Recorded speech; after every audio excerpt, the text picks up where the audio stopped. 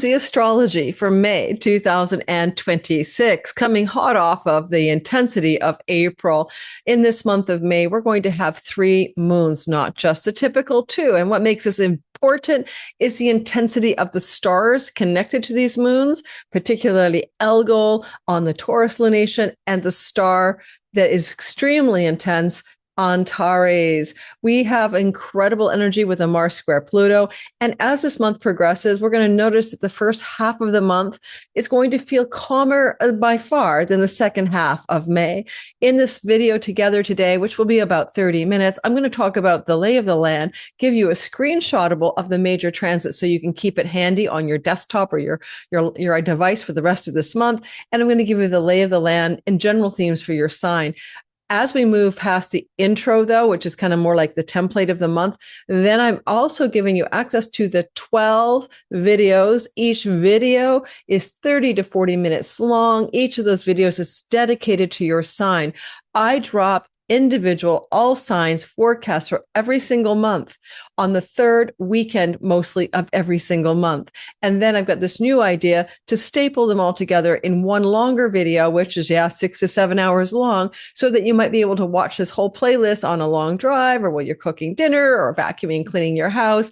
And all signs are on one playlist, time-stamped. So you want to jump from one sign to the other, hit the title of the video. It's called Chapters, or look in the description box below for the pinned time-stamped sections of today's content. Welcome to my channel. If you are new, my name is Lori Lothian, and we are using Western tropical zodiac astrology. This is not Vedic or sidereal. Secondly, if you're new here, and you have never before watched my videos and you find yourself enjoying them and wanting to come back for more, if you would hit that like button, subscribe, hit the notification bell, or hype the video, or even just comment and share with friends. All of these actions by you help grow the channel and support the career that I've chosen in my 60s, which is crazy enough, an astrology YouTube content creator. It's funny when I go to get banks and loans and mortgages, or do things like whatever, I go to institutions, they go, what do you do for a living? And it's like, oh my God, I'm an astrologer. Well, what I now tell people is I'm just a content creator. It raises less eyebrows. All right, guys, welcome to the channel. Some of you know I'm teaching my divine timing masterclass in May. You're probably not going to see this video in the timeliest manner, but because all of the divine timing precision tools that I'm teaching for advanced beginners and intermediate people are modular, there may be a chance to attend some of those weekends with me live. You can buy just one weekend's course with 2 weekly Q&As, or you can, if you were lucky enough to see this video early, grab all 5 courses and come study with me for the whole month of May, every Saturday. Now I'm going to take a deep breath.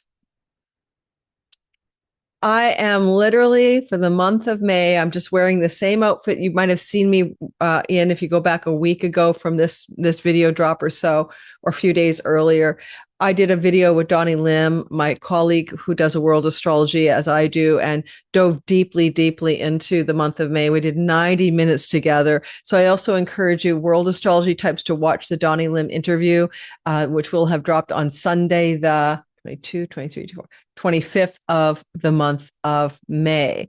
This is not so much that video. So watch what we're going to do instead. This is me sort of expressing my stories of how I feel this month will look, more like at an archetypal level than a specific world event storyline. And both of those are valid, the world event storyline and more like the general vibe of these planetary alignments. Now, May's transits and lunations, what makes this month quite unusual is we have what we call a blue moon. You'll notice that there are 3 lunations in this month. That is uncommon. That's why it's called once in a blue moon. And the last moon will be in Sagittarius. Now, when we go to the beginning of the month and you look at the first of the month, we have a full moon at 11 degrees of Scorpio. And this full moon at 11 degrees of Scorpio fulfills, completes, or takes a little bit further things that were initiated or begun in each of our lives around November the 19th. Now, rather than me go into a deep dive into that moon, good news is I put out new moon, full moon videos all of the time. And by the time you watch this video, a few days before that on a Monday, guess what? That full moon Scorpio video your sign will already be available for you. So go back for that one for sure. But in your, individual videos, I talk about it as well. Your Venus Saturn sextile in the first few days of the month and at the end of April is going to look good for war, of course, because it'll look like a temporary cessation or a dulling of blunt force trauma. But in our own lives, Venus Saturn can be money and love stories begin to flow in our world collectively and individually. That could be like a passage through the Strait of Hormuz, even because we have potentials here with Venus in Gemini, a sign of commerce, and Saturn being blockages or constrictions in Aries, and Iran is an Aries sun, that we're going to see at the last day or two of April and the first 3 days of May, a seeming solution to what has been a blockade by the United States of the Strait from international, in quotes, waters, and also, of course, the policing and closure of the Strait of Hormuz from Iran. I would probably guess the last 2 days of April and the first 3 or 4 days of May, there seems to be a solution pending, probably won't last. Mars square Jupiter is energy on the 2nd to the 7th. It brings opportunity, but it's also requiring bold, aggressive decision-making and action for each of us to seize the day, carpe diem, grab that opportunity by the balls. Mars is in Aries. That's his home kingdom. He's strong like an Aries warrior, squaring Jupiter, who happens to be in Cancer, sign of his exaltation. Therefore, May 2nd to the 7th or so, things in our lives are going to be about where we are going to choose to act, sometimes from moral high justice, moral righteousness, moral truth and knowledge and wisdom, where Jupiter is in Cancer. Cancer is home and homeland and the defense of that energy. Jupiter is sitting on the natal sun of the United States. So perhaps bold action to defend the home and homeland could look like a new conscription law, May 2nd to the 7th, or some kind of announcement about putting boots on the ground in a war in the world, which would be the Middle East. I can't stand the phrase boots on the ground. Okay. I'm going to lay it on the line. But because when Mars is doing this story squaring Jupiter in the first week of April, because we still have Mercury in the sign of war until May 3rd, there's an overlap there. And then it goes into the sign of land or feet on the ground, earth. So boots on the ground, first week of April, announcements in war wouldn't surprise me at all, right? I just think that could be a thing. It may seem contradictory, but the last 2 days of April, first 3 days of May looks like a smoothing in the war story, and then maybe escalation and a return to aggression May 2nd to the 7th, and including last 2 days of April and May 1 to 3, some, talks in Pakistan and Islamabad, or some attempt to create a real diplomatic solution. We'll see. We shall see, shall we? Shall we or shall we? Shan't we or shall we? We shall see. Woo. Now, and because J.D. Vance has been thrust into diplomatic negotiations as a role as vice president, and because he's a Leo rising, and because therefore Aries is his house of international relations, again, I would probably suggest that you'll see a lot of J.D. Vance activated in the last 2 days of April and the first week of May.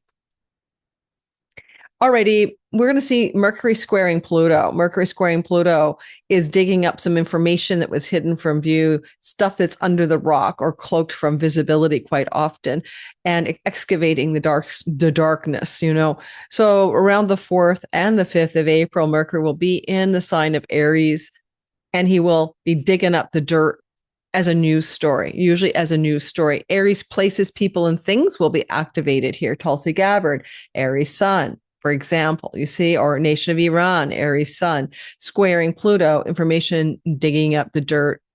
This can be very whistleblowing when Mercury squares Pluto as well. So keep that in mind. All right.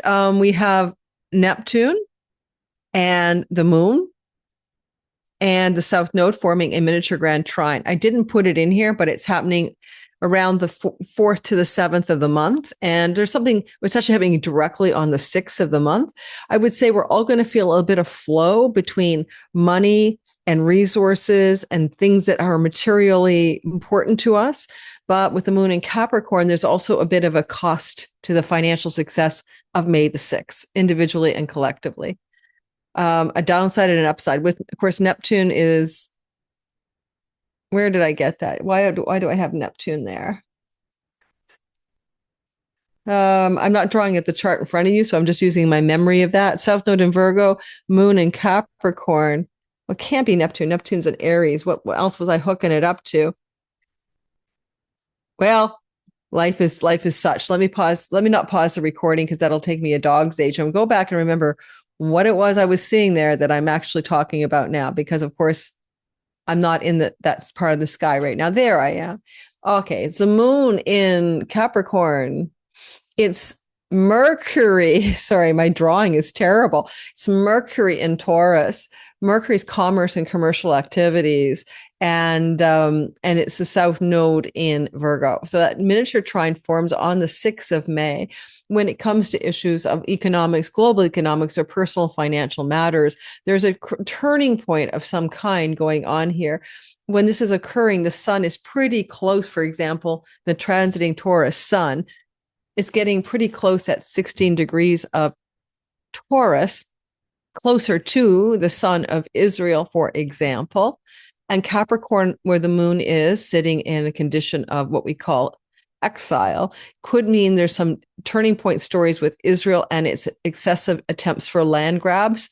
With the South Node over the ascendant of Lebanon, we're going to see some pulling back or some constrictions, I would hope, regarding the aggression of Israel into South Lebanon, including, of course, the desecration of Christian Maronite villages and sites, including the big scandal we just had about that.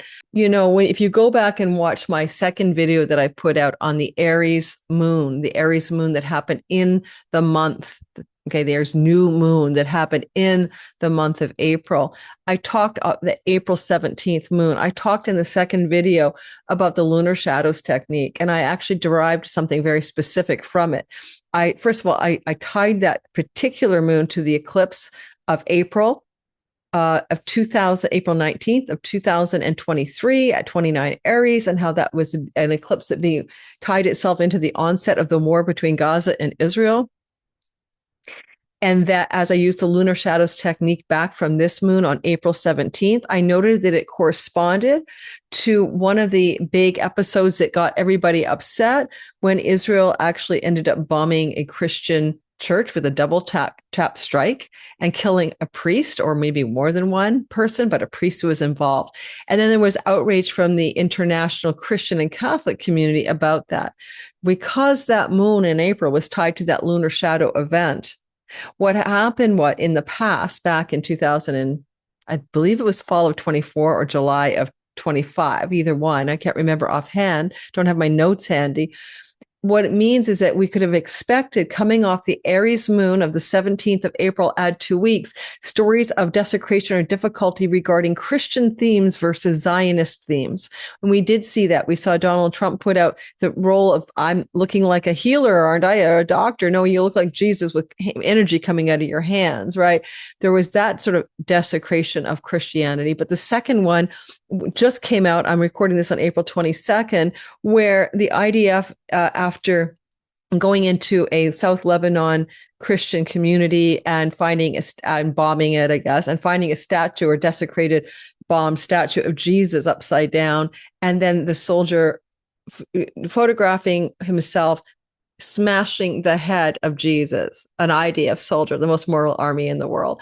And so that has attracted global shock and outrage from Catholics, from Christians, and even within North America, where you have a lot of Zionist, nationalist, fundamentalist Christians, even backlash there. Talk about a bad PR move for Israel. So you can see how these techniques work. This is how astrology works. It tells you true sky stories, one of my mottos. All right, back to the story of the month at hand. And the reason I was babbling on about that is because I'm wondering about May 6th, and it will be about Israel, land, and Lebanon. Trust me, put on your calendar. May 6th, Israel, land, Lebanon. I will give it May 6th to the mark, okay? We'll talk next about the second week of the month, which we have the sun. And this is the best week of the month, guys, bar none. Everyone get ready to say, Margaritaville, give me a pina colada. Let's take a break. I'm going to take a break on my Xanax. Someone give me, some good news. Oh, you got some good news. Great. This was a better week. We all feel so much better. All right, why? It's a very Jupiter-driven energy this week on the 9th to the 14th. And Jupiter brings exaltation and positivity and solutions and wisdom and truth and knowledge to reality. He happens to start off in a sextile with the sun. Now, the sun is a solar energy, which means it can be a celebrity or a leader if we're looking at the world events. And each of our lives is more about vitality and energy and purpose. But energetically speaking, with the sun in Taurus, the sign of the bull, which is the markets, the stock markets, and Jupiter being about the expansion and exaltated growth of that, still sitting close to the United States sun, there's a possibility of a market rebound or positive economic news or something trying to happen there, possibly, that's going to really activate, again, specifically May the 9th to the 13th. But if it involves world leadership narratives, which it very well could, Jupiter is in the 10th house of the nation of Israel. For example, the sun is in the sign of Taurus, where Israel has its actual sun, which is its leadership. 10th house is Cancer. So there may be some big stories coming through vis-a-vis Israel's leadership that the world would perceive as positive in some way. I'm going to cross my fingers and only pray. The other element would be any people with strong Taurus sky stories. J.D. Vance and Donald Trump have their ascendants in the third decan of Taurus. And this isn't quite that story. The degrees are in the little earlier than that, but it still counts. And so it's possible there's a major breakthrough energy that the world thinks or individuals perceive as positive. And that could be, again, connected to major global events, or it could be domestic events as well. Any country or place or person with a strong Taurus placement who's well known and some good news or good developments or positive developments may be seen under the sky. The chart I like to use for Iran isn't this chart. It's the Aries rising chart, Aries sun and Leo rising, but they do have a Taurus moon in Iran. So it could be the Taurus moon energy of Iran joined by the sun sextiling Jupiter, making for a story that favors success in Iranian politics or 10th house moon or Iranian victories within the war context or solutions to the war. The sun of the United States, Jupiter combination over the moon of Iran may look like a temporary solution to the Middle East crisis. Again, I don't think it's going to last. Sextiles are not sticky like they should be. They're very lightweight. And they're the nature of Venus. It may not be permanent. It may be on a expiry date here. All right. There is as well Mercury next on the 11th to the 13th, beginning to form a sextile to Jupiter. You can code that as good news, right? Just let's keep it simple. Good news. Mercury will have moved as of May the 3rd into the sign of Taurus. So Mercury now in the sign of Taurus, the sign of economics, the bull, land, property, but also the ascendant event, the midheaven advance, Trump, the sun of Israel, the moon of Iran, and something called good news. Now, I don't know about good news being permanent. Again, sextiles are very light but positive energy, but I don't know that it has the ability to connect to a longer term story. Mercury sextile Jupiter is part of a Mercury-Jupiter synodic cycle that is a longer story. Same with the Sun sextile Jupiter. On my weekly astrology reports every Monday, I'll cover what I mean by that. So there's other elements involved from the inception point of when Mercury and Jupiter co-joined and when Sun and Jupiter co-joined. So this is a story in another story. All right. So we will cover that on that week ahead astrology. Now, Mercury conjunct the sun is called Cazimi. This is one of 6 times a year that Mercury joins the sun on the 14th of the month. Come join me in my free Mercury Cazimi webinar. It's not the same webinar every time. I'm talking about the minor asteroids involved. I'd love to see you there. It's free. We do a guided meditation. It's going to happen on the 12th in the evening on a midweek day. Come join me if you're interested. Free replay available if you can't make it live. So I like this energy of Mercury conjunct the sun. Okay. Generally speaking, it's positive news or information or things that were hidden from view being dispensed into the public news cycle for all to see. So we can eyeball it. This is a sign of Taurus.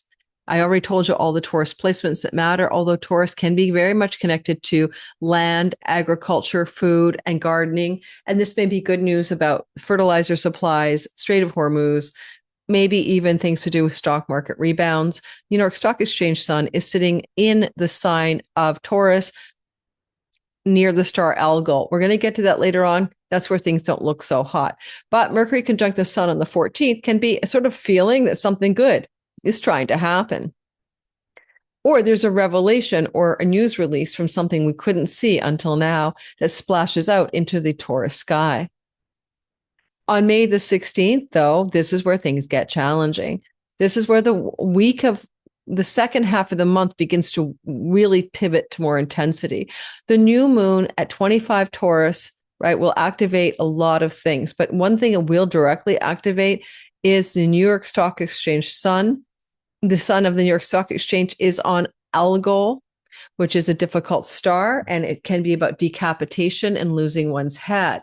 Then we can say what could happen on the new moon, not just the day of May 16th, but over the course more acutely of the 2 weeks that follow. Well, there could be some major things going on within stock markets in the United States of America. Number one, that shock or surprise us.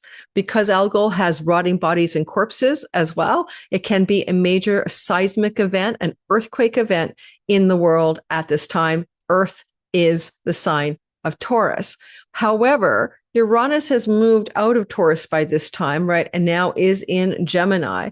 So there could also be a translation of some of the energy to something less than just geoseismic events, because a new moon on Algol to me may not just be about the land that might shake or have corpses and rotting bodies, indicated to it. There are other kinds of decapitation or shocks that could occur. So the sun of Israel happens to be, of course, at 23 or so degrees of Taurus. And so the sun of Israel represents the leadership of the country or the identity or purpose of the nation. And that sun being so intensely activated can indicate a major new beginning story connected to the country of Israel. This moon has a ruler because the moon is new and it's in the sign of Taurus. And its ruler is going to be, of course, Venus. Venus has moved on the third week of April to mid-May, May 18th. It has moved on into the sign of Gemini. So from the late Gemini degrees, how would Venus actually want to support this moon or do something with it? There's a couple of translations here. She's second from the moon, or the moon is 12th from her. So it can be about money and economics, or it can be about hidden enemies and dastardly deeds. Because Gemini represents Jekyll Hyde and also the son of Donald Trump, there may be also matters connected to Trump that are going to be like Trump's decapitation. While decapitation politically means being pressed to leave office, like 25th Amendment, or getting ill and not being able to be in the Oval Office. So I've been saying that in April into mid-May, I've been talking about it for several videos. I see Trump not holding on to power. All right, next, we're going to talk about Algol in the relationship to the moon of Iran. There is a strong sense that this energy could be difficult for the people of Iran, where a moon means we, the people of Iran. And then there is this very difficult start with the moon of Iran. So this is where if the tide is turning from Iran's favor, it will become evident after May 16th. There's a second reason why Iran's stronghold position in power now, bargaining chip, Strait of Hormuz has worked. It's worked for the simple reason of Mars moving through Aries. Mars is in the sign where the sun or the leadership or the identity of the nation, like the sort of power structures of the nation of Iran lie. Mars, therefore, is like a soldier on one side, and he's been on the side of Iran. Mars entered the sign of Aries, therefore favoring Iran in war with the Iran sun, right, at 11 Aries. This is also, by the way, the same place of Tulsi Gabbard and Joe Kent's sons, I believe, but certainly Tulsi Gabbard. You can say April the 9th to May 18th, Mars is backing Iran in the game of war. But then, unfortunately, Mars falls or gets exiled in Taurus and gets very weak very quickly on May the 19th. This is indicative of a change of tonal quality about how Iran has been holding the cards, so to speak, over the Trump administration regarding the blockage of oil or the passage of oil under tariffs for friendly countries, something's going to change. My biggest concern is that the change is manufactured by the nation of I in the Middle East, IL. Okay, I'm not going to say their name here, by creating a false flag event or some kind of event, or just going rogue and going, pariah rogue and doing their own thing. So that's where I'm concerned. That's what makes me worry about what I'm seeing on this story of the new moon in Taurus, where by the 19th, Iran's lost the favor of Mars in the situation. So if I was advising the leadership of Iran, who, by the way, the Persian culture has Zoroastrianism. I have to get on my pulpit here. The ancient Persian culture of Iran also included the ancient spiritual tradition of Zoroaster or Zoroastrianism. I can't speak. That has to do with looking at the stars, astrologer priests, understanding the deeper archetypal layers of reality. This mystical stargazing spiritual wisdom tradition is native to Persia or Iran, an ancient civilization. And I'm bringing this up because Iran is facing a very existential crisis, as their moon will be activated very intensely this month by the Algol decapitation star on May 16th. At the same time, their sun is losing the favor of Mars on the 19th, where Mars has been team Iran April 9th to May 19th. They lose that power. And if I was to advise Iran as their astrologer priest, the leadership of Iran, I would tell them, figure it out before May 19th, because after that, you lose your backer, Mars, the war god, on your side. That's what I have. And then when the war god goes into Taurus, it favors the son of the nation of Israel. Although Mars is badly placed, like a bad bulldozer trying to plow the soil when he wants to go for a sprint, he will do damage vis-a-vis Israel to the country of Iran. Second half of May, Iran needs to... I named them. I guess it's probably going to be demonetized. We'll see. All right. This is a prediction. Back to the story at hand. And by the time we get to 35 minutes here, I hope you're ready to watch your sign for 2000 and May of 26 when I do your all signs astrology. Of course, I'm not talking about the world events, how you can harness the sky. That's come out on a playlist on my channel already. Individually, you can watch the sign, or the stapled together playlist is coming right after this. All right. So guys, let's keep going. Let's plow through that moon in Taurus. Eek. If you go watch the Donnie Lim video, we talk more about it than I'm going to cover here. All right. Venus is sextiling Mars, 16th to the 21st. Obviously, this is very good for Venusian things, and why it's really also, which is love and money and pleasure and joy. And it favors success in those storylines. Okay. The thing about Venus is that she's moving at the time of the sextile, still 16th to the 21st, 16th to the 19th. Okay, track with me here. The 16th to the 19th, like the late day and the 18th. So 2 days, she's going to be Venus in Taurus. Right, yeah. Sextile Mars. Okay. Well, he's still in his kingdom. Well, he will be then in the kingdom of brain, come back online. So no, sorry. Venus will be in Gemini, sextiling Mars in the sign of Aries. Okay. So we have fire and we have air, very hot moving energy. Good for love, good for romance. In world events, Venus will try to negotiate between warring neighbors, which is the sign of Gemini. Okay, the sign of the warring brothers, Jekyll Hyde. Warring, discombobulated brothers. Venus is negotiating between warring neighbors. And of course, that's going to be Israel, Iran, or whatever. It could be other warring neighbors in the world. Ukraine, Russia could come back out of the woodwork.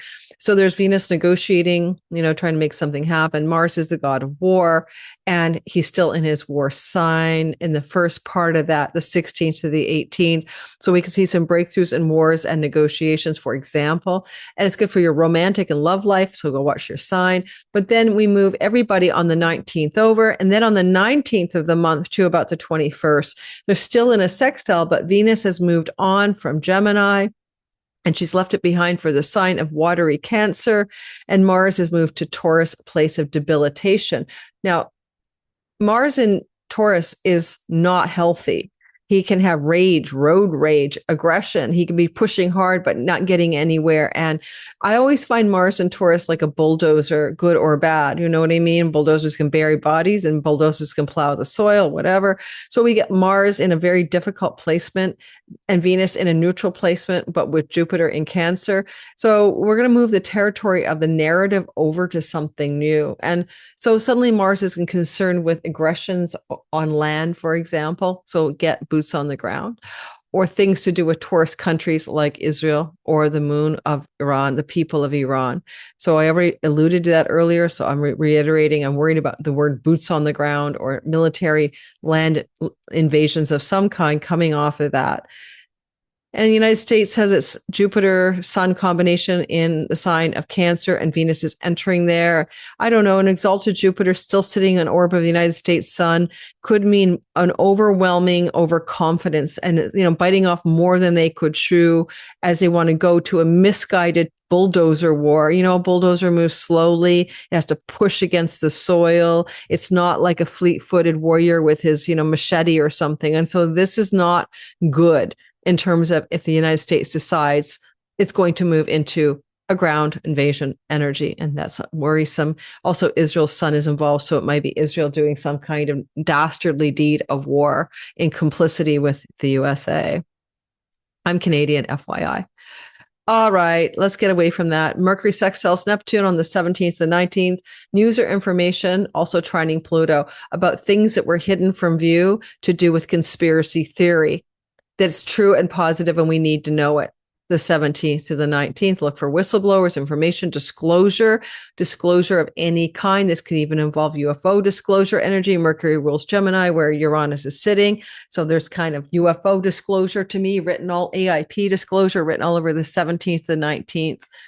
On the 21st to the 22nd, Venus will square Neptune. Neptune and Venus in a square is definitely often kind of a disillusionment or a clearing of the fog of illusory expectations regarding peace, war, love, and money. And Neptune, of course, is sitting in the sign of war, Aries. So there's some more war developments. Let's call it developments. Venus is in Cancer, the 10th house, or the ruling party of Israel, with the sun of the United States, self-evident, the leadership of the United States. Neptune, disillusionment in war. Or because Cancer represents land and protection of one's land or homeland, and Venus is going to be squaring Neptune in the sign of war, there is going to be something maybe about, especially holy wars, some kind of having to face reality. Because of Neptune close to Saturn, it speaks to reality check and disillusionment regarding events and conflict, especially activated for Taurus energy people as well as United States of America. Venus is the ruler of the bulldozer Mars, trying to push through on a land invasion or something like that, probably Karg Island. And it's not succeeding. It's a little bit like in the World War II when they stormed the shores and so many people died. It's a famous one, guys. What is it called? Vimy Ridge. And I was in France when I was very young, looking at all the gravestones of how many soldiers died trying to storm the shores of Vimy Ridge. I think it was in France, and trying to oppose the Germans who had the high ground. Well, the problem with Karg Island, generally speaking, is that it's backed by Iranian mountains and hills. And so you are on the low ground trying to storm an island that is in shooting range of people like on the castle parapet. You know what I mean? It will go badly if they try to do something like that. That's where I'm going with it. Hopefully that's not what I'm seeing, but it could be that. Venus is in water sign. So we're talking about submersibles, submarines, marine invasions, and disappointments. On the 22nd to the 23rd, the sun will, and by the way, like if you talk about the sea, the Pacific Ocean or whatever, or, the Red Sea, like a real ocean, let's talk oceans, Atlantic Ocean, that's Pisces. Okay. But when you talk about Cancer, we're talking about a pond, a smaller body of water. The Strait of Hormuz is not an international sea. Right? It's a small body of water, like a swimming pool. So this is concerning because Venus in the sign of small bodies of water and squaring Neptune, Saturn. Some disillusionment there. It doesn't help. It doesn't really help that Venus is moving through the place where the United States has its leadership, like the sun, and Israel has its 10th house, their leadership, making very bad and very disillusioning war decisions on the 21st to the 22nd of May. On the 23rd, 23rd, Sun Uranus conjunction, shock, surprise, awe, unexpected events connected to solar figures, but in Gemini. The United States has a president of America with his sun in Gemini. This is going to indicate likely Donald Trump, Sun, South Node, and Uranus all in Gemini. Stories will unfold that will surprise or shock everybody, or even, could be announcements that surprise and shock people coming from that president. It is, nothing surprises me now, but we'll have Mercury, the announcer, sitting in Gemini. So announcements from or about high-profile people who have strong Gemini placements. The only person that comes to mind immediately right now is Donald Trump. If anyone else has an idea, let me know. For the United States of America Sag rising chart, Uranus is the open enemies of the nation. Also, that could indicate some big shocks coming from world stories by countries the United States considers to be an enemy. And in particular, I'm drawn to consider from Donald Trump's chart, China, okay, who's been trying to help Iran, but it could be a China announcements as well, in terms of the open enemies of the United States making shocking announcements. And it could be ultimatum from China to back down or else regarding the situation with Iran, right? So put that on your calendar as a global soap opera. And we have Mercury joining Uranus as well on the 17th, 18th, 19th. So again, another shocking news cycle. So the 17th to the 23rd, get ready to get shocked by news cycle stories involving strong placements of people with placements in Gemini or from Donald Trump's personal chart. His open enemy is China. That's one of his stories. According to his natal sky, he's a Leo rising. China is Aquarius. It's going to open up that can of worms too, where he gets opposed by China, or he's just a shocking announcement by Trump. A shocking story about Trump. Again, 17th to the 23rd. Mercury will sextile Saturn as well, just around the same time. Whatever this news cycle's about that could shock or surprise us all, it wants to ground itself in a lasting and permanent result. Saturn in the sign of war. And perhaps even an attempt to quell the fires of war. Let's go on to the last week where the things get a little bit more intense. Sun is conjunct Uranus. I don't know, guys. Uranus and the Sun are like, oh, I did that one. Sorry.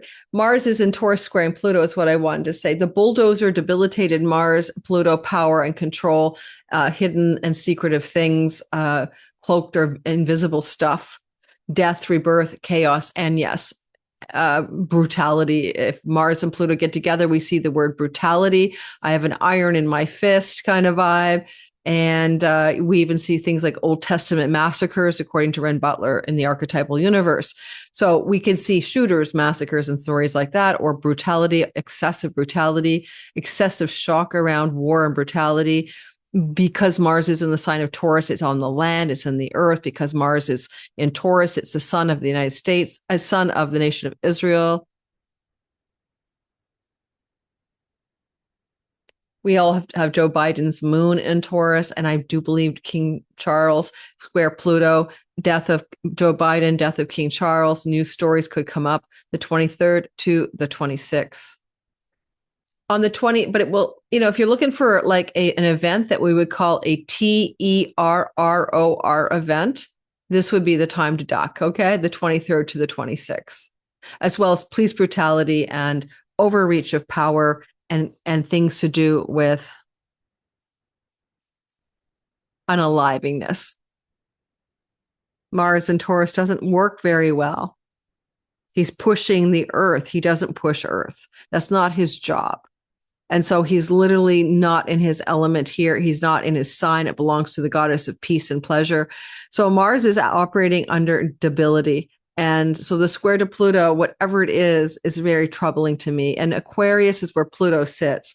That's we, the people, or the people en masse. And it also represents the revolutionary power of the people. If people rise up to revolt against something going on in the world, Mars will be the brutal squashing of the revolution on the 23rd to the 26th. On the 23rd to the 26th, also Sun and Pluto are trine at the same time. It's a whole different ball of wax. It's a whole different vibe. It's flow. It's trying to do something good for the world. The Sun is in Gemini, Pluto is in Aquarius. Look for China to be operational and in the news stories at this time, and trying to work something out with a strong Gemini nation or strong Gemini leader. Finally, Venus will square Saturn. And Venus will square Saturn on the 27th to the 29th. Love is hard, money is hard, war is hard, waterways are hard. The Strait of Hormuz is blocked again, or something like that. Or places where we have moving water, small bodies of water, commerce and trade, maybe money and blockage, squaring Saturn in Aries, which is a sign of war. Lastly, the final story, and then your signs are all appended here. We have Venus sextiling Pluto, and we also, forget that. No. That's not what I wanted to talk about. We don't have that. We have on a Sagittarius moon on two stars. The sun is going to be on Aldebaran, which is a war star too, but it has to do with Archangel Michael, has to do with communications, success and facility through the mastery of the art of communication. And we have Antares at 9 degrees Sag, where the full moon is happening. That has to do with, it's a war star, it's a red star, but it also has to do with success as well as fame. It depends on what is being applied to. The problem here is that this full moon in Sagittarius is on the sign of the archer, the bows and arrows, right? And so things that go through flying through the air, including projectiles that could be detonated. We're going to see the full moon at 9 Sag. But 9 Sag has certain people and places involved. One of them is Benjamin Netanyahu. He has his ascendant at 9 degrees of Sag. Also, the United States of America is a war nation, built to be a warrior because it has its ascendant at 12 Sag. It's an orb of a war star. Because this is going to activate a big, bold, bright light here. And it comes off of December 19th of 2025, when we had a new moon in the sign of Sag at 28 degrees of Sag. If you were to track back the seeds of news stories, December 19th, add 2 weeks, this is a fulfilling story. I'm not going to go into that now. I'll be covering that when we get to the full moon in Sag. What I don't like about it for the world is it's going to be an intense activation as well. Well, and mostly of the Lord of the Moon, right? The boss of the lunation is Jupiter, exalted in Cancer. But Jupiter is always biting off more than he can chew in Cancer. He's full of himself. He's puffed up, right? So I don't like that part of it at all, that his condition isn't so great when he's activating, when this moon is being activated. And secondly, Jupiter is in an aversion or can't witness the moon, which we call an inconjunct to the lunation. But at the same time, there's another way of understanding it. From Jupiter's perspective in the heavens, this is a 6th house lunation. And the 6th house is usually a hardship house. Okay, so this is not, from Jupiter's perspective, is happening in his kingdom while he's busy in Cancer, is not a particularly positive vibe for the world, and particularly for the identity of Benjamin Netanyahu or for the United States of America.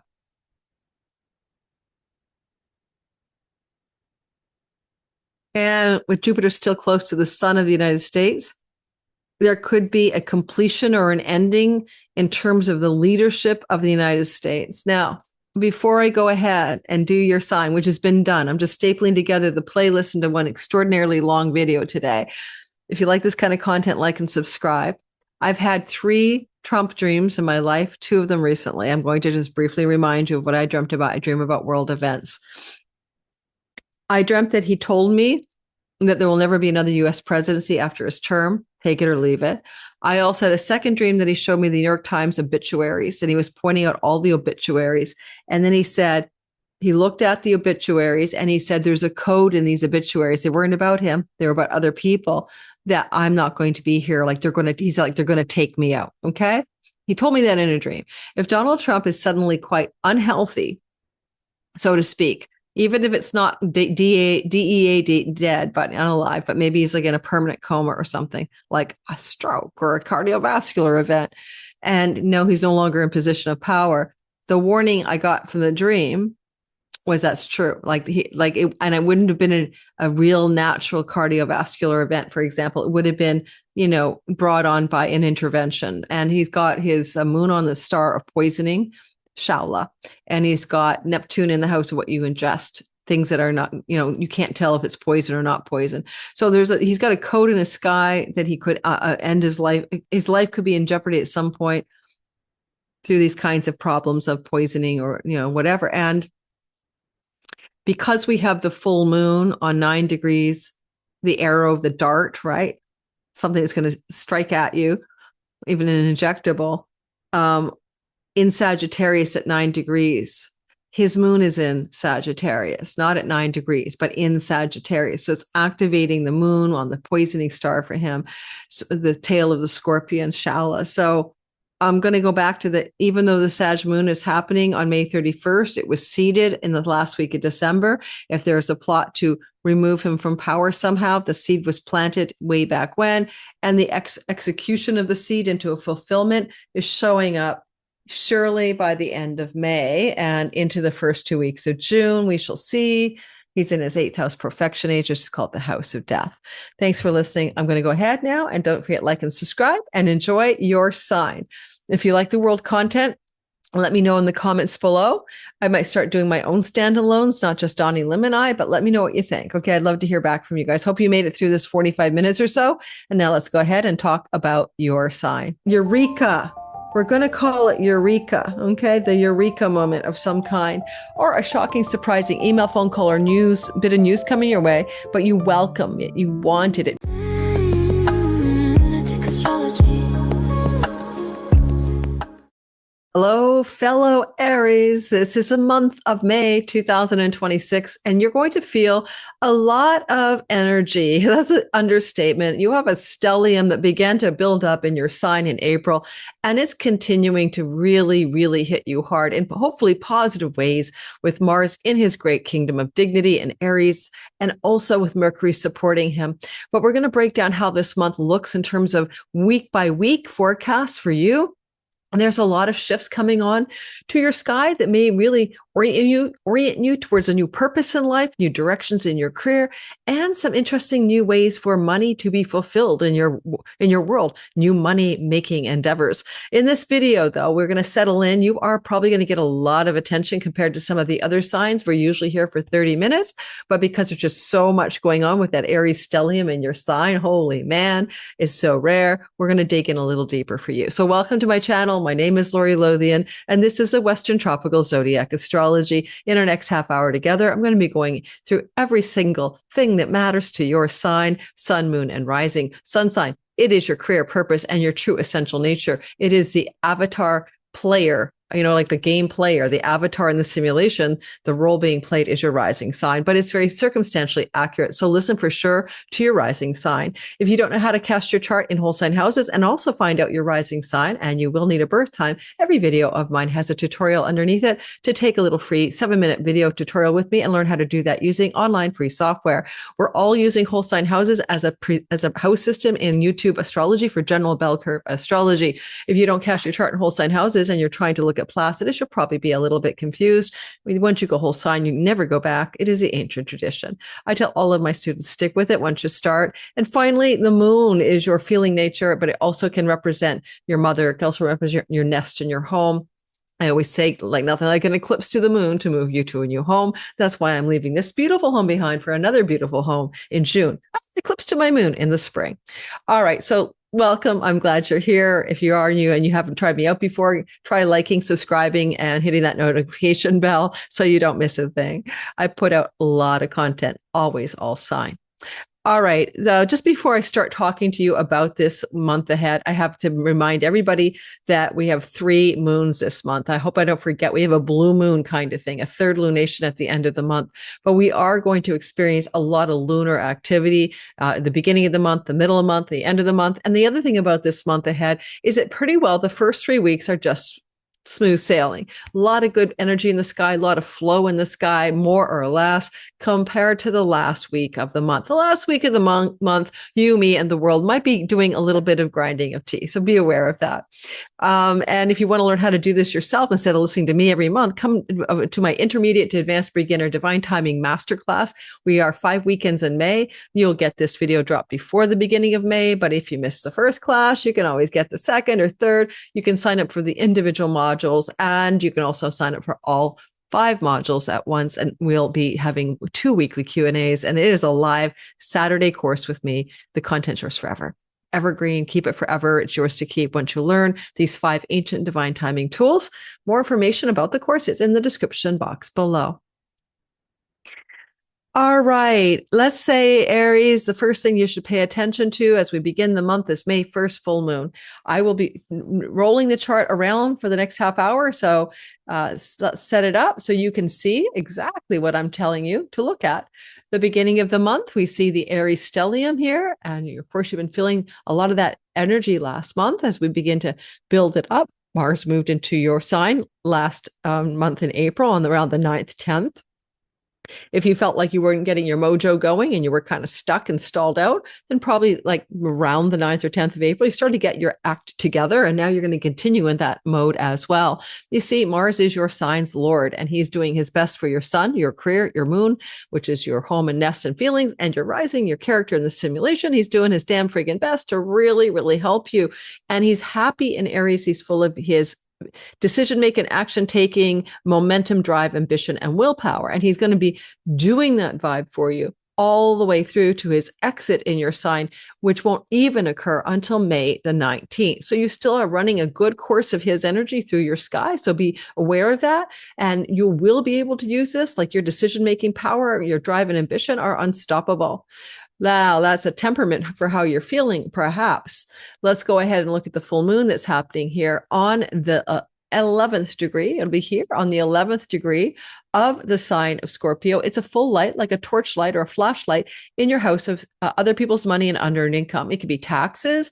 It could be a fulfillment around an inheritance, a spousal support agreement, or some chunk of money that comes from the ancestral line or from the sale of a property. All these are possible given Jupiter's position in a trine to that full moon. It's positive on your money. And with an exalted sun being reflected from the second house, I'm going to make it simple. A positive fulfillment on a money front. It may have been coming off of money seeds that you planted way back in the day around November the 19th when we had a new moon in the same place. But Jupiter is loving this one up with such grace. I think you're going to feel financially fortunate coming off this lunation of May 1st. And don't forget, the lunation of May 1st will unfold events 2 weeks after. Well, you see the tonal quality of what we're talking about. And then up to 6 months later, you still have that flush energy on the financial front. And some of you might even be able to buy a home or sell a home and prosper. Again, inheritances, spousal support, and joint shared resources with the partner are all a part of what this can be about in a very positive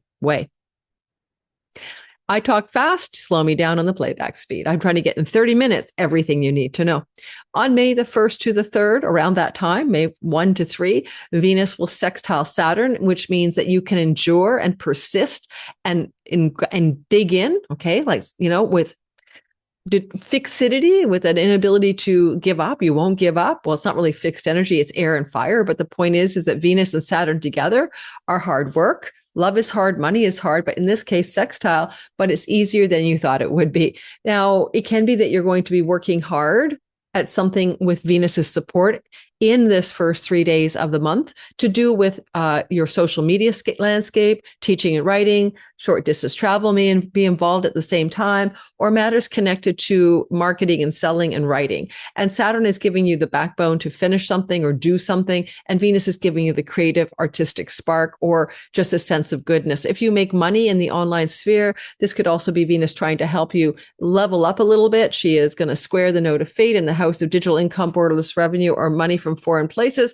while Saturn's having her sort of grind into it to make it true, to make it happen. I know Saturn's fallen, but you can't make everything about the dignity of a planet. He's still the ruler of your career. The downside would be feeling like you are working too hard at something to do with writing, marketing, selling, teaching, communicating, and you might just be feeling a little bit tired. Okay. But otherwise it could be positive. And then on the May 2 to 7th, the whole week, May 2nd to the 7th of the month, you'll even feel it beginning on May 1st. Mars will square Jupiter. Now, Mars and Jupiter together are fortunate action, or action that can be quite prosperous or successful, or fortunate action and decisions that are prosperous, expansive, and successful. Well, Mars is in dignity and Saturn is in his exaltation. So they're both in very strong condition. You'll make a decision or take an action that has to do with prosperity connected to land, property, real estate, and home. Or if you have any situation in your home where you have children living in the home, there may be a very important turning point in the relationship to children in your home. And if anyone is teaching in and from the home, you're having some serious pivot point actions and decisions. Squares bring those on, but you are in good shape with Mars to know exactly how to pivot. Pivotal turning points that are fortunate for you happen here. If you're moving, and some of you may choose to try to move here, you may be moving because of, in this kind of chart, I'd say a bigger, better, more prosperous, more fancy home. It may also involve decisions to do that as well, and action you wish to take in order to move your home. And trust your instincts, trust your bold Aries true self to know which direction to go. And then we go on and talk about the May, the 4th and 5th, just that little tight space in there, May 4, 5. Mercury will square Pluto. Mercury is information, news, and understanding, and Pluto is what is usually unseen or hidden from view. So one way, something you didn't know or couldn't see may be revealed, connected to a sibling one older. It could be connected to something in your workspace. A friend may reveal an unknown secret, an unknown... Oops. What am I talking about? On the 4th and the 5th, where is Mercury going to be? Hang on, pause the button. You're my first sign, guys. This is what happens when I do this. Yeah, no, we can't possibly square Pluto. What am I looking at? Sorry, I got to square that away with reality. Apologize, guys. Aries, you get to go first when I record, you see. So my brain is like, what? Oh, yeah, he's moving into Taurus. So we're not quite there, but we're going to move ourselves forward to May 4th. That's what I'm squaring. So when we get to May 4th and 5th, here we have Mars in Taurus. And he's in a square, which is a difficult angle to Pluto. Now, this can be about secrets revealed, still the same thing, to do with an elder sibling, one above you, or a friend. And it may connect to issues of power, control, and money. It could be a difficult conversation with a sibling, one older, or a friend. And it may also involve any sibling in general and conversations that are challenging about money, because, of course, Mercury is a ruler of the categorical 3rd house of siblings. If not, then you might have a very intense moment regarding money and prosperity and wealth connected to your gains in your career. I don't mind Mercury here in Taurus. He's good at marketing and selling, is good at buying a possession you need. But it's just one of those moments, Mercury, Pluto, you might get some inner insight, X-ray vision into something you need to know on the financial front connected to your career.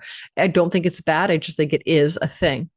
All right, so let's move on and talk about the second week of the month. We start off with the Sun and Jupiter in a beautiful sextile. Sun in Taurus, of course, is where the Sun is traveling from about the 3rd week of April to the 3rd week of May. And as the Sun is in the sign of Taurus, we find that the Sun is making good moves. You know, good vibrations would be a good song. Good vibrations as it applies toward Jupiter in the 4th house. Jupiter in the 4th house, prosperity, wealth, about home, in home, from home, financial abundance in the home, expansion of the home, growing into a larger home, bigger home, more prosperous home. Those are vibes. it would also be money from mom or dad or the inheritances up the family line. And as we see this really taking form, you'll feel it to be building up more intensely around May the 7th, and it will be in play as a very positive feeling all the way through until the 11th or so of the month. And so we can really count on something good trying to happen. And really, at this kind of angle the sun is making, the sextile is flow, ease, and grace. It's just a generally good feeling. Also, you'll notice that as we hit May 6th, just before we head into the week of the 7th to the 14th, we have a beautiful triangle in the sky. That triangle is called an earth trine, and it's going to open up financial prosperity, flow, ease, and grace connected to work, money, and career matters because you've been working hard, you've been stoic, and you've been disciplined. And this is where you see the payola or the payoff. So we're going to, for every sign, maybe not forget that grand trine is beautiful. And the south node is where you have past life experiences, but also where you're letting go, releasing, and surrendering, perhaps something connected to your work, to your work routines in order for this triangle to give you the financial blessings. So you might have to release a job, release a way of working, release a work pattern, particularly working way too hard in this chart. All right. The next thing to pay attention to as we move through the story, I think that the idea that Mercury will now sextile Jupiter after the sun means it's a 1-2 punch, right? So the thing that first happens again in another way. It's not different. It's the first phase and the second phase. So let me show you that so you can see what I mean. So we'll see the sun be pretty exact to that energy here on May the 11th. So I'm going to actually extend my time frame then that I said. I'm going to say from the 7th until about the 13th. It's really being felt, or the 9th to the 13th, Sun and Jupiter. And then Mercury takes his position and follows through next. So from about the 11th of the month until here, 11th to I give it to the 11th to the 13th. I'm just going to change my notes. I like the 11th to the 13th, and Mercury takes over. The sun is shining some opportunity financially into your world that Jupiter wants to grow into quite a bit of abundance. And then Mercury is transactional. The details, the conversation, the legal filings, the signing of documents, the decisions that you're making financially and taking conversations or documentation into it. Of course, you could also be able to purchase or sell something and receive quite a lot of abundance from that process. And I think it's one story in 3 parts. And lastly, but not leastly, because the sun starts the process, right, and begins this whole thing, there's going to be a Cazimi coming up, pay attention. The sun is a ruler of your 5th house. So it can be money coming to you in ways connected to your children, romantic love partner, but also winning money. And the reason it could be winning money, and we're starting to feel it building up on the 7th and kind of culminating by the 13th, is the sun is the ruler of your house of good fortune, where we can financially win money. So I want you to be very available for the idea of a lottery win or something between the 7th or some kind of winning of a ticket. Mercury represents tickets between the 7th and the 13th. All right. So that's good news. So buy a ticket, know your limit, and play within it, as we say in Canada. We have a saying so people don't spend all of their money on a lottery ticket. On the May 14th date, the sun and Mercury will become one. You can see it building right here. And on the 14th, le voila, it is a Cazimi. Now, 23 degrees of Taurus, there is a beautiful intensity of a new beginning and a fresh start. There's something that Mercury's trying to do to reboot you. Oh, it's about money. It's about earnings. It's about your resources. And it's going to be something like a new beginning. And pay attention. I'll be doing a webinar. Come to my Mercury free webinar where we're going to download some insights and do a meditation on this. I teach Mercury Cazimi webinars every time there's a Cazimi. This Cazimi is a superior conjunction. I won't go into all the details. Come to class, but it still counts. There's a reset over the next 6 weeks from May 14th. Watch what new money sources, new ideas, new ways of earning money are going to come to you. It's a new beginning of some kind. It'll take about 6 weeks on average to unfold clear signals of what this new beginning will be. But in all ways that I see it, it's positive. Okay, there's nothing harsh happening in it, around it, or to it. And it's in a broad sextile to Jupiter. And the ways you make money can increase the size of your home, allow you to sell a home, buy a better home. Maybe this is because you're selling a home. The sun is the gains of the home. Maybe this Kazemi allows for an offer on your property, but it's all going to feel like a new beginning financially, blessed by Lord Jupiter. And it will bring more money to you in a very positive way. In new beginnings and new ways. So new, not something you've done before. That's the key word. All right. Then we're going to take a quick look at the next story. And that will be the idea of the next moon on May the 16th. It will be brand new. It will be at 25 degrees of Taurus. So there's a starting of something fresh and new in your finances. We're seeing a lot of financial fresh start energy here for you. And we need to take you back to your sign, which we will do.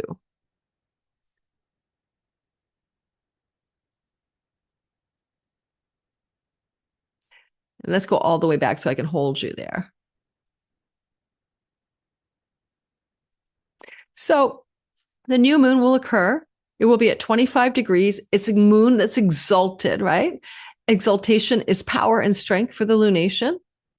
It's going to be on the 16th. It's going to be at 25 Taurus, and it's going to be very powered up by Mercury, also embedded within the moon itself. So new beginnings and fresh starts, and Mercury wants to participate in this one. He can increase more money or new money directions through teaching, marketing, selling, and social media websites or short distance journeys and travel. And he can also amplify money in new ways and different ways of doing your job and your work. These are his third and sixth house rulerships.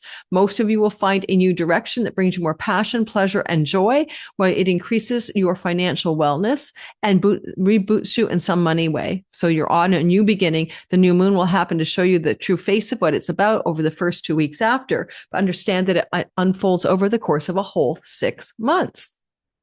On May the 16th to about the 20th, Venus and Mars are in a beautiful romantic partnership. It's a sextile, but it's got sizzle. It's made of air and it's made of fire. You've got the fire, baby. You are sizzling with desire and you're talking to Venus. You could go on a romantic getaway and boy, are you guys all sexually chemistry hot as hell.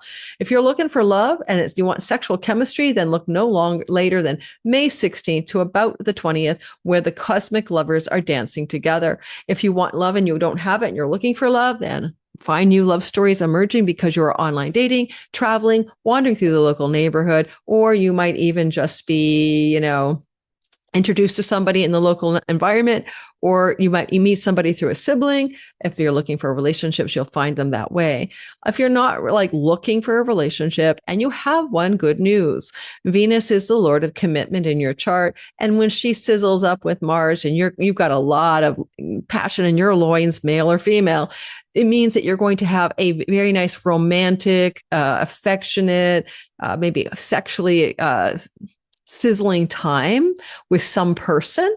Again, it could involve travel, could involve the local neighborhood, but if it's with someone you're already committed to or know very well because she rules your 7th house, then this is just simply a hot time in bed, more or less likely, okay? Including the possibility for taking some short travel with someone and having fun and romance there too.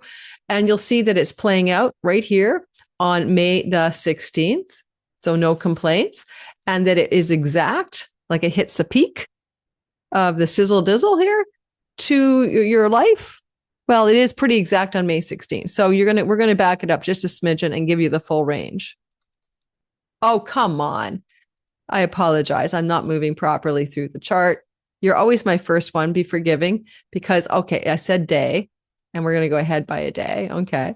You're going to feel it. I think I was pretty well right. The 16th.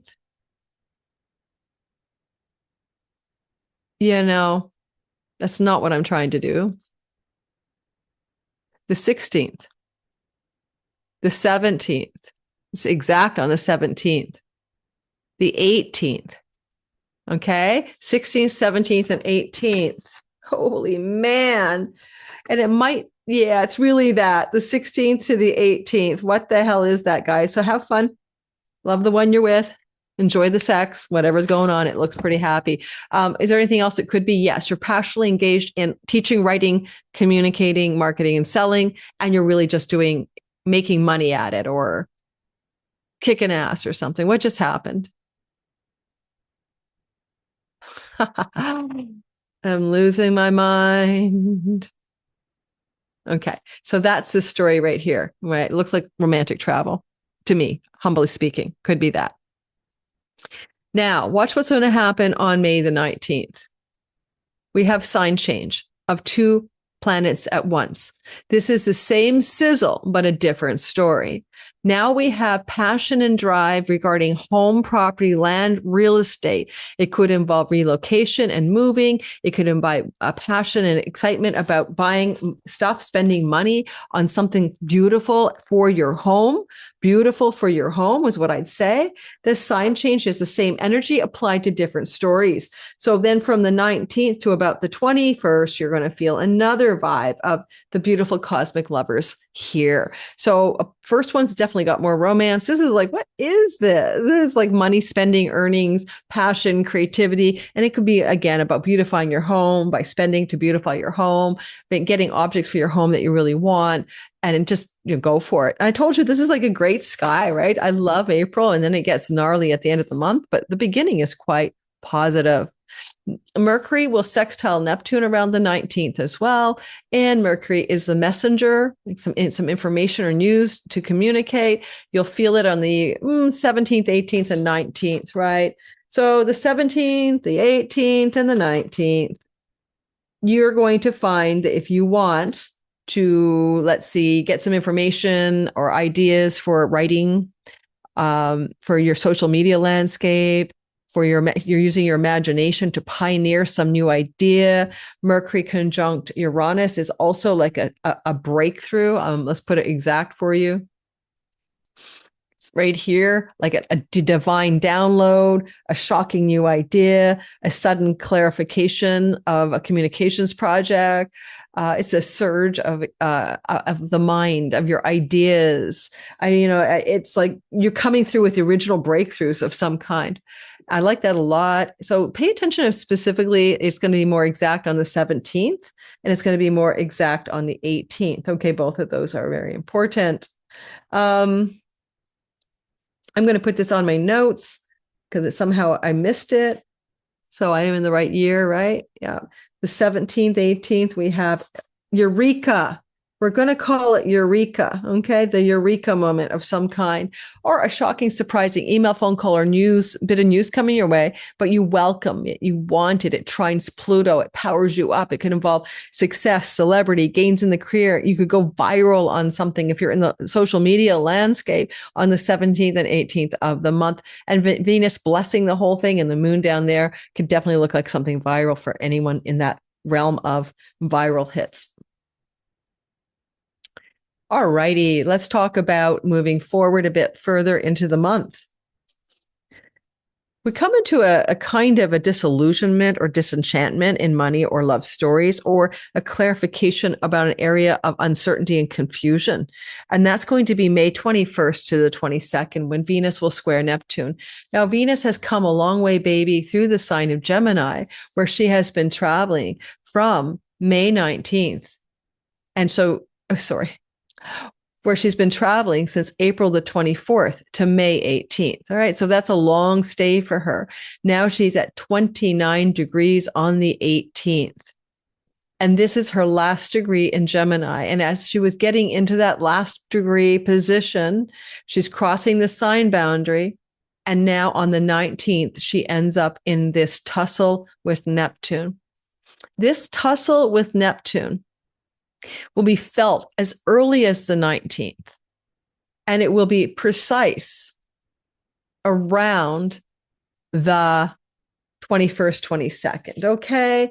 So the 19th to the 21st, 22nd, where is there disillusionment around something that you couldn't see clearly, Aries, that might have to do with commitment and long-term love, domicile, domestic love, moving in, living together, property sale, purchasing or buying, and a sense of some uncertain confusion or delusion being more clarified. All right, being more clear to you, sober-minded clarity thanks to Saturn. And we're going to get more of that later in the month. On the other hand, the way you can use a Neptune Venus, even in a square, is to be very creative, artistic, and inspired to be that way in and from your home, including decorating your home in new ways, finding a painter, buying new furniture, and getting into decorating mode as well.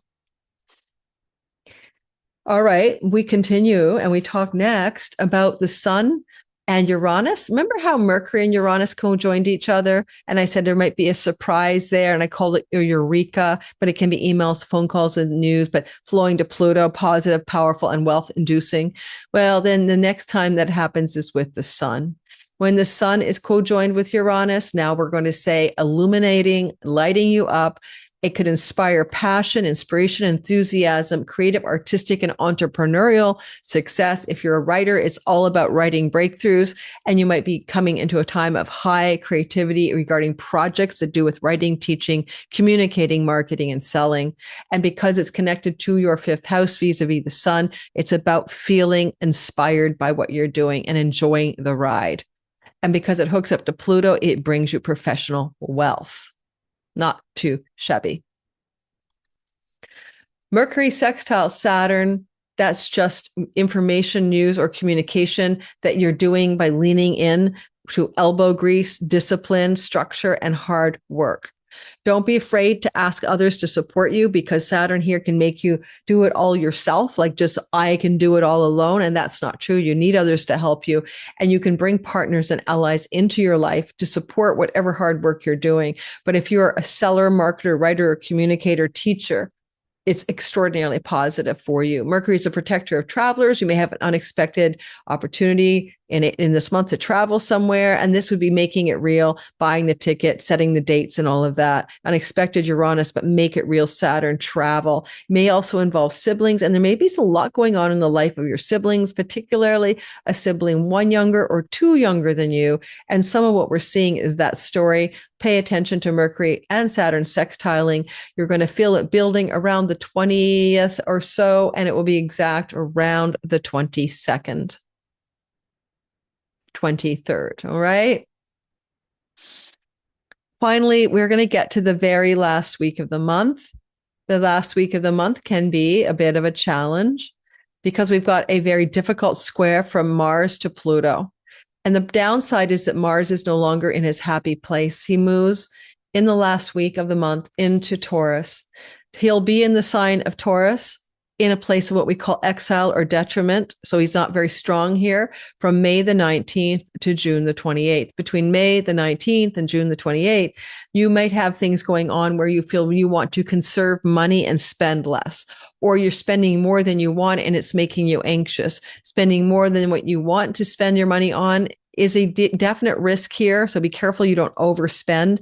Overspending connected to property, home, land, and real estate in particular may be a theme to watch out for. I'm giving you a warning. So when I see Mars here, all right, he'll be here, as I said, May 19th to June 28th.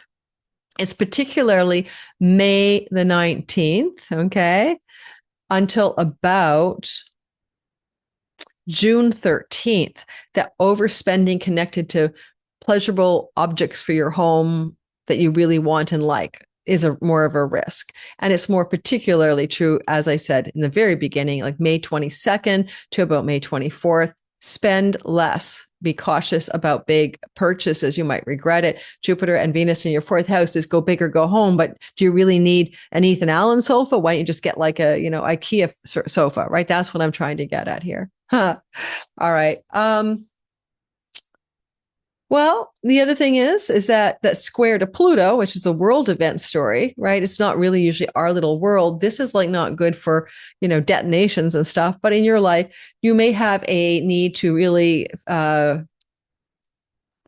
a discussion, a conversation about money or wealth with somebody that you have to have a bold discussion, but you might be passive aggressive around money matters with a sibling, one older, a friend, or somebody in your colleague, coworker, associate community. Mars is just rarely kind of pushing when he doesn't want to push. He's a bulldozer in your money house. You're bulldozing through your money house, right?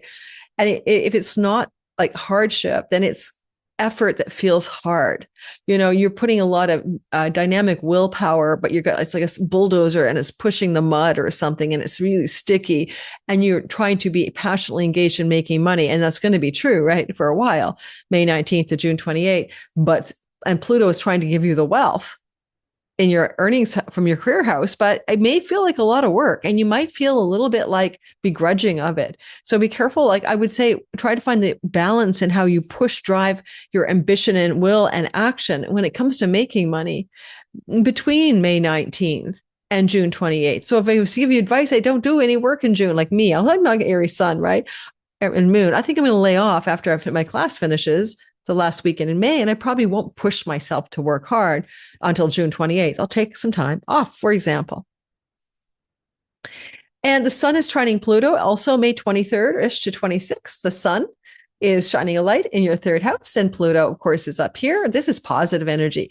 This means lots of momentum of power, influence, financial success from one's career, actualization of career success as a matter of, I'm all powered up here. But it flows to your place where you would be busy doing the online stuff, the writing or the communicating, or the marketing or the selling, even in your local neighborhood, or the teaching. And there's two things happening at once, right? This tension here, but look at this. So at some level, something is going very well. Sometimes it's the price of success. You just might have a lot of success in your career at this time and feel a little overwhelmed. Or there could be some travel connected to siblings that you're planning or taking around the same time, which again is around May the 23rd to the 26th. Then Venus will square Saturn, where money is hard, love is hard. Persevering and disciplining in money and love matters feels hard, the 27th and the 29th of the month. Okay, it just means that you have, when push comes to shove, which it will feel like when push comes to shove, there's shove. This is Venus moving through your fourth house. If you're with somebody and you live with, a romantic, committed love partner, then this is tension in that relationship. There's no two ways about it. And if you have children in the home or anyone you live with, there's tension in the home.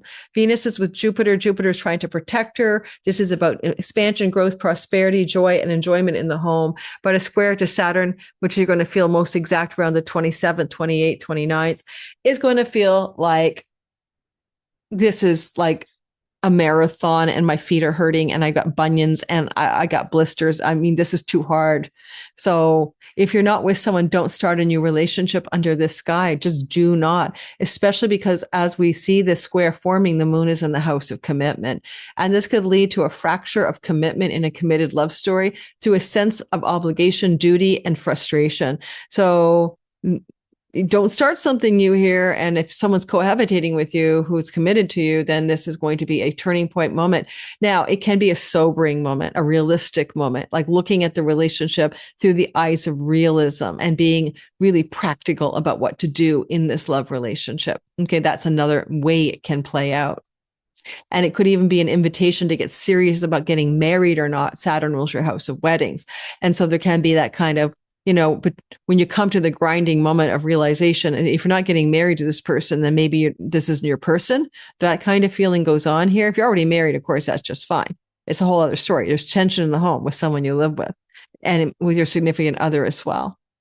I mean, it could be anything. Someone didn't do the dishes, for God's sakes, And we'll see also that we have May 31st, full moon in Sag at 9 degrees. Yay. Okay, I want you to go back to December 19th. Of 2025, when we had a new moon around 28 degrees of Sagittarius. Now we have a full moon on the Sagittarius sky, a fulfillment or a completion or a follow-up, a ripening or a harvesting regarding something you're trying to accomplish or wish to accomplish, and you planted seeds there in mid-December, to do with long-distance foreign travel, legal and court cases, and publishing and book publishing. So funny. I went to Mexico in December hoping to write my book proposal for Eileen, my astrology agent, who's probably given up on me by now. And this would be a fulfillment of my original plan. So it could indicate for some of us, you planted a seed. Now you fulfill the seed in the ninth house. The ninth house is also a house where we can find ourselves spiritually like meditation or spiritual paths we wish to follow. And if you wanted to sort of find a new spiritual direction, like basically that could be what this is about as well. You've been looking for a way to connect to God, and now you're going to fulfill it because you're going to join a church, a mosque, a synagogue, a meditation community, etc. And let's take it back to you. Okay, so the moon will be full here. I can't get it exact for you without skipping a beat. It'll be on May 31st. It'll be at 9 degrees up here. I think the good news about this, if you ask me, is that the moon will reflect a good sky here with Mercury in Gemini. It's ideal for those of you who want to create publishing projects or writing publishing projects, or you want to create a course you want to teach or something like that, or you want to do video filmography projects for a longer term vision or goal in your life. There's a lot of the Dharma and alignment with purpose. This moon is going to try to course correct if you've been veering off your purpose. All right, don't forget, my Divine Timing Masterclass is starting up. I'd love to have you there. We'll be starting on May the 2nd every Saturday, and you don't have to sign up for all the courses. I mean, you might get just video a week into the month of May, not a big deal. Then what you're going to do is you're going to sign up for the ones that are still available because I'm teaching them live. So if you're not in class with me, it's not like I just give you the module. You know what I mean? You got to be there or be square. I'll see you guys in class. Don't forget to like, subscribe, and hit the notification bell. I think you're going to be the longest video I do because that stellium. I don't intend everyone to be maybe whatever this is, 35 to 40 minutes. I hope not. Have a great month, fellow Aries. I'll see you in the next one. Well, astrology is the map. It is the terrain of time. And in our course, the Divine Timing Masterclass, we're going to be learning about 5 very powerful precision tools in astrology to time your best life. But here is the thing. This is a course that takes ancient timing tools and Time Lord tools, and yes, helps you navigate reality with greater ease and flow and even luck because you know how to work with it. But it is not the only part that astrology offers you. It's not only a prediction map of time. Once you start going down the astrology rabbit hole, you, like me, begin to wonder about fate and free will, like who's in charge here? Because you're going to see the arc of destiny, and you're going to notice if you use these timing tools, not only how to look forward, but how to look backwards. And one of the most surprising parts of this is that when we turn around and look backwards using astrology, we see pattern recognition and cycle repetition. So in my Divine Timing Masterclass, I've chosen 5 tools that I think I can teach intermediate to advanced beginner students. And I have taught this class before in 2022 and 2021, but not all of these tools. I taught 4 of these tools, I believe. So in our class, if you want to join me in the Divine Timing Masterclass for 5 consecutive weekends in the month of May on Saturdays, I'd love to have you there. There's a little checklist on my website that's going to ask you whether or not you think you're ready for this class, because you don't want to take this class if you've never before learned the meaning of the planets, the meanings of the houses, how to recognize the astrology glyphs. If you don't know the rudimentary language of astrology, this course will not be for you. Lunatic astrology. Mercury Uranus combined forces, you might have a shocking, surprising break free on your financial front. Venus is watching the finances for you. And so there's a new beginning or surprising direction that your money is taking.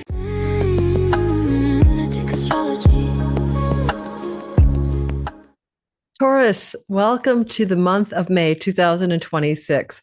It's got some beautiful fresh starts in the houses that relate to committed and long-term love. Something in your relationship life can renew itself, can come to a new level of commitment or exploration of intimacy and depth of commitment and love in relationship to a significant person. But also, if you're single, then you might find yourself meeting a new partner in the month of May. As well, lucky surprising breaks will be occurring early in May in relationship to your career, job, and work. In fact, you might be trailing on something that started in the last week of April into the first week of May, offering up new professional advancement and job opportunities. All said and done, the sky is favoring you in so very many ways. We have one of those skies that looks good on money and good on your relationship stories. Now, I'm going to say one thing about the month ahead before we dive into it week by week by week. The first 3 weeks of the month are really lovely. The last week of the month for the whole world and every sign has a lot of gnarly energy. So I'm giving you a heads up that it's pretty fun in the first 3 weeks. And last week we'll be diving into how to handle some of the intensity of that week.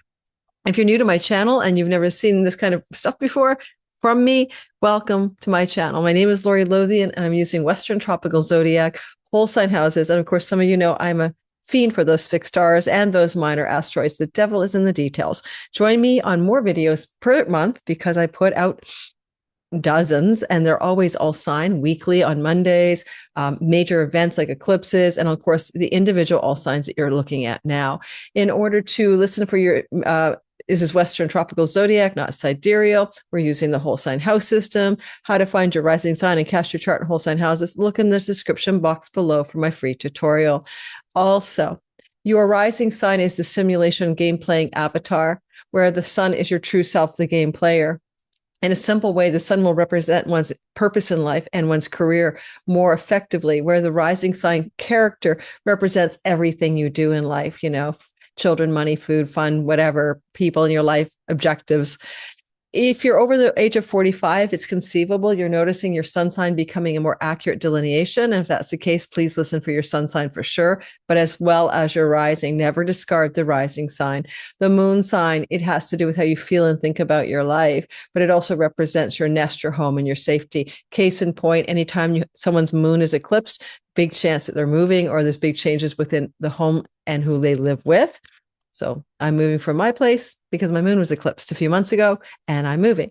So let's start talking about the month ahead. Oh, geez, I don't want to forget. Hope I'm not front loading you too much, but I do teach astrology classes, and my How to Time Your Best Life Sky Reader for introductory level beginner is in the fall. But my Divine Timing Masterclass with ancient tools for precise timing is actually happening in May. 5 weekends in May, a la carte. You can pick any modules you want to learn with me live, 2 weekly Q&As per week, or you can buy the whole package.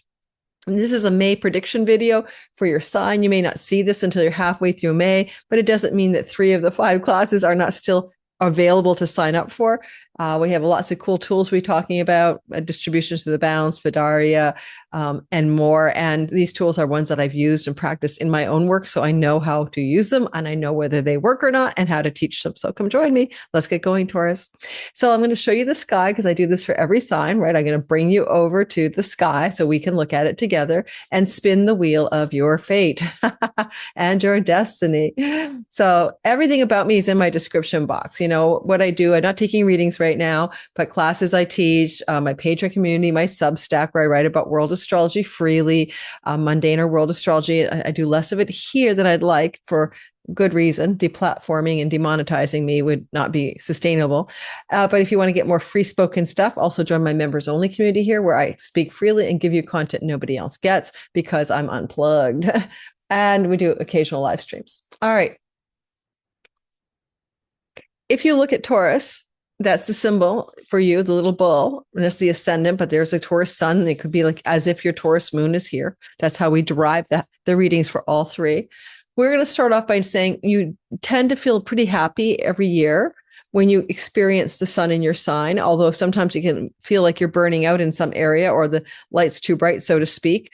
All said and done, the Taurus sun is a nice feeling for you. And the Taurus sun has been here since like the 3rd week of April to the 3rd week of May.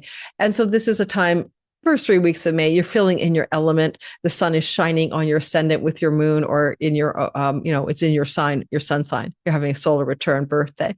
And so this is a vibe. You're coming into the month feeling pretty darn good. And the first thing you'll notice that the moon is across the way, and that's going to be a full moon at 11 degrees of Scorpio. The last time we had a full moon, and any moon here, was the new moon, November 19th at 28 degrees of Scorpio. What this is to say is that the new beginnings and seeds were planted in the house of audience, marketplace, clients, customers, right? The house of some long-term committed business and or love relationship partners, monogamous, committed, whether you're legally married is irrelevant. There was a new seed planted here. If you're in a relationship already, well, something new wants to emerge in that relationship. Now, the full moon shows you what it should be. It points the way, and I am so sorry about that. But maybe that's a symbol of the universe is ringing you up, right? With what? With a wedding proposal, with a chance to move in together with somebody, with a business partnership deal of a century. All of these are possible. On the other hand, remember that you already planted a seed here, and that's somehow connected maybe to things that you're trying to create in love in November, or business partnerships in November. And if they didn't fulfill yet, they can fulfill now, come to completion. If you're single, however, and there's a full lunation in your 7th house, it indeed could bring you a new love partner. But I'll give you a clue. With Mars at the lunation in the 12th house, this person lives in a distant shore or far off land. Whether you're traveling to that distant shore or far off land, right? And that's how you meet, or they're traveling your way, there's not likely geographical proximity for any Taurus in getting involved in a new love story. But by being traveling abroad, or someone, or in just the other side of your country, or vice versa, through those long distance placements, you might meet a new person in the 2 weeks that follows this moon of May the 1st, and conceivably even up to 6 months later. Okay. Past the buck to May the 1st to the 3rd, even the 4th, and Venus is sextiling Saturn. You know, Venus is the Lord of Taurus, as she is for Libra. She's your gal. She's got you. She's got your back. She's your person. And when Venus was in the sign of Gemini, she entered there April 24th, and she leaves on May the 19th. That means that the April 24th to May 19th window of time is extraordinarily powerful for your finances, as it applies to getting a new job, getting a raise or promotion in your work. It means that she's going to try to level you up. And just at the end of April, she was really hitting up Pluto for a power up in your last 3 or 4 days of April, a power up in your ability to be more wealthy and successful, or enjoy your work and feel powerful about it. So it's still playing out in the beginning of May, the first week, and you're still able to secure that perfect job interview, get the acceptance, get your resumes, get headhunted from somebody on LinkedIn. I don't know. Good for looking for a job. If you haven't been looking for a job, and it doesn't have to be like a big deal, send a resume out. This is going to be a window, the last few days of April and the first week of May. Yes, absolutely looks good on you, to say the least. And with Uranus here, since April 26th, it adds the element of surprise, like exhilaration, enthusiasm, surprise around money, but usually connected in this place to work. The only exception is debt repayment. Somebody who owes you money could pay you back, and that might surprise you as well. And that could be something positive that you'll see coming up the last few days of April and the first week of May. Mars will square Jupiter. Mars squaring Jupiter happens also the whole week, May the 2nd to the 7th. Mars is moving through Aries. This is your 12th house of expenditures. It's also the 12th house of addictions and self-undoing. Well, Mars has a way of cutting things off, especially if they're bad for you, like a gangrene limb that will kill you if you keep it, going. So let's talk about that for a minute. Mars has been here since April 9th and leaves on May 18th. This could indicate that you're very possibly likely, I better double check that. Is it May 18th that he leaves? Yes, it is. You're very likely going to be somebody who has the willpower and the stamina and the perseverance to quit some addiction or food style addiction or a bad habit. And you still have the mojo, like April the 9th to May the 18th. So use it or lose it. But as we approach that window of time that I'm talking about, May 2nd to the 7th, Mars will have a tussle with Jupiter. Well, Jupiter is exalted and Mars is in dignity. Both planets are in their strength. There may be a kind of a pivotal turning point that you need to take action or make a decision about something in your life, including expenses and expenditures. However, Jupiter's in a travel house and Mars is in a travel house. Distant shores and local travel. So there can be an opportunity, Jupiter, for travel, and you need to make action decision plans. Go for it. Book a ticket. Mercury with Mars is buy the ticket for travel. You could also have some bounty or prosperity if you are doing any kind of business that involves foreign people, foreign lands, or foreign shores, and you might find yourself having some kind of Jupiter love up, and you get an enhancement of your financial well-being through an opening connected to foreigners and work. Now, if you already work for a foreign company, it doesn't matter where you live, there's international companies based in another country. The same thing is true. So all of a sudden, there's a new prosperity level available to you in some way connected to those themes, because Jupiter rules the house of your career gains, and the North Node is giving you more worldly success. So look for this to also maybe translate that way. And also with Jupiter in the third house, not too shabby if you are a social media beast making an international digital income and revenue, but you have some critical turning point decisions and an urgency of action the first 7 days of May to make a decision or to take an action or to actually create that abundance for yourself. You will look at the idea during this week of feeling like there's urgency around grabbing the luck that's trying to find you. Okay. Urgency around grabbing the lucky break or whatever it is. Could even be around chunks of money that's trying to land on your doorstep. Okay. So you got to take the action, right? If you don't do it, nothing going to happen. All righty. Mercury squares Pluto, often unearthing information as he moves through the sign here in the first week of Aries. And around this, let's move ourselves forward a little bit. Whoa. I wanted to go by day. All right. Okay, Mercury's at 28. We're going to move him slowly forward. And here he is at 0 degrees of Taurus on May the 3rd. And from about May the 3rd to the 5th, 6th, there is something being unearthed, understood, communicated to do with hidden or secret or subterranean factors connected to father figures, or connected to career and career matters, or powerful authority figures in your life, including professional life. It could be a conversation and it could be news, right? I don't know what it could, like it could be either. And because the sun is with Mercury in Taurus, again, about father figures or career matters. And sometimes it's just like, really potent and transformative, regenerative and cathartic information and news coming to you. And Pluto means it kind of was out of your sight sometimes. You couldn't see it or understand it, and now you know. But you could also be the one delivering that information. And because Mercury can be the mind and he's in your sign, you're going to come to new mental clarity about some Plutonian topic. And in this kind of chart, it can connect to your childhood, as well as to father figures and some sort of mental transformation around your childhood and father figures. Also, take a look at the idea that around the same time all of this is occurring, we're going to have a beautiful flowing triangle in our sky between Neptune. You go back and grab it.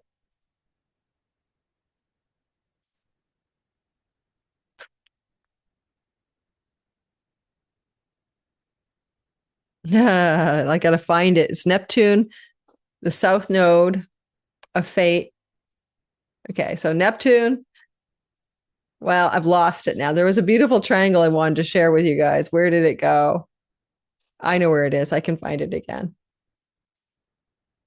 Give me 5 seconds. You'll love this triangle. Not that one. Nope. Here, it's not quite this either. That's a bit of a gnarly one, but we'll go with that one now that we're looking at it. But if we take ourselves back a day, this is what I wanted to show you. This feels really good because we have this earth flow, which is material resources. So if you've been struggling financially in any area of your life, or your children have, or you've been struggling to support your children, or you've been struggling with your entrepreneurial business endeavors, or struggling with money connected to legal courts and court case matters, this is going to be a nice little day of relief and maybe solutions to that. And we're looking at May the 6th. Okay. And so this is where you find like a financial bomb may land on you regarding material resources. Okay. And it can be very, very luscious and may feel like a bit of a windfall or good fortune or a pennies from heaven vibe because it becomes a North Node kite in the 11th house. So we'll look for that financial lift here around May the 6th. Don't worry about the T-square. We'll do that another time. I'm not covering every little thing that happens here. Okay, so then as we continue onward, and we were already onward, I want to say this. I want to talk about the second week of the month. It is beautiful, positive, and lovely energy from the 7th to the 14th. So as we look at the 8th already, the Sun and Jupiter are in a beautiful flow. And this Sun-Jupiter is like golden opportunity energies when they two of them hook up, especially because the Sun is talking to an exalted Jupiter. So you can see right here around the 8th, 9th, and 10th of the month, it's going to be at that time frame all the way to the 11th. So positive, lucky, golden, expansive growth opportunity is emerging for you. Because in this kind of sky, Jupiter rules the gains of one's career, influence, fame, and money. It's likely professional opportunity is coming to you at this time. Financial and professional opportunity is coming to you at this time. Also, you could get a sign-on bonus, a commission check, a payout of some kind as another option in this chart. And as this occurs between the 8th and the 11th, that's not the only thing. Then Mercury follows up and chases the same story. Now, it's the sun would shed light on the opportunity, and Mercury would be the stamp of approval, like signing a deal, committing to it verbally, having it kind of take form through contracts, agreements, discussions. So look for that second phase of the same story. And it's going to be more like, therefore, the 11th, the 12th, and the 13th. All right. So 11th, 12th, and 13th. Now it is Mercury, kind of like signing the deal, the art of the deal. Something is offered or opened up for you, and now you can kind of give it a concrete form. It also can be very lucky breaks in information and news about one of your children, including one of your children being pregnant under the sky. And it also could be some positive information or luck or news. All of those are true around just money in general. Okay, so those are vibes, and Mercury's going to take it over from the sun on the May 14th of the month. May 14th of the month, you're having the sun conjunct Mercury. Mercury is about a reset button when he Kazimis the sun. Come to my free webinar that I'll be teaching on this. Sign up below. Replay available, but we do a guided meditation every time. People love those meditations by me, where we find out which asteroids and which celestial bodies are supporting you through a cosmic reset of your identity. This is your career identity for the Taurus suns. This is your character in the simulation identity for the Taurus risings. And this is an identity connected to your way you feel and think about life, your moon, or your home and where you live. So this Mercury Kazemi will happen on May the 14th. So put it in your books. We'll do the webinar before May the 14th, day or two before.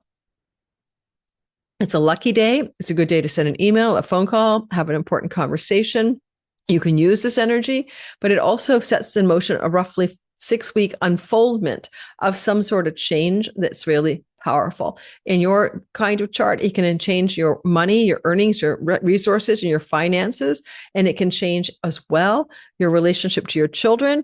And it can also make changes to do with fertility, pregnancy, and also creative and entrepreneurial endeavors. So we'll let it unfold, see what happens. The Kazemi, of course, witnesses the house of marriage. And this could also be a reset button in terms of the level of commitment between you and an already existing love partner. Why the hell not? So we're going to move ahead and talk about the third week of the month. But first, let's talk about the 16th in particular. So we're now moving to the 14th to the 21st of the month. On the 16th of the month, the moon is new in Taurus, exalted in your sign. The moon is exalted in Taurus. And that's going to be a huge, powerful, and very lucky positive beginning of something new. New moons plant new beginnings. So you're planting a new seed. It's going to happen at 25 degrees of Taurus. It is co-present with Mercury, which is going to mean whatever new thing unfolds in the 2 weeks for your sign, for your Taurusness. It can be connected to more money, blessed new money, new forms of money, new ways to earn money, new possessions in your life. It can also be connected to things to do with your children, with fertility, and for you becoming a parent. And that new beginning and fresh start is sextiling the Lord of fertility and children himself, Jupiter. So for some of you, this could be about having kids or, your kids having kids. With Jupiter here, blessing the moon in a sextile, there's also over the 2 weeks and even 6 months after this new beginning, new moon, Jupiter favors this moon by saying, I'm sending rays of positive beams from the moon's temple. Moon's temple is Cancer, where he's exalted, and he wants to translate the new beginning to third house stories. You may change your neighborhood, have more joy, abundance, and fun in the neighborhood that you currently live in. You may be working with new beginnings connected to marketing and selling or learning, skills-based learning, taking a course. This could set you in motion for going back to school, so to speak, for a practical tool of learning that you can use professionally. This could allow for you to reset a button here in relationship to siblings in your life, especially the sibling one younger and two younger. And this can also open up new beginnings connected to marketing, selling, writing, and social media landscape that can be very profitable. So you want to start a new website, a new professional direction. And last but not least, travel is indicated as well. A new beginning that emerges, it allows for some significant travel. Jupiter in a travel house, Mercury, the protector of travelers on the road. So there's traveling, but there can also be moving under the sky. All right. And the sun rules your domicile, fourth house. So some of you may look at this moon and go, in the 2 weeks that come after it, I think I need to change where I live, especially the Taurus rising, more than anything, and the Taurus moon signs. And then also, if you're going to do that, it may be not just the 2 weeks following the moon. It may take you up to 6 months to relocate where you live. On May 16th, okay, on the moon and all the way through to the 18th of the month, we have Venus having sizzling hot fire and air with Mars. It's very cosmic. Lovers are having a blast. And we're going to keep with that story, but first we start with Gemini and Aries. So when Venus is in Gemini, she's basically working your money story the best she can, and sometimes food style. Because she's cooperating with Mars, it's great for finding foods are pleasurable, things that go in your nose or mouth that are addictive maybe even, and you're cutting them away. Chironic wound is being healed, but you're finding an enjoyable substitute, or you're finding it easy, or you're really loving sobriety of some sort. But also this energy, which again, May 16th to the 18th, it could, if you're looking for new sources of income from distant lands, foreign companies, foreign shores, and foreign people, this could be a new opportunity that's going to show up for you in that regard. Also, Venus is still all about your possessions and your money, but Mars is also about the 12th house.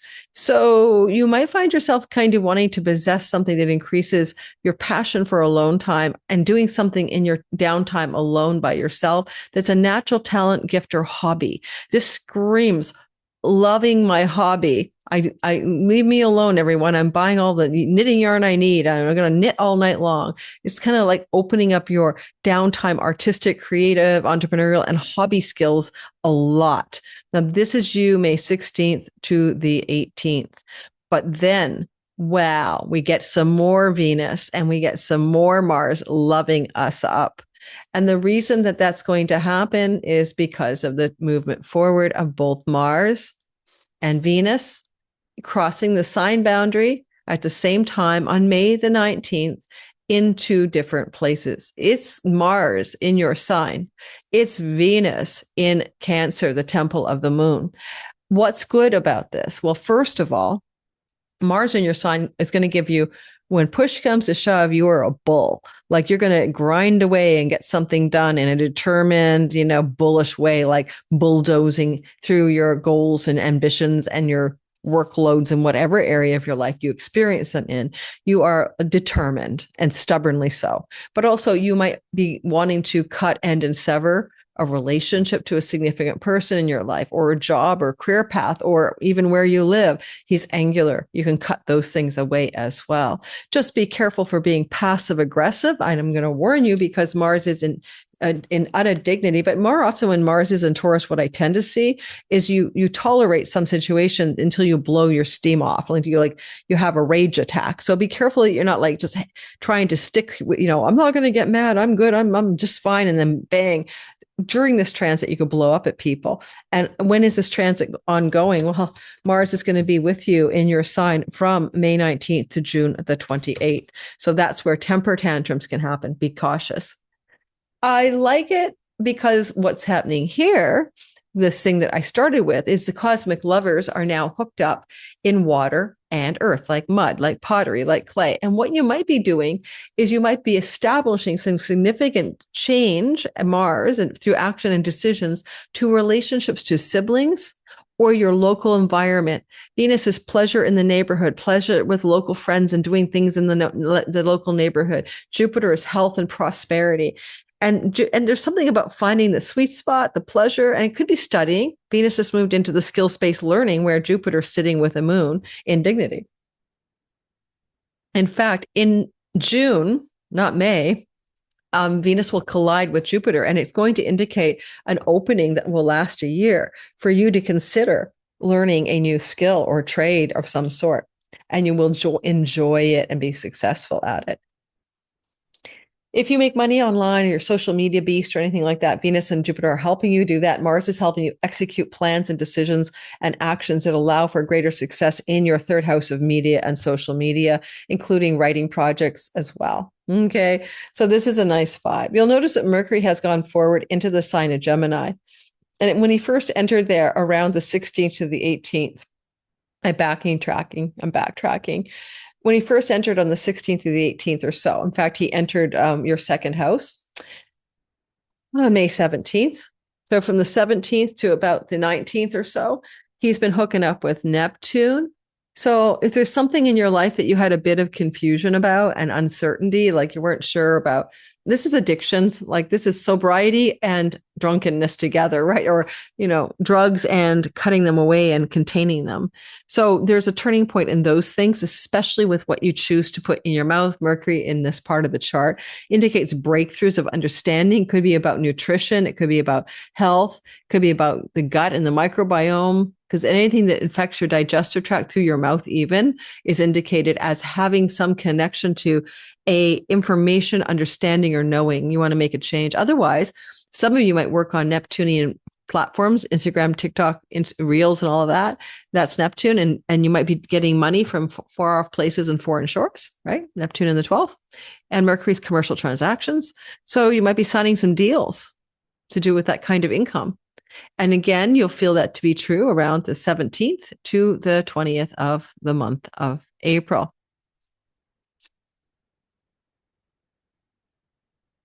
And there could be some disillusionment coming your way around, could be romantic love, but it could also be about finances. And that's going to be something you're experiencing around May the 19th. Okay, to about the 20th. This is difficult. Venus is squaring Saturn and Neptune, but at the same time, you're really enjoying Mars sextiling Venus. So it's a bit of a catch-22. You may make some major decisions regarding long-term committed love. Make those decisions and take the actions in easy flowing ways as you choose maybe to gently and softly cut away from an existing long-term love relationship or even a long-term job situation. Those decisions can be very Mars, Venus on this kind of sky. But with Venus coming in on May the 19th to about the 20th into that square to Neptune, you may be disappointed or disenchanted with love at a distance, foreign land love, or love that revolves around having to travel in order to be with someone else. And there's a bit of a cleaning up of the fantasy versus the reality of that kind of love story. And just to give you a clue, this disenchantment that you may feel around some of those themes that I'm bringing to your attention, the 19th to the 20th, will hit a harder wall later on around the 27th to the 29th. So it's really, something's bubbling up here. So if you're involved, this speaks to relationships where there's geographical separation or making money in ways connected to distant shores and lands. And there's just something you're having to deal with that feels difficult and you're coming to terms with reality.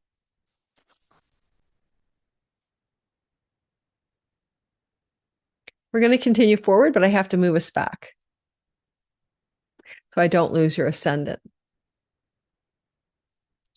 All right, moving on to the next day. Okay, so I would say to you, you're going to take a look at the idea here that we're having the Sun and Uranus come together in a shocking surprise.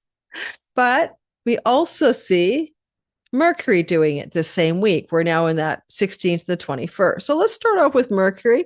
I call this the Eureka transit, and Mercury will crash into Uranus. Back us up a little bit. Right here, around the 17th, 16th, 17th of the month. Really, it's the 17th, 18th, Mercury, Uranus combined forces. You might have a shocking, surprising break free on your financial front. Venus is watching the finances for you. And so there's a new beginning or surprising direction that your money is taking. most likely connected to your job and work. Okay. And it's maybe a positive surprise. If sudden email, phone call, text, you got the job, you got a raise, you got a promotion. It's going to involve money surprises, likely in a positive way because of Venus's co-presence. So don't be afraid of the surprise. I think you're going to say thank you to the universe for the surprise, right? Like, I'll take it. So I kind of backed up there because it was, I'm all over the map on this last week. I apologize. Then on the 21st to the 23rd, the sun does the same thing. So you're going to pay attention to the 17th to the 20th and the 21st to the 23rd, because when the sun collaborates as well with Uranus, there's another story taking place. And having this next one happen right here, Mercury's still there in his home kingdom, in his dignity. Well, this is also going to activate something about prosperity, money, earnings, possessions, and your home life, where you live. It could be the opportunity to buy a car, to buy something for your home, to have a sudden surprising shift in your work connected to your home, to change your home because of your work. It's short-lived and exciting. It's positive. Mercury in his home kingdom is favoring you here. He'll be here from May 19th. He'll be here from May 17th to June 1st, the rest of the month. This is good for spending, as is good for speaking. This is good for making deals. And this is good for buying and selling things as well.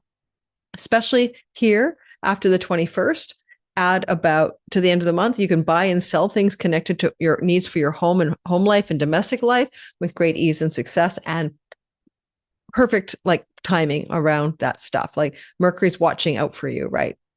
And keeping it really squared away. And just this whole time frame, this third week, can offer really expansive worldly success opportunities connected to your work, but always, information, phone calls, texts, interviews, speaking, negotiating, and deal making. Ideal time, that third week of the month of April, for getting a new job, signing on to a new job, etc. And finally, on the same time frame, Mercury around the 21st to the 23rd, Mercury is going to talk to Saturn here. So you're going to feel it starting up around the 21st. You're going to see it get pretty exact on the 22nd. And by the 23rd, it's waning. So around that time, the 20th to the 23rd, you're probably going to notice that Mercury is going to want to communicate with Saturn. And this is a really good time for making something concrete and real connected to your finances. Now, because this is a house of expenditures, it's sometimes also a house of investing. So things to do with money, investing. Now, on a darker side, Saturn is an elder person with Neptune cognitive decline in the house of hospitals. And Mercury is the news, the information, or the conversations, or the paperwork about that. And it's not necessarily true, but it is possible that you're dealing with a frail or elderly hospital situation with somebody in your family of origin. With Mercury, with the sun, it would likely be a father figure, and something that third week of the month of May may bring you unexpected surprises about the ill health of a father or father figure in your life. All right. When we move into the last week of May, right? The last week of May, we're going to talk about the hardships here. Mars will square Pluto. That's not easy. So watch out. Mars squaring Pluto can feel like a time in which there's something profoundly challenging, but also deeply regenerative. And it connects to work, career, and father figures. And it's going to be pretty exact here on May the 26th, 3 days before and 3 days after. May the 26th, big Mars square Pluto, father figures. We do see Uranus with shock and awe around solar or father figures. We see old elder energy in hospital settings. It's kind of like maybe all the same story, actually. So also, you may have this power struggle moment where your willpower is, and what you want to achieve is being squared by somebody in authority over you in a professional setting. And you're going to have an argument, a battle, or a pushing, shoving energy in that situation. It's going to be a thing, right? So 23rd to the 29th even, you'll be feeling that play out. Sun will trine Pluto, though, to try to soothe it a bit. And money and earnings connected to wealth. Maybe you just have to fight for what you want, the corner office, a better medical package, a better deal, okay? When we look at the 27th to the 29th, it's going to take you back a little bit, okay, to the earlier time period that I mentioned, May 21st to the May 19th to the 22nd, when Venus was squaring Neptune. Because now Venus squaring Neptune, it's going to be Venus now squaring Saturn. Love is hard. Money is hard. Pleasure is hard. Something going on that's really difficult in the life of a sibling, not even your story. They're going through a hardship, right? That's all that could be. And it could also be something connected in this chart to specifically the life of a sibling, one younger. At the same time, when Venus is in the third house, where she's working with an exalted Jupiter, she's trying to bring pleasure in your everyday routines, your everyday habits, your everyday life. And Saturn is constriction and constraint. Saturn's trying to like block something or control something. And if you're having too much pleasure, right? Too much wine, women and song, especially if you're hanging out, going to, bars and restaurants and stuff like that, this is going to be a turning point moment where around the 27th to 29th is a come to Jesus energy. You got to figure something out, right? Especially because it's going to otherwise impact your work or your health. On May the 31st, the moon is full at 9 degrees of Sagittarius, coming off a December 19th new moon 6 months earlier. Well, Sagittarius is chunky money. So did you plant seeds for investment monies, spousal support separation, money from an inheritance? You can plant a seed, but it's a fulfillment moon. And so, yes, for some of you, this moon at 9 Sagittarius with Jupiter in the third house, right? He doesn't witness it. But he does have the capability to transfer the energy in a kind of a weird way, which is directly to you. So you could be getting some money coming through father figures. Jupiter will be squaring that whole energy of the 12th house of hospitals. Money coming to you from a sibling, especially if they owe you money. And here's a chunk, and I'll pay you back. And ultimately, with the 8th house kind of chunky money new beginning, full moon, it doesn't have to be that. It's occult mysteries, magic, tarot, numerology, astrology. Are you into that stuff? Because if you are, hallelujah, this is great for you. This means that you could have a new opening there, a new beginning. You might have planted seeds, about maybe you want to study tarot cards or something. And you might have planted the seed for that in December, because also the new moon is ruled by Jupiter in the house of learning, right? So a new direction to learn or prosper from your occult skills and habits and abilities. And with Mercury's position and the moon reflecting it, you could start a new entrepreneurial business off of this moon based on some skill, talent, or hobby, or something that you're learning. Some of it may be occult arts, and some of it may just be something you're learning. And now you realize, hey, I could start a business off of that. I'm going to be my own boss. So this is a good entrepreneurial gig for a lot of you that could be kicked into motion to bring you some greater financial prosperity and starting your own thing. Okay, as well. Thanks for listening. Don't forget to like, subscribe. Everything about me is in the description box below. I'll see you in the next video, and come join me on my Divine Timing Masterclass. Take 1 class, take 5 classes. The more you take, the cheaper it is. The bundle, you get bonuses, but everything about me is in the description box below, and about these courses that I teach. I'll see you on the next one. Take care. Bye, everyone. Bye, Taurus. Well, astrology is the map. It is the terrain of time. And in our course, the Divine Timing Masterclass, we're going to be learning about 5 very powerful precision tools in astrology to time your best life. But here is the thing.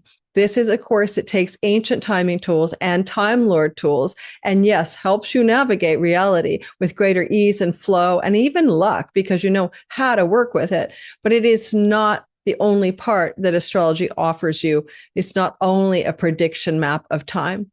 Once you start going down the astrology rabbit hole, you, like me, begin to wonder about fate and free will, like who's in charge here? Because you're going to see the arc of destiny, and you're going to notice, if you use these timing tools, not only how to look forward, but how to look backwards. And one of the most surprising parts of this is that when we turn around and look backwards using astrology, we see pattern recognition and cycle repetition. So in my Divine Timing Masterclass, I've chosen 5 tools that I think I can teach intermediate to advanced beginner students. And I have taught this class before in 2022 and 2021, but not all of these tools. I taught 4 of these tools, I believe. So in our class, if you want to join me in the Divine Timing Masterclass for 5 consecutive weekends in the month of May on Saturdays, I'd love to have you there. There's a little checklist on my website that's going to ask you whether or not you think you're ready for this class, because you don't want to take this class if you've never before learned the meaning of the planets, the meanings of the houses, how to recognize the astrology glyphs. If you don't know the rudimentary language of astrology, this course will not be for you. Lunatic astrology. Because this is a house of windfalls, right? It could also be, of all things, a bit of a windfall of money coming your way in the first 7 days of the month.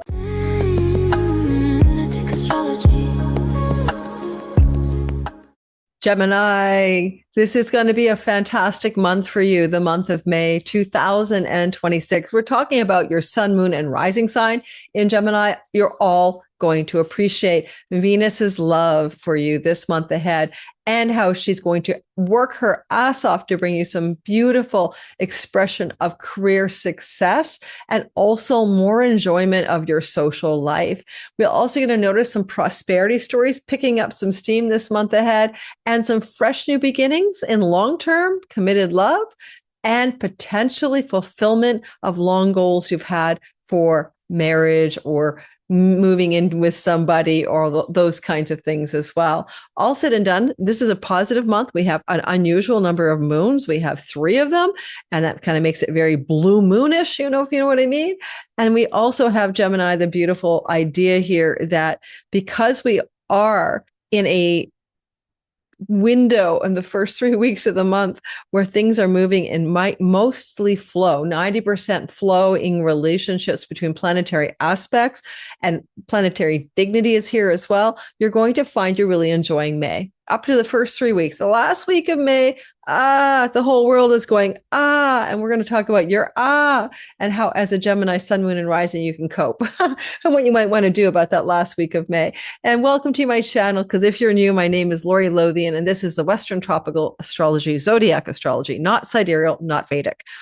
Also, when I tell you to listen for your sun, your moon, and rising sign, it's because your sun is your game player and the rising sign is the avatar in the game of the simulation of life, right?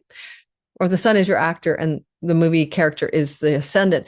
If you don't know how to cast your chart in whole sign houses, which you must use in terms of general bell curve astrology on YouTube, plus it's the best house system around, and you don't know how to find your rising sign, no worries. In my description box below, go scrolling down, you'll find my free tutorial on how to do that, even my free meanings of the 12 houses PDF, a lot of freebies down below for you.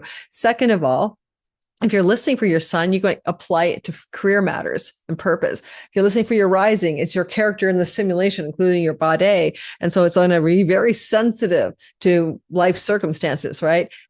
After the age of 45, your sun comes humming online a bit more, and you might relate better to the sun sign, but listen for sun for sure, and rising.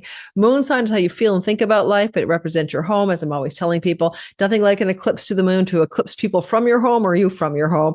And so you can think of the listening for moon sign connected to where you live, but also how you feel and think about life, your emotions, etc. Okay, mindset, all of that. I'm recording this for you guys way early on April the 13th. Let's get storying it up. I'm going to show you a picture of the sky, and we're going to go through it together week by week by week. If I'm too fast for you, slow me down on the playback speed. If you're a part of my Patreon community, be getting this early access ad-free, way ahead of the curve. And oh, by the way, I'm teaching my Divine Timing Masterclass, 5 weeks live with me in May on Saturdays, 2 weekly Q&As to make sure all time zones are covered. You can take one module or all 5, and you'll be able to find out more about that by looking for the link to the website for enrollment in my description box below. I don't care if you're listening to this in the 3rd week of May. There might still be 2 Saturdays ahead, and you can join me for those 2 classes. All right, let's talk about, and my beginners class, Sky Reader, is coming up in September. This class I'm teaching is for advanced beginners or intermediate students. If you go to the website, it'll give you a little self-checklist to see if you're ready. All righty, come on, Gemini, I'm one of you. My son progressed there into your sign about 17 years ago. And so I kind of vibe out with the Geminis very, very well these days. And for me and you and all of us, sun is your career. Remember that this is going to feel very good to be you in the month of May. I'm sure there's a song for that. I kind of got Katrina and the Waves, walking on sunshine. Wow, wow, big old 80s song. And why are you liking it? Why are we liking it? Well, first of all, Venus is in our sign. Now, anytime this happens, we feel lovely, beautiful, likable. We are happier and more experiencing more personal pleasure in life, and people find us quite attractive. It's great for dating. So when Venus enters into your sign and hangs out there, you feel good. And she goes into your sign on April 24th. So the last week of April, yay you, until May the 18th. So that time frame is good for your appearance, good for your wardrobe, good for feeling good about you, good for new haircuts and jewelry if you like. Be beautiful. Be you can be beautiful. I'm gonna make a funny joke, but I won't. So be best, be beautiful. And as you're being beautiful, the world sees you as beautiful. You're also very original, and you're breaking outside the mold, and you're wearing your freak flag, and you're being eccentric, because Venus is accompanied, of course, by Uranus. So there's a lot of originality, inventiveness, and a way you're expressing through to the third week of May. That aside, on May the 1st, the full moon occurs in Scorpio, and it will be at 11 degrees of Scorpio in the house of work. Now, it's full, meaning it's fulfilling or completing or highlighting something that perhaps in your work environment, job, work, colleagues, coworkers, employees, employers, you could have employees, something that began back in November around the 19th. So think about those 6 house themes could also involve debts and also involve rental properties. So for example, I planted a seed in November. I went to see rental properties with my daughter, and now I'm moving into the same building as she is because the seed was planted when I went real estate hunting with my daughter for a rental.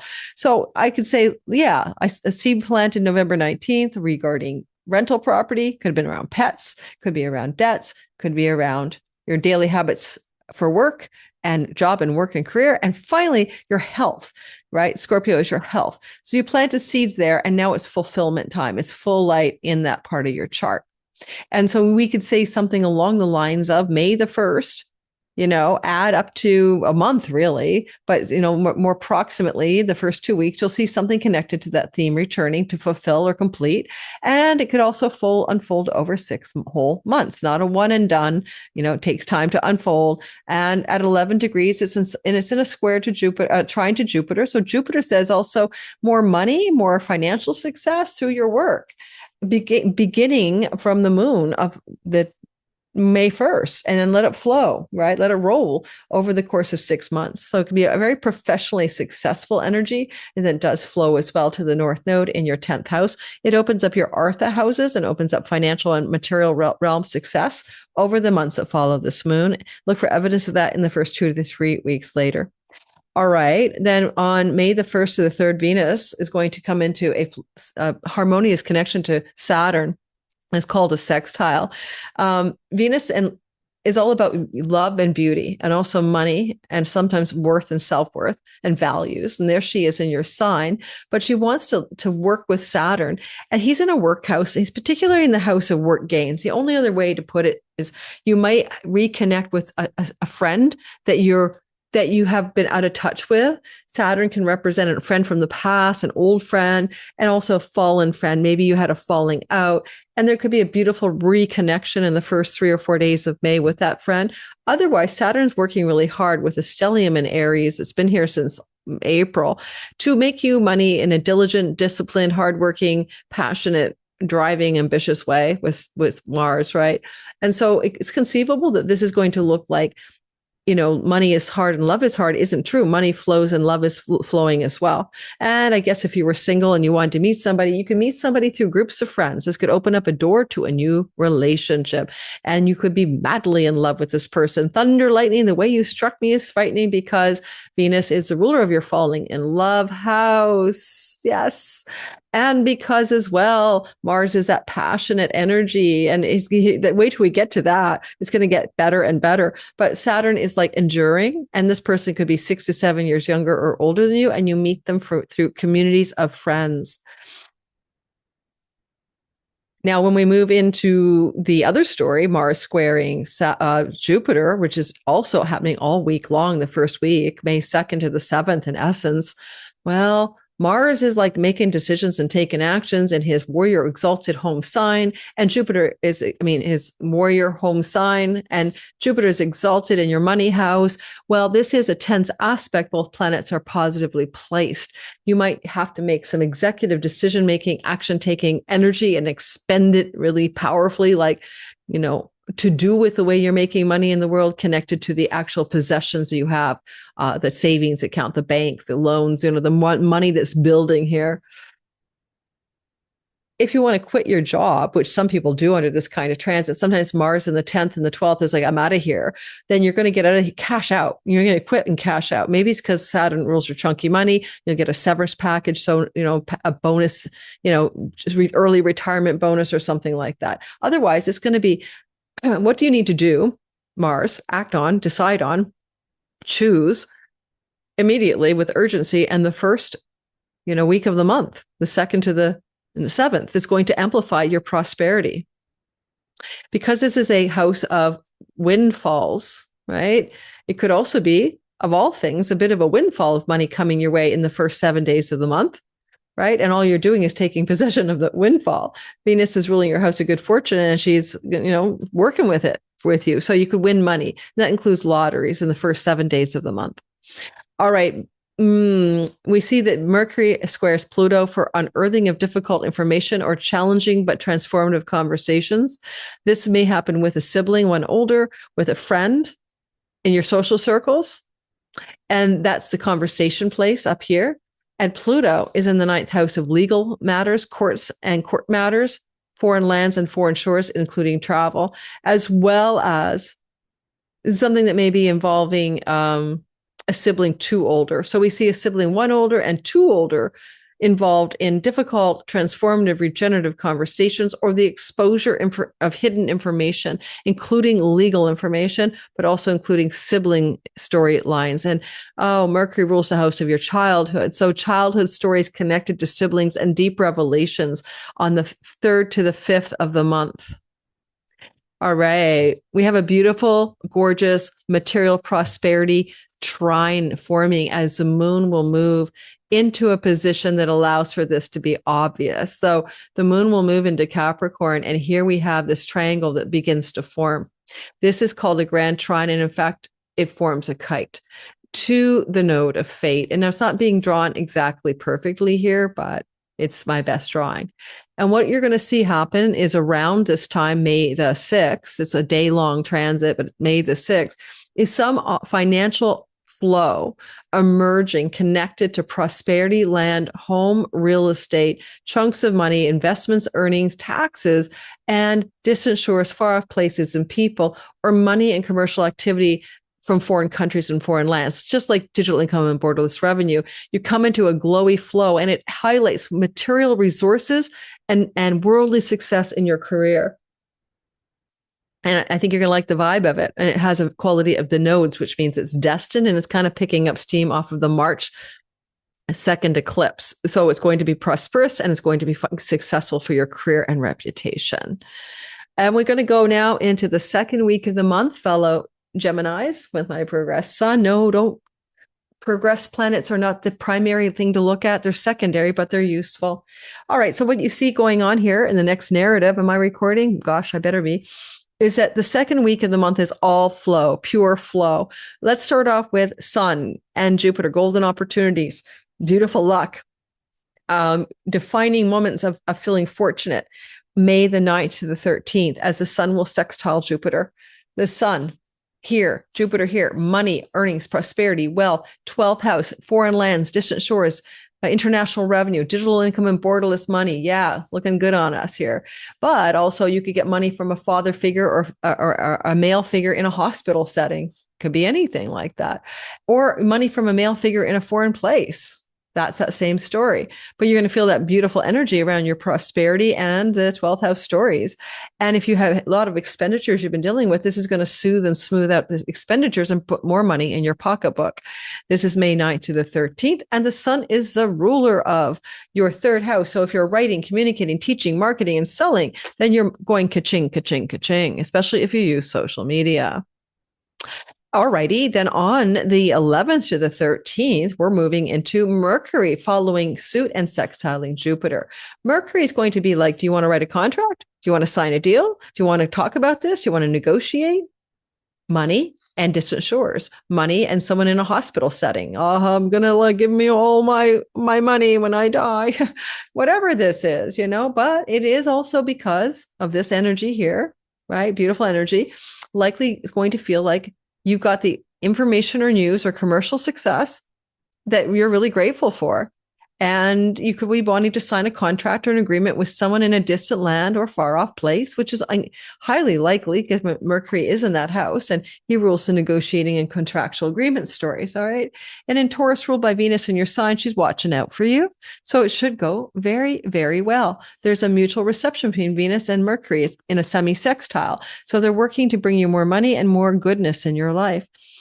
Or maybe an opportunity to take a trip abroad, or to a distant place, but suddenly it's all about that trip will also make you money, right? Somehow, some way. All righty. What about the Cazimi? Mercury every 6 times a year, he joins the sun in what we call a Cazimi, which is a conjunction. This is a superior conjunction on the other side of the sun. We can't see it from here at 23 degrees of Taurus. So behind the sun, he's having a hookup with the divine headquarters of the solar system, and he's resetting your 12th house. Now, a reset in the 12th house that could unfold visibly for you, and you'll understand it in the 6 months that follow, 6 weeks that follow, can be a reset around solitude, adventures to distant places and lands. So, going off and traveling somewhere.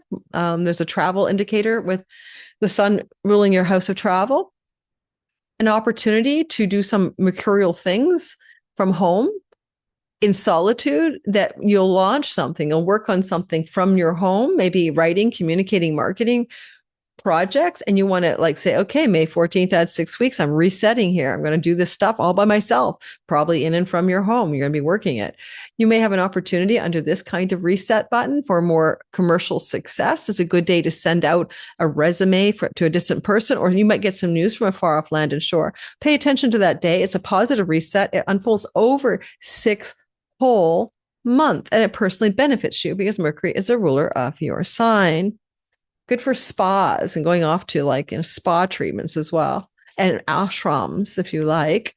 All right, moving forward on May the 16th, now we're talking the 16th, we're now in the 14th to the 21st, right? May the 16th, a new moon in Taurus at 25 degrees of Taurus. Well, a new moon or a new beginning in your 12th house depends on your life.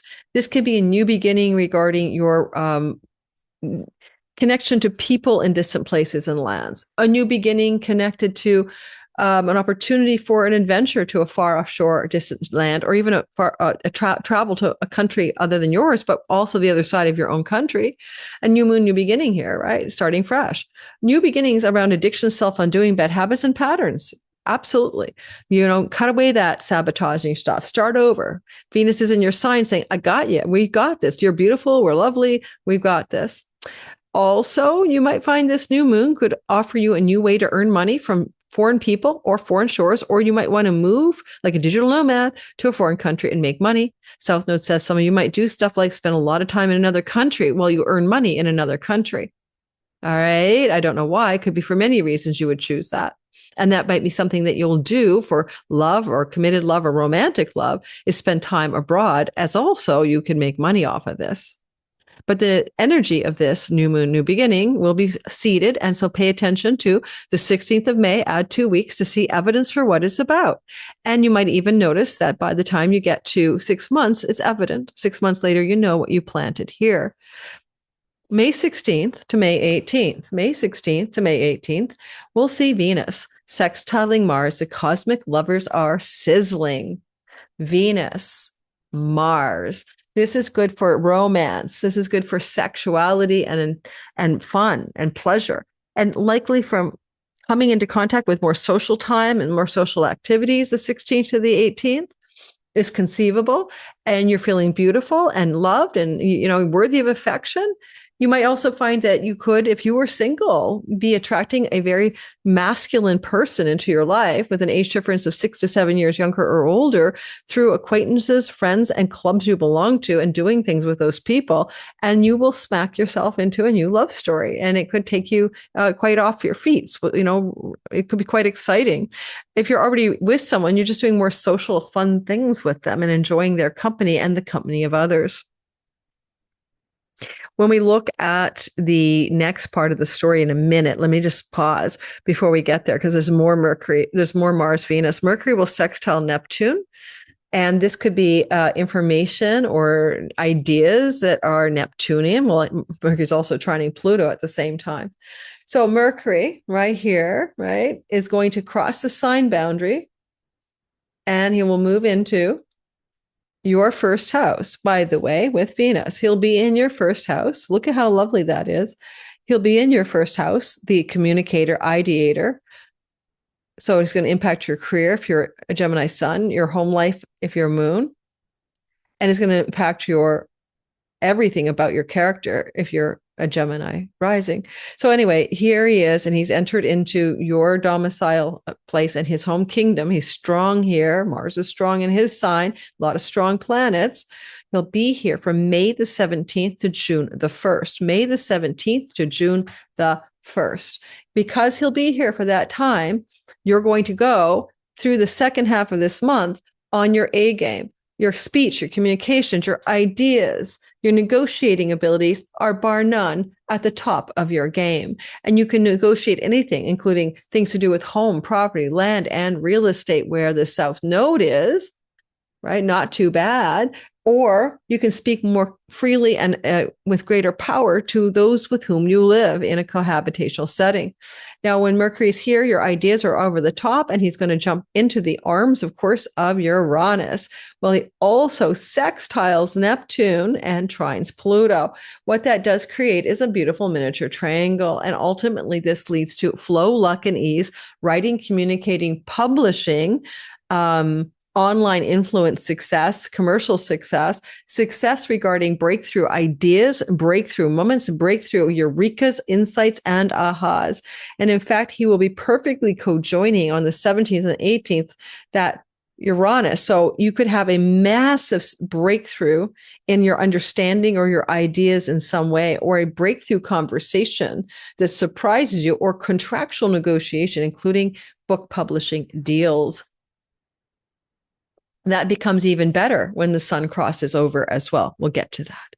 Now, the thing with Mars is interesting, and Venus. You'll notice that this, hot fire and this air, that if you're falling in love with someone under this thing, you are head over heels. It's like it's conflagration, it's combustion, it's intense. But then, look, Mars is transiting now the 12th house. Venus has moved into the second house. It's happening on the same day, May the 19th. And all of a sudden, you have a new story. Venus is saying, I want to make you money. I want you to love your money. I want to bring you food that you really enjoy. I want to make your face more beautiful. And Jupiter says, let's do it. At the same time, they're talking to Mars, Mr. Decisions and Actions. And there can be some major choices here. Like you might want to do some kind of spa getaway, foreign land trip, dietary restrictions here, cutting, ending, and severing something that you shouldn't be eating, especially if you would call it slightly addictive. And Mars is trying to give you perseverance and bulldozer impact in doing that. Some of you may take money and want to spend it on a 12th house thing, which would be that spa, that getaway, that foreign land trip of some sort. With the sun in Taurus still, this also indicates some of this money stuff to do with distant lands and shores may be connected to a travel opportunity that is emerging. And it may be also for romantic love. Okay, travel for romance, but you'll have to spend money, right? And that's what Venus is saying. Is it worth spending on if you want a sizzling getaway romantic trip with somebody you are attracted to? Because Venus says, rule your house of romance and falling in love. If you're entrepreneur, artistic, or creative, it's going to probably urge you to get really down with some creative energies in your alone time that will make you money, but you have to focus on doing the work to get ready for that. Anyway, this energy is going to play out here between these two planets from the 19th to the 21st of May.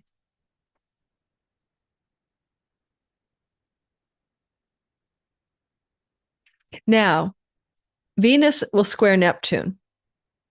This can be a little disillusioning for some people some of the time. Some people say Neptune's a higher octave of Venus in modern astrology. But Venus is in a mute sign. She's kind of hanging there. She's like very much about, comfort food and facial beauty connected to, looking good, makeup maybe, or like getting your teeth cleaned or something like that. So here she is, and she's going to be there on May 21st, and she's going to be exactly squaring Neptune. So a day or two before that, the 19th to about the 22nd, 3rd, there may be some kind of disillusionment with a friend or a sibling one older, or with some kind of career gains project that you've been hoping to see better results from. And the other thing is that you might also be finding, if you use Neptune, like some of us are like, Neptune is videography platforms like Instagram, Reels, TikTok, YouTube. And now there's a square. There's a tug of war between Neptune's ability to generate, career gains and your own desire to experience just more pleasure in your life, especially pleasure in your second house, which is oral pleasure. But you know what I mean? Like food and good food and great conversations.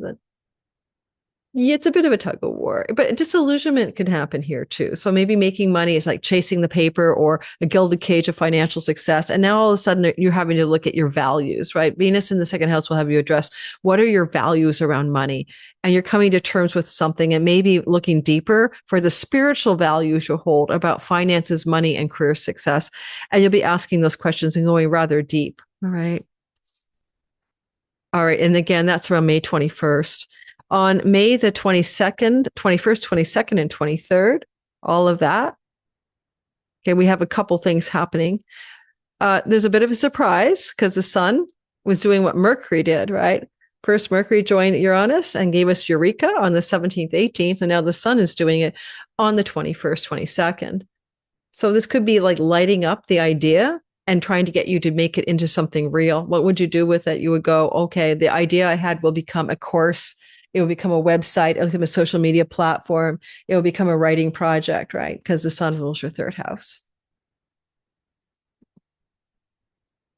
Could be a change of neighborhood as well, or something exciting coming through your life and also connected to a sibling around the solar activation of Uranus on the 21st and the 23rd to the 23rd. And finally, Venus sextile Saturn. Now, this is good because perseverance and Venus sextile Saturn. What am I talking about? Mercury sextile Saturn. I apologize. Mercury sextile Saturn. So when do we feel it? The 21st, 22nd, 23rd, Mercury sextile Saturn. Really kind of exact on the 22nd of the month. It's good news, maybe, or information or news that excites you, or maybe it surprises you because of Uranus here. And it has to do with a friend from the past, an old friend, something in the life of the sibling, just one above you, older than you. And because Saturn is fallen, it'd be like a fallen friend, an out of touch friend, a friend from the past, a friend that you had dismissed, right? Or there could be something given Saturn's, rulership of your ninth house, where there is a positive development regarding negotiations and contracts regarding publications and book publishing that allows for a sense of a dream come true. And you'll see that energy being very active for you. And Mercury can rule those kinds of negotiations and discussions, and also with the word agents as well. And so you're going to see that being a very highly active storyline here. In the 22nd of May, a day or two before and after. Let's go to the gnarly last week of the month. Are you buckled up? Because it is intense and every sign's got an intensity, so don't take it at all personally. But we're going to have Mars squaring Pluto on May the 23rd. Now, Mars and Pluto, this is a very brutal energy sometimes, and Mars is demanding, and yet he's out of dignity in Taurus. You're going to have Mars in Taurus, as I think I already mentioned. Well, if I did, May 19th to June 28th. And it's really good for foreign travel or persevering on a project and getting stuff done behind the scenes and bulldozing your way through it, or also cutting addictions out as well. But as he's sitting here on May the entrance point, May the 19th, exiting on the 28th of June, right? 6 weeks. This is a big energy, and it could be to do with distant foreign people and lands. Pluto's in the house of foreigners, And Mars is in the house of, well, hidden enemies too. You're going to get clobbered by a hidden enemy from a foreign land.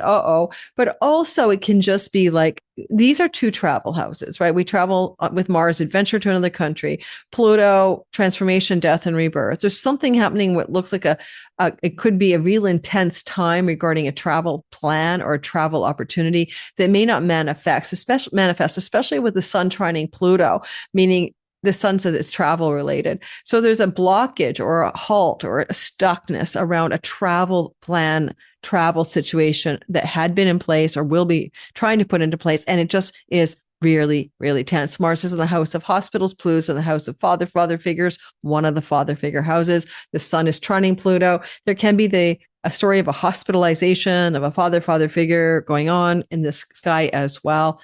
As we move through the brutality of, May 23rd to 26th, on the 27th and the 29th, that 3 days there, Saturn and Venus love is hard, money is hard, but Saturn's in Grim Reaper as well. So there could be a terminus in a friendship, an end of a relationship of some sort.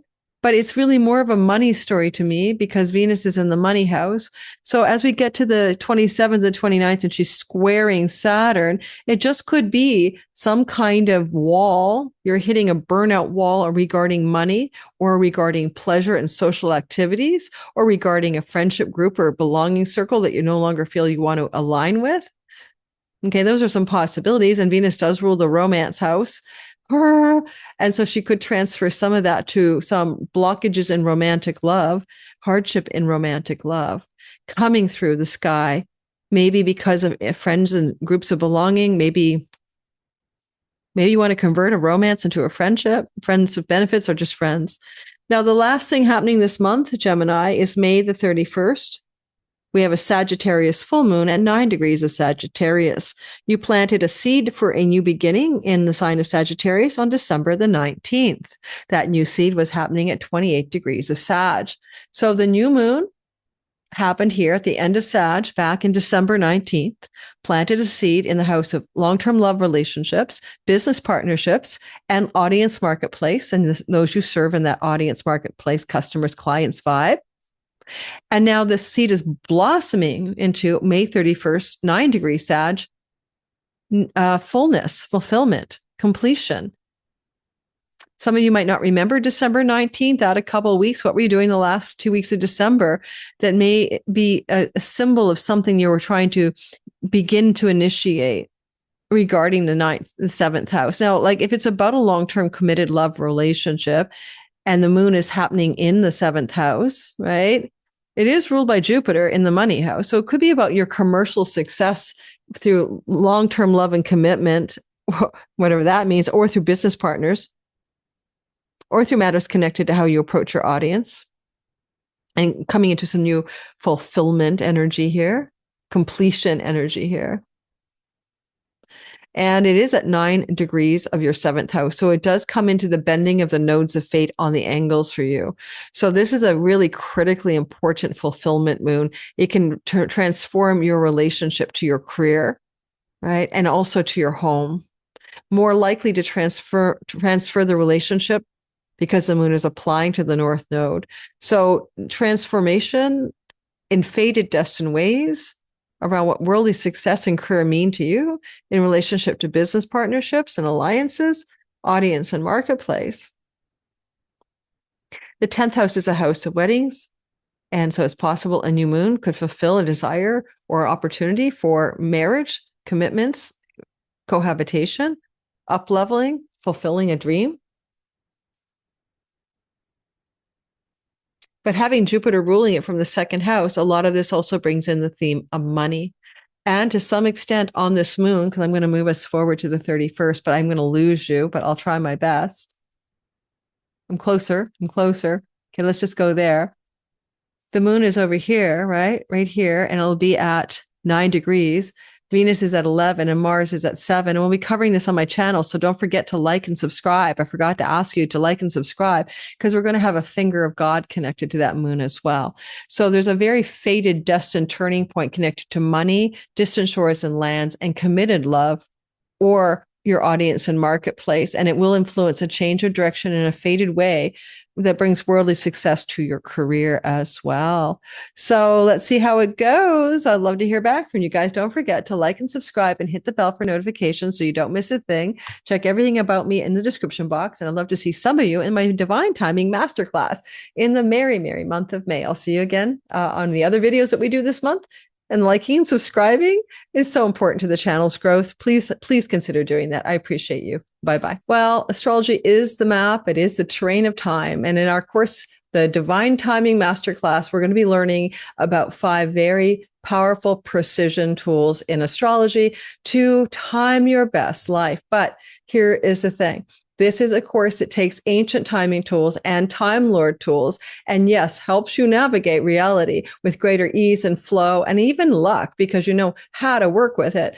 But it is not the only part that astrology offers you. It's not only a prediction map of time. Once you start going down the astrology rabbit hole, you, like me, begin to wonder about fate and free will, like who's in charge here? Because you're going to see the arc of destiny, and you're going to notice if you use these timing tools, not only how to look forward, but how to look backwards. And one of the most surprising parts of this is that when we turn around and look backwards using astrology, we see pattern recognition and cycle repetition. So in my Divine Timing Masterclass, I've chosen 5 tools that I think I can teach intermediate to advanced beginner students. And I have taught this class before in 2022 and 2021, but not all of these tools. I taught 4 of these tools, I believe. So in our class, if you want to join me in the Divine Timing Masterclass for 5 consecutive weekends in the month of May on Saturdays, I'd love to have you there. There's a little checklist on my website that's going to ask you whether or not you think you're ready for this class, because you don't want to take this class if you've never before learned the meaning of the planets, the meanings of the houses, how to recognize the astrology glyphs. If you don't know the rudimentary language of astrology, this course will not be for you. Lunatic astrology will mean that you're going to be attractive, beautiful, charming. People like you, you like you. You're literally can get you, ask what you want for, people will give it to you.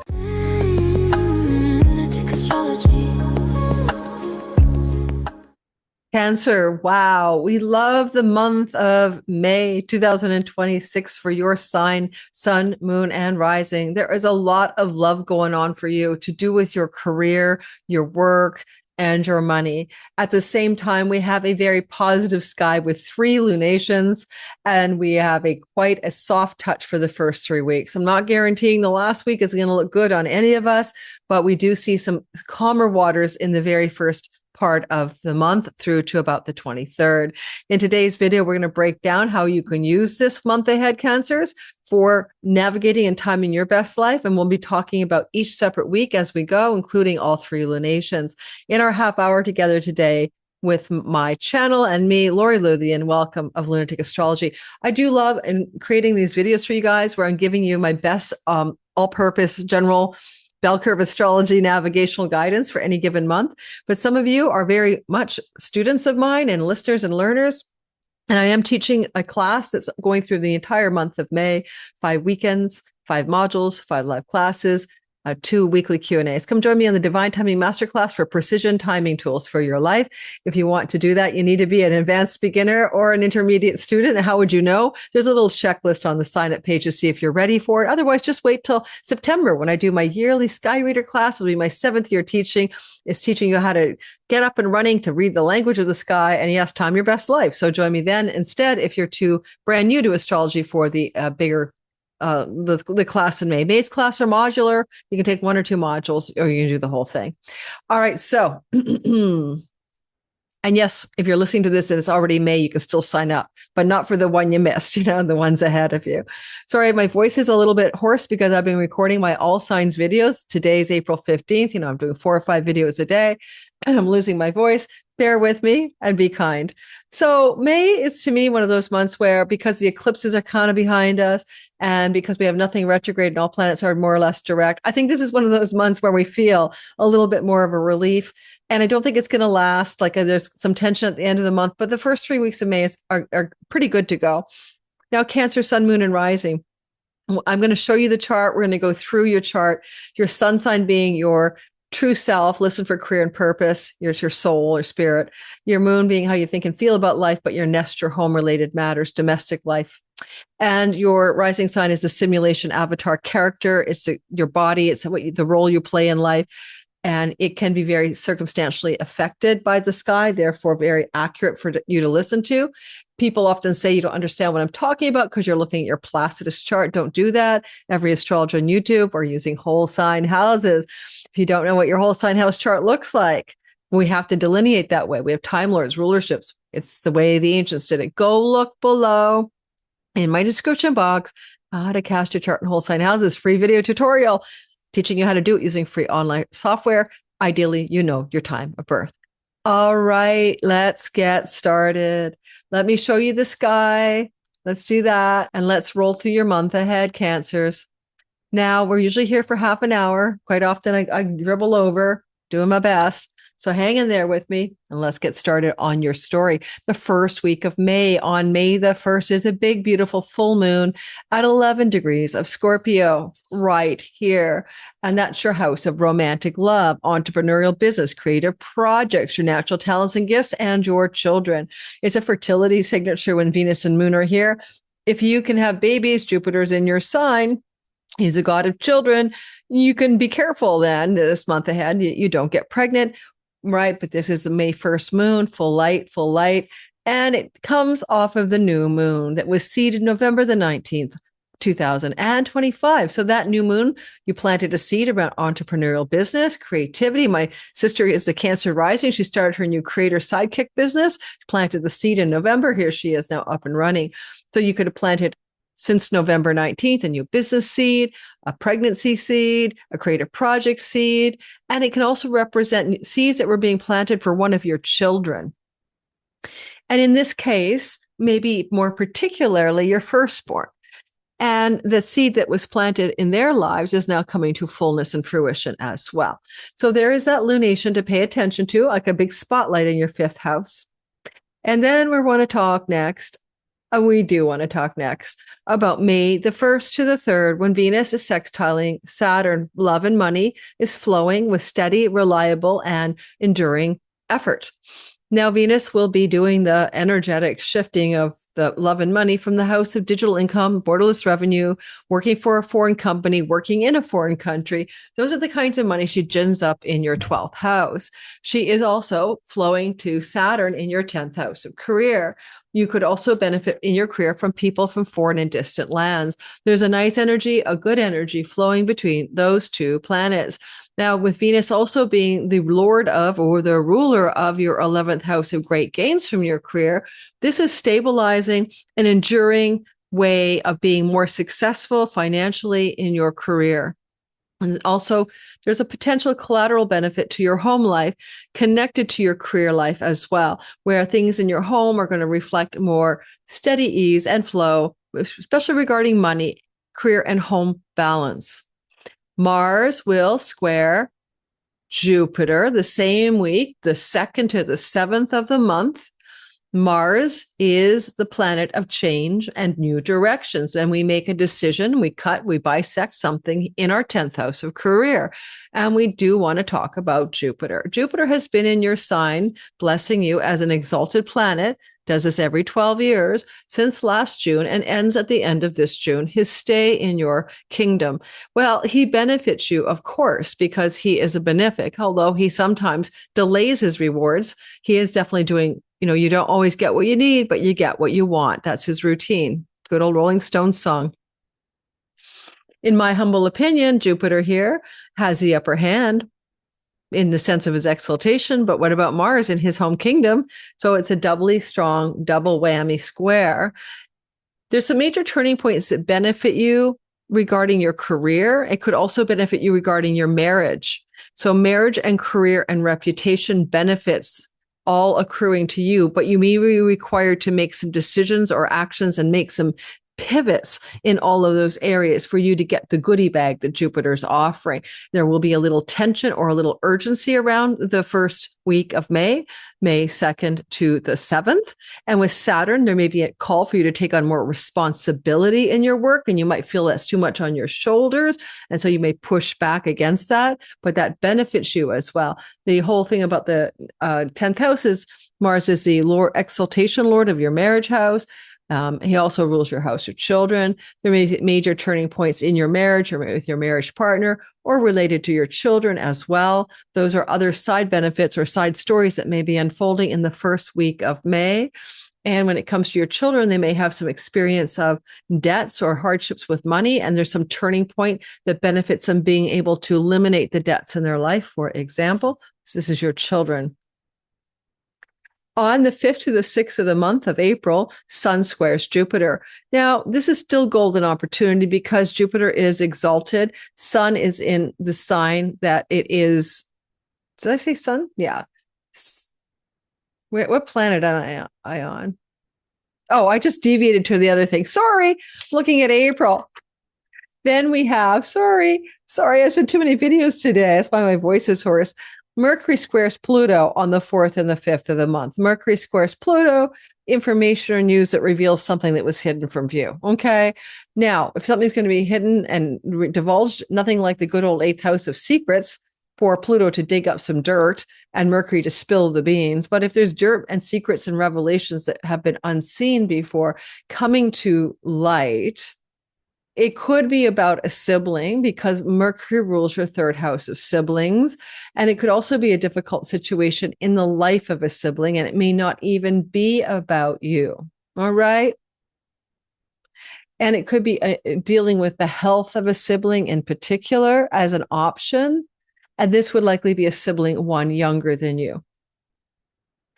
When we look at also the moon moving forward, I'm going to navigate us ahead so you can watch this little triangle form. Okay. There we go. When the moon is moving, when the moon is in the 7th house and Jupiter arrived. All right. The dawning of the age of Aquarius. The moon is going to move through Capricorn on May the 6th. What's interesting about that is it's going to form a kite for just a day, really. And on May the 6th, there's going to be a beautiful Earth trine that allows for some financial success, material prosperity, and perks of the matrix to emerge in your life, connected to online, social media, writing, communicating, marketing, selling, greater career gains, commercial success, and success perhaps connected to business partners, contracts, and audience. And the kite is pointing straight at you. And the closer your sun, moon, or rising is to about approximately it's actually taking Mercury into the consideration about 6 degrees, sun, moon, and rising. Closer you are to that degree, the stronger you'll feel it as a Cancer, sun, moon, and rising, but you're all going to feel it no matter what. Mercury can bring some really good news with the sun about your career prospects or your career gains, and you might even get some social acceptance or celebrity off of this. And it feels like it would come in a destined karmic way. If you're a writer, this is great for book publishing deals and contracts emerging around May the 6th. May the 7th to the 14th. Second week of May. It's the best week of the month of May. It's all flow. It's all ease. Mercury is doing some magic as well. So let's start with the beginning on May 9th or so to about the 13th. You're going to feel the energy of the sun as it forms a sextile to Lord Jupiter. And this means that there's ease and flow between you. So Cancer sun, your career, moon, your home and nest and motions, and Cancer rising between your identity and the sim and your actualization of long-range goals, plans, and dreams. So between the 9th and 13th, also more success in your professional endeavors, recognition, rewards, and money. And certainly money because the sun rules your house of income. So it's a nice financial glow up in work-related matters. Also a friend, ally, or benefactor in a position of some solar power, an authority, could give you a lucky break, or a sibling, one younger than you, offers up bounty, money, or luck towards you around that first week of May, particularly the 9th to the 13th.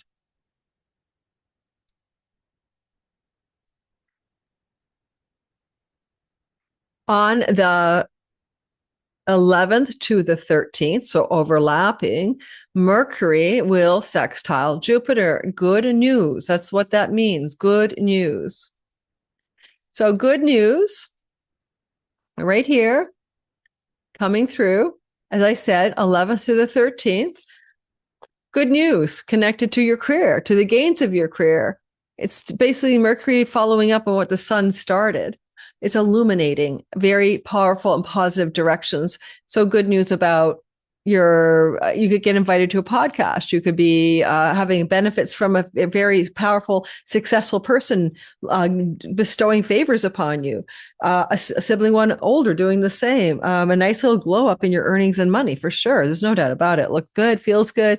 And it's the news or information or the contracts or agreements you're making at the time, or anything to do with being in the public eye and communicating and speaking, turning into a grand success story that makes you feel ever so lucky about life and happy about life and grateful about life.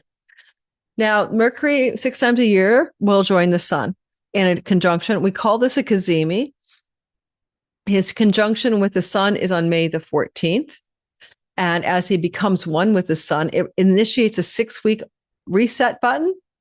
All right, where from starting at 23 degrees of Taurus in your 11th house, benefiting all Cancer, Sun, Moon, and risings in a sextile, there is a re-beginning, a new start, but also divine headquarters, mission instructions. Pay attention to messages, phone calls, and text mails, emails, texts, whatever, communications from sibling one older, friends, social networks, people who want to do you favors.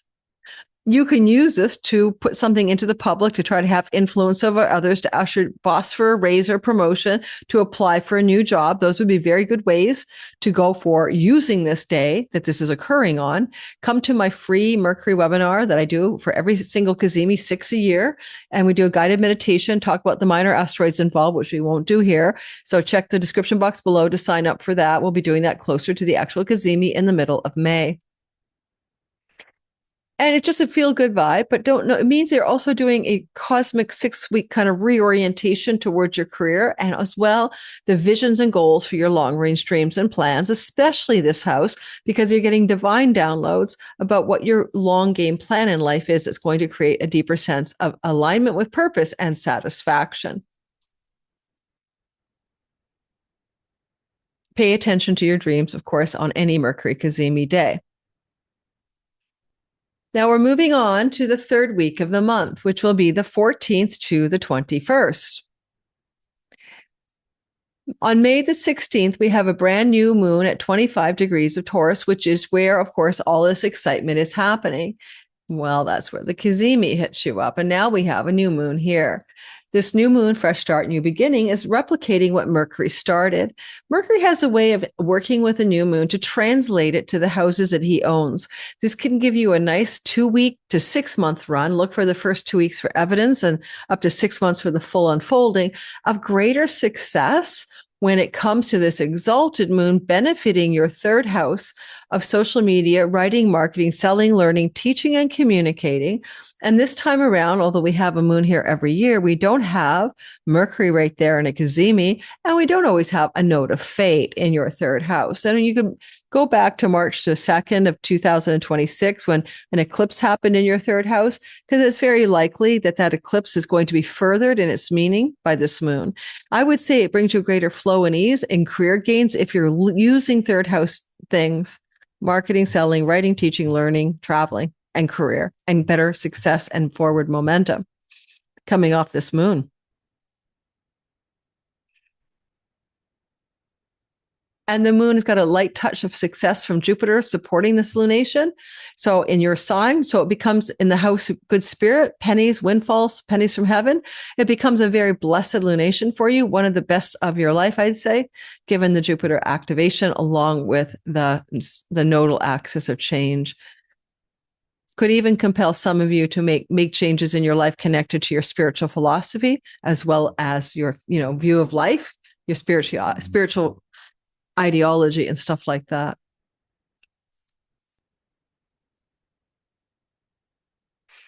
On May the 16th to the 18th or so, is it? Yes.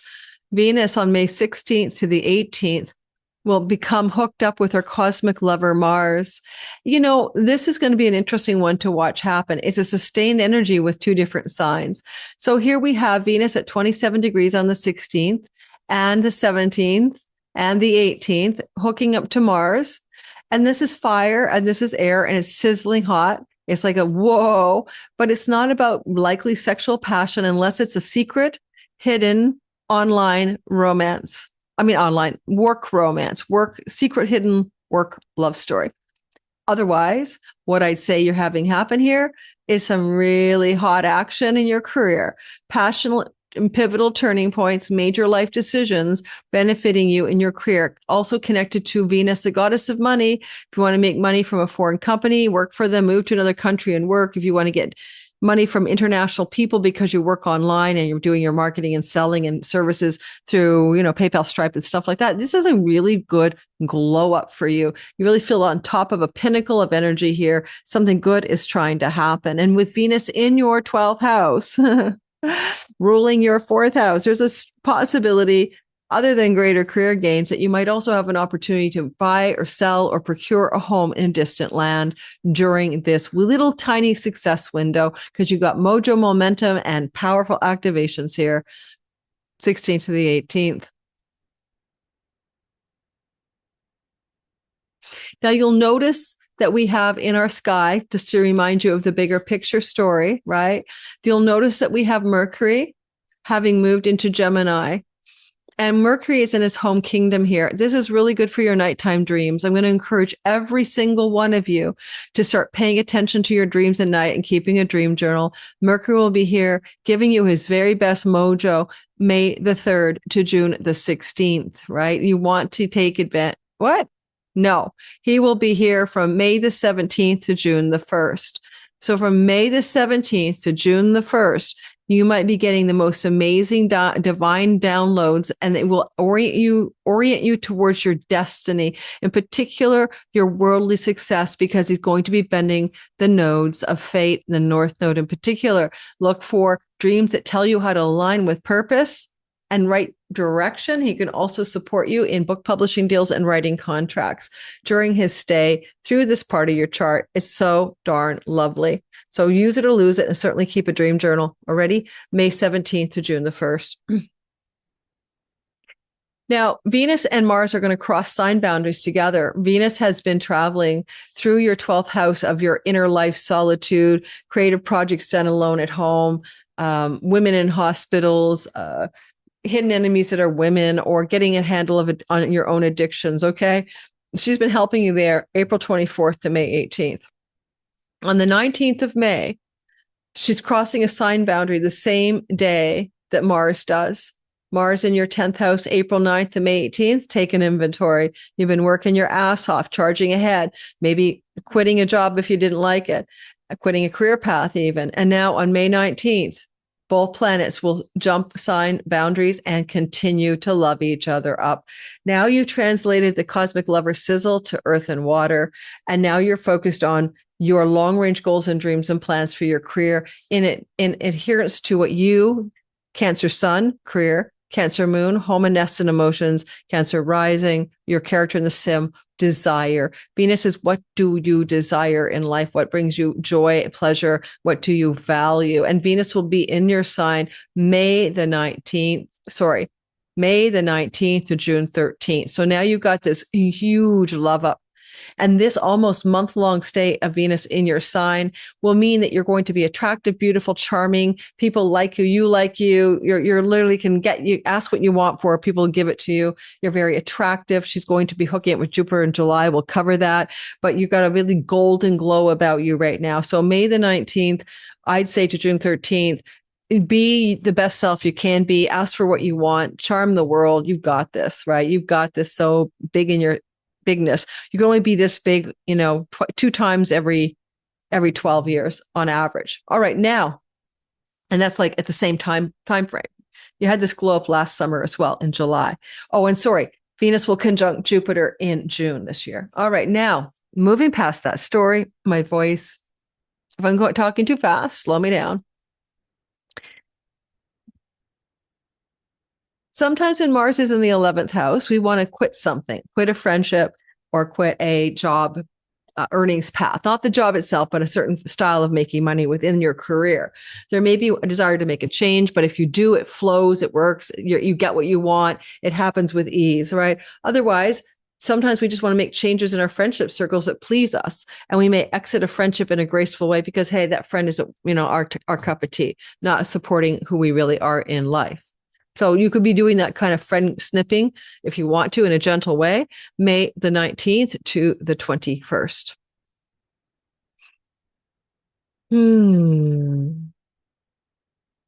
Mercury between the 17th to the 19th of May will be sextiling Neptune and trining Pluto. So Mercury in this flow to Pluto and to Neptune, this kind of combination makes this little beautiful magical triangle of ease, flow, luck, and grace. It's very good for money, digital income, borderless revenue, inheritances, taxes, career-based success connected to far-off lands, investment monies, and career success, because it really points up to your dream career energies being made manifest around this time frame of the 17th to the 19th, with possible implications for money coming to you from inheritances or far off places or distant shores in a big chunk. And it can connect to father figures or even spousal monies as well. And then there's a surprise because Uranus and Mars are conjunct. And you're going to feel that surprise pretty exact around the 18th. So, but go 17th, 18th, and 19th. And what kind of surprise is coming your way? Well, 12th house surprise, a surprise opportunity to travel to a distant land or shore, a surprise chunk of money coming from somewhere, somehow, some way. You don't see it coming. It's the same story, but it's got a little element of surprise I should have mentioned. So take advantage of the surprise. It should be positive. Okay, it should be more or less positive, I hope, because Venus is trying to protect you and she's here and she's a money goddess and give you the best of what she can give you here. Now, so I backtracked a bit for you. Sorry about that. And then, just like Mercury joined the sun and was in the heart of the sun and gave you a divine download a little earlier in the month on the 14th, now on the 21st, 22nd, and 23rd, the sun is hooking up with Uranus. Think of illumination or a bright flashlight on the place of your private life or hospitals or things connected to creative projects done alone in solitude. Now, there are expenditures sometimes in the 12th house, but the mini-Uranus trine is trying to bring something good. So I don't think it's an unexpected expense. But as the sun is joining Mercury and Uranus, but especially Uranus, the surprise can be financial because the sun rules your house of income and earnings. We will be seeing a big temporary on the 21st, T-square forming. So there can be a bit of a jolt of a surprise connected to money and earnings and resources that you didn't see coming. It could be connected to taxes or investments or earnings. All of that is true. So you have to let me know how that rolls for you. It's short-lived, so it'll pass. As all things do, guys. And then finally, Mercury and Saturn are having flow together. And this is the third week before we hit the gnarly fourth week. The kind of vibe that comes down here with Saturn is, unfortunately, Saturn's condition is what we call fallen, and he's in your 10th house of career. And the downside of this, and you have to deal with this for 2 more years, you'll be working hard and achieving results over time, but you might also be feeling like you're fallen in your hard work. It's just too much or too hard or not worth the reward, or is a juice worth the squeeze, as Menopause says, with the 7 of Pentacles. In your case, the Pentacles are your work efforts. And so watch for that pattern. Be careful that you're not like backbreakingly hardworking here. And then Saturn and Mercury in the short term hook up together in a flow. Good news, good developments, good information connected to money from distant employers and far off places, or digital income and borderless revenue. That kind of good money story wants to happen. Good information, good news, good money. Fallen Saturn in the 10th house conceivably has other meanings. It could have to do with money related to a spouse or an inheritance as well, but there's good news coming about that money. That would be a time frame to say, even someone in a hospital finally gently goes into that good night and liberates some family money for you. That's the kind of vibe there that can be happening in this just called life, right? The 21st to the 23rd. Now let's go for the last part of the month, the 23rd or so to the end of the month. The most difficult part of this is Mars square Pluto. It's going to be a big deal for the world. And I have a big video coming out about that. But, Mars in Taurus is not in good shape. So we see that Mars has crossed over the sign boundary on May 19th and will continue to be in the sign of the bull, like he's a bulldozer here, until the 28th of June in his exile from his Scorpio home. Not happy. This could indicate that Mars is operating in a way that's difficult for him and sometimes not good for anyone else either, like a wrecking ball or a bulldozer or something. And from Taurus, where he can be like a bull raging, right? Like you think about, the bull sees red. So there's a rager quality here. Mars is squaring Pluto. You might have a massive argument, disagreement, or blowout about money with a friend, with a sibling, one older. You might have a major, critical, difficult, challenging turning point regarding the gains of your career in relationship to your chunks of money that you are, procuring, whether they're commission checks, sign-on bonuses, and severance packages. This has kind of got Mars ruling your career house an I quit vibe, or you're getting money because you're quitting, and they want you to resign early, but there's tension in the sky here. Mars rules the house of your children. It may not even be about you.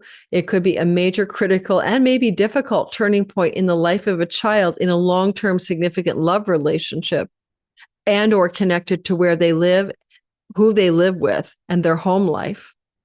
So it could also be about somebody else, and maybe it really actually is.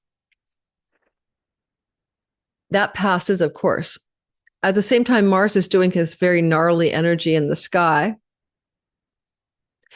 Another thing that's going on here is that the Sun and Pluto are in a powerful flow together. The Sun shining in the sign of Gemini and Pluto in the air sign of Aquarius indicates a supreme flow regarding your finances, or a deeper illumination below the surface of your psyche and your soul to help you witness and see karmic patterns that are no longer needed in your life, so you can put them to death and bury them once and for all. And that can include a turning point around addictions around May the 23rd to about the 26th. This is still all in play. With the Sun, it really begins to happen here. It begins to build up on the 21st. And it completes by the 26th.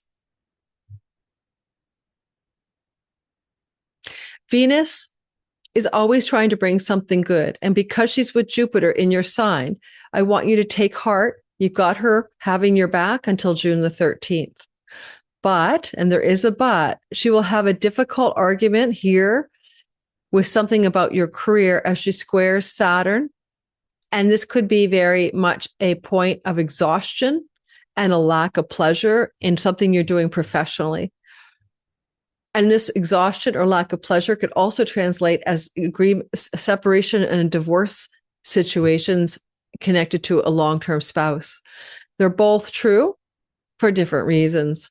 But when Venus is here and Jupiter's there, you're diving really deeply into what it is you truly want and desire in life. You are looking at your values. You are looking at your preference for enjoyment and pleasure and fun and bounty and hope and optimism and faith. You're feeling good about being you right here. This is Venus and Jupiter in your sign. There's something about being challenged by the Lord of your house of marriage, and challenged by the Lord of the house of your home life. So this can be a domestic strife with a marriage partner over your career goals and ambitions, and maybe you're not spending enough time with your partner. This could be a sign of extraordinary separation, agreement, divorce, settlement energy starting to build. And you just might be actually saying, girls just want to have fun. And so something about your life, around this time, around the 27th to the 29th, you're like, I'm taking a break. I'm calling my boss and saying, this is a Thursday. I'm taking my Wednesday, Thursday, Friday, Saturday off in the last week of May. It's like you could be hitting some kind of exhaustion, Saturn fallen in the 10th house, some kind of burnout of some sort, because it's squaring the pleasure part of reality. And Venus also is the ruler of the gains of your career, and Mars is in an I quit spot. So you can hit a critical moment where you just feel like, again, is it worth it? Am I having enough fun here? Maybe I want to change my path professionally. Then finally, the last thing to talk about is the Sagittarius 9-degree full moon on the 31st of the month. It is going to be taking cue from a new beginning moon that happened on December the 19th last year at 28 degrees of Sag. At this point, if you're an astrologer, you're asking me, what does Sagittarius represent? Well, I'm pointing it here. Sagittarius represents your house of work. It also can connect to pets, rental properties, and debts, debt servicing, and debt repayments. Having this planet and health matters as a full lunation could be fulfillment of an improvement in your health, May the 31st, connected to a seed for health improvements that you began to enact on December the 19th. And you put a ball in motion, and now you're fulfilling it. Jupiter is with your body, ruling the house of health. This doubles down on how this is probably for a lot of you, especially Cancer rising, about an improvement in your health that has come to fulfillment and fruition. And this moon is at 9 degrees when it's exact. Okay. And you will find that the possibility with this is it's going to play out as a sustainable improvement in health because it's got some support from Lord Saturn. Also, there's a strong possibility of a new fulfillment of a career or professional objective because the moon is in the work house and it is flowing to Saturn in your 10th. At the same time, if you were thinking about perhaps procuring a pet, Venus would say this is the time to buy a pet or to get a pet or plan for a pet. And you might have wanted a new pet ever since December 19th. And now you're thinking, yeah, it's the time for a pet. Why not, right? Rental properties are connected here with Venus's support as well. You may want to rent a room in your home, to rent your home out, or to rent a new home. So rentals and homes are very highlighted for you off this lunation. Now, the moon is happening on the 31st of May. And so therefore, a couple of days before and 2 weeks after, everything theme I've been mentioning should be evident to you. But don't forget, every new and full moon rolls out over 6 months. So it's also what could happen in the next 6 months, like the rental of a property, the purchase of a pet, all of those things I mentioned, the recovery from a health challenge, the sustainability and fortitude of a professional direction that succeeds over time because you planted seeds for this fulfillment in December. And now it's blossoming. It's blossoming. And if you had any goals or wishes or dreams for a particular professional direction, there's a conceivable possibility with Neptune's support that it's a dream come true fulfillment of a professional objective or goal that this moon wants to unroll like a red carpet for you. Starting May 31st, add a couple of weeks, look as well to the 6-month rollout. All right, guys, thanks for listening. Don't forget, like and subscribe, please, and hype and all of that. Share with friends and fam. I'll see you in the next video. Thanks, Cancer, for listening. Enjoy the month of May and have a very, very good time. Holy man, my voice. Take care, everybody. Find me on Substack, Pluto Chronicles. It's what I write there. My Patreon community, I teach classes. I do a bunch of stuff. Everything about me is in the description box. You can find me in my members only community here as well. There's lots of places to reach out and find me. Get on the Skyreader waitlist if you want to learn to time your best life from scratch to be your own astrologer. We're teaching that class for 7 weeks beginning in September. All right. Bye-bye, everyone. Well, astrology is the map. It is the terrain of time. And in our course, the Divine Timing Masterclass, we're going to be learning about 5 very powerful precision tools in astrology to time your best life. But here is the thing. This is a course that takes ancient timing tools and Time Lord tools, and yes, helps you navigate reality with greater ease and flow and even luck because you know how to work with it. But it is not the only part that astrology offers you. It's not only a prediction map of time. Once you start going down the astrology rabbit hole, you, like me, begin to wonder about fate and free will, like who's in charge here? Because you're going to see the arc of destiny, and you're going to notice if you use these timing tools, not only how to look forward, but how to look backwards. And one of the most surprising parts of this is that when we turn around and look backwards using astrology, we see pattern recognition and cycle repetition. So in my Divine Timing Masterclass, I've chosen 5 tools that I think I can teach intermediate to advanced beginner students. And I have taught this class before in 2022 and 2021, but not all of these tools. I taught 4 of these tools, I believe. So in our class, if you want to join me in the Divine Timing Masterclass for 5 consecutive weekends in the month of May on Saturdays, I'd love to have you there. There's a little checklist on my website that's going to ask you whether or not you think you're ready for this class, because you don't want to take this class if you've never before learned the meaning of the planets, the meanings of the houses, how to recognize the astrology glyphs. If you don't know the rudimentary language of astrology, this course will not be for you. Lunatic astrology. I could say that the most likely time for a windfall in your chart would be of any kind, a sense of money raining on you, or life is rewarding you, gratitude is your attitude.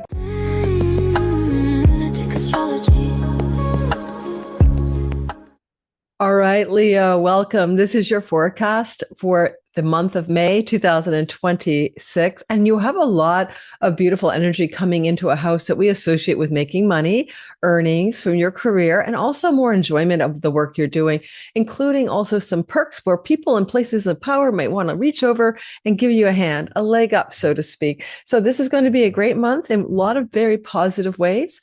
And the other thing I want you to know as a Leo, of course, is that you're going to be activated quite a bit this month by that sun as he travels through Taurus. You are solar ruled, and we pay attention to the sun, especially for you Leos. And we'll talk about some of the very interesting and positive activities that you're receiving from the sun, including possibly some very good luck. Welcome to the channel. My name is Lori Lothe, and in our time together today, over the next 30 minutes, we'll be going week by week through the major energies of this month. We have 3 lunations in this month, not just 2, which is exciting. And we also are coming into a time where the eclipses are behind us, and we also don't have the headache of retrogradation. And finally, thank God, Mercury has gotten out of Pisces. So there's a way that this kind of feels the first 3 weeks of the month of May better than we felt in a long while. That said, and there is a qualifier, the last week of May for the world and for each of us is going to be rather challenging. And we'll explain in your video how to get through that last week of May with grace and good flow. So if you're new here too, and you're just finding me, Lori Lothe, and I do put out all signs content as well as world astrology. And I'm so glad you found me, and welcome to my channel. If you like this kind of content, think of liking, subscribing, hyping, and hitting the notification bell. Astrology is a map of time. That's why we use it to GPS locate ourselves through various time terrains that are coming. And if you would like to learn how to time your best life with precision timing tools, I am teaching a 5-week class in May on Saturdays, 5 Saturdays in a row, 2 weekly Q&As. You can buy 1 module, sign up to learn in 1 module with me live, or you can also go for all 5 weeks, but this is for intermediate or just advanced beginner students. If you go to the website below, you're going to find out exactly how much you need to know in order to be able to take this class successfully. So all the information about am I ready for this class is in the website for the class, lorilothian.com, my new site. And you just follow through that link and you can check it out. Let's get started, because if you're listening to this in the end of April or in the first week or 2 of May, there's still classes till the end of May. You might want to grab one of the ones that are still coming up. All right. So first thing I want to talk about is by showing you the sky, so we can spin the wheel together. is looking at it together helps us all understand how astrology works. I'm more of a teacher than anything, guys. And so I want you to understand how to, catch a fish. So I'm not always giving you some fish. And one day you'll be fishing on your own, and maybe even being a professional astrologer on your own. So Leos, this is you. This is the symbol. That's the ascendant. If you're listening for your sun sign, you're listening for matters Leo suns connected to career and the essential core nature of who you are. Sun signs tend to wake up more after the age of 45 and be as relevant, perhaps, as a rising sign. Your rising sign is your simulation character avatar, ascendant, it's also called. It's going to be very stimulated by life events and very practically accurate for most people. Your moon sign is your feeling, thinking nature, but it also relates to your mind, in other words, but it also relates to your home and nest. And I always make jokes about this, but I shouldn't. Every time I have an eclipse to my moon, every 18 years, I move. Very significant relocation happens for me. So keep in mind that moon can be home and domestic and private life related themes as well. Listen for all three, and over time, you'll learn what is going to work best for you. The first of the month begins with the first moon. May 1st, we see a very big full lunation in the sign of Scorpio. That is your fourth house of home, domestic life, and the people you live with, property, and sometimes real estate. Given that the moon, which will occur at exactly 11 degrees of this sign, will trine the North Node in your 8th house. For some of you, there may be some legacy wealth, inheritance money coming, or money from a property sale, or money available for a property purchase. The full moon is a completion of a new moon, and the new moon happened on November the 19th, 2025. In essence, then, in November of 2025, you planted some seeds, new beginnings, maybe had some plans around home, property, land, real estate. Some of you might indeed be able to sell or purchase real estate off of this particular lunation, which is also strengthened and fortified by Jupiter, witnessing it from exaltation. You might even want to purchase a property or land or move your home connected to foreign lands and distant shores. There's a slight off chance that somebody with wealth in a hospital setting will want to pass money your way, and that could be money coming from up your family line. All right. So, and with the moon, look for 2 weeks after May 1st to see evidence for that, but also give it up to 6 months to fully complete. On May the 1st to the 3rd, slow me down if I'm talking too fast. On May the 1st to the 3rd, Venus will sextile Saturn for something very positive with love and money. That's about enduring and making things happen over time with discipline. Well, where Venus is sitting is going to be powerful for you. This is how I started this video. This is the house of the career gains. The gains of the career can be money, perks, rewards, the corner office, more fame, more influence, or somebody who's a female in a position of power offering you some positive career support. And Saturn is over here in the house of one's Dharma. Now, there's another thing about where Saturn is, Dharma being life purpose. Saturn is also in a house that we would connect with being like the hand of the king. If you work in a supportive or administrative role to someone in power, like a second in command, then this is going to be something very positive emerging here, maybe financially, to support the idea that you are getting a perk of some kind. Otherwise, you may have an opportunity to travel with a sibling one older or a friend to some place. Mars loves to travel in that 9th house, to some place that you probably have a karmic connection to and maybe have been to before because of where Saturn is sitting. And you've got the protector of travelers on the road, Mercury, in your 9th house. So, well, we're all afraid of international travel, and this is mostly international, but it could also involve domestic because of Venus. Then I say, go ahead and take that opportunity to travel May the 1st to the 3rd. On May the 2nd to the 7th. Oh, and you could win from a court case, I should say, some money, some payout as well during that window of time, May 1st to the 3rd or 4th. On May 2nd to the 7th, Mars will square Jupiter. Now, Mars is in his home kingdom and Jupiter is exalted in Cancer. So the square between these two planets on the May 2nd to about the 7th timeframe is actually going to be quite positive in a lot of ways. And you might end up with something going on here. Like, I don't know, you could find yourself having, they're both 12 and 8 lands that are foreign or far from where you live. So again, it's kind of tying in with Venus, Saturn. Golden travel opportunities may emerge. And it could also involve opportunities to travel connected to siblings, whether you plan or take the trip in the first week of May. I'm not sure. Jupiter can be backroom deals and negotiations, and legal and court dealings favor you and look like you could come out on top. But because it's a square, you're also having to take urgent action and make a decision and act on it as soon as possible. A sibling one older or two older can be involved in some of these decisions and actions that must be executed in a timely manner in that first week of May. If you're in a university college setting, there's also some very positive developments regarding either being accepted into your favorite school or doing really well or getting a great grade or having everything really smooth out. But again, there's an urgency around decisions and actions because of the square for you to respond to something that is happening that should be quite positive.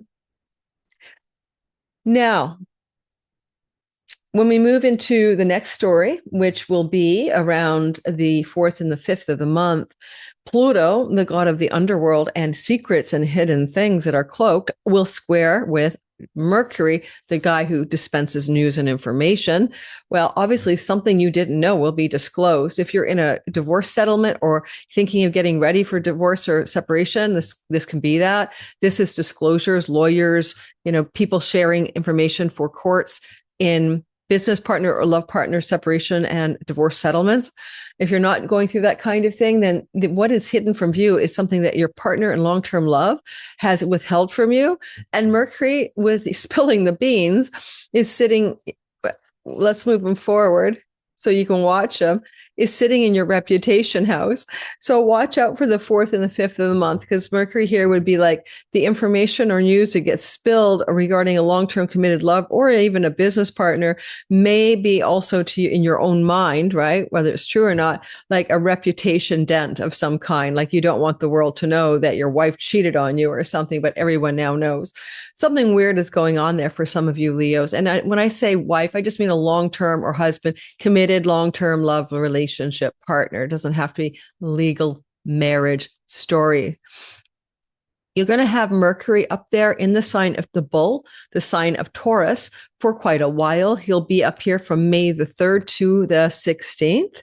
So as you have Mercury in the 10th house, you're doing a lot of communicating for your work. You're working hard. You got a Taurus sun, the ruler of your sign, fortifying you with bright lights and attention to your career. And you're really focused on trying to succeed. As Mercury travels through here, you may get some new deals, negotiations, or contracts that up-level you in your work setting and give you more wealth or more power. You'll see this is possible for you in the window that I mentioned, again, May 3rd to the 16th. As we go into the part of the sky where we end up with a Capricorn lunation, and that's going to be right here. So I want you to see the Capricorn moon. Let's move that moon here.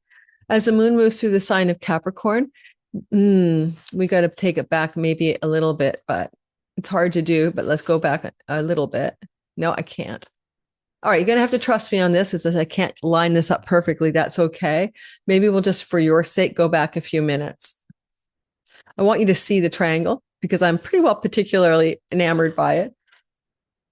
Very practical Earth trine will be forming for some wealth and success on May the 6th. And so watch for a big blue triangle forming in the sky. And I lost your sign. So I'm not going to belabor this, guys. Sorry about that. It's too hard to keep track of it.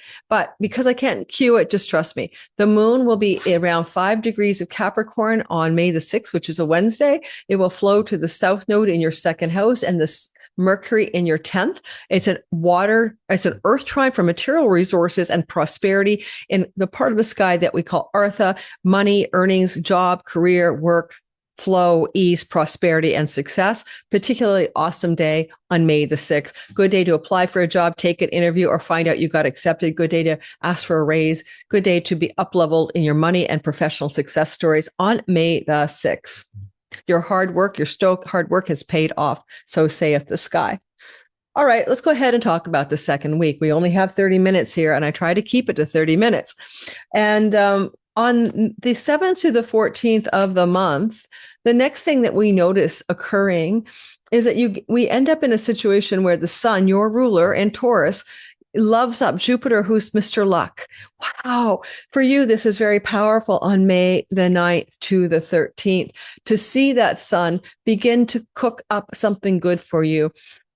And this can be a chunk of money or prosperity coming in your career through backroom deals and negotiations, through something to do with digital income, borderless revenue. If you work for an international company or a foreign person or place, or if you live in a foreign country to your birthplace, it's just kind of a whoosh. Here we go. Opportunity, golden, lovely, easy, flowing. Say yes. Just say yes. Jupiter usually likes to give us prosperity and abundance. So in some way, this feels like even a boss, solar figure in the 10th house could be the boss or the company head, wants to bestow something very awarding, rewarding, or positive toward you, May 9th to the 13th. And then what's really cool is that Mercury follows that same story back to back. I'm apologizing about this, but what can you do? And Mercury, when he comes up and does the very same story, and that will be on May the 11th to the 13th, right? So there's a 1-2 punch, right? Mercury, Jupiter. Then you're getting the contract, the agreement. You're getting the information you need to say yes to what has already emerged. And when the sun is actually waking up that Jupiter, and the sun is your ruler, so you're going to really want to say yes, right? Remember what Mercury is in charge of here. He's in charge of your social media sphere, writing, communicating, third house stuff, marketing and selling. And he's also, Mercury, in charge of your 11th house. And because Venus is blessing your 11th house, there could be a moment there where you're getting a nice surprising increase in financial gain from your career. But Mercury represents the contractual or the agreement stage of something. Somehow, some way, you're going to up-level your career success at this time. The whole second week of May glows you up in the career stories. There is a possibility, just very slightly, that you're extracting money from legacy wealth from a family member in a hospital setting, and that it's all happening in the 10th house because it's very visible to the world in some way. You know, everyone knows what's going on for you around that. But otherwise, it looks like career glow up as well, or mostly even. There's a Mercury in conjunct the sun, one of 6 conjunctions of the Mercury to the sun called a cazimi, and this each year, and this is happening on May the 14th. Come take my free Mercury webinar. We do guided meditation. We look at the asteroids and we find out how to harness this very lucky day where you can use it or lose it. And it brings also spontaneous divine downloads and good, happy surprises, perhaps. This is going to happen on May the 14th.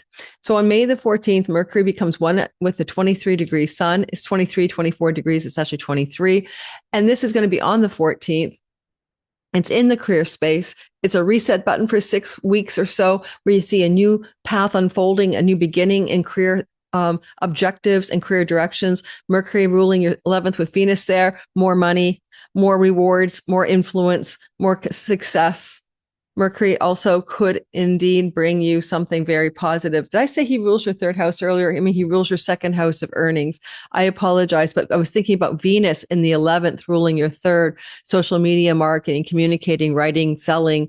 All of that was activated when the sun and Mercury were flowing to Jupiter because Venus is being guided by Mercury. So, but also Mercury rules your income and earnings. So there's a lot going on, 2nd house. There's a lot going on that supports some kind of real superior beginning of some level of success, red carpet rollout in your career, happy new beginnings, more work, but more enjoyable work, feeling like the hard work is paying off on multiple levels.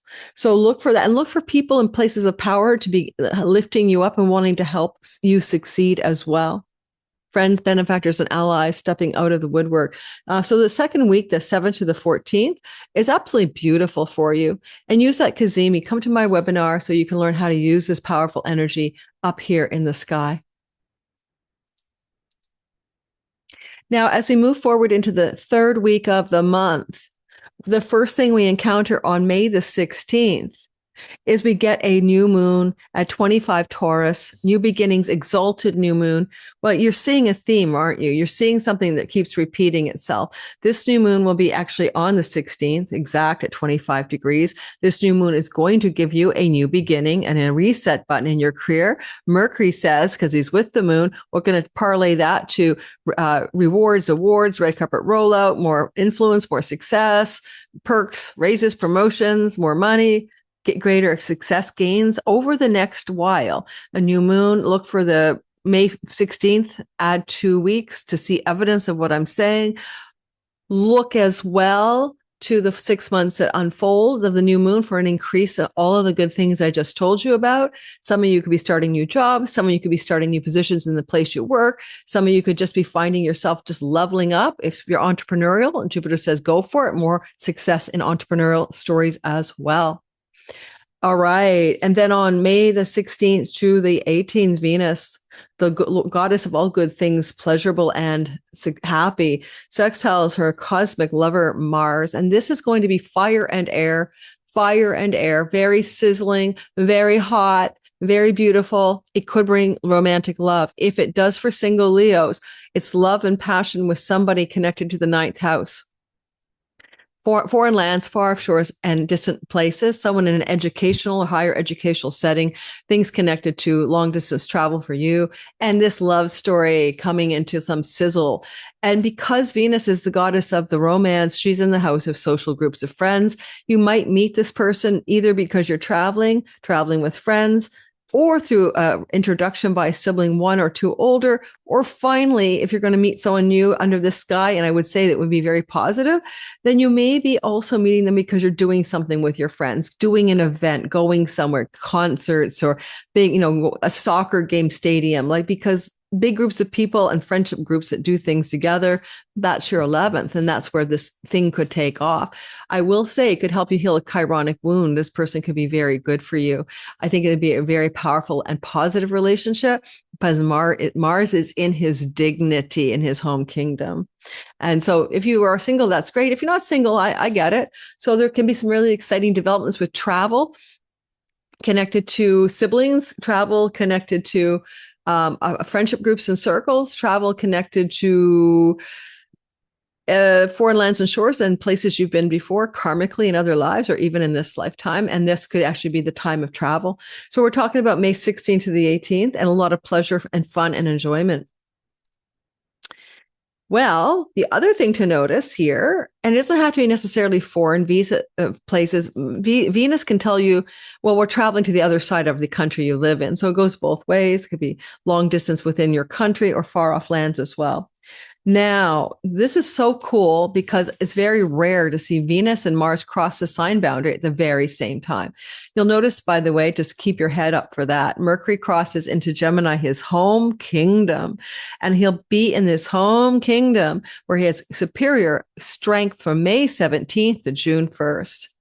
One of the things about May 17th to the June 1st Mercury story, especially with Venus here in the very beginning, like I would tell you that May 17th to maybe the 19th, there's something very good happening to do with your social life or money and news around increased financial gain, like a raise or promotion could come your way May 17th to the 19th. But anyway, Mercury up here makes for fun social times with friends, a lot of communication, sometimes getting on a podcast or in front of groups of people to speak. You're very busy in your social life as well during the Mercury transit with your groups of friends. This will be again May 17th to June the 1st, May 17th to June the 1st. Hope I said that right the first time. Now, watch Venus and watch Mars cross over on the 19th. And we got to get you back, Leo. We lost you. No. This is not me, guys. The software, when I click something, isn't holding, which drives me nuts. Okay. So watch Mars and watch Venus cross over the sign boundary together. All right. Look at that. Holding hands, they jump a fence. And now you've got 10th house career and Venus in your 12th house. So career direction, momentum. However, Mars in detriment, in exile, we would call him, is a bulldozer, a bull. And he will make decisions and actions in a kind of fixed, steady, plodding way. But he's also not in his very powerful, positive home of Scorpio over here. And so there can be a sense here for you of working really hard, like a bulldozer, plowing the soil and not giving up, right? And the soil's really hard to plow all the way from May 19th to June the 28th. And there is a condition of potential exhaustion and overwork if you're not careful with this condition of Mars, especially the ingress with the sun being up here as well. baking in a kind of life force vitality depleting level of hard work, May 19th to June 28th. Keep an eye on that. Don't overdo it. Spend more private time at home alone. Do puttering in the home, fix the home, do things in the home, take trips away from home. That's the antidote to what looks like, holy man, are you ever plowing through a lot of work in your work life? Maybe it's a new job and you're trying to prove yourself. So watch out for May 19th to June 28th for exhaustion and depletion of vital life force energy through overwork in your career. If you have a career, if you don't, and what are you doing in retirement land that makes you exhausted? Just stop already. The cosmic lovers, look at that hot love path there, and Venus in your 12th house, the pleasure and the love of solitude, creative artistic projects done home alone, including like whatever, making jewelry, writing books, whatever, and also bed pleasures. If you are somebody seeking a little more fun in the bedroom, Venus loves to bring it when whether you're alone or with others, on the 12th. In the 12th house. And she's up in the 12th house between May 19th and June 13th. So looking for pleasure in all activities done in solitude is a vibe there as well, in very deep privacy levels. And she could also increase your earnings from digital income and borderless revenue, foreign lands, and foreign people. She'll be there May the 19th to June the 13th. But here's what I want to bring up. Look at this. Look at this story. So now the cosmic lovers have gotten to earth and to water, like muddy pots that go into the kiln. What is this? Well, it looks like all that hard work is trying to give you 12th house rewards. And some of the 12th house rewards are tricky because you have to really look for them. They could be like, I'm working really hard, but then when I get home, I just turn off all the noise and I go off on a digital detox and I meditate on my sun porch or something. So it's kind of a combination of finding the stillness and the spiritual renewal while you're also working really hard. And the other thing is, because this is money you would accrue in our modern realm, because you don't have a border, international money coming to you, especially with Jupiter, these guys will conjunct in June. Even though you're working hard, the remuneration or the payback is really going to show up if you're in those kinds of fields, or even if you just work for a foreign or international company. My, would that be a love affair? Yes. Secret love affairs for office romances and professional secret love affairs. So if you are into secret love affairs in the office or something like that, or getting down with the boss, this could be love with the boss because of the sun, then that could happen for singletons. Watch for those love affairs between the 19th to the 21st to spark up, and then not judging you, especially if you're single. So the 19th to the 21st, go for those collegiate love affairs if it pulls you in. Might be fun. What about the next story? It's kind of actually happening on the 17th to the 19th, that Mercury will be in touch with both Neptune and Pluto at the same time, unrolling between the 17th to the 19th. Mercury, he wants to have a conversation with the god of the underworld in your house of marriage. Also clients, audience, and marketplace. This could be trolls, but Mercury is in dignity. So there can be conversations going on with a sibling, one older, connected to business partnership agreements. There could be some conversations or unearthing in a positive way, deep, intimate conversations, sort of laying it all bare with a friend, with a sibling, one older, with a sibling 3 younger or 3 older, or in this case, with your spouse, okay? And maybe some social events as well that are deeply transformative and rejuvenating for you and your partner in long-term love.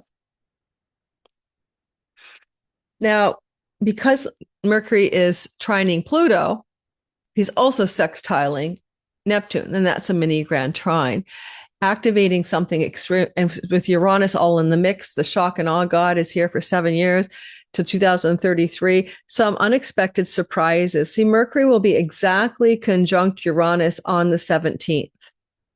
And so what is it that will surprise you, but bring positive surprises connected to spouse, legal contracts and deals, court settlements and court cases, including divorce settlements, and matters connected to positive, beautiful, but surprising developments from the house of pennies from heaven and windfalls. So you may be coming into some sense of glorious money coming down and raining on your head professionally or in any capacity at all. Let's see what happens. But because it all points to Neptune, it's like a dream come true or a vision and a coming true in alignment with your deepest life's purpose.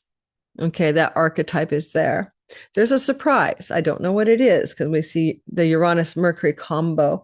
When we move into the next narrative, I want you to pay attention to the fact that Venus, the goddess of love, will be a little disillusioned or disappointed or trying her best to figure out what's real. She's also the goddess of money.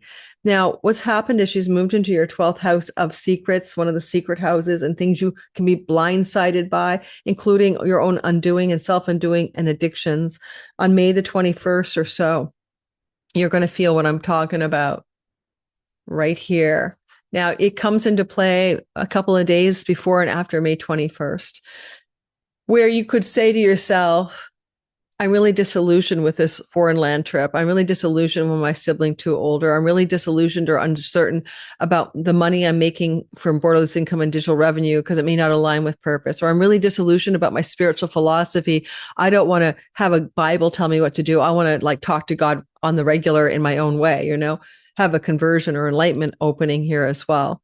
If it's about love, and it could be, then there's a little bit of a disillusionment, especially if the new love affair that probably started up connected to travel and foreigners came through. But it doesn't have to be heartbreakingly disillusioning because Jupiter is being very protective of the story. It could be a need to look below the surface and ask in love, is this real, or what part of this is real?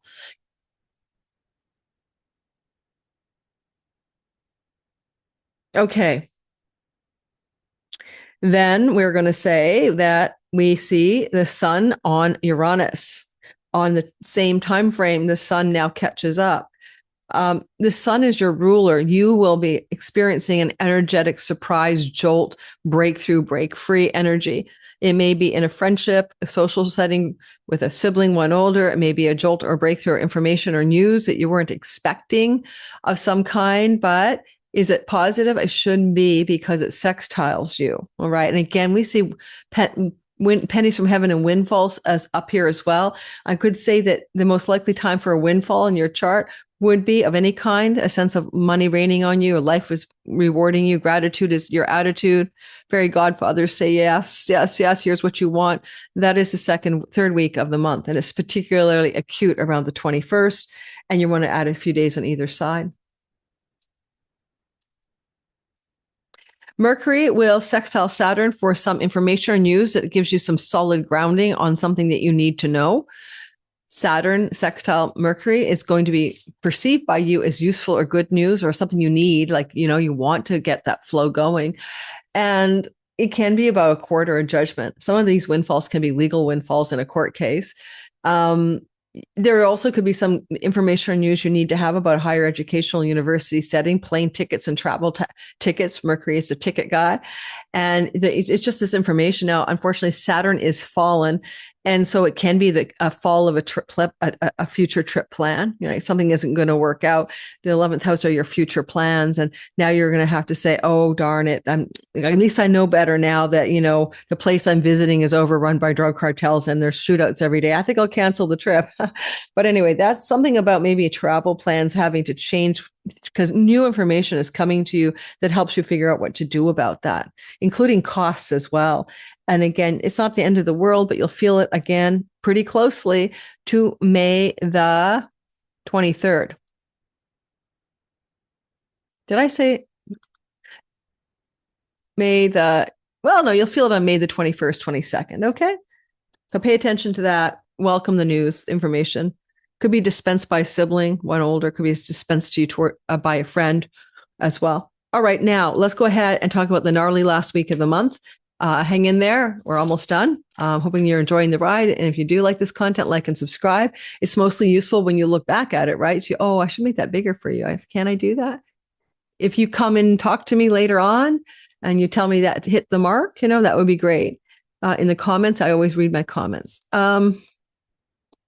The last week of the month, May the 23rd to the 26th, Mars and Pluto square. Bad news for the world and acts of war and terror. But for you, hey, May 23rd to the 26th, you're not in that story. You're a person.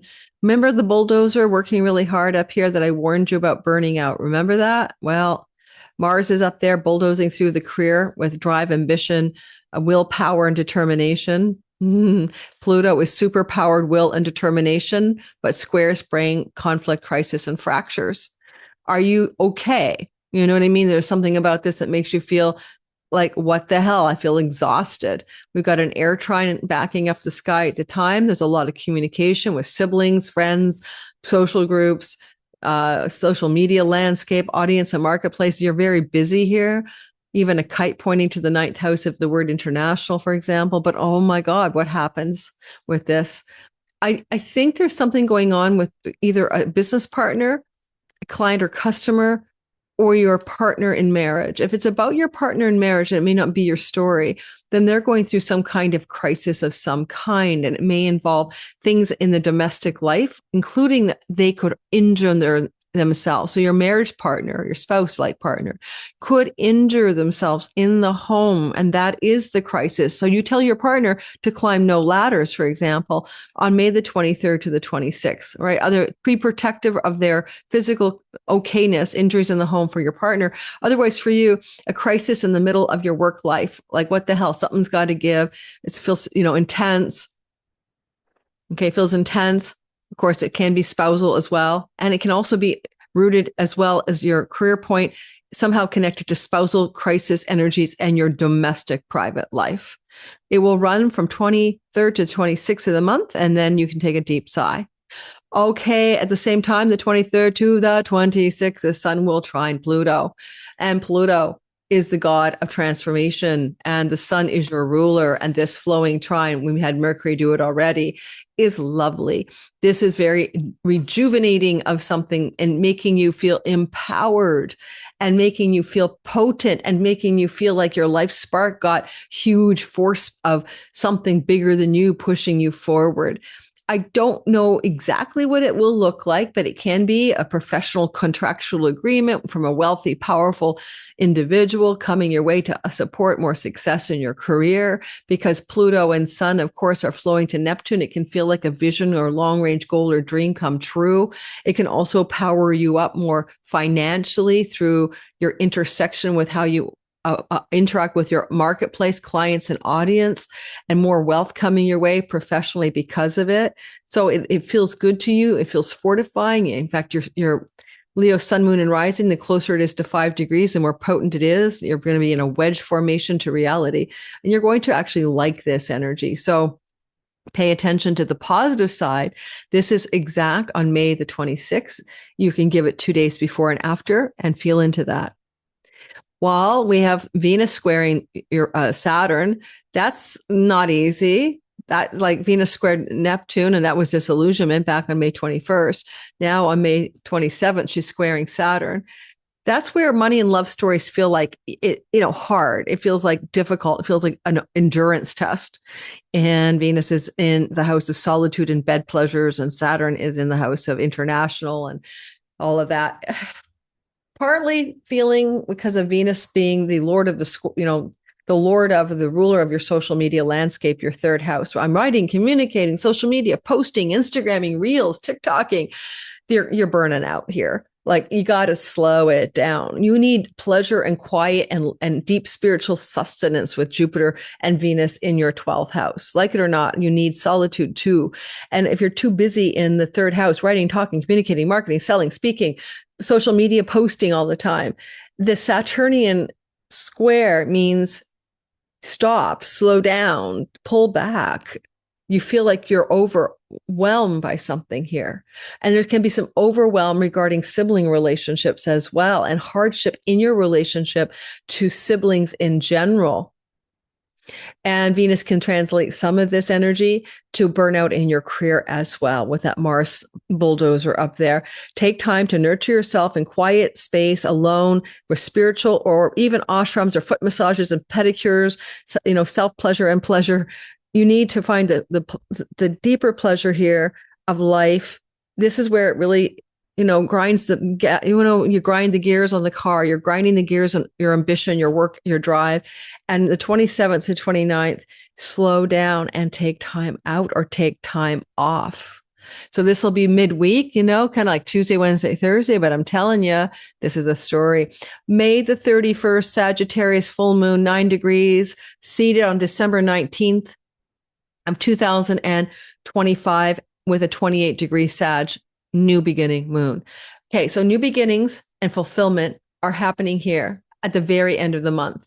This is a house of fertility, pregnancy, and children, and romantic and sexual love, artistic, creative, and entrepreneurial business projects. So my Leo sun sister started a new entrepreneurial business and she got the domain. The seed was planted back in December 19th or so. And now she's actually got her domain and her business thing going. Creator sidekick. And so she loves working, supporting me, and she might be a new business model. And I think what I would say about this moon is that it's also a fertility signature for you. If you're capable of having children, Jupiter rules children in the sign of the mother. Venus is fertility and she's there, but it's likely not about you given this angle, you or your partner. It's more likely connected to your children. It is feasible under the sky to have this Sag full moon fulfillment, shining a light, showing you something about one of your kids having a baby, okay, and you being a grandparent, which you can see up here with Saturn.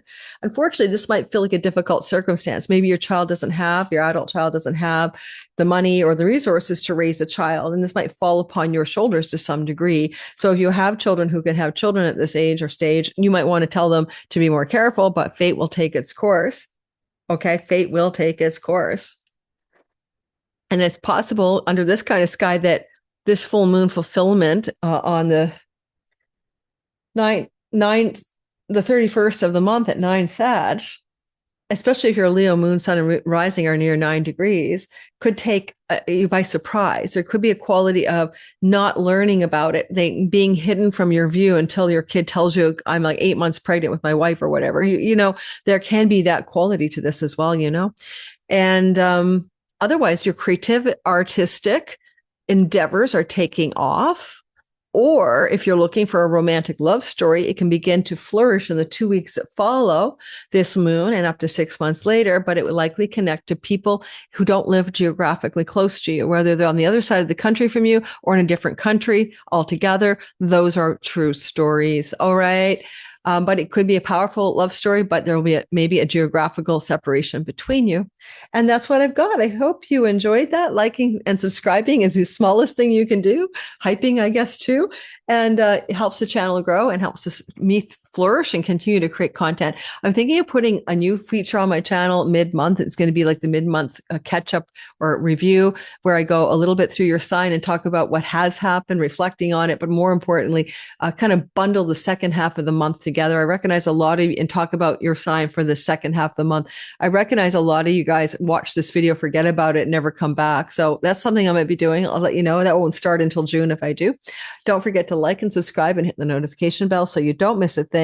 Check my members only section, my Patreon community here, early access ad-free content on Patreon, extended content on Patreon and here, occasional live streams with me here. You know, it's whenever I have something I want to talk about to you guys usually, and it's not all the time because I'm so busy, but you will get some live streams with me here. If you're joining my membership, I'd love to see you. And come just check out the Pluto Chronicles and Substack. It's free. And I write world astrology completely unplugged because I can say what I want over there and not get shadow banned or demonetized. Thanks, guys. I'll see you on the next one. Take care and have a wonderful month of May. Well, astrology is the map. It is the terrain of time. And in our course, the Divine Timing Masterclass, we're going to be learning about 5 very powerful precision tools in astrology to time your best life. But here is the thing. This is a course that takes ancient timing tools and Time Lord tools, and yes, helps you navigate reality with greater ease and flow and even luck because you know how to work with it. But it is not the only part that astrology offers you. It's not only a prediction map of time. Once you start going down the astrology rabbit hole, you, like me, begin to wonder about fate and free will, like who's in charge here? Because you're going to see the arc of destiny, and you're going to notice if you use these timing tools, not only how to look forward, but how to look backwards. And one of the most surprising parts of this is that when we turn around and look backwards using astrology, we see pattern recognition and cycle repetition. So in my Divine Timing Masterclass, I've chosen 5 tools that I think I can teach intermediate to advanced beginner students. And I have taught this class before in 2022 and 2021, but not all of these tools. I taught 4 of these tools, I believe. So in our class, if you want to join me in the Divine Timing Masterclass for five consecutive weekends in the month of May on Saturdays, I'd love to have you there. There's a little checklist on my website that's going to ask you whether or not you think you're ready for this class, because you don't want to take this class if you've never before learned the meaning of the planets, the meanings of the houses, how to recognize the astrology glyphs. If you don't know the rudimentary language of astrology, this course will not be for you. Lunatic astrology. Positive, surprising new beginnings and developments in career. You got the job, you got the promotion, you got the raise, you got the whatever, the thing you want in your career. Looks like you're getting something that you want.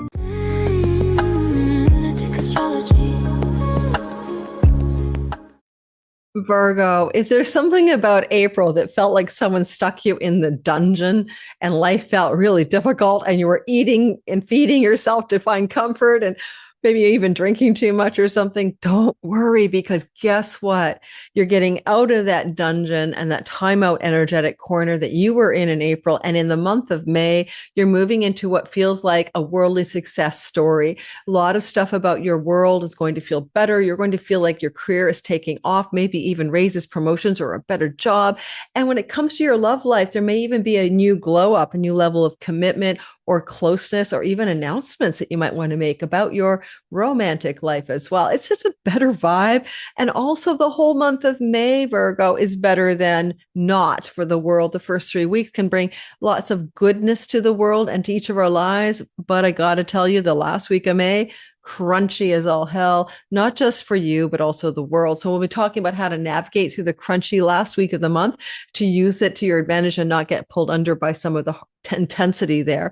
So we're going to go through the video for your sun, your moon, and your rising sign. And we're going to do that week by week. Welcome if you are new. My name is Lori Lothian, and this is the Western Tropical Zodiac. We're using the whole sign house system, of course, the traditional ancient system. The only way you can listen to any YouTube videos is to acquire intimacy with that house system, how to do your chart and whole sign houses, free video tutorial, cast your chart and whole sign houses, the game-changing house system of the ancient world. Now, one thing I want you to know is that your sun, moon, and rising can all be applied here. Sun is your career purpose and essential core self. It's your game player. The simulation avatar in the game itself, the character you're playing, is the ascendant. Ascendants are very circumstantially sensitive. The moon is how you think and feel about your life. Your moon sign is also your home, your nest, and your domestic private life. Try listening for all 3. I suggest your sun sign becomes better after 44, 45. You become more intimate with your solar energy. So listen to all of them and see what happens for you. Now, hi, guess what? I'm so excited. I remind myself of how much I love to teach every time I do. I am a teacher by nature and heart, Jupiter in my second house, and I in Pisces, and on a star of esoteric knowledge and wisdom, Fomalhaut. And I am so excited to be teaching my Divine Timing Masterclass. If you want to join me, this 5-week course is either taken modular, 1 week at a time. Choose what courses you wish to study. Precision, ancient, divine timing tools will be taught by me. Some of them are really cool and not that commonly used. And we begin on the first Saturday of May and run for 5 Saturdays in a row with 2 weekly Q&A calls for your questions. And I can guide you through the process, do some demo charts of students. If that interests you, come aboard. This class will not be taught maybe again for another year, probably won't. Last time I taught it was 2022. I'd love to see you in class. And if you get this video at any point in May, if there's still some weekend classes left, check it below. You can sign up for those classes. Intermediate and advanced beginner only. But I love teaching and I love being with students. So we'll have a lot of fun. Now, I'm going to roll the wheel. And we're going to go week by week. We have 3 moons in this month. That's very unusual. We have 3 lunations, not 2. So that's going to be interesting. And we also can say that the sky wants to roll and flow in good ways. That's another positive thing. And Mercury, who you're ruled by Mercury, you're a Virgo. like a Gemini, he's your guy, and he's doing some very positive things in the sky this month. And you're going to like that stuff. You're going to like what he's up to. You're going to go, thanks, Mercury. You're my guy. Thanks for helping me. If you like all signs content, please like, subscribe, and hit the notification bell so you don't miss my videos. I really do a lot of videos for each sign every month. So keep that in mind. It's not just world astrology. It's also all about you. Now, here we have it. This is a Virgo symbol, right? There, that's the ascendant. It could easily be your sun is in the first house or your moon in Virgo. That's how we derive it.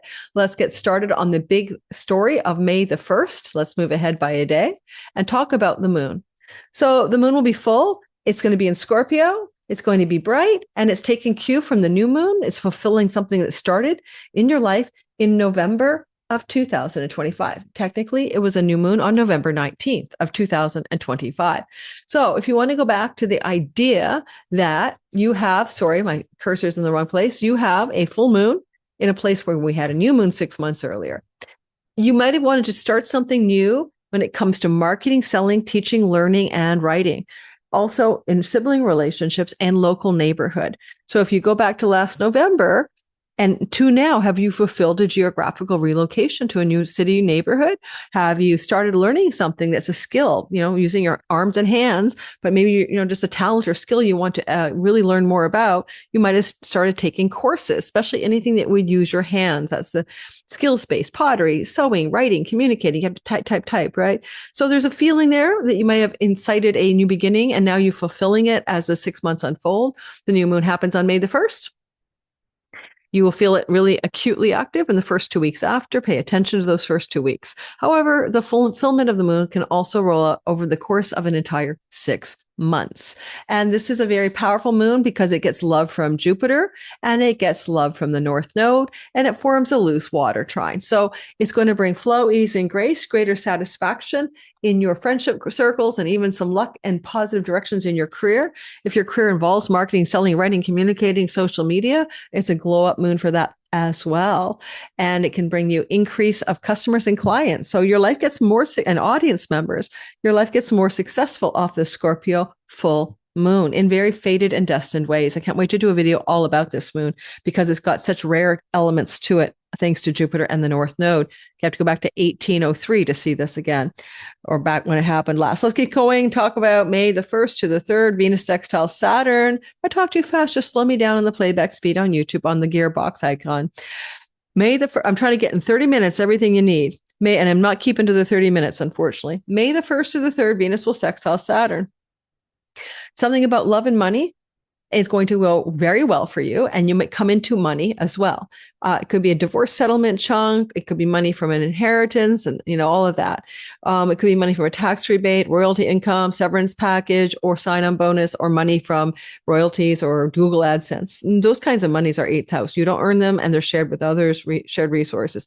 Money from your in-laws as well. Now, Venus has moved into your 10th house. Pay attention to that, because you're going to like your career, or you're going to enjoy your work, or you're going to be rewarded well for the work you do. And if you're retired, you're enjoying your public reputation. It's going to get a glow up there. And Venus will be up here from the weeks of April the 24th to the May 18th timeframe. So you've got a Venus glow up, April 24th to May 18th. It allows for some success in your career. Yet when we first step into May, the 1st to the 3rd, she hits up Saturn, and we become, well, you'll feel it a little bit before too, just before the month starts, the last couple of days of April, the first 2 to 3 days of May. And I guess I'd tell you something like, you could come into money from an elder, somebody older, Saturn in the 8th house, or like an wise old woman or man.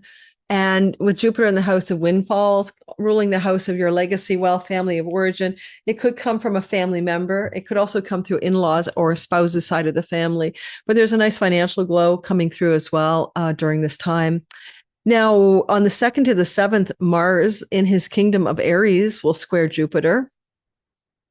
Mars is strong. He's strong like a strong warrior, April the 9th to May 18th up in Aries, right? So we're continuing this story. This is the dungeon that April besought you with. It'll be going away in May. You'll start to see this break up. So we'll get to that.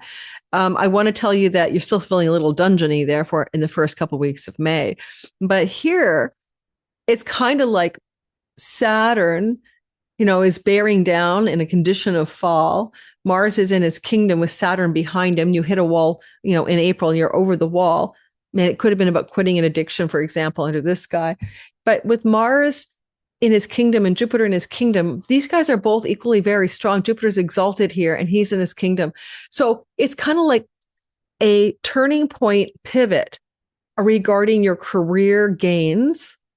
And it particularly 11th house would be like influence and fame and more money and raises and promotions and Academy Awards moments. Jupiter is the success, the prosperity, the abundance, and the glow up, exalted. And you might be getting a raise or promotion, or you might be starting a new job. But whatever this is, it's also going to activate something to do with your finances in a very likely positive way. But Mars says take an action and make a decision ASAP. It requires you to take a leap and do it, right? Mars is the decider here. And because Mars is also, as he's making you choose or decide or get your act together, because he's also the exaltation lord of where the sun is sitting. Again, money from an elder father figure may arise in your life, maybe through family legacy, wealth, and inheritances as well, between May the 2nd and the 7th. It feels like a windfall, but comes with a hardship. All right, moving past that story to the next one, Mercury squares Pluto on the 4th and 5th. Uncovering something hidden through understanding, ideas, or news, something being unearthed or revealed. Mercury will be in the house of secrets and psychological stuff, including working with your addictions and self-undoing, 12th house, or family secrets and stuff like that. But because Mercury is talking with Pluto, cut, I can't fix that. Mercury crosses out of that secrets and families and stuff, let it go. And now he's in Taurus and he'll be in the sign of the bull in your 9th house for a long while, May the 3rd to the 16th.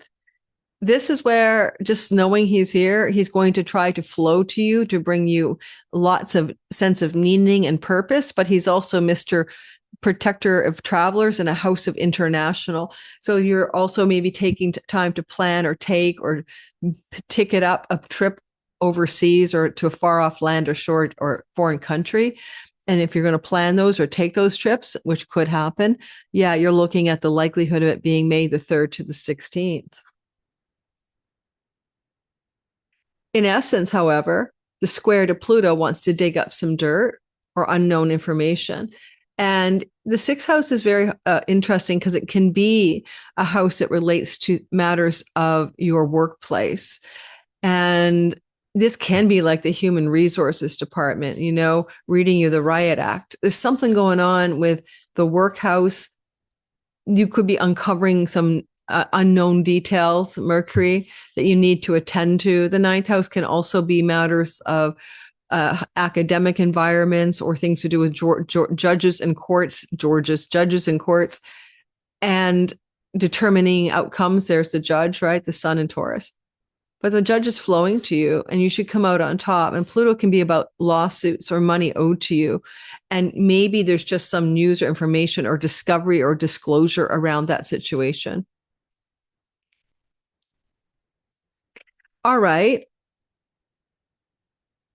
We have a beautiful Earth trine forming as the moon will move on May the 6th and enter into the sign of Capricorn. Now, what I like about the Earth trine that's being created here, and it's actually Moon, Mercury, and South Node, and it affects you very personally. And the closer your sun, moon, and rising is to around 5 degrees of Virgo, the more intensely you feel it. Is it trying to do with your financial and material resource success in the real world? But it's also connected to the house of children and grandchildren, houses 5 and 9. So there is a possibility that this leads to something very significant, but likely positive happening with children and grandchildren in your life around May the 6th. Now, it is with Venus, the goddess of fertility, and Uranus co-joined together, possible that this guy could reflect an announcement that you weren't expecting, that one of your children is pregnant. There is that quality to this, right? Announcing a grandchild is coming or something like that. Otherwise, it's like, okay, your creative, artistic, entrepreneurial expression gets lit up with a kind of sense of deep meaning and purpose. And you're feeling really well rewarded by this energy. And you have a bit of good fortune going on as well, which could open up pennies from heaven. But unfortunately, some of those pennies from heaven still connect to the house of inheritance. So it's a mixed bag. That's Jupiter Moon opposition and the eighth house. There may be an opportunity for leisure and romantic travel emerging May 6th, connected to distant lands and foreign places and people. On the 8th to the 14th of the month, we're going to see the Sun and Jupiter come into a sextile, which is a golden opportunity vibration.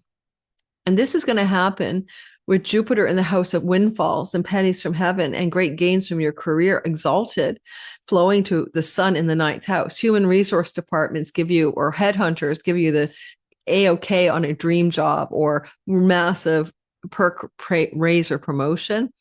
Maybe you'll feel with this energy, which is very active, May 9th to the 13th. This is May 9th to the 13th. Maybe you're going to feel something very strongly activating around abundance and wealth from a father figure up here. And also the strong possibility that this can bring you into contact with very lucky opportunities for international travel, maybe connected to your career and its gains, or connected to groups of friends, or to a sibling one older.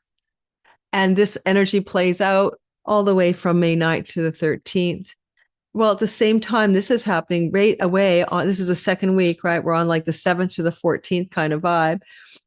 Right away after that, Mercury sextiles Jupiter. Now, Mercury has got some information or news that he wants to talk about, and even contracts and agreements in a house of legalities. So, for example, should you come into some family money, now you're dealing with lawyers and contracts and signing, right? So there's something like that here. Or maybe this is buying the tickets or settling on the dates for when you want to travel. But because Jupiter is involved in exaltation, it brings golden lucky vibrations to you. And look at this moon here at the same time, creating a mini trine. It could also involve opportunities to set a wedding date with a long-term love partner. It could open up opportunities for long distance travel with friends and or a long-term love partner. It doesn't speak to me of finding a new relationship, but it can bring joy and satisfaction and closeness in an existing relationship. And it could even involve you as a couple traveling together or planning that trip. You're feeling the second vibe with Mercury, May 11th to the 13th, 14th.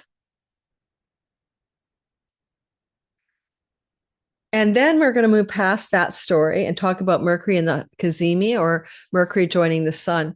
When this occurs, Mercury and Sun, it's a very lucky day. It's a 6-week reset button.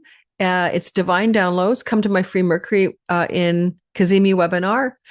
I do 6 of these a year because we talk about how to harness this day in advance and use it. So you'll get lots of details about how to harness this based on your sign.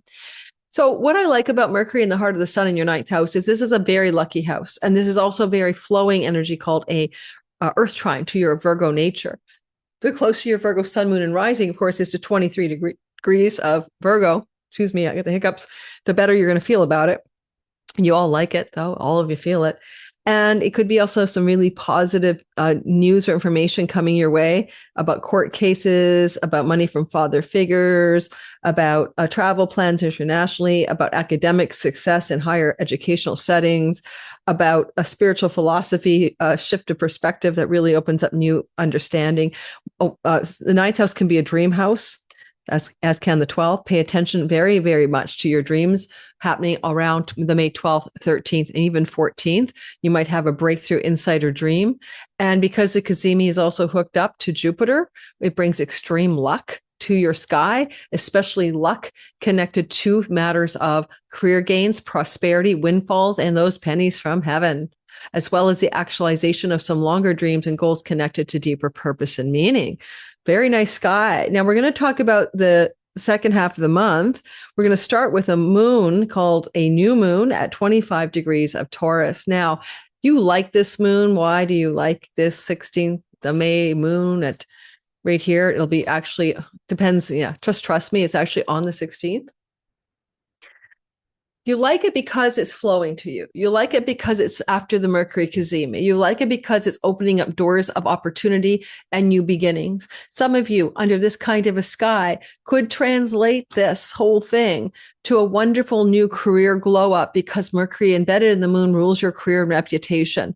It's equally likely to be setting a wedding date, planning a marriage, announcing you're going to get married, and or having an amazing up level in your career financially.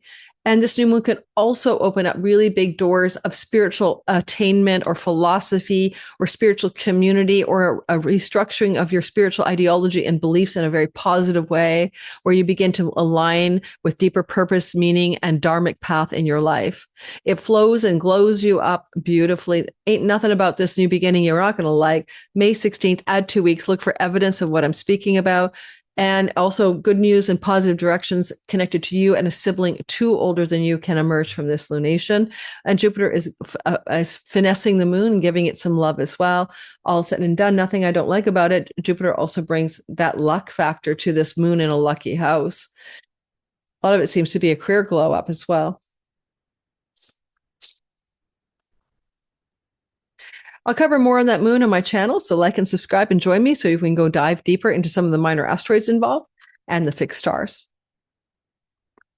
We do have a fixed star up there. We're going to cover that it's called Algol. We'll cover that.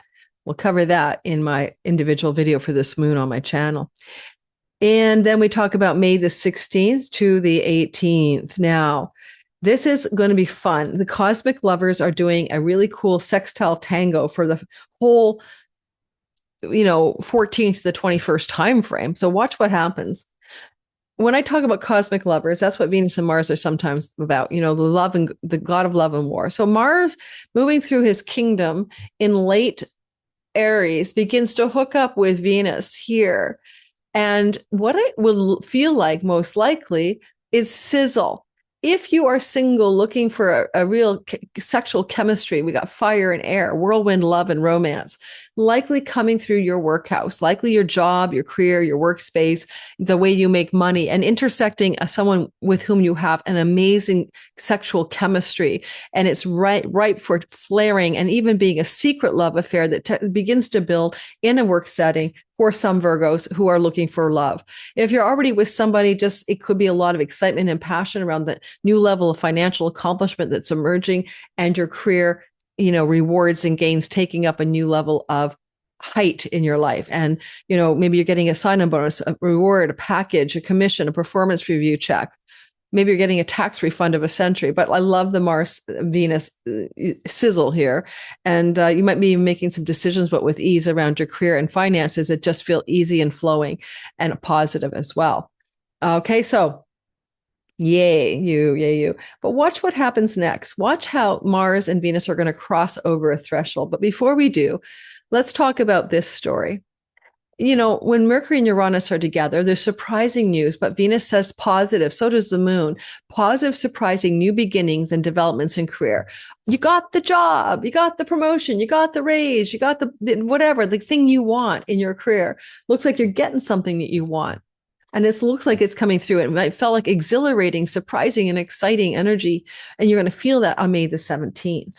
And that's the star card, right? So it's a positive energy. Very, very good for you. If you're looking for work, start looking in May and you might get the reward May 17th. Now, as we watch Venus and Mars cross the sign boundaries together on the 19th of May, we move from this fire and air to water and earth. Venus enters into watery 11th house. Now, this is going to begin a period of time, May 19th to June 13th, where you're going to find your career path and the rewards of your career enjoyable, prosperous, and fun. You're going to like socializing with your colleagues. Maybe it's a new workspace or even with friends. It brings you into a love of socialization and time with people in your chosen tribe. May 19th to June 3rd, that's a vibe. But you'll notice that as Venus is crossed in here and she's joined with the moon right away on the 16th. So that's a real pleasure, love, feeling good, feeling nested in your reality, really connected to your friends and maybe your work situations. Watch the Mars story over here in Earth. Now he's a bulldozer. May 19th to June 28th, May 19th to June 28th, bulldozer. He's not good in this sign. He wants to be in Scorpio. He wants to be river rafting through the alligator swamps or something. And no, damn it, Janet, he's got a bulldozer going. He's got to push the earth forward. So the good news is he can do it. The bad news is he doesn't really like it. All right. So you're in a plotting fixed sign, and Mars is liking speed and heat and fast. So yeah. Partly what I'll say about this is that he wants you to make changes in your ninth house. In order to accomplish that, he's working with Venus. You'll feel this energy of, can I change the terms of something connected to my work? Can I work with an advisor, a colleague, not a colleague, but like a mentor, a guide, an advisor, a therapist, a coach, to move myself forward in my career success and enjoyment of my career in a steady, measured way. But you're going to feel the possibility of that being more true in the turning point of May the 18th, 19th. It's actually the 19th in most time zones. Okay. May 18th, 19th, Vancouver, Australia. I don't even know where that is, as he crosses into the ninth house. And so the two of them are working together on your behalf. Now, if you have to win in a court case and the sun is shining up here brightly on Algol, a well star, and Mars is your lawyer or you're going to battle, it's going to take time, maybe more time than you want for the legal details to be fulfilled. But the good news is Venus sextiling Mars with Jupiter co-present exalted is a yes. It will work out in the long term. Be patient with the slower progress and movement than you would like. All right. And you may travel under Mars here to international foreign lands, May 19th to June 29th. It would be a longer journey, like a week, 2 or 3 weeks, based on the Mars story here. But that's a possibility. That short distance and long distance travel are highlighted for you during the entire Mars stay, May 19th to June 28th. Okay, now from the 19th to 21st, the cosmic lovers are in a sextile. What if you're single? You could meet somebody in a church, a synagogue, a spiritual community, a higher level academic setting, or because you're traveling long distance or they're traveling and you bump into them because they're journeying to your country. Or you can meet somebody new through friends, social groups, and group events, or from work settings. Those are ways new love could show up in a very muddy way, earth and water for you during this window of about the 19th to the 21st of May for singletons. Alrighty. Mercury sextiles Neptune and trines Pluto. This is a very positive energy in our sky. It involves this surprising energy here. So we get to keep that surprise I told you about. We get to see the flow to Pluto. It's pretty exact on the 17th. I probably should have said it then. And it's peaking out with Neptune. What kind of dreams that you wish to achieve with chunky money, other people's money, connected to paying off debts, karmic debts or money owed to you, connected to your career or to father figures. This is a flow. This is positive, and this has some surprise elements to it. Okay, so keep that in mind with the well star sun Algol combination. You might be coming into some money. I don't know where it comes from, guys, but I'll call it the coming into money possibility is there. And again, I think about the 16th to the 21st or that time frame. You're feeling what I'm talking about. May the 21st to the 22nd, Venus squares Neptune. Well, Venus and Neptune in this combination would be disillusionment or disappointment about something that you thought was you had a dreamy vibe and you didn't have the details, even though Mercury's looking for the details.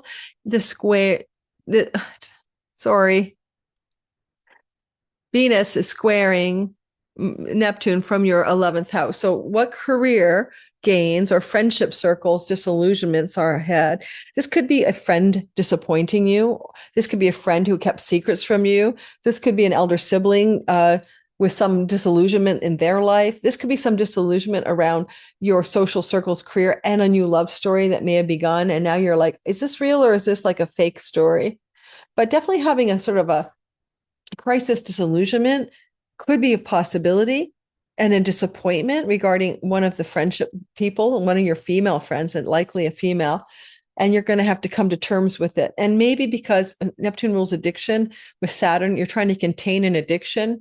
And this could be a disappointment with a friend. Like it's not the person for you. They urge you to take another drink when you're like sober.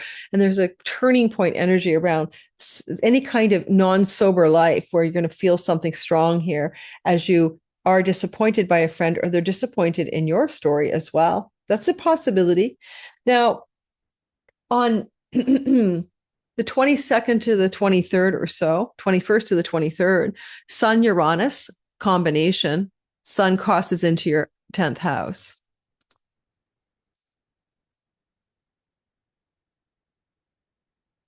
As the Sun crosses into your 10th house on about the 20th, what happens is there's a lot of light in your reputation and your career. Sun will be here for 30 days, May 20th to the third week of June each year. And this is when you have a lot of focus on your work. And because it's also connected to the 12th house, a lot of desire to spend some time alone and maybe calibrate away from the intensity of your work. And I will say you'll have 30 days of working hard. May 20th, add 30 days. But what I think about the Sun up here in this condition of hitting Uranus for the first time, really, well, maybe it happened last summer, but it's going to happen for 7 more years. It didn't happen last summer. Nope. So this is the first in a lifetime Sun Uranus conjunction in your 10th house. It's like it's a illumination of something exciting, exhilarating, breakthrough, break free, connected to career. And it could involve people, places, and things in foreign countries and lands, including maybe working for an international company or a company that has offices in foreign places. So there's like a turning point, but because it's this illumination of the Sun, and Uranus is the lightning god striking like tower moments from the heavens, Uranus, there's like a kind of big whoosh here. So really put this on your calendar, May 20th to 21st, right? This is an important illumination of something in your career and reputation space. You must pay attention because basically the Sun, Uranus, and Mercury are at the bending of the North Node in your marriage house. So it could be a surprising and maybe positive turnaround, but something in your relationship to your clients, customers, or marriage partner, bending the nodes of fate, turning points in that relationship is what I'm trying to get at. If you have one. Ready. All right. Mercury will sextile Saturn. So Mercury sextile Jupiter earlier in the month, right? May 11th. And he's the Lord of your sign. I've told you he's up to some good for you. Now he's hooking up with Saturn. Well, Mercury is wanting to give you contracts, negotiations, agreements, success as a communicating, speaking, or writing person in your career, deal making, the art of the deal. And here he is talking to Saturn, like to make it real, to give it form and structure. There could be some real negotiations around the terms of a work situation and financial remuneration, stock investment stories connected to a job situation, or retirement. Saturn falling in the 8th house, fallen, is like, I want to retire. For some of you people who are in retirement age, this could be a big turning point, moment of communication to the world or to people in your work environment. I'm out, I'm leaving the job, or I'm retiring. It could be leaving the job or retiring. Saturn rules your house of work. So there's a turning point moment here, and there may be announcements connected to that as well, or signing of papers as you terminate a job or career path altogether.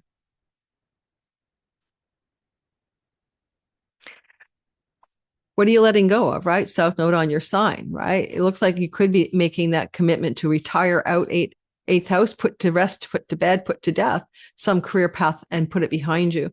But that doesn't mean that there's not something new that's also starting at the same time. And then we're moving into the gnarly last week of the month. Thanks for hanging in there with me. I know I do talk a bit fast, but I'm doing my best to deliver everything you need in as short a time as I can. So let's talk about Mars square Pluto, May 23rd to 26th. For the world, yeah, big bad events happen. For you, not so much. You're like, okay, what are you going to do with this Mars in your bulldozer 9th house? Good news is Mars is at least trining you, which means that's the nature of luck, opportunity, growth, Jupiter. And so something good is trying to happen. Again, this could be lawsuits, courts. This is the lawyer working his ass off till the 28th to get you what you need, right? Plowing through the sky. And yet you got to unearth something. There's a difficult turning point. There's a decision you must make. The sixth house can be debts that are real in your life. You have to service a credit card and payment. This is the legal matters. Maybe it's restructuring legally a debt, turning a corner on a debt, flowing to you. On the other hand, this could also involve situations in the sixth house to do with pets, to do with rental property agreements, to do with your health. But I don't think it's your health because Mars is flowing to the body of Virgo and Virgo rising, right?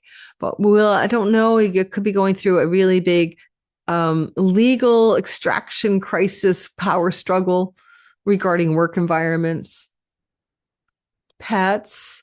This could be getting a pet from abroad. You're going to order a Mexican Chihuahua and it's going to be powering your life up in the house of domestic animals, but it's going to take a long time, especially in the beginning of this energy, because we'll see the moon in Leo, which is foreign land. So I think some of you may want to procure a pet, but it may take a while. It could be, because you want to get the pet from a distant shore, right? And the other thing about rental properties, it could cause this really kind of crunchy moment here about renting your home out or a rental property you currently have, and some legal shenanigans and from hidden enemies or unseen variables. Just for a short window, May the 23rd to the 26th, for example. And Mars is the ruler of your siblings' house. So I wouldn't put it past this to translate as difficult struggles and power situations of, intensity with a sibling, okay? Of any age, younger or older, over money, debts, and who owes who what. That could be one story.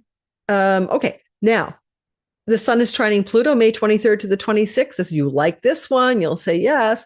So your career and power and wealth. So you're lifting up to some level of illuminating your career success and reputation, while you also flow to riches and power connected to work and livelihood.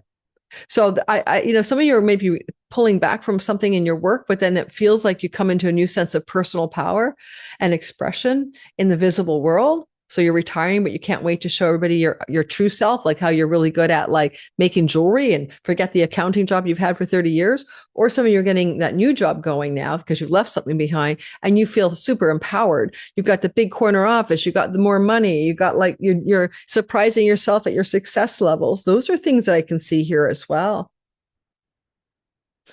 May 23rd to 26th. And then May the 27th to the 29th, Venus is squaring Saturn. Money and love can feel a little contained, constricted, and challenging. But because Venus is in the 11th house and between the 27th and 29th, she's squaring Saturn, look at your friendship circles, particularly females or a sibling one older, and a feeling that there's a compression in that relationship. And Saturn is saying, well, we could be compressed about money. We could be compressed about secrets. We could be compressed about sobriety. Again, there's a lot of, if you have any kind of addiction and you're overcoming it, which happens with this combination of Saturn, Neptune, Virgos, you're at odds with some social event, social cruise. So, hey, we're all going on a binge bar hopping night. And you're like, no, I'm not drinking right now. That would be that kind of vibe. Or somebody in your colleague, coworker setting too. Sometimes the 11th house is that, and some crunchy moment in regards to that connection. All right. It's not the end of the world. It only lasts 3 days, 27, 28, 29. Money can be hard. Love can be hard on a temporary basis. Could be your partner. Venus is the exaltation lord of long-term committed love. It could be your partner's going through some crunchy times in their money story. And their also story in connection with their children, if your partner has children that aren't yours as well. All right. And finally, on May the 31st, Sagittarius, full moon, 9 degrees, right? It happens to be your 4th house of home, property, land, real estate, privacy, family of origin, and legacy wealth. This full moon is illuminating the new moon that started December 19th of 2025. What seeds were planted there? Did you change your home? Some of you might have. Did you have some kind of discussions with your parents about money, especially of father figures and mother figures, like directly up the line? Now, what happened here is the new moon was planted back on the 3rd week of December, and you got clues in the 2 weeks that followed. But now we have the fulfillment moon. Well, what I like about this full moon, let's try to draw it for you without losing your ascendant. Just trust me, it's right there, is that it is going to be operating in the private life, fourth house of your world. And the moon is your domicile. It means home. So big things are going on in your domestic life or where you live. And because the moon is going to sextile Pluto, it could be massive transformation in your home regarding matters connected to rental properties, pets, leases, and work and home related matters. Like maybe your boss says, we're going to start a new project. Everybody gets to work from home all the time. Or conversely, nobody gets to work from home. Either way, there's changes there. If you had a home office, you might be shutting it down for some reason. And I do want to say that this energy, which forms a wedge, is really beautiful. And it kind of bakes in more of this, like Mercury guiding you to this more successful career path. So I wouldn't complain about this moon at all. I like this moon. The moon is capable of rewarding you in your career gains and your reputation. The moon is capable of giving you some really, delightful results in terms of wealth and power connected to work and service. And the moon is just anchoring a lot of focus from it in the home. Would you move under this moon? I can hear people ask me the question. I don't think so, because Saturn, the god of stability, is trining the moon, but it could also mean that money is coming to you, materia, resources, matter, mother, moon, connected to a father figure, because the sun is up here, right? And this could be, again, for some of you about legacy wealth, or there's a possibility your significant other is receiving money from their family of origin. And that is also positively influencing your home life, where maybe you're going to make your home richer, maybe you're going to buy golden goblets in your home. Thanks for listening. Don't forget to subscribe and like. If you want to check me out on Substack, I write free weekly delivered to your inbox newsletter coming out every weekend about world astrology. And I write in depth and freely. If you want to join me on Patreon, I have 3 tiers, and you get a monthly course from me at the $20 tier. And you get everything I put on YouTube, early access, ad free at the lowest tier, right? So come join me on Patreon. And then if you want to join me in my members only community here, I put occasional live streams out. You get early access to an extended versions to other stuff that I put out. And you also can get here like teaching content that only goes on Patreon. So it's a little bit like, instead of Patreon, you can do a click with YouTube, and you can unsubscribe at any time. So I'm trying to refine the tiers here on my members only to give you guys more, not less, but I have to figure out what's balanced in my own life. But if you're on one of my members only here on my YouTube channel, thank you for joining that as well. I'll see you guys soon on the next video series. I might be doing my mid-month rollout. I don't know if I introduced that to you, but there's a couple of new things in my hopper for my channel. Thank you for listening. Bye-bye, guys. Recording this for you on April the 16th. Well, astrology is the map. It is the terrain of time. And in our course, the Divine Timing Masterclass, we're going to be learning about 5 very powerful precision tools in astrology to time your best life. But here is the thing. This is a course that takes ancient timing tools and Time Lord tools, and yes, helps you navigate reality with greater ease and flow and even luck, because you know how to work with it. But it is not the only part that astrology offers you. It's not only a prediction map of time. Once you start going down the astrology rabbit hole, you, like me, begin to wonder about fate and free will, like who's in charge here? Because you're going to see the arc of destiny, and you're going to notice, if you use these timing tools, not only how to look forward, but how to look backwards. And one of the most surprising parts of this is that when we turn around and look backwards using astrology, we see pattern recognition and cycle repetition. So in my Divine Timing Masterclass, I've chosen 5 tools that I think I can teach intermediate to advanced beginner students. And I have taught this class before in 2022 and 2021, but not all of these tools. I taught 4 of these tools, I believe. So in our class, if you want to join me in the Divine Timing Masterclass for 5 consecutive weekends in the month of May on Saturdays, I'd love to have you there.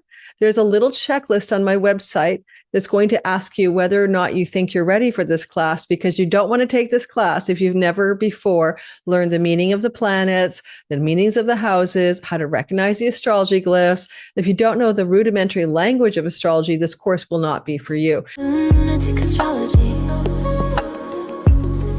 So Sun and Uranus, surprise, in your 9th house. Solar means that it translates as well to the house of great career gains. a surprising career gain, perk, reward, moment of success, or the actualization of long-held cherished dream and goal. Lunatic Astrology.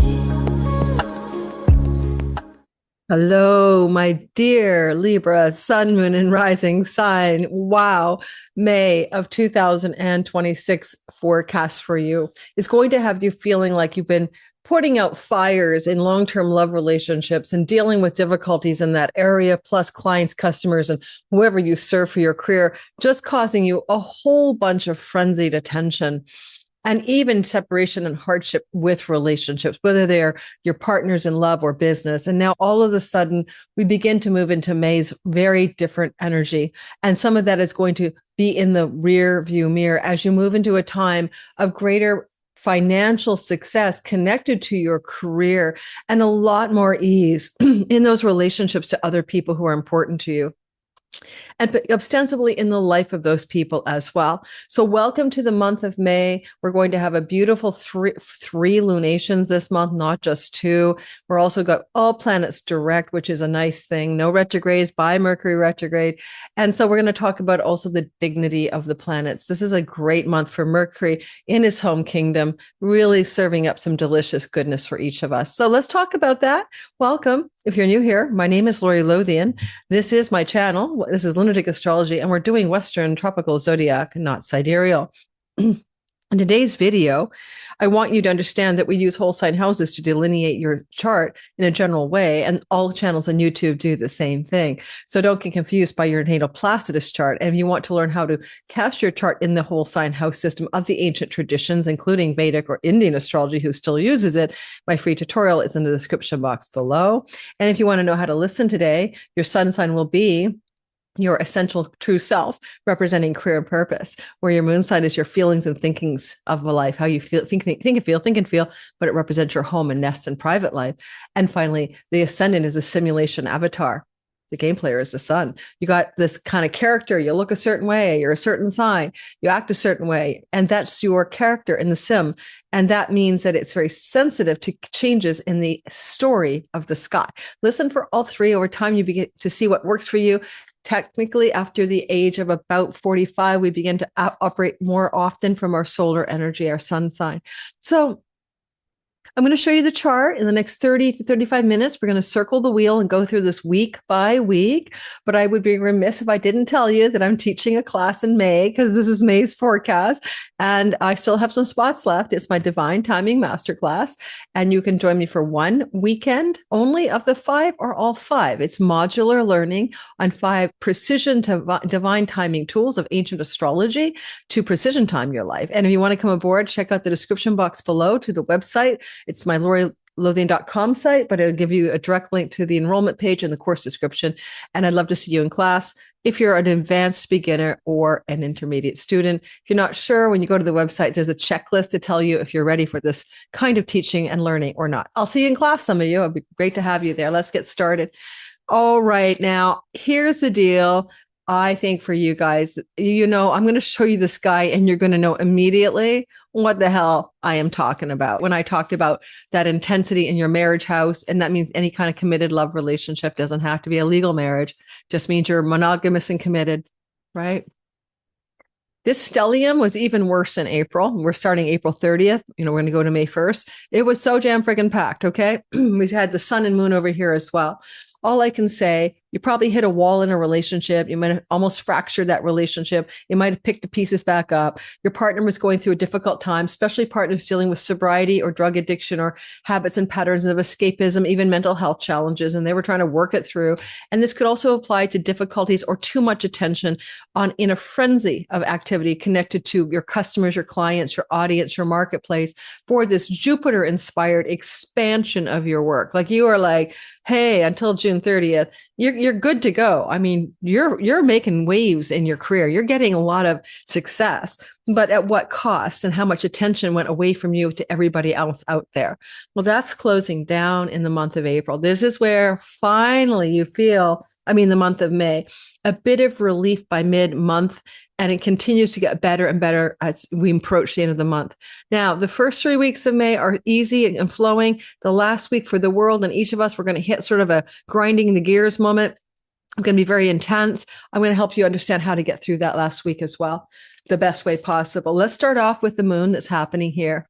What moon? This moon. This is May the 1st. What kind of lunation is it? Full and bright in your second house, illuminating the following themes: your dietary habits and things you put in your nose and mouth. South node in your 12th is probably helping you let go of addictions or bad habits. So this can be oral habits. Did you actually maybe put a peg in place back on November 19th? Add a couple of weeks when the new moon happened here, you might have had it like, I'm going to clean up my act. I'm going to stop eating gluten. I'm going to quit the pasta. I'm going to ditch the wine, whatever. If you went through any of these kind of things, fresh starts, December, sober December or whatever, well, now you can fulfill that. Now you have more momentum. But on the other hand, this is your money, your earnings, and your resources. It's your pocketbook wallet. And a full moon is lighting it up. It's like a torchlight here. So there can be something very powerful to increase your wealth. Why would I say that? Well, because Jupiter's trining the lunation, and the lunation will be exactly at 11 degrees, but Jupiter's still in a whole sign trine. And on top of that, the North Node is also trining the lunation from the house of work. It looks like it could be an opportunity to grow into a bigger position or financial gain from the actual work service career path you're on. If you're retired, then you're going to have a bit of a career. So a reputation glow up maybe. However, there's one concern in the moon is in a condition of her fall. So it can be you're going to receive the opportunity to thrive and get success and more money and career accolades and work success, Artha success, material resources. And yet there may be a cost, which might be emotional satisfaction, right? There might be something about it that, oh yeah, but like, is this really going to be okay? Am I going to enjoy this? I mean, I'm striving. This is like where the greed or the rush to succeed can get in the way of your sensibility of, is this going to be something that's sustainable emotionally for me, or am I going to be exhausted? So keep that in mind. This is a moon that will give you an opportunity professionally. It opens a door on the May 1st timeframe. Within 2 weeks, you should know what this is about. It shouldn't take long, and it can unfold as a longer story within 6 months after the moon. On May the 1st to the 3rd, Venus will sextile Saturn. See, Venus is love and money. She happens to be moving through Gemini. And this is a good story for you. I want you to be aware of her presence here. She moved into the lucky ninth house, trining your Libra sun, moon, and rising on April 24th, and she will be there until May the 18th. There's nothing about this that you won't enjoy. The goddess of love, money, beauty, pleasure, everything good is flowing to you. She's giving you what you want. She's giving you grace, and all Libras love this transit. So it has a lot of upside for you in so many ways, even feeling more physically alive and beautiful. Yes. And finding yourself in the presence of success in court cases, academic settings, foreign land travel, and some of that travel, could be connected to work as well. And so this beautiful glow that you're having with Venus, April 24th to May 18th, well, we come into the sextile to Saturn, and it wants to consolidate something in your long-term committed love house. One way it could work if you're with somebody is you're going to try to consolidate or structure the relationship in a more legal format. Yes, like a wedding proposal or a marriage date or something like that. Another thing that could occur is there's a particular customer, client, or marketplace person who is represented by Saturn, somebody maybe of a certain age, an older man or woman, and there's going to be an opportunity emerging for you here, and it may involve international themes or foreign country themes and professional success. Or if you're in the book publishing industry, and some of you are, Mercury would be the agent offer kind of thing and putting a concrete form around a book publishing deal. What are the dates again? Yes, I want you to know this, all my Libras out there.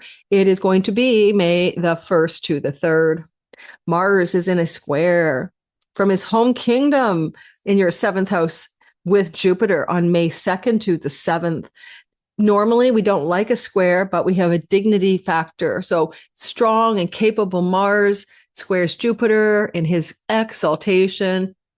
Life change turning point decisions regarding the following themes: your professional success and work accomplishments and legal contracts and deals. Signing a new offer, for example, or a new position agreement. Or your significant other is going through an opportunity that requires a very fast-moving and executive decision-making capacity in this kind of chart. And for your significant other, it would be a career opportunity for them. So there's something going on for that for them, or also for you. Both of you have these themes playing out. Probably wondering how I derived that. Saturn in the house of the spouse rules the 10th house from the 7th, which means it's their career opportunity emerging, and it could give them more time at home, more spaciousness around their home life. FYI, another opportunity that come off this for your spouse is in the discovery that your spouse has conceived a child. Okay, that would be a female, obviously. And again, what are we talking about? We're talking about May 2 to 7. What's the decision you must make? Because Saturn's the Grim Reaper. Keep the child, keep the pregnancy, or not keep the pregnancy. And then on the 4th and 5th exactly, Mercury moving quickly through Aries squares Pluto. Now, technically, normally, this is like X-ray vision. You can see through something. You can get information or news about something that was hidden from view.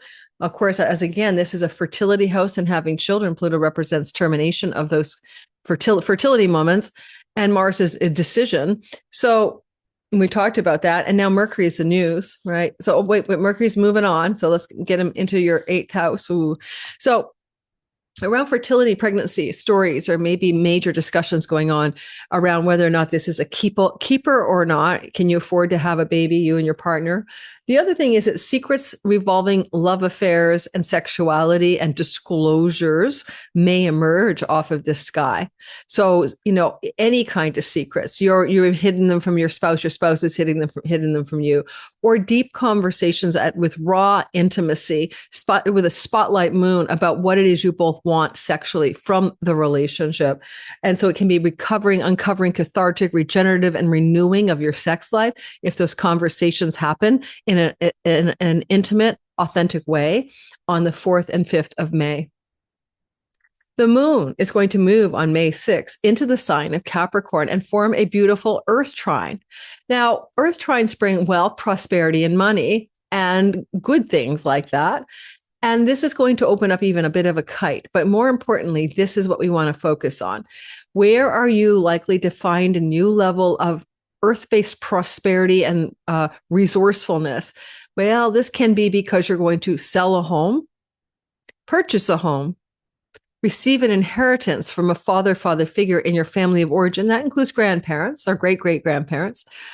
And you might even come into a time when there's an acknowledgement around the first week of May that this person is going to be in a hospital, and now, or even the end of April. And now you're looking at the idea that you're coming into money off of this story. Okay. So that would only apply to those of you who have father figures or spousal separation agreements and divorces and money coming your way.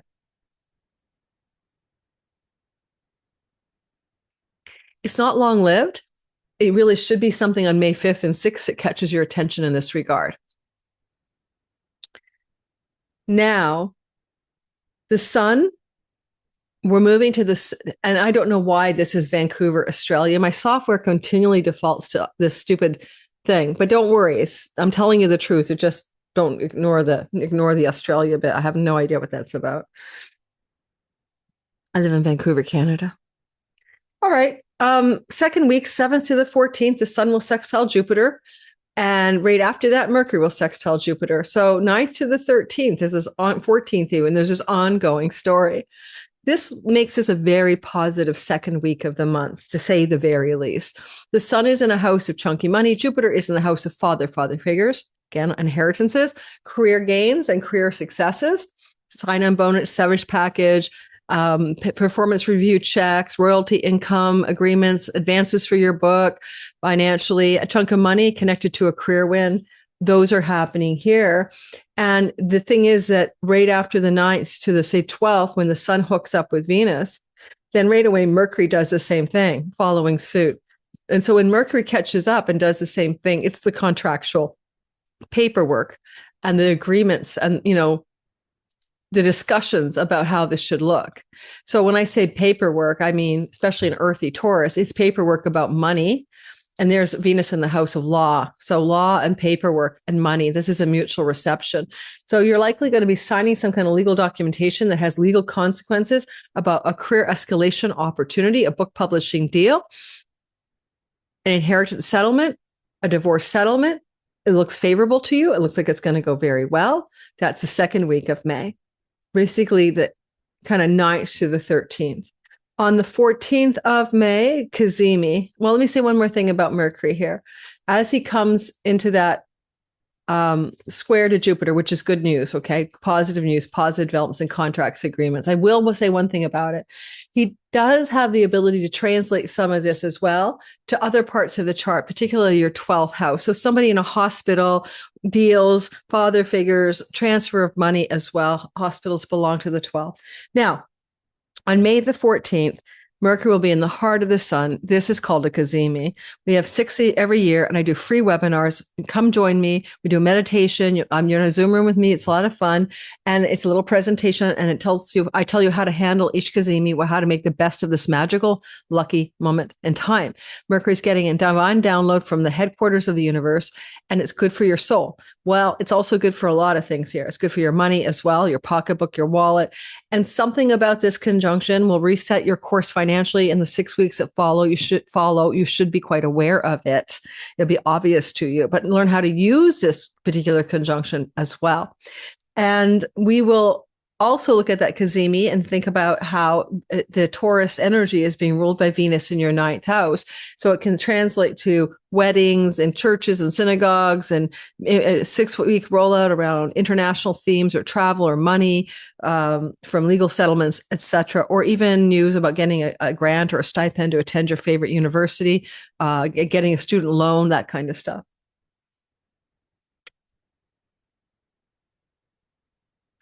Now, in the second half of the month, starting on the 14th to the 21st, we are going to notice that we have a second lunation, and it is a Taurus moon that is new. The new moon is at 25 degrees of Taurus, and that moon is happening in the chunky money house that we've been talking about ad nauseum. New beginnings in your long-term finances, on more income that comes from sources like royalties and ad revenues and inheritances and spousal support and property sales and all of that. So there's something about that moon that wants to bring you a new beginning at 25 degrees of the 8th house, and will unfold in the first 2 weeks after the moon, maybe 3 days before, and then up to 6 months later. Because the moon is also accompanied by a flowing relationship to Lord Jupiter, it's a very lucky moon at 23 degrees. See how Jupiter's witnessing that moon? In fact, Mercury and Sun have been talking with Jupiter, and now we talked about that, and now they're forming a moon pact in your 8th house. And it looks good for your career and reputation as much as it looks good for your money. And that new moon will unfold something positive over the course of 2 weeks and even further 6 months. On May the 16th to the 18th, Venus and her cosmic lover Mars end up in a very twisty flow of energy called a sextile. You're already feeling it on the 13th of May. But as we move closer to here, now we're on the 15th of May, and then we're on the 16th of May and the 17th of May. What the heck, guys? And it's going to transfer on the 18th. So give me a minute. 18th, 19th. This kind of depends on where you live. Is most places it's the 18th. So the 15th to the 18th or so, there's something really good trying to happen in your long-term committed love relationship. Now, Mercury is an announcer, and there's a surprise announcement. What is being announced around the 15th to the 18th to do with a long-term committed love story and international travel, foreign lands and shores, home, maybe something to do with moving your country to another home, moving your home to another country with a significant other, surprising news around the birth of grandchildren coming from your partner's side of the family, perhaps, surprising news about the possibility of a wedding proposal, setting a wedding date, announcing to the world, sending out the invitations. But there's an element of the exhilarating Mercury Uranus conjunction here that same time. So 16th to the 19th even. So what is that about? Because Mercury and Uranus form a flowing, beautiful mini trine, this is also extremely positive energy. And it can be a dream come true in a long-term committed love story connected to pregnancy, fertility, romance, marriage, children, grandchildren involved in all of this. If you've been having trouble in the horrendous April with some make or break times in committed love stories, that turns around now. Same could apply with clients, customers, and business partners. That's turned around, getting ready to leave completely. Watch Mars in a minute, crossing over and getting that separation, conflict, and division out of your long-term love stories and committed partnerships. Okay. But you survived it, right? Every 2 years, Mars tests your marriage house. So I like this a lot if you're single. So when you're single and you're looking for love, you're going to meet a swashbuckling masculine energy. It can be a woman who's got masculine energy, who might be 6, 7 years older or younger than you, and help you heal a wound about like committed love that you've been dealing with for years, since 2019. And kaboom, because you meet this person in a church, a synagogue, a travel, international travel escapade. They're from a foreign land, foreign country, foreign culture, different skin color. They're in the place of the foreigner or something like that. There's this love story. So it's not a bad setup if you meet somebody new under this and start a love story. The only difficulty would be, why is Saturn in fall? Maybe there's an age difference gap between you and the other person that makes you uncomfortable. But all said and done, the Venus-Mars thing will lead to long-term friendship, not just sexual sizzle, not just hot fire and hot air, you know? Now, let's keep going and talk about the transition of Venus and Mars on the 19th in most time zones into the sign of water and earth. So we have mud, we have a kiln, we have something we want to put, mud, make a pottery here. A mask, facial mask, water and mud. Water and mud. Okay, so Venus is like, I've got your career, girl and boys. I'm going to make you successful. You're going to like your job. You could be a little bit high profile, a little bit celebrity. You're going to get a lot of exposure, publicity. People are looking up at you. Jupiter is expanding your success. Of course, raises promotions and up levels in general in career settings.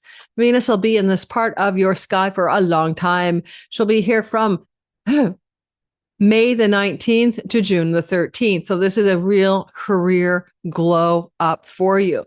But she also hooks up with Mars in the House of Secrets. If you are single and looking for a relationship, or in a relationship and want to dally outside your marriage, this is going to be a sexual relationship in a work setting that's being kept a secret. Jupiter means the boss. So somebody might be falling for the boss, or the boss might be falling for you. Keep in mind, this is just general astrology. This is not true for everyone. If you're listening for your Libra rising spouse, don't worry. Cross watchers, as they say in tarot land. I like this for money coming to you from the 8th house through mechanisms of the 10th. Well, yes, inheritance is included, father figures included, but this looks more like Mars is good for plowing the field, like the bulldozer in the sign of the bull. It's not in good shape, right? He likes to earn money here. He likes to hustle. This is not hustle. This is almost like driving the snowplow or the rotor-rooter or something through really thick grass in a money house. And there may be some combat or separation here going on, but it will be connected to 10th house matters, which is one's career. This could also be weddings and marriage energies getting all cooked up with prenuptial agreement storylines in the background, or ways that you're trying to figure out how to make sure everyone gets their fair share before the marriage happens and there's no hard feelings if it ends. This is also Mars kind of plowing the soil through your house of your investments. With a sextile to Venus, things could go well, but he may be paring back the portfolio or scrutinizing what needs to be cut away from investment monies. For example, he's also the exaltation lord of home, property, land, and real estate. Mars here can be about selling a property at this time, which is not a bad idea, but he is also not in good shape. So be careful. If you wanted to sell a property under this sky, I kind of think I'd wait until Mercury enters your 10th house. Just saying. Which will be about May 17th to June 1st, okay? And you'll still have Mars plowing in your 8th. So do you like to get Mercury witnessing the 4th house in some way? And maybe I'm wrong, but that I kind of think I like that better. All right. Well, then we have the next story is Venus squaring Neptune, which can be disillusionment in money and love matters, or seeing more clearly through the fog of one's own self illusion and delusion, because Venus is trying from the top of the sky, especially with Jupiter to bring truth and wisdom to all things. And she's going to have a moment, where she just looks over at Neptune and says, WF, W2F, what the F? And it can be about your marriage partner, business partners, or your way you're interacting with your clients, customers, and audience. You might have some sense of a disillusionment energy or disappointment in your particular relationships in those regards. And it could also impact your reputation. All right. So everyone finds out something about your partner and you're embarrassed by it or something like that. You might also see through a contractual agreements legally that you're trying to make for professional reasons. And Venus will do her best, especially with Jupiter's support, to have you get past your illusion of what you expected it to look like and be more realistic about what it does look like. Because Venus is going to hit Saturn up on the same story at the end of the month. So you might have had pie in the sky visions or dreams about, I'm going to get a book publishing deal advance for like $100,000. And they're laughing at you. You said, we don't do those advances anymore. You had a big high expectation of a spousal type partner and they failed to meet your expectations. So there's a bit of frustration and disappointment. That's definitely something you're going to experience in the second half of the month. And it really begins to take form for the first time around May the 21st to the 23rd.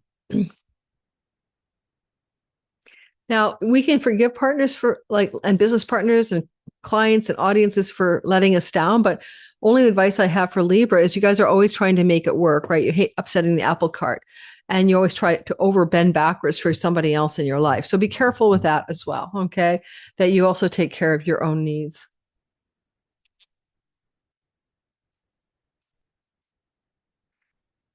I got that song in my, I beg your pardon. I never promised you a rose garden. So go Google that one. It just came to me for you if you're having disappointments in love relationship here and expectations of the other and your reputation, etc. Okay. I forgot to mention Mercury will sextile Neptune and trine Pluto. Oh, no, I did cover that. Yeah, I covered the mini grand trine. Now we're going to talk about the sun hitting Uranus, bringing a surprise, okay? And the surprise will be solar. So Sun and Uranus surprise in your ninth house. Solar means that it translates as well to the house of great career gains, a surprising career gain, perk, reward, moment of success, or the actualization of long-held cherished dream and goal. Ninth house things would be book publishing, international, dharmic, being aligned with purpose, academic success, and on and on. But we do see it coming as a little bit of a blinding surprise. But with Mercury there, also making sure everything works out, it's a positive surprise and it can be news related. You get the phone call, the email, the text. If you're trying to publish a book, you got like email from your agent or call that you just got like Simon & Schuster, your dream publisher. Things like that are happening here. Your dream contract for your work agreements connected to international clients or getting a position that's going to put you into more international reach in your work. And then Mercury will sextile Saturn on the 21st to the 23rd. Now, Mercury is in dignity and he's going to do his best to handle Saturn in its fall. So there's some news or information that can bring solid long-term results, conversations that you're having with a significant business partner, customer, client, or long-term love partner who is going through a time of difficulty, perhaps. Saturn has fallen. And your conversational energies or emails or phone calls are happening here. Because this is also maybe not your story, but quite connected to your other person, there may be some things going on in their life connected to third house matters, like they're going to be thinking of moving their home or not like moving their home, sorry. They're going to be thinking of, they're having some information news connected to their siblings or to their local neighborhood or to their local environment if they work in a local, brick and mortar business, and they have a bit of information on you that feels constrictive or constraining, and they're going through some challenges as well. It's a short-lived event. It's not going to last very long. It's just a couple of days. So the 20th to about the 22nd. OMG. I was up for 3 hours last night, not sleeping. So excuse me. And it's over by the 22nd. So yeah, 20th to the 22nd. Flash in the pan. Now, here we go. And I talk about this in the intro. I try to remember to tell people buckle up for the last week of the month. So we're talking about really like the 21st to the end of the month, especially on the 23rd to the 26th. Why? Why are we want to buckle up? Well, before we buckle up and talk about this story, I want to remind you that I promised you a rose garden. In the beginning, I said the tension in your long-term love relationship from the April stellium begins to fall apart. And this is true because Mars enters as a bulldozer. Remember, your 8th house of chunky money and other things that I've talked about. And May 19th to June 28th is going to be there. Mercury's long gone from this stellium and Venus as well. So the energy now of the challenges of April are definitely lightening up. Keep that in mind. But unfortunately, on May 23rd to the 26th, Mars is going to come into a very intense square to Pluto, very intense square to Pluto. And the energy can be about some struggle of power and will between you and another person. Now, you could be ambitious and superpowered and working too hard, but to work too hard only if you're doing entrepreneurial gigs, artistic gigs, or you're working way too hard when it comes to like taxes, accounting, finances, banking, loans, and mortgages. Otherwise, it's just like, okay, what is going on here? It's coming off one of the most karmic houses in your zodiac, all of our zodiacs, the 8th house. And it's in a place that bends the current nodes of fate. No, it doesn't. So never mind. Just it's in the most karmic house of the zodiac. And it's hitting the house of children and romantic and sexual love, squaring your 5th house. Your 5th house is a dating partnership, not a marriage. Okay. So there could be conflicts in a new relationship that are super intense, and it's like a hurdle you have to go through May 23rd to 26th, as long as it's not a long-term committed love. It could even be some sexual intimacy battles or disclosures or difficulties there. The energy of Mars in the bulldozer effect, right? Could be money difficulties in the life of a child, adult child, not piggy bank child. And difficulties in the life of a child that are going to be cathartic and transformative that may have a requirement that they move their home, change their home, sell their home or something like that. So for your child, there's something going on if you have children. It's particularly relevant to both your first and second born child under this sky, but maybe even more so a second born if you have kids. But there's that story too. And there can be some conflicts if you did sell a property under the sky, because there was indications you could sell in the month of May. Now you're coming into some conflicts about the money that was money that you were supposed to take possession of for the sale of the property. The gains of the 4th is Pluto in the 5th. And now you've got conflict over escrow, banking, mortgages, loans, deposits, all of that. So there's a tension there. May the 23rd to the 26th. Pay attention. At the same time that's going down, there's also the sun trining Pluto. Well, that's actually quite good, right? So now Pluto, the god of wealth, power, and transformation and regeneration, is talking to the sun in the 9th house. Okay, so much is going on. News that you're going to be a grandparent and you're surprised. Travel plans, international opportunities, and academic success that flows to your creative, artistic, and inspirational house of good fortune. The sun rules the house of windfalls and pennies from heaven, trining the god of wealth. Could you have a wealthy pennies from heaven sudden breakthrough? Yes. Somehow, some way, you become possessed of a large amount of wealth that feels like a windfall. Yes, that could happen under this sky. All righty. If that is to happen, it may come also through your spouse's family of origin, an inheritance coming through your long-term love partner's family that benefits both you and your partner. And lastly, somebody of great influence and power, which is to step in and to help you. And it will help you financially as well as in your reputation and success. Well, you also feel very purposeful and leaned into purpose. And the sun is shining a beautiful trine to you. And you feel enlivened and vital here, enlivened and vital, but also powerful and powered up. It opens up Dharma, meaning and purpose, being aligned with purpose. May the 23rd to the 26th. On May the 27th to the 29th, Venus will square Saturn. Now, Venus squared Neptune on the 21st to the 22nd.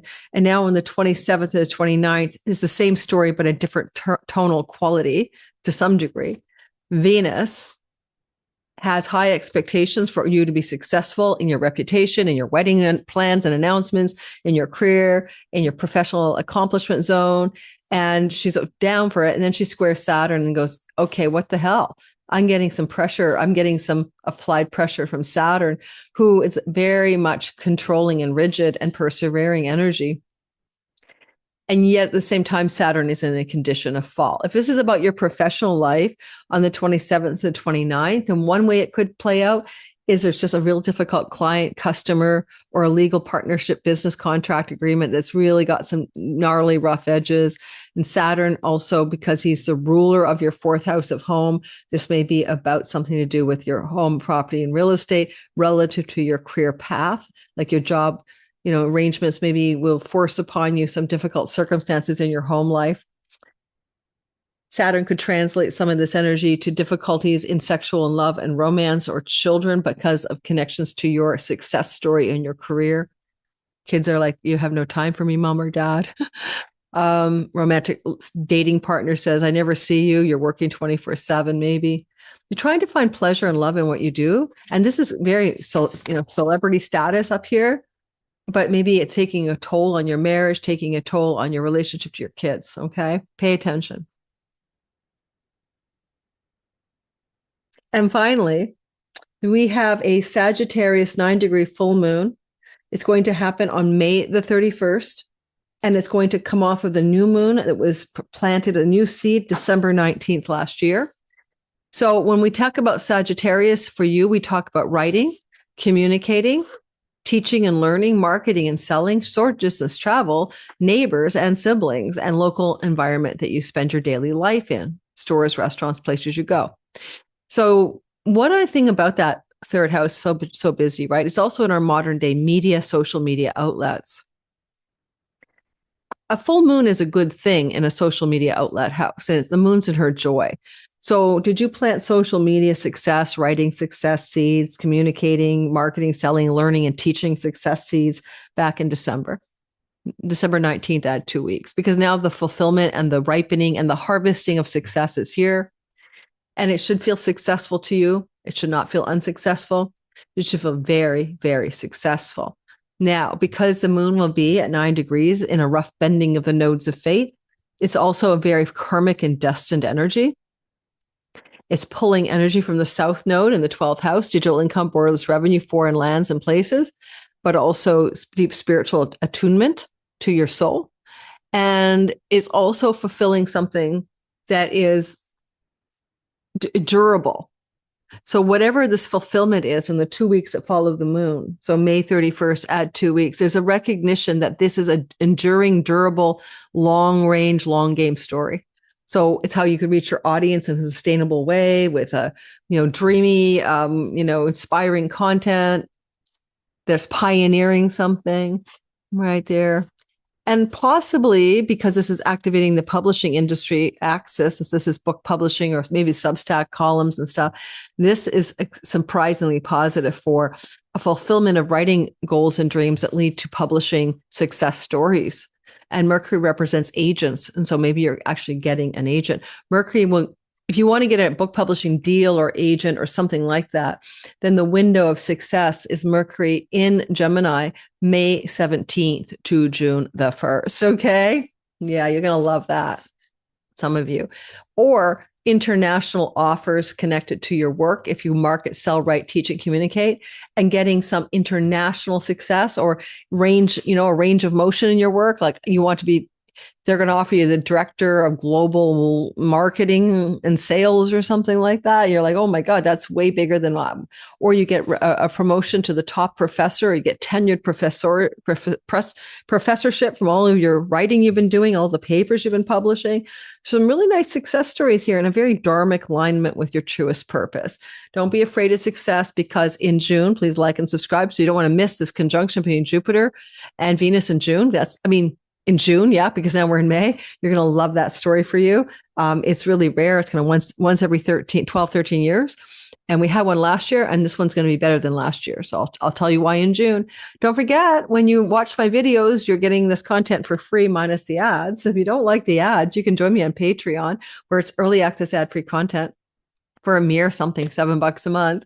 If you want to join me in Substack, I write weekly astrology forecasts about world stuff. I've been very accurate on much of it.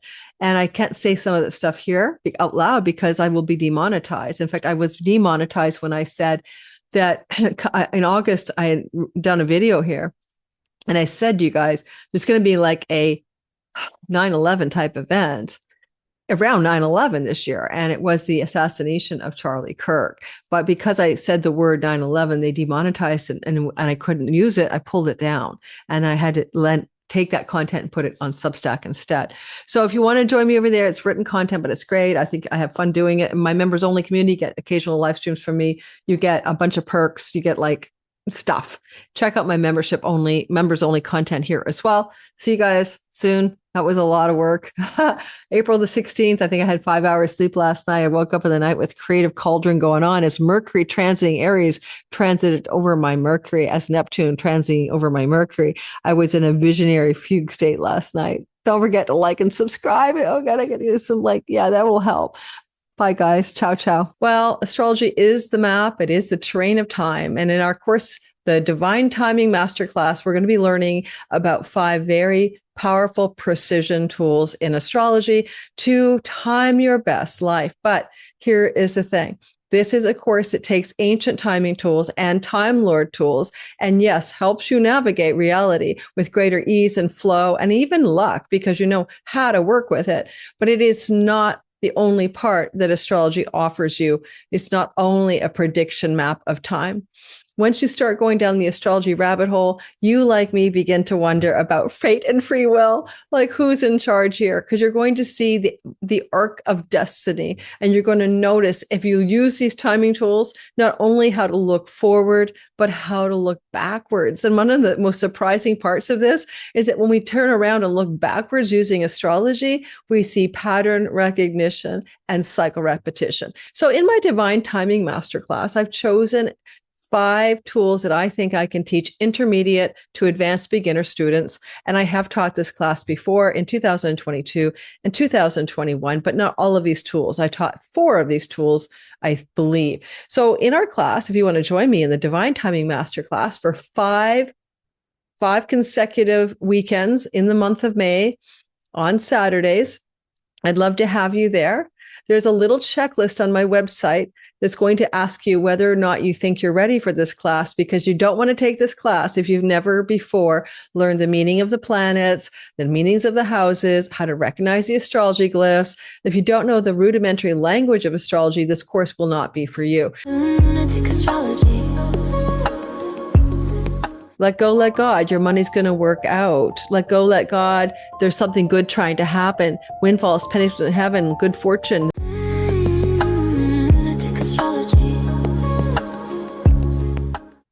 Scorpio, I've got some good news for you. The month of May 2026 is a whole lot better than how it was to be you in the month of April. I don't know if you felt like you were working way too hard, maybe burning out in your job or your career path, suffering through some annoying health challenges to do with viruses, inflammation, or injuries, and maybe just feeling like even your financial situation and your debts was overwhelming. Kind of a vibe there for you in April, where a rare Aries stellium could have brought you a little bit down. Now, nothing wrong with working hard, for example, but maybe just a bit too much. And now that's going to lighten up in the month of May. Some of those challenges are taking, a hiatus, and you begin to feel more free. In May, we have all planets direct, no Mercury retrograde. We also have a huge positive 3 triple moons going on. And all said and done, the first 3 weeks of May are particularly awesome. Although the last week of May for every single sign is going to be challenging as all hell. And we'll be talking about where that challenge lies in your chart in that last week. So in today's video, we'll be going through your sun, moon, and rising. What that means is you can listen for all 3 delineations: sun sign, moon sign, and rising sign. So you're here today because you're listening to Scorpio, sun, moon, or rising. Your sun sign is your career and purpose. It's your true self. It's your core spiritual nature. Whereas the ascendant is your simulation avatar, the game player avatar in the simulation, the character you're playing. Whereas your sun is the game player. But that means that when you're listening for your rising sign, it usually is accurate. You go like, my circumstances relate to this forecast. Your sun sign for career purpose matters, and your moon is your thinking, feeling nature, but your home and nest. For example, my common example is to say, if you have an eclipse in the house of your home, like eclipses hit your moon, it's going to change your situation in your domestic and private life and home. Okay, so the first thing I want to talk about is hi. My name is Lori Lothian. I'm recording this video for you on April the 16th after 4.5 hours sleep. So be patient with my delivery style. But I will say to you that I am using Western Tropical Zodiac Astrology, and I put out all signs videos and mundane or world astrology, hundreds of hours of content every month. Please consider liking, subscribing, and joining my channel if you're into this stuff. And also, I will let you know that I teach classes. I'm a teacher more than anything else. And my Divine Timing Masterclass is on in May. I've been taught this since 2022, 5 weekends with me, live, 2 Q&A calls per week, night and evening for time zone accommodations. And you can choose 1 module or 1 week, or you can sign up for all 5. Information on how to learn your precision timing tools of ancient astrology is in my description box below, a link to my LoriLothian.com website. And if you want to join me, even after it's mid-May and you're catching this video, don't forget there's 5 weekends in May. So you might still be able to get to 1 or 2 or 3 of these classes. So I don't care, latecomers are welcome. So I love to see you guys. And that's all I've got to promote this week, this month's content. So thank you. And let's bring your chart into focus. And when we do this, I'm going to go week by week through the sky over the next 30 minutes. If I'm talking a little bit fast, you know what? YouTube has a feature where you can slow down the speed with a gearbox, and you can take your time to listen and even pause me, write some notes down. So keep that in mind. If you don't like the ads in this, join me on Patreon, where you get early access ad-free content. Otherwise, you're helping support my channel by having ads show up. Scorpio, this is what happened in April. It was worse than this. We actually had moon and sun here, like the new moon on April 17th. So we have a decades rare stellium in your 6th house. And the only good news is Mars is in his joy in the 6th house, which means he's trying his best in his home kingdom to have served you. But because of a fallen Saturn, as I said, you could have had health challenges, overwork, overwhelming debts, challenges with the health of your pets, difficulties with your rental property agreements and stuff like that. So that's kind of, or just over focused there, probably just working way too hard, successfully grinding away. But that's coming to an end in the month of May. This whole thing begins to break apart, okay, and fall apart for you. You're meant to learn some lessons here about the chironic wound of doing work that's off purpose, just saying. But that's okay. Now you're getting past, and hopefully your health was fine, but you will come out of any health challenges this month as well. As we move forward and you start to look at the sky, you'll notice that this week of May 1st to the 7th opens up with a very powerful full moon in your sign. And of course, it's your yearly full moon. But the good news is this full moon, which will be at 11 degrees, forms a loose trine to Jupiter. And that indicates it's a lucky lunation for you. And it opens up possibilities of doors of opportunity, luck, expansion, and growth in your 9th house. Now, with a North Node in the 5th house, if you're a female Scorpio, this could deal with the fulfillment of something to do with children or grandchildren, pregnancy, childbirth, and delivery in your life, the life of a spouse, or the life of a child and grandchildren. So there's all of this fertility stuff here for you, right? And the moon is a part of that. And Jupiter's trying to bless the moon. So the moon is in a condition that's not the best for the moon. Okay, but it is still a positive flow. The moon's never great in Scorpio. Sorry, Scorpios. The moon's condition is called fallen. There can be some challenges with a fallen moon in the life of a spouse that may be about their relationship to various factors off of this fulfillment moon. Like if you have a spouse or long-term committed love partner, they may be having challenges with their siblings, or they may be having some, opportunities that bring challenges with their siblings, for example, and also in their own career success stories. So there may be something about this moon that just reflects what's going on in the life of your seventh house partner, which is where the sun is sitting. And one thing about this full moon in your sign is that you planted a seed. It's called a new moon seed that occurred back in November on the 19th of November. So think about what you planted as a seed. For example, my Scorpio rising sun planted a pregnancy seed because he got his wife pregnant sometime in late October, early November, and then they found out they were pregnant in November, right? So there was a seed of a baby growing in his wife, which is the baby's due this August. So early August, I believe. So, that's very literal, right? That's a literal seed of a new beginning, and a moon, it represents parenting and children as well. So yeah, how exciting for you. And the North Node represents also your creative artistic projects. So this moon can deliver a nice lift to your entrepreneurial, artistic, and creative projects over the 2 weeks that follow. And the 6 months that follow is particularly awesome for book publishing deals or international success as an artist or an entrepreneur.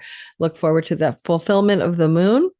The fallen moon may just mean you're busy doing so much, you hardly get to see your significant other, that kind of thing. Moving forward to May the 1st to the 3rd, Venus will sextile Saturn. Venus and Saturn in a sextile is to have love endure or money be solid and stable. Now, normally that's just a no-brainer, right? But Venus is in the house of chunky money, inheritance, shared spousal resources, finances, banking, loans, mortgages. She's okay here. She's got some surprises with Uranus up her sleeve. But the problem with her and Saturn, and you can see it's pretty exact already on May 1st. So you start to feel it the last couple of days of April and into the first 3 days of May. It can be like you got to deal with some financial situation connected to debts. This is where you pay your credit card off and stuff. Saturn is fallen. And there maybe you had some illusions. You didn't have to look at your credit card debt. Now you have to pay the price. So there's something like that, but Venus can find a solution to burdens regarding debts, and she can find a better arrangement regarding money, financing, loans, mortgages, to the point where it could even be about financing a property, refinancing a property, a rental property agreement, contract, and solutions and positive outcomes that Venus will try to enable while she is in a sextile to Saturn, who happens to be in a condition of fall. And then she's trying to pull power from Pluto. There's a small possibility of legacy wealth from a father figure who's elderly or ailing and going into that good night gently. Under the sky in the end of April and the first week of May. Now, we want to talk about Mars and we want to talk about Jupiter. Both those planets in great strength, exalted and in home kingdom, May 2nd to the 7th. A square is like a tension angle that requires action and decisions. You can't just let it rest. You can't just blow it off. You got to do something here. You got to do something about your work, your health, your debts, your pets, your rental properties. You got to go for it. And you got to do it with Jupiter's help. Well, this could be a movement towards a new job that is going to bring you into international terrain, publishing, teaching, or spiritual community. Now, there also is a possibility, if you've been dealing with a health challenge, that there's an expert authority who's going to be able to give you information in the top of the sky. And you could even just be like finding a book that tells you everything you need to know about this health challenge, and you begin to act on the information to solve the problem, for example. And there's another thing. I don't know if you guys are into book publishing, but if you've been working your ass off to get a publishing contract because you've been working on writing something, Saturn rules your house of writing in the 6th house, Mars is there too, then this could be a nice turning point opportunity regarding publishing and writing projects and success stories. You could be looking at consulting a career advisor or human resources department conversation about your options connected to work-related matters. Well, my son wants to take 8 months of paternity leave. Maybe he's having a very bold conversation about asking for 9 months. I don't know. That could be a thing in the sky. Again, the time frame is the first week of May. Most specifically, this intensity will be the 2nd to the 7th. And finally, Jupiter, when he's receiving a square from Mars, can translate this story to his 5th house kingdom, where he's able to say, well, maybe this is about pregnancy and childbirth and decisions around health for you or a spouse, or decisions about the mechanisms in which birthing and children and or grandchildren can be involved. You could even be dealing with situations with children, grandchildren, turning point decisions with great power, authority, and strength. Righty, let's keep it on. And, because Jupiter rules your 2nd house of money and earnings, there's also that translation, right? You're going to have a pivotal turning point opportunity that feels quite golden that would lead to likely an increase in your earnings. And you must make a decision about it in the first week of May. All right. Also in the first week of May, we see Mercury on the 4th and 5th of the month squaring Pluto. Mercury is information. Pluto is what was hidden. Information about something hidden in the home may impact your health, like mold or something. Information about pets that was unknown to you. News or information about legacy wealth and inheritance money, certainly with Venus trining Pluto here. Broadly, there could be some revelations about family money that you're entitled to. It could be good for you, could help you pay off debts, and information or news regarding job opportunities connected to your home and where you live. So those are themes that are ongoing in the middle of the first week on the 4th and the 5th of May. We move into then the idea of the moon moving into Capricorn. And that brings a very positive golden opportunity for Earth trine energy, which is money. So it's going to be active on the 6th. Don't worry about Australia here. Just trust me. It's going to be active on the 6th. The moon's going to be moving into Capricorn. The moon, will be on the 6th, sitting in early Capricorn at 5 degrees, flowing to the south node here, and also flowing in a blue triangle, basically, to the planet Mercury. So this energy is what we call Kama houses. Houses 11, 3, and 7 are lit on the 6th. And this is positive. It's good for money. It's good for career. It's good for prosperity. And it could be some really good positive directional energy regarding your life connected to your home or your town, your neighborhood or your city, your spouse and your clients and your relationships to others, and some letting go, releasing, and surrendering connected to your career gains. And this can involve legal contracts and arrangements you're making at the same time that should go pretty smoothly under the Earth trine energy, especially if you have to release obligations of any sort regarding your career or your career or your exalted work life. So this is kind of smoothing out some intensity and giving you ways to opt out of overwork or strain and career ambition and success that's bringing you down in an easy and flowing and maybe legal contractual way, getting a severance package or getting some kind of deal to take a hiatus or sabbatical from work, or something connected to maybe a contract or agreement from a solar figure, authority figure, audience, client, marketplace. Positive though, positive. Moon is in your social media house. It's in your teaching, writing, communicating, marketing house. She's in her joy here. So there's positive energy trying to happen. It's a funny placement because Jupiter is exalted. He's at this top of his sky and the moon is not. The moon is in a condition of exile, but Jupiter's trying to pull the moon into something positive. And you'll notice that just for a very short time, while this beautiful trine begins to form, a little bit after that, the moon will create a T-square. So there's like good things happening with critical turning point energy, job, work, career, human resources, paperwork, bureaucracy, things like that.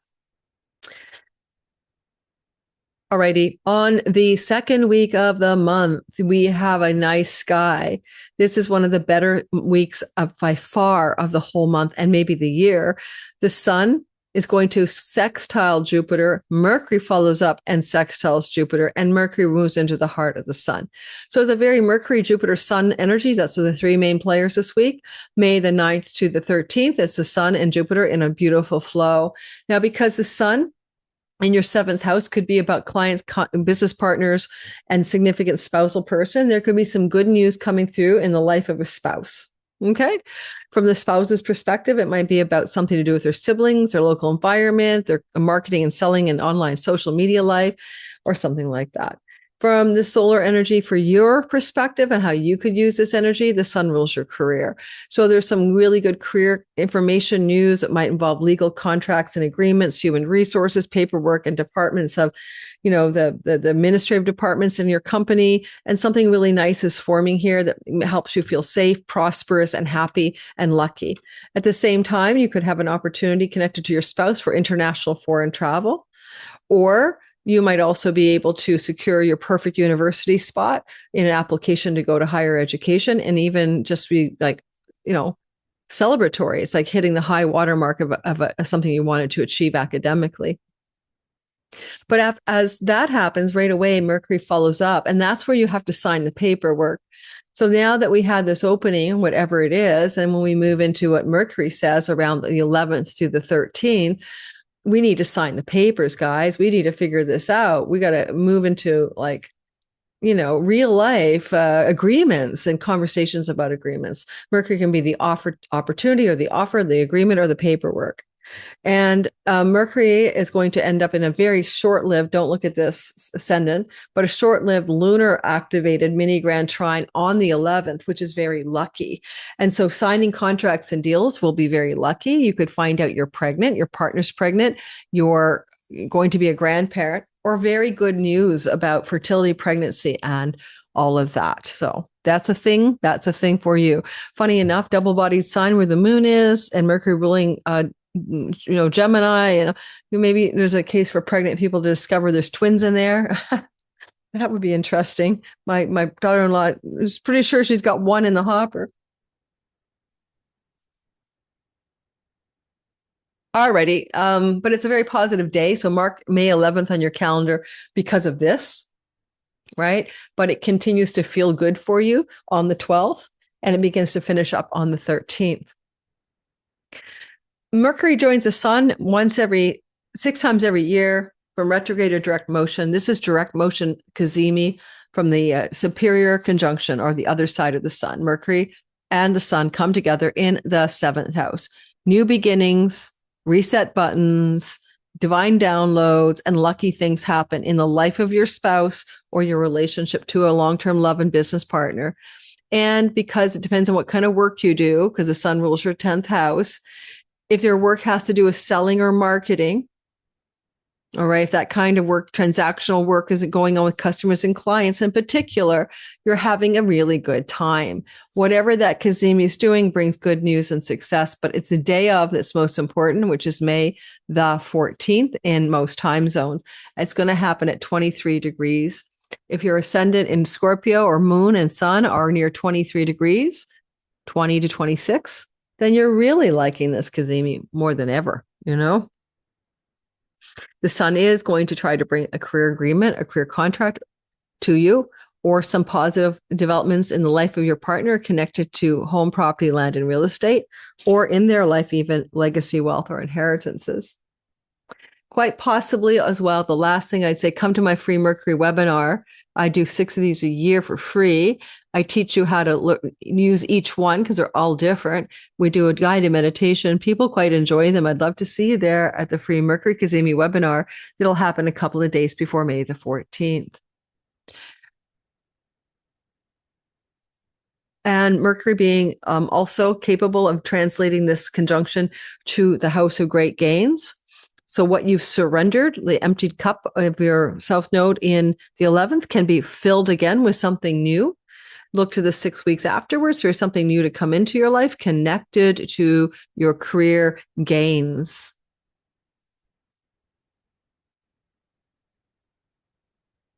You get a contract, a deal, you secure, a humdinger of a client or customer, that kind of thing. All right, let's keep going now to the second half of the month. We're talking about the 14th to the end of the month. We're going to start with the 14th to the 21st. The first major thing to look at is definitely going to be that we have on May 16th in most time zones a new moon at 25 degrees of Taurus. So we'll just move it back here for wherever Vancouver, Australia is. But in most time zones, you're going to have it on the 16th, the new moon, new beginning, fresh start. In your house of marriage, in your house of clients, customers, audience, and marketplace from your career. New beginnings and fresh starts here are very positive because you've got Mercury watching the whole thing, like he's holding fort, right? He's saying good news can come off of the new moon. He just went into that cazimi. The new moon happens to be well placed in terms of Jupiter, a lot of nice flow from Lord Jupiter. It's at 21 degrees to 25 degree new moon. 25 degrees? Yes. And the new moon will plant a seed that can unfold in 2 weeks after the new moon, but even rumble away for all of 6 months. And the moon is the natural ruler of your house of lucky breaks that come from Jupiter in the 9th. And so there's new beginnings and legal contractual agreements connected to international travel, writing, teaching, academic environments, and legal and court cases that favor an outcome that you're going to like. Okay, there's good shit happening under that lunation. And so look to that to unfold 2 weeks of something positive in the life of your spouse or you and all the other people I told you about.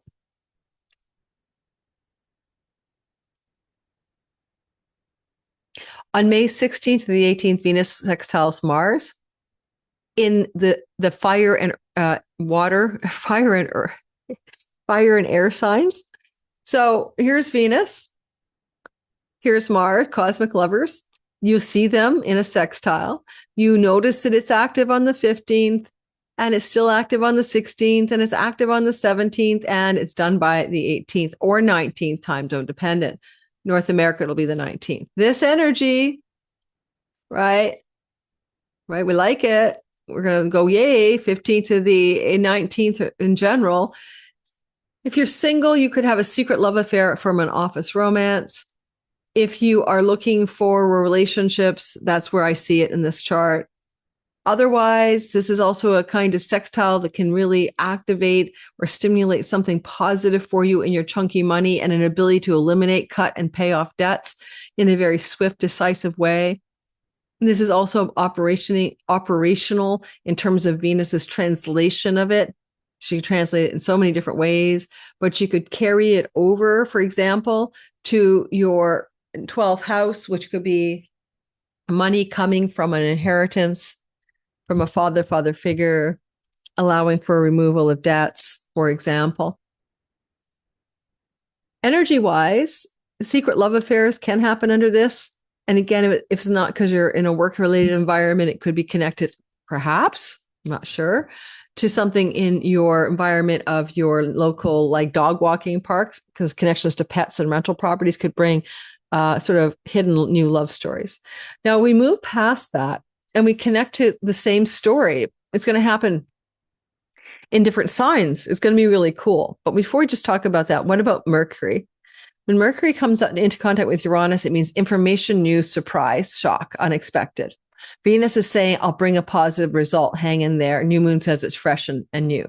So ultimately, I think you're going to say, oh, something I couldn't see that was hidden in the dark about my money, moon is dark here, will be revealed to me in an exciting way, but you will interpret it as destined and positive. It's at the bending of the nodes of fate, and it's bending the north node in the house of good fortune, 5th house. So good fortune, money news unexpectedly arriving, could even be a massive tax break, but there's something like a rebate or something, but there's something good trying to happen here. So, but it's coming as a surprise. And I like the fact that the conjunction forms a miniature trine to Pluto, the god of wealth, in the house of legacy wealth, property, land, and real estate, and rentals over here, and debts. So I don't know, news that you have more money than you thought, your house is worth more and you can sell it, that your debt elimination, you overpaid your credit card and you get a refund, but it's deeper than that. Some of this can invite inheritance money into your life. or there is inheritance money you didn't know you had, and it's revealed because Pluto is the secret hidden realms, and Mercury is the digger information news about what you couldn't see, and now you're getting the information you need. So it looks like a bit of a surprise, positive monetary surprise coming through around this time on May 17th. But on the 19th, both planets will move over. Mercury, Mars and Venus, the lovers, will move into water and earth, which is mud. And they're still doing what they do, which is they can do romance, passion, excitement, all kinds of stuff. All right. So if you're single, find love in a foreign land, distant place, spiritual community, or higher educational setting. Okay. That's what you do with that. And Mars is that passionate bulldozer of a type of energy in the house of committed love. You could also look at this as Mars is fighting for something he wants for you to have connected to legal and court affairs. And you're likely to, through persistent bulldozer effect, win the day. Now, Venus is going to be in your ninth house for a while, all right, from May 19th to June 13th. And this is really good for, with Jupiter's help, long distance foreign travel, positive results regarding grandchildren, childbirth, really good results when it comes to winning at court cases, or really good success in academic storylines like higher education. And having her here in a flow to your Scorpio nature always feels like a glow up every year.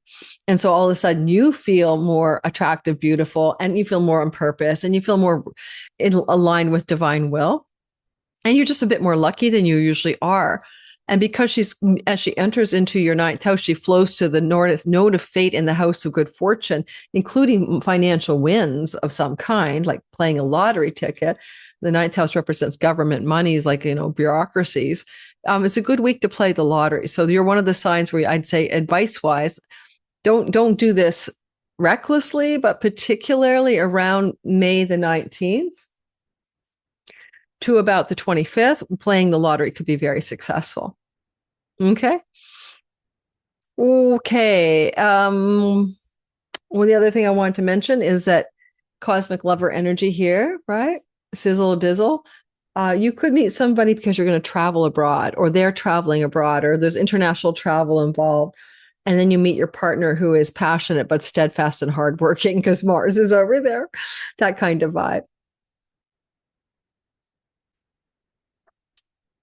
Moving forward into the next part of the story. Should we move forward? Your grandchildren are having positive developments in their lives, particularly connected to their career. And you're looking down at your grandkids going, yeah, cheering them on. You're doing well. I love your career success right now. Okay. And that is true in that shorter window of about the 19th to the 23rd or 4th. All right, as we go forward and consider the narrative, Mars is a bulldozer in your marriage house. And this is going to be difficult for your significant other. They're going to be plowing the fields or something. They're going to be feeling maybe grumpy or irritable and maybe passive aggressive and maybe sometimes blowing up at you out of the blue.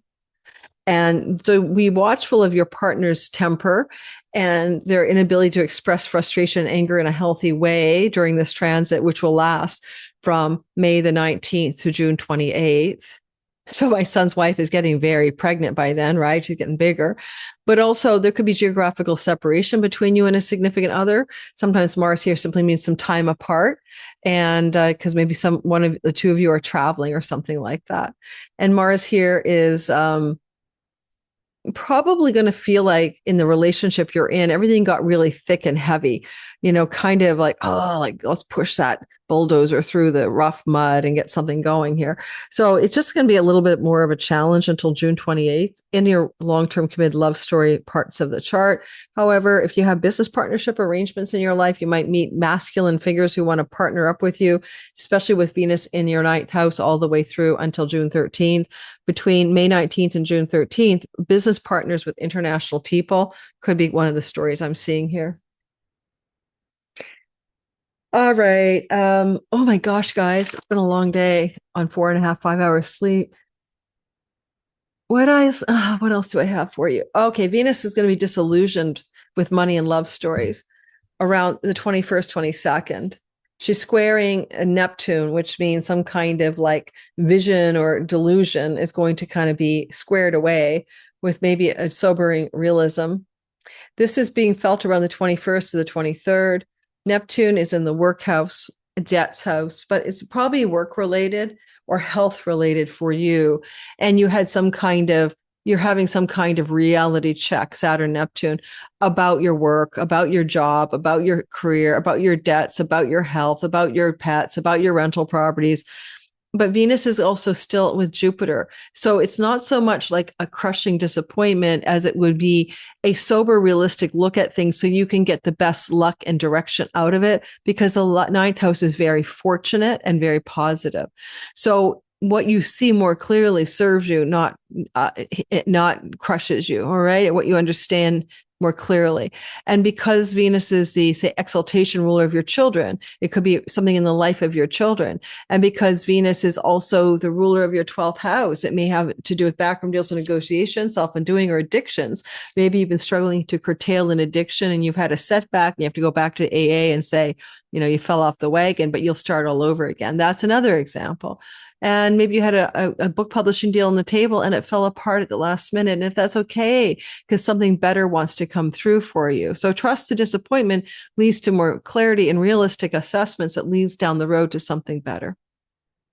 You're very lucky with Jupiter and Venus in the ninth house right now. So what doesn't go your way, and just trust me on this, will work out for a long run better anyway. You'll be glad it didn't go through, right?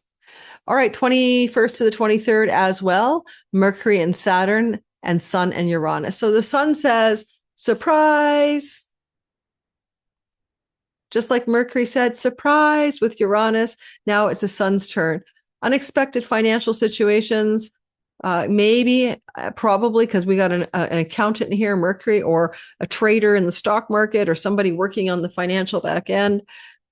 Now that we've got that accountability here, and now the Sun illuminates Uranus's unexpectedness, and the Sun translates it to career, but is a sextile to your career house.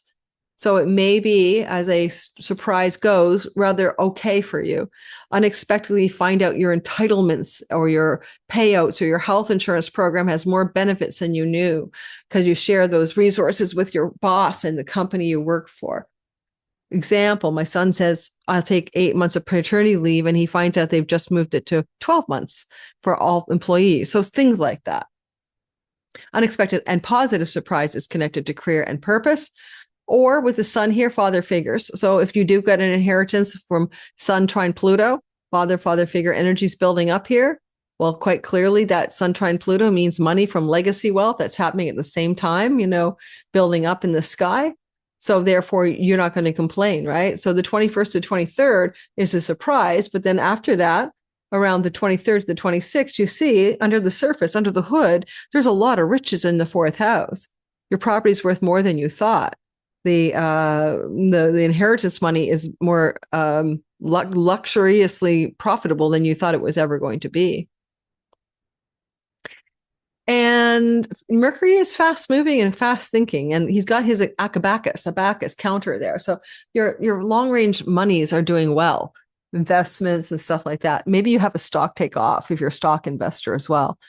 Maybe something you parked your money in is going to just soar all of a sudden. Righty, tally ho. Mercury Saturn says long range financial success connected to debts, work, refinancing, property, and real estate. Again, 21st to the 23rd. And Mercury could also say the 21st to the 23rd, stable, lasting, enduring results connected to your career gains in a formidable kind of marathon way, and perks and rewards from working and job can be sustained longer or in more enduring ways than you think. The only thing I don't like is Saturn's fallen. So some of it may also require that you do some backroom deals and negotiations with your corporate or work or employer situation to get the best out of it. And if you have employees, there could be a circumstance here with a difficult employee situation resolving itself around the 21st to the 23rd. Now let's go to the third week, the 21st to the end of the month, and talk about difficulties. We have Pluto squaring Mars. The world is going to rock and roll with war and terrorism and shit like that, but not you. Excuse my language, guys. That's what happens when I'm tired. I revert to my childhood where my mother swore, so I do. Although she used to say F a duck, okay? She was very tame. F a duck, F a duck. Oh my God. She was born in the 30s. All right. It's like, let's square this away. WTF, right? Mars is in the house of legal contracts. If you were selling your house, this is the buyer. The buyer is unfortunately in a rough shape in Taurus. They're trying to gin up the money, but they don't really have it. And they're taking forever to put together, enough for a down payment. And then all of a sudden there's a square when push comes to shove, right? Something's got to give. Disclosures, things that were hidden, contractual legal agreements, difficulties, having to fight for something, or someone's fighting you for something that they want to get connected to home, property, land, resources. Legal things can be involved with Mars here, lawsuits as well. But because Jupiter's in your ninth house, and because Jupiter is in dignity and Venus is with him, you will prevail and win in this stuff. Separation between you and a partner in a divorce settlement, you come out on top. But it's probably not that. Mars is just kind of like, he's ruled by Venus in the ninth house. So it's going to bring you legal results that are yours to win the day. But if you want to move your home, for example, Mars is like trying to push for a relocation. And yet you have to cope with Pluto, who needs some kind of transformation and catharsis and crisis. Your significant other is having a really difficult time, if you're married, with something connected to their career. And they're coming into a real crisis moment regarding career, power struggles, and ambition not meeting the success they're looking for. And that could even lead your significant other to want to terminate a career job path, to just quit during this time if you have a significant other. All right. If you want to sell a property with Mars here, because he'll be here forever, he'll be here until June 28th, May 19th to June 28th. I'm not sure I like this. I almost think it might be useful to wait until after June 28th when he gets into your 8th house and flows to the 4th, okay? This could also be difficult struggles and battles over matters of money and inheritance. And everything will start to clear a little bit better with Jupiter still supporting you. The best time for that clearing is like June the 28th to June the 30th. Okay. And all of a sudden there's like golden rainbows and unicorns of success where things have been thwarted and struggles have happened. And your significant other could have these same kinds of problems, right? And I talked about Sun trine Pluto. I already brought it up, but just to repeat it, this is positive on the money front connected to banking, loans, mortgages, property, real estate, inheritances, tax rebates, insurance payouts, home property and real estate, legacy wealth, family of origin money. Sun is also giving you career benefits financially connected to your home life. When do you feel that? May 23rd to May the 26th. On December the 27th and 9th, Venus squares Saturn. She already had some disillusionment when she squared Neptune on the 21st, 22nd. Now she's got a hard reality check about what she's trying to accomplish in legal court cases, international travel, childbirth and labor, if you're a female, and matters connected to a sibling too older, and a sort of a hard stop reality check as it connects to your work, your job, your pets, your rental agreements, and your tenancies. Trying to secure an international tenancy agreement. Failure, difficulty, realism sets in, trying to figure out how to hard stop something tangible in your work connected to human resources. And there's a terribly difficult reality check coming in here. Venus can translate this reality check to difficulties also with legal contracts and agreements connected to rental, tenancies, international, and court matters. But still, Jupiter and Venus want you to win. They're going to conjunct here in the month of June. It's going to be glorious for you. So I do want you to not get stuck here. Sometimes when Venus has like a Neptune Saturn sobriety check, so to speak, it's going to give you what you need, especially good for those of you in publishing industries. This sort of what seems like a delay or a setback turns out to be a gift in disguise. So trust the process. Venus and Jupiter have your back here, and they're flowing to you. They'll stop something from going forward on many fronts. When something gets halted in your work, in your debts, in your finances, in your publishing stories, whatever that is, whatever gets sort of waywardly halted or stuck is going to be for your benefit. And this is happening around the 27th to the 29th of the month. And it may connect to what was happening earlier on the 21st, 22nd of the month. Finally, a Sagittarius full moon at 9 degrees. It's going to be in Sag, which is what? It is your second house of money, earnings, resources, financial wellness, dietary habits, and styles. You planted a new moon here, a new beginning on December 19th of 2025. Don't forget, it's usually financial matters here. And there's a fulfillment moon now, a closure, a ripening, a harvesting of something you planted. The moon at 9 degrees of Sagittarius on the last day of the month. We're not going to be able to get it there without, just trust me, it's right here. The moon will be right here at 9 degrees. Well, the moon is bending the nodes of fate, which makes it very intense, very destined. It's very once in a lifetime. The moon is particularly bending the south node, which opens up a surrender, release, and letting go of friendship circles, groups of belonging, long-range goals and dreams, and money and earnings from your career. You let it go, you release, you surrender, that's okay. But at the same time, the full moon will fulfill some financial mandate that Jupiter wants for you, which is luck. And money can come from ways that are extremely lucky, including winning money, including inheritances. So it's maybe okay to let go of the earning story. The fulfillment moon opens up a beautiful channel in the sky that could just simply say, let go, let God. Your money's going to work out. Let go, let God. There's something good trying to happen. Windfalls, pennies from heaven, good fortune. The nodal axis is offering alternatives. And Jupiter is in a luck house with Venus as well. All said and done, Jupiter will likely bring you very fortunate new for financial outlays, outcomes that aren't your traditional ways that you've received money, particularly career earnings as well. And that's what I've got for you. And I hope that wasn't too fast and you could have played me back at a slow speed and maybe stopped me and taken notes. Don't forget, if you were a part of my Patreon community, you would get this early access and ad free. And that's something that a lot of people do. They get off of YouTube so they don't have to listen to ads. I put out so much content every month that listening to ads is probably annoying, but it also helps me survive as a content creator. So thank you for that. If you want to come to Substack, you'll find that the Pluto Chronicles is literally where I do World Astrology Unplugged. Check it out. And do predictive and accurate astrology about the world. If you would like to check me out, that's a weekly newsletter, the Pluto Chronicles. If you want to check me out over at my members only community here, I do live streams to say hi, to have conversations with you. I do them with spontaneous pop-ups as well, and sometimes mini readings, but not that often because I'm very busy, but you do get some of that. And also you can connect with me in Patreon for like classes and Zoom calls and all of that too. I have different tiers, including my highest tier, which gives you free classes. Don't forget to check in the Divine Timing Masterclass, 5 modules in May. You can do a la carte, 1 or 2 weeks of the course, or you can grab all 5 and all the Q&As with me, etc. It's more than just a weekend workshop. It's like come to the Q&As and have delineations of student charts or understand what I'm trying to teach you better. And you have your questions asked by a real person.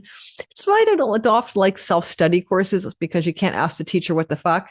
So come to my class. Scorpio, you're known for being of the crude nature when you need to be, Scorpios, with swearing. So if that upset you, I apologize. I'm hoping that I caught the wave of your essence, as I'm a little bit tired and my swearing self is coming out of the woodwork. Thanks for listening. Don't forget to like and subscribe. I'll see you soon. Take care. Well, astrology is the map. It is the terrain of time. And in our course, the Divine Timing Masterclass, we're going to be learning about 5 very powerful precision tools in astrology to time your best life. But here is the thing.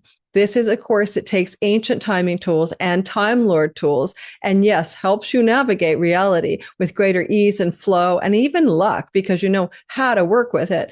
But it is not the only part that astrology offers you. It's not only a prediction map of time.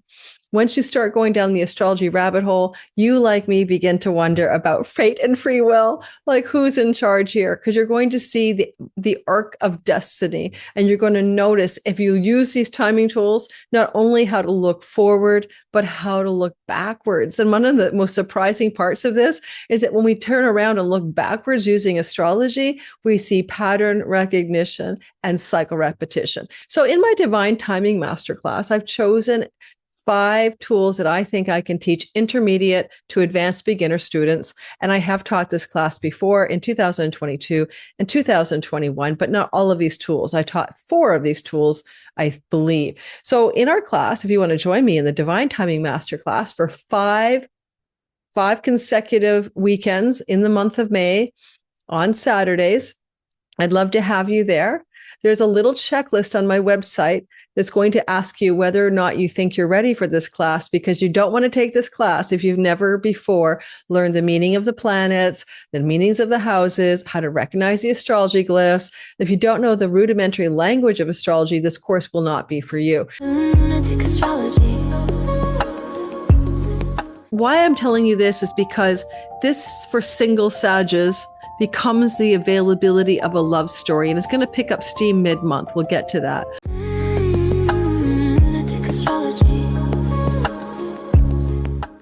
Hello, Sagittarius, Sun, Moon, Rising sign. We are talking about May 2026. Now, if you found last month a tense April, I don't blame you. You had a very rare amount of energy, stellium, in your 5th house, and there might have been a lot of intensity around love, romance, sexuality, creative, entrepreneurial energies, and your children.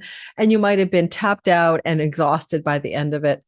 On the other hand, this is a month, May, that feels a lot more easy. Why is it better? What's so much better about it? Well, if you're a single Sag looking for a relationship, then this is one of the better months of the year to find somebody coming into your life that you are going to have a lot of sizzle and a lot of passion and a lot of friendship energy with. And it could be quite fated and destined and maybe even a bit soulmatey. But if you're not single and you're looking for a smoothing out in the waters of your love story, then this can happen as well. There's so much going on this month. It's much better because we have every planet direct, no more Mercury retrograde in Pisces. We have a 3-month moon, 3 moons this month, not just one, which is pretty cool and very intense as well. But we are also not under that eclipse energy as well that prevailed through much of February and into March, early April.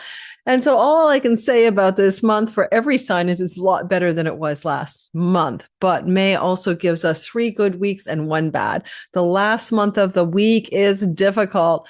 It's not the worst, but it's not the best. In the global story, it's not great the last week of March, but in your own life, there'll be this kind of intensity that you're going to have to move through with a bit of grace and good ease and understanding how to do that rather than to plow into it, but to sort of move through it, not, into a head-on collision with that last week of May. I'll tell you how to deal with that last week of May in our astrology today. We're going to cover the whole month of May, everything you need to know, including the moons, week by week. If you're new to my channel, welcome. My name is Lori Lothian. I'm having a bad hair day, and you can find me all over the internet, but this is Western Tropical Zodiac, whole sign houses. And if you really want to learn how to read your chart properly, use the whole sign house system. Listening to general astrologers on YouTube and trying to convert it to your Placidus chart is why you get confused. The old ancient tradition is once you go whole sign, you never go back. How and why to cast your chart in whole sign houses is a free tutorial in my description box below. Go grab it and learn how to do this for yourself. And second of all, because I'm a teaching astrologer and I don't want you to miss this, and because I only teach this class every couple of years so far, last was 2022, this is my intermediate students or advanced beginners Divine Timing Masterclass, 5 precision timing tools to time your best life. This is literally ancient tools that I've been using in my own practice, in my clients for the last 8 years, especially some of them that I rely on, just like you would rely on your GPS coordinator on your phone to get you somewhere on a drive. So if you want to learn these tools, you'll need to have the beginning stuff down, but check the description box below. The website link will take you to the course description. You can sign up for all 5 weeks. You can sign up for 1 or 2 modules. There are 2 weekly Q&As. There are live Saturdays with me, 5 Saturdays in May. When you go to the website, there's a kind of checklist that tells you if you're ready for this course or not. So go there as well to know if this is going to be okay for your level of astrological knowledge or not. So I'm recording on Thursday, April 16th. This probably drops the weekend of the 24th. And so I'm getting ahead of the game. I'm going to take you through the sky. We're going to clock the sky together bit by bit. So I'm going to show it to you. And I might talk a little bit fast, which is understandable because I have Mercury and Sun in Aries with my moon squared by my Aquarius Saturn. No, sorry, sextile. I just talk fast. So please slow me down with the gear icon box because I'm going to put a lot of content into 35 minutes, right? I'm giving you everything I got. Then the only way I can do that is to talk at a pace in which I'm not going to be here for 1 hour to deliver the same content I can do in half an hour. And you're a fire sign, Sag. I know you get me, right? We are fire. So let's get going. May the 1st. What do? We have a full moon. Why do we have a full moon? Well, because we always have why am I on April the 23rd, for goodness sakes? Doesn't really matter. Well, let's go ahead to actually May 1st. May 1st, we have a big, beautiful moon coming through Scorpio, your 12th house. This happens yearly. This is full. What does that mean? It means that you're capitalizing on something that began for you as a new moon on November 19th, 2025. And this is a harvest, ripening, reaping kind of energy, a fulfillment energy. This is an interesting house. If you struggle with addictions or bad habits or ways of undoing yourself, like your worst enemy is you, then this is how you've been working the soul work through the last 6 months to kind of unwind those things and move away from where you sabotage your life. And so fulfillment can be at this full moon, a sign of where you are, a tracking under the moonlight of how successful you've been, how much of your goal you've fulfilled. And the moon will be, as I said, at 11 degrees of Scorpio. It kind of flows to the nodes of fate, which is positive. And it can indicate you're really healing some things to do from with your childhood and the way you were raised, as well as past life content. And it connects to particularly how you can get away from addictions and undoings of your own self by your own hand, so to speak. On the other hand, some of you might have a full moon illuminating a potential move to a distant, far off land or foreign place. And for some Sagittarius, you might move from the country you currently live in to another country under this kind of lunation. And it could even involve the opportunity to rent a property abroad. Now, if we go past the moon and we talk about, and I'll dive into it deeper on my channel, so like and subscribe, hit the notification bell, because I put out deeper dives on every lunation, every eclipse, every major transit pattern in the sky for all signs. This is the overview. On May the 1st to the 3rd, Venus, who's love and money goddess herself, will be moving into a beautiful flow to Saturn. Now, let's talk about this for a minute. This is where Venus enters into your main squeeze house, the committed business partnership, love partnership arrangements. Sometimes she's good for publicity or getting you a lot of attention from clients and audience and marketplace here, or bringing positive women into your life, even, for whatever reason, friendships even. But here's the thing. Venus enters into your 7th house on May the 19th, right? I mean, on April the 24th. So you're starting the month with her there. And she'll be here until May the 18th, right? She's going to cross signs on the 19th. So why I'm telling you this is because this, for single Sages, becomes the availability of a love story. And it's going to pick up steam mid-month. We'll get to that. So just know that if you're not in a relationship looking for one, especially with Uranus here, thunder, lightning, the way you love me is frightening, or unexpected, surprising, unconventional new love stories emerging. So single Sages, this is a good month for love stories. All right. End of story, period. Let's move on. Her sextile to Saturn on May 1st to the 3rd is enduring love, lasting love that has a long tail or horizon line of structure and endurance, durable and enduring love. And Saturn, of course, being in a condition of fall, could mean something very interesting here. There's a soulmate quality to the love that you could be involved in right now, this month. Could have started after April 24th. But why Saturn's in fall could be an age difference, or this could be a friend, or you might be in love with a partner that belongs to a friend. And so there's a complication here. Age difference is probably the most likely, but a friend's love, an elder sibling's lover or a friend's partner, and you're in love with them and they're in love with you. So it gets a little twisty here, but I don't mind it at some level either, because I see some other indications that, this still could be as unconventional. You're breaking your own rules in love. You're frontiering into some new territory, but the sky is the sky. And Neptune Venus energy as well suggests soulmate energy in a sextile. So if you meet your person and it's somebody else's person, or the age difference seems too big above or below you by age difference, minimum 6-7 years, but you just don't think it's okay, it's okay. Something good is trying to probably happen here. You'll see why more as we get through this story. On the same time frame, the first week of May, right, going week by week, Mars squares Jupiter, and this is about the 2nd to the 7th of the month. And Jupiter exalted and Mars in his Aries kingdom, because this is the exhausting love, romance, children, entrepreneurial stellium that's leaving this month from last month. It's maybe not been exhausting. You might have been working really hard on passion projects, but nonetheless, or futile dating attempts.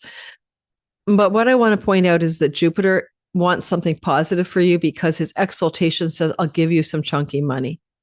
I'll give you some inheritance, property from a sale of a family home. I'll give you money through tax rebates, insurance payouts, stock investments taking off. I'll give you money. Let me give you some chunks of it. You didn't have to work for it. Here you go. Just handing you the check, royalty income, ad income from Google AdSense, whatever. Here comes the money. Money from spousal separation agreements and divorces. You're going to benefit here. But why is the square there from Mars? Well, because you have to make bold decisions and take courageous action to get the money to work. So that could be if you're in a difficult relationship and it's over, then you're cutting the ties. It could be connections to matters of your children and money and major bold turning points that actually turn out positive. Or if you've been thinking of selling or have sold a property, especially if it comes into a connection with your siblings or your family of origin, that property sale, Mars is the bold step for completion and ending and making sure that it goes through, and or executing all of the paperwork because of Mercury to get the frigging gains of the property sale down. Like, you know what I mean? Like, close the deal. And when is this playing out? The 2nd to the 7th of May. Now, Mars in dignity in a house of good fortune, Jupiter in a house of chunky money. I don't think this is too shabby, right? Venus and Uranus could mean the offer on the house since April 26 or so. There's an offer April 24th, but even better, April 26th. There's an unexpected, surprising purchaser wanting to buy property from you, and the deal is on, right? Here we go. And now you're going to execute and close the deal if you can, the first week of May, from something that could have started the last week of April. For instance, it's just an example, alrighty? There's many ways it could play out. Major changes in the life of a child, for example, going on and connecting for the child to moving to another country, not another country, to move, for your child to move out of the home that they're in, to move to another home in their own life. But there's a lot of luck and bold prosperity and how that child can move. So there's good things happening here as well. On May the 4th and 5th, Mercury and Pluto will have a square. Mercury, well, he's got contracts, information, and discussions that want to happen. And Pluto is behind him, but he's moving on to your 6th house. So it is around May 3rd, 4th, and 5th, into maybe the 6th even, where you're feeling this tension around contractual agreements, deals, conversations connected to debts, connected to money owed or money someone owes you, connected to siblings, connected to work, connected to properties that involve rental agreements. Pluto is in a sibling house, and with Mars, the ruler of siblings in his fall, a fallen siblings going through a difficult time with their health, and you're getting news of the health problem for your sibling, for example, okay? And it might particularly be a sibling 1 younger, or a sibling 2 younger, or a sibling 3 younger. In fact, all of those layers of siblings are implicated in this story. And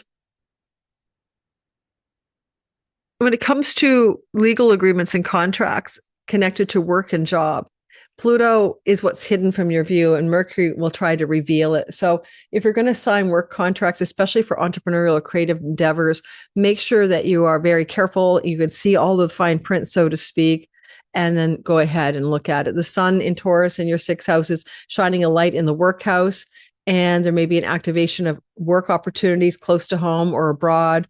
And Mercury is also, as a ruler of your 10th house of career, you might be getting ready to leave one career path or job, but also the same thing can be also starting you up on a new one. And you just need to look under the hood at some of the details that might be hidden from view, especially if the legal contract involves opportunities for work involving teaching, writing, marketing, selling, or traveling.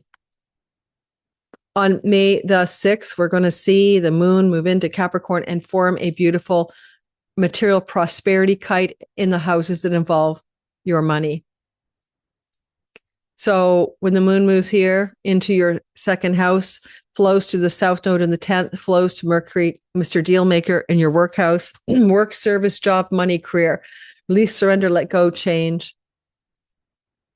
North node activation in a temporary one-day kite, expanding your worldly success in and from the home, changing your home connected to your work, chances for an increase of money connected to job. All of that is a golden day for you on May the 6th.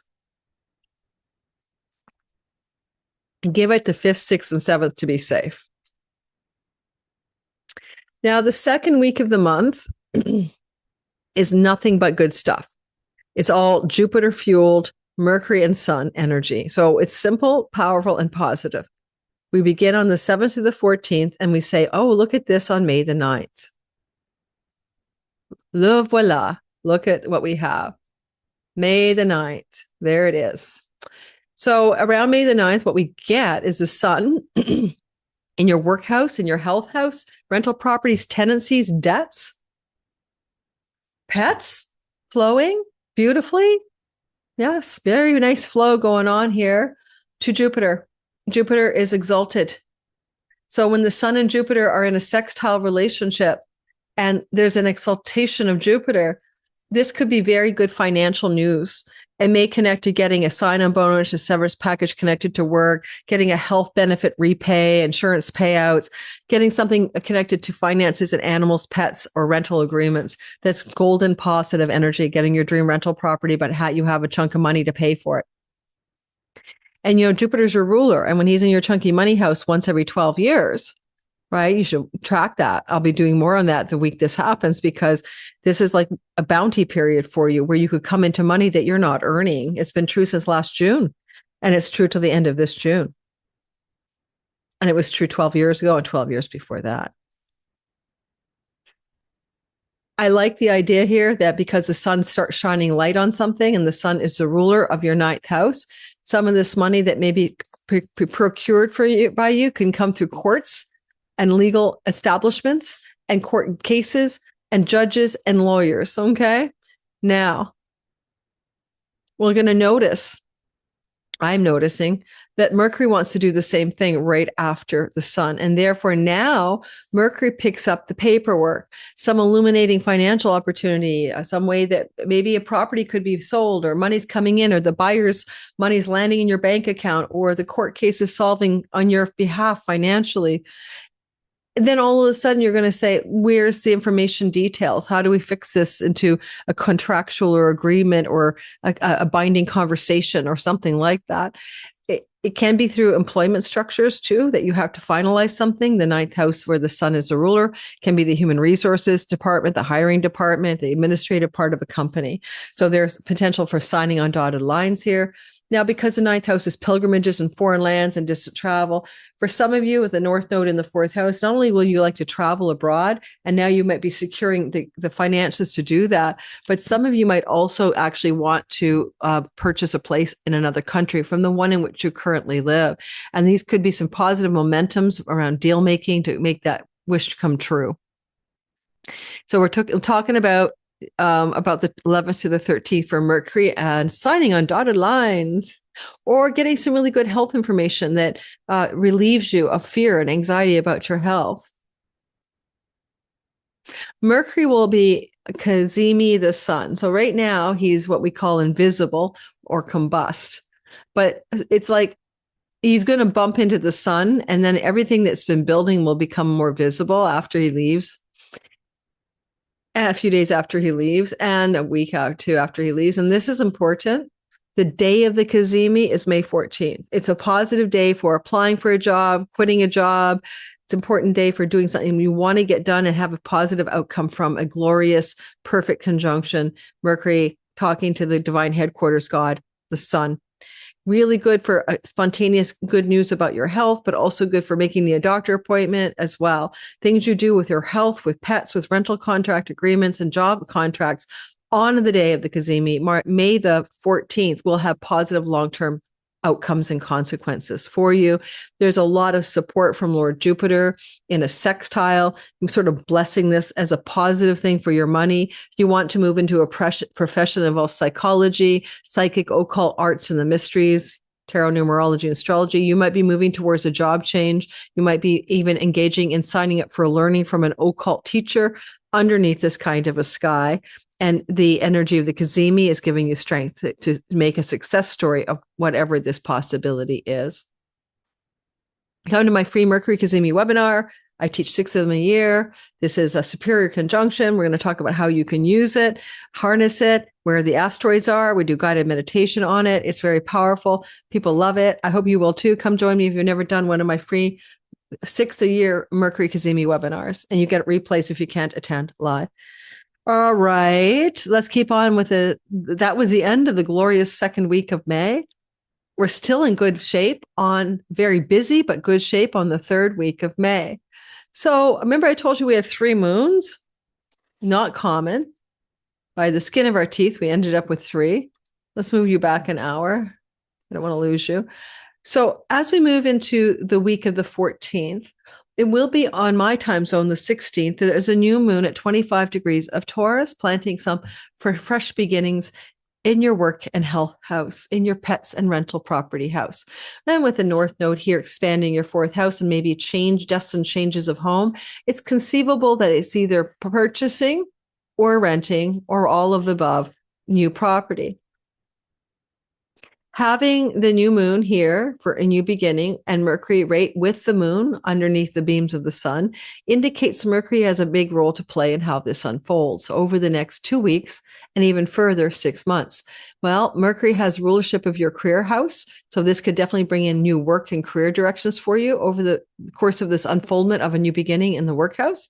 And Mercury is also the boss or the ruler of your marriage house. Sometimes this can be preceding a commitment, the dating space. So therefore, this new moon in the dating space can indicate a new beginning in long-term in relationships of romantic love and casual dating. But because it rules Mercury, the commitment house, and Venus is still here, the dating stories unfolding off this new moon of May 16th and the 2 weeks that follow may lead to a long-term commitment down the road. So pay attention to that for single Sagittarius looking to date. If you're already in a relationship, having had Venus moving through your 7th house of marriage and supporting your marriage house the best she could from April 24th to May 18th could have soothed the waters of your long-term love story and also benefited success and good things happening in the life of your marriage partner, including the money your marriage partner is making or your marriage partner getting inheritance monies from their family of origin. And Venus would have tried to help with that the best she could, April 24th to May 18th, and will continue to do that, helping as best she can through to June 13th.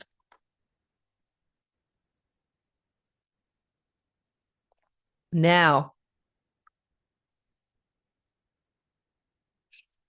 we're going to talk next about the cosmic lovers doing the weirdest dance I've seen in the sky, Venus and Mars, because they're going to keep talking to each other, but they switch signs at the same time.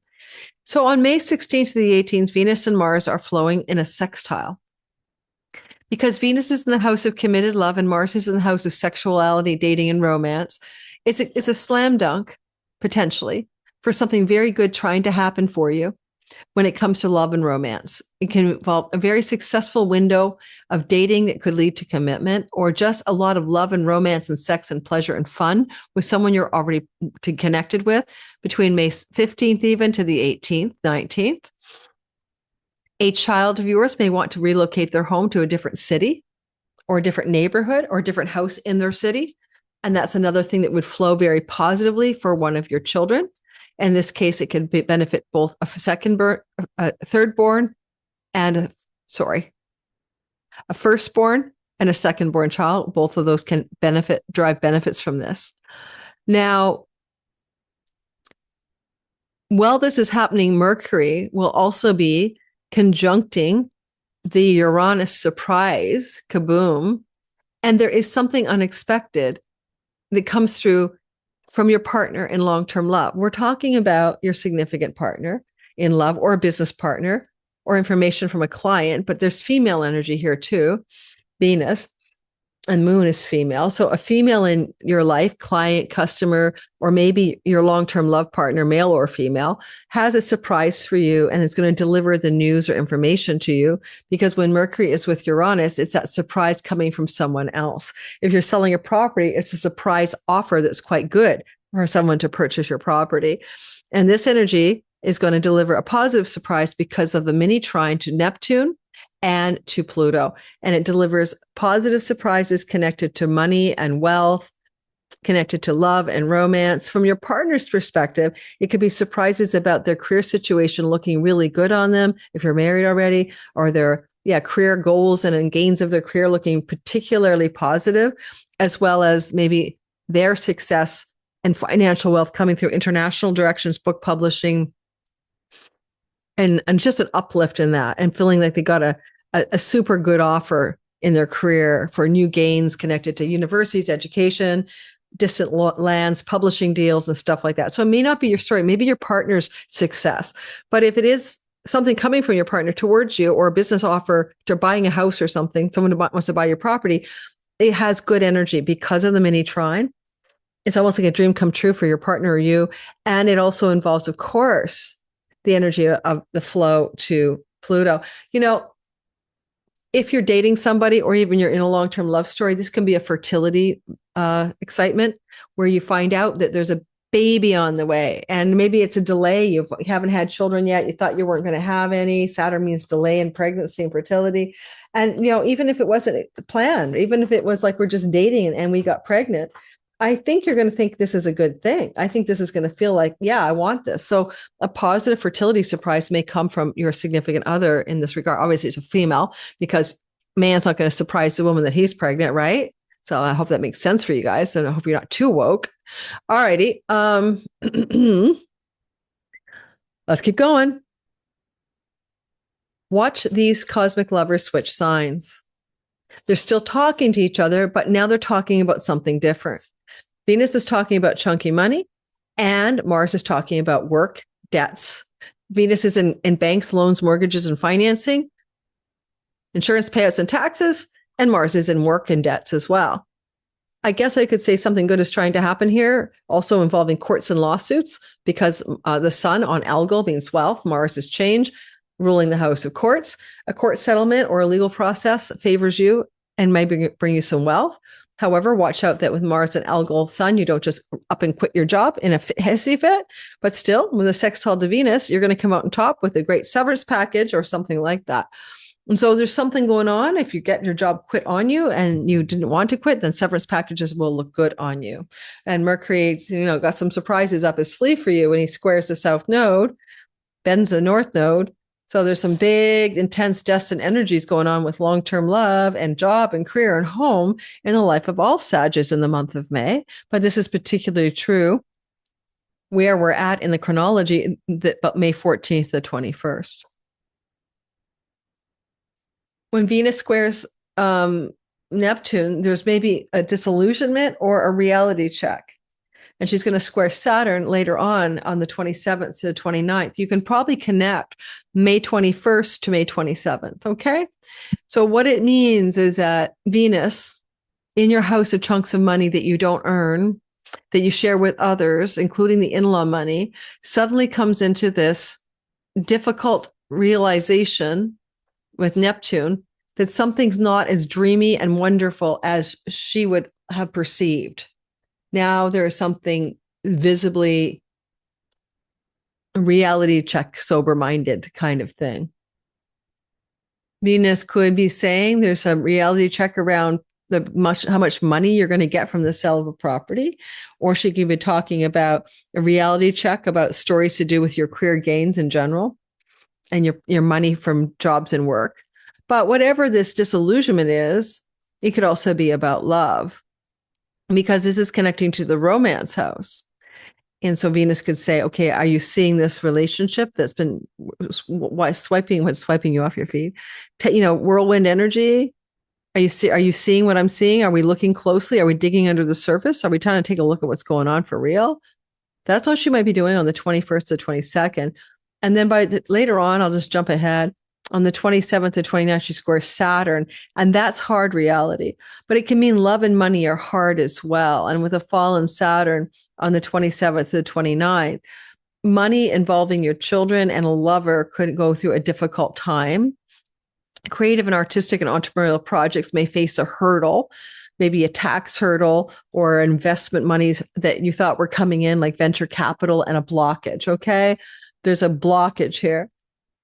And ultimately, you may have been relying or hoping that a friend was going to come through for you on a financial front, or a sibling one older, and they're failing to follow through in a way that were expecting them to do, or just a sibling in general, and a failure for that sibling to follow through, or delays from that sibling on monetary matters, maybe even connected to who owes who money. Now,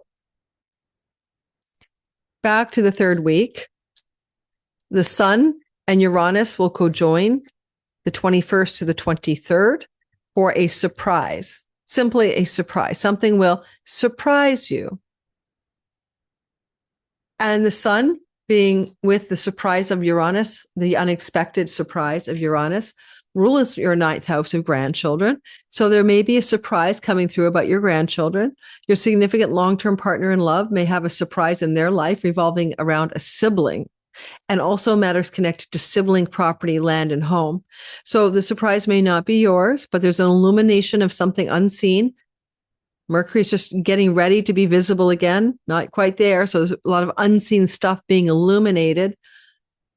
And it may surprise you may be surprised by what's disclosed by your business partner, client, customer, audience member, but also significant love partner. Or if there's a contractual legal agreement, something that was unseen because it activates the sun, the house of law and courts, will be revealed under the light of the sun around the 21st to the 23rd. Is it good or bad? Well, it's not good or bad. It's just necessary. Squaring the nodes of fate, and probably could involve legacy wealth, inheritances, property and land as well, and family of origin money or in-law money. And then if you look at Mercury sextiling Saturn,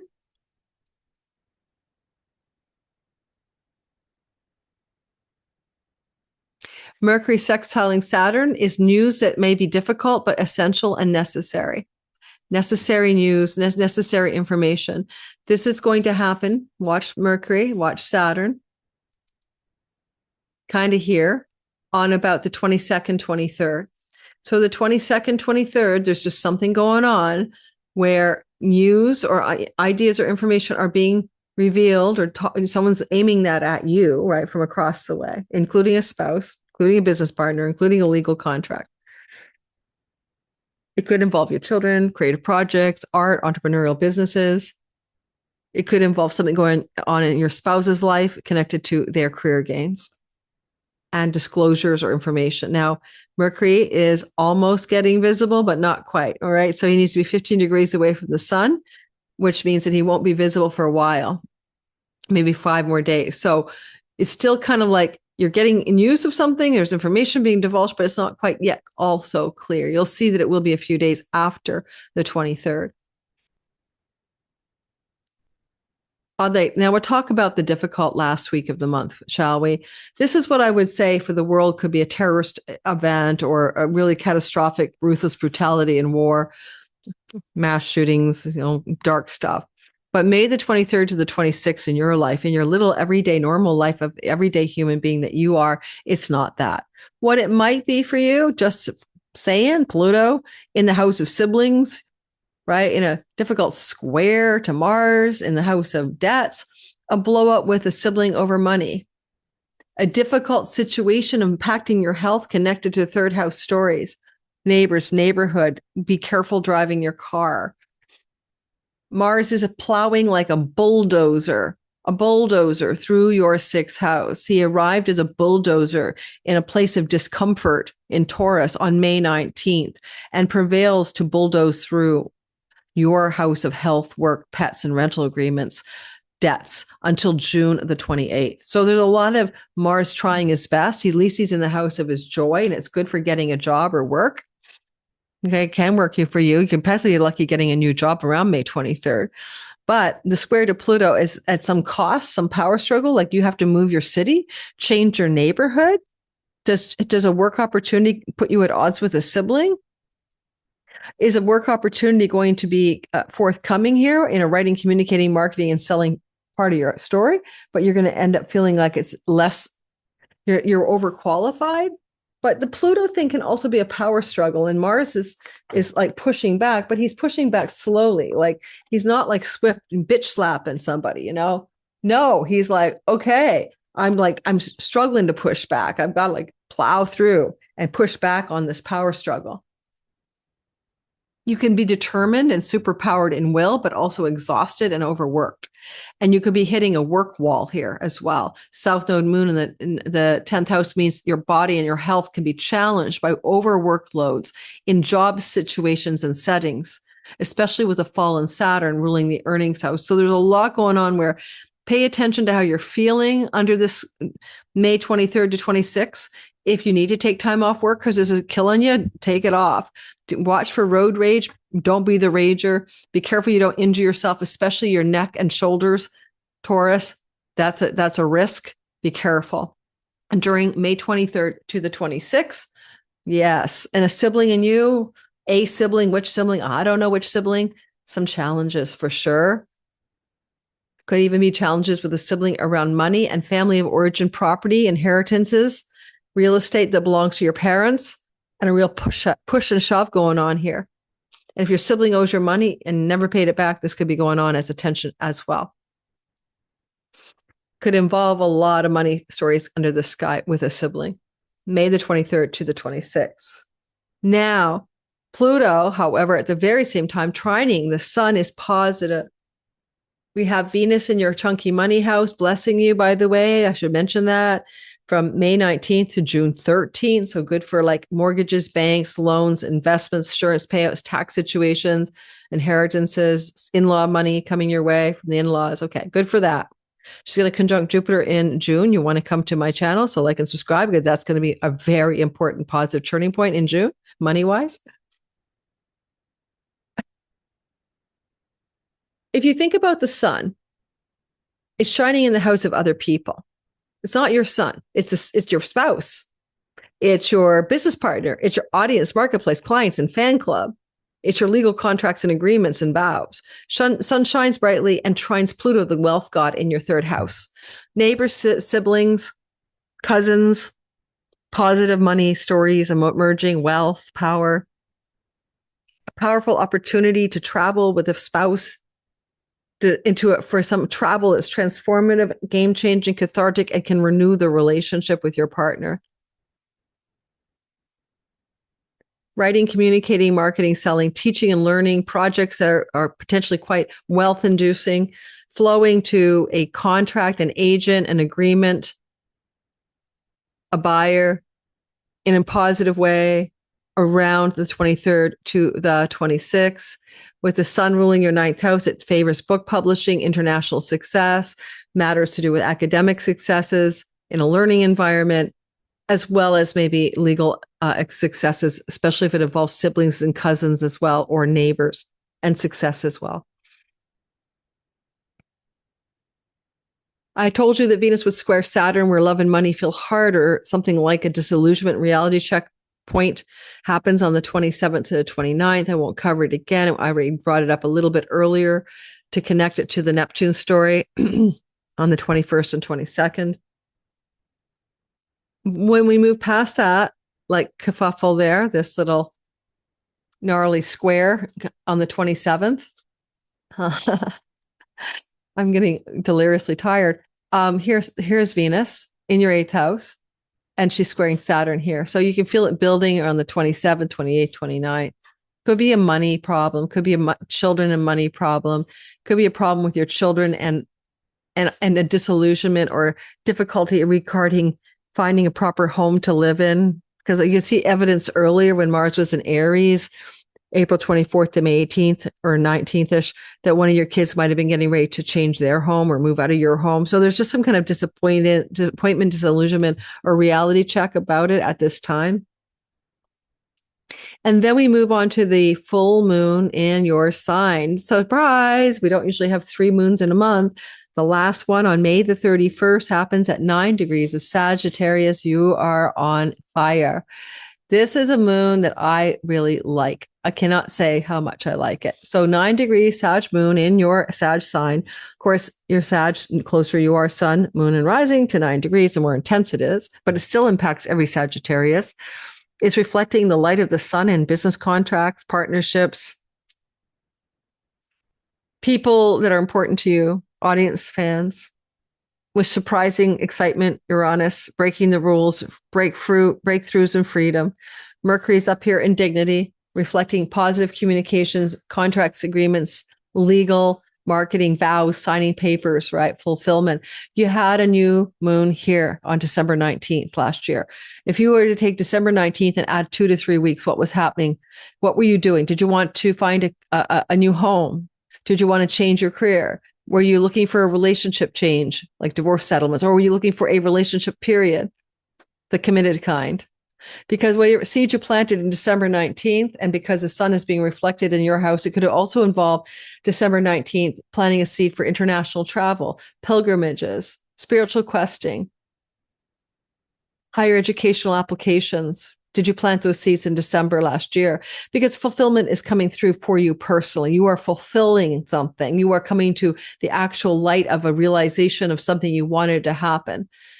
And because this moon at 9 degrees of Sagittarius is not only bending the nodes of fate, particularly the south node, but it's very fated and destined stuff, but it's also in a beautiful flowing relationship to Saturn. And so there's something about stability, long-term success.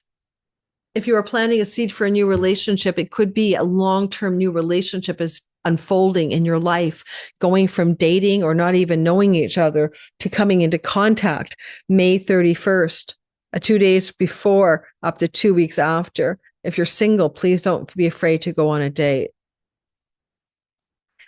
Saturn's fall can be, again, is the person belonging to a friend? Is it your elder sibling's partner that you're in love with? Or is it someone with a significant older or younger than you age difference, right? And you're just not sure about that. Well, this moon is going to try to shift your perspective on that. It flows to soulmate Neptune. It flows to Saturn for longevity and committed love, vis-a-vis romantic love. The whole thing is a setup here to try to actualize success in long-term love through romantic love. Are you having a child? Maybe this could be news, excitement, that a long goal, plan, dream to have a child is going to be fulfilled with you and a partner. And you weren't expecting it, or you thought you were too old, or they were too old, something like that, late blooming parenting. But if that's going to happen, and it can under the sky, I'm going to give you a clue. Who is it? Is it your dad, your mother, your grandpa, your grandma? Someone in your line pushed through against all odds to make it through to be the baby. Okay. So this is one of those kinds of stories. Or you had sexual barriers, right? IUDs and condoms and diaphragms or whatever else. You had them all ready to go and you were using them and it failed, which happens. This is also a failure contraception sky leading to a pregnancy. But I think for some reason, the overall tone of the sky might suggest it is welcome, even if it was just dating. Maybe you always wanted to be a parent and what the hell? You're going to make it work. That's an example. Creative artistic projects, find fulfillment in legal contracts, entrepreneurial business endeavors that you've been working really hard on, especially if it has to do with your career ambitions and long range dreams and goals, especially if you're an artist of any kind or a performer or a musician or creative, then you may find there's going to be a beautiful fulfillment of a dream that this moon can unfold in the 2 weeks that follow, that bring you a completion and fulfillment of a yearning for success in your creative and entrepreneurial and artistic stories. Thank you for listening. I am tired. I slept 4.5, 5 hours last night. This is April 16th.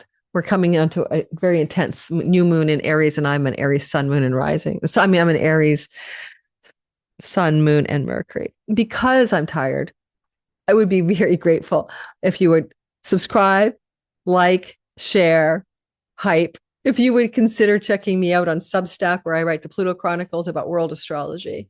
If you would consider checking me out, but you don't have to, but I'd love if you did, on my Patreon community where I teach classes, where you get everything early access ad free, or my membership community here on YouTube.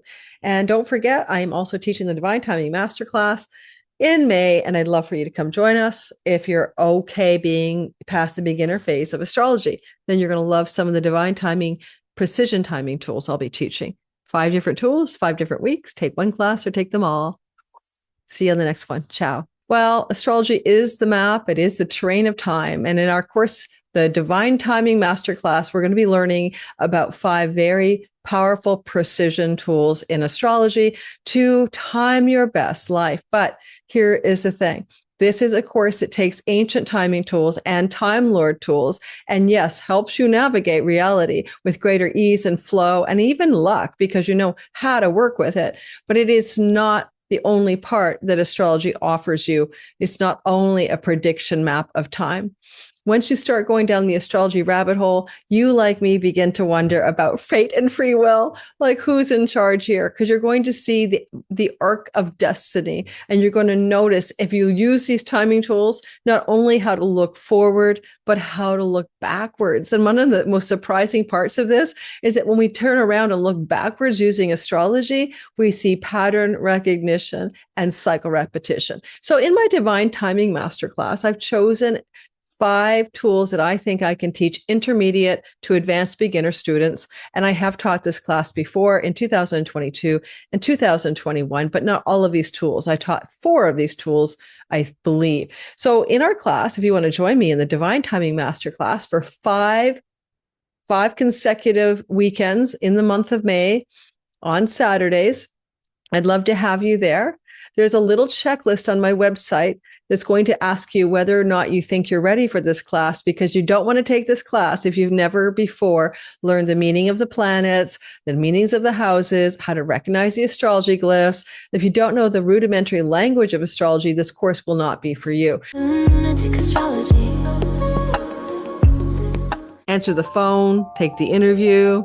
That's your window for job success, and also for golden, beautiful health turnaround stories that excite you and surprise you.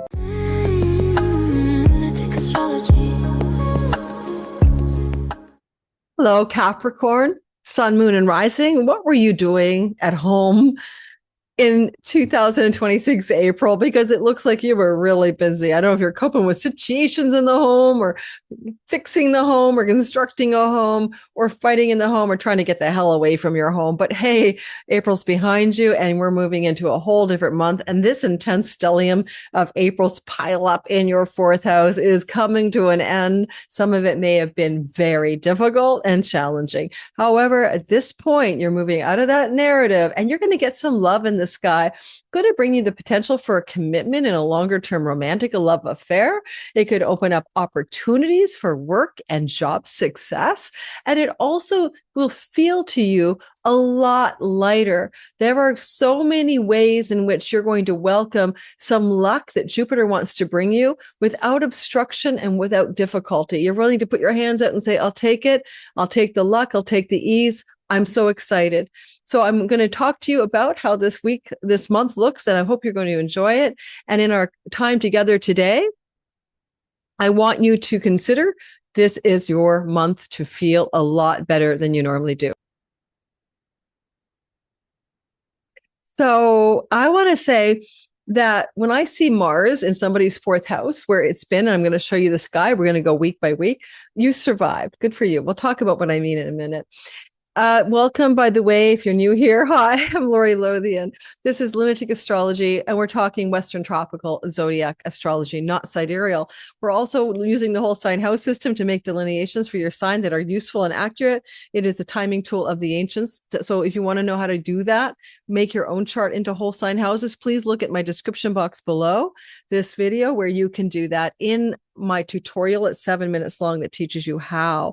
And finally, I am teaching my Divine Timing Masterclass 5 weeks in May, every Saturday with 2 weekly Q&A calls with demo charts from students. If you want to learn astrology and you don't know how to do astrology at a intermediate to advanced beginner level using ancient precision timing tools, join me.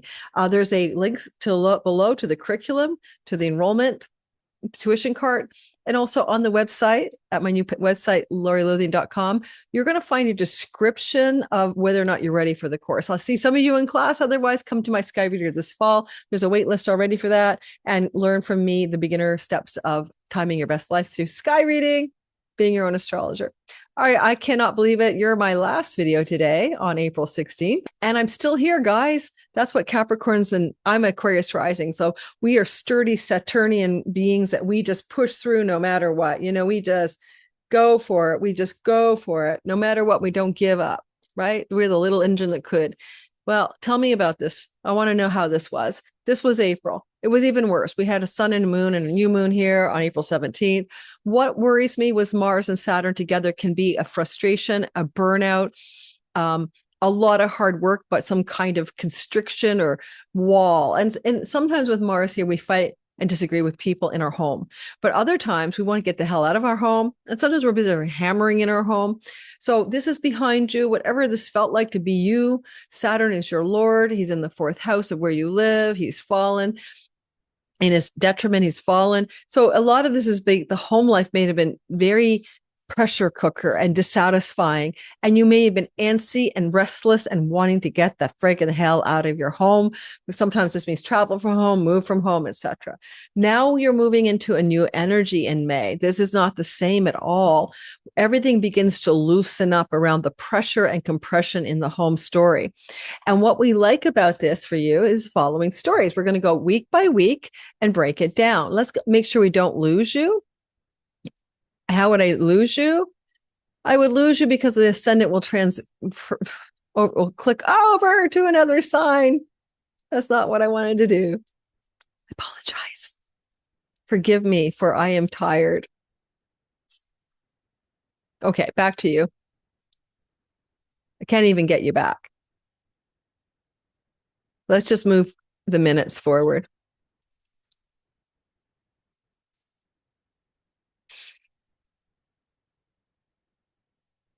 I know.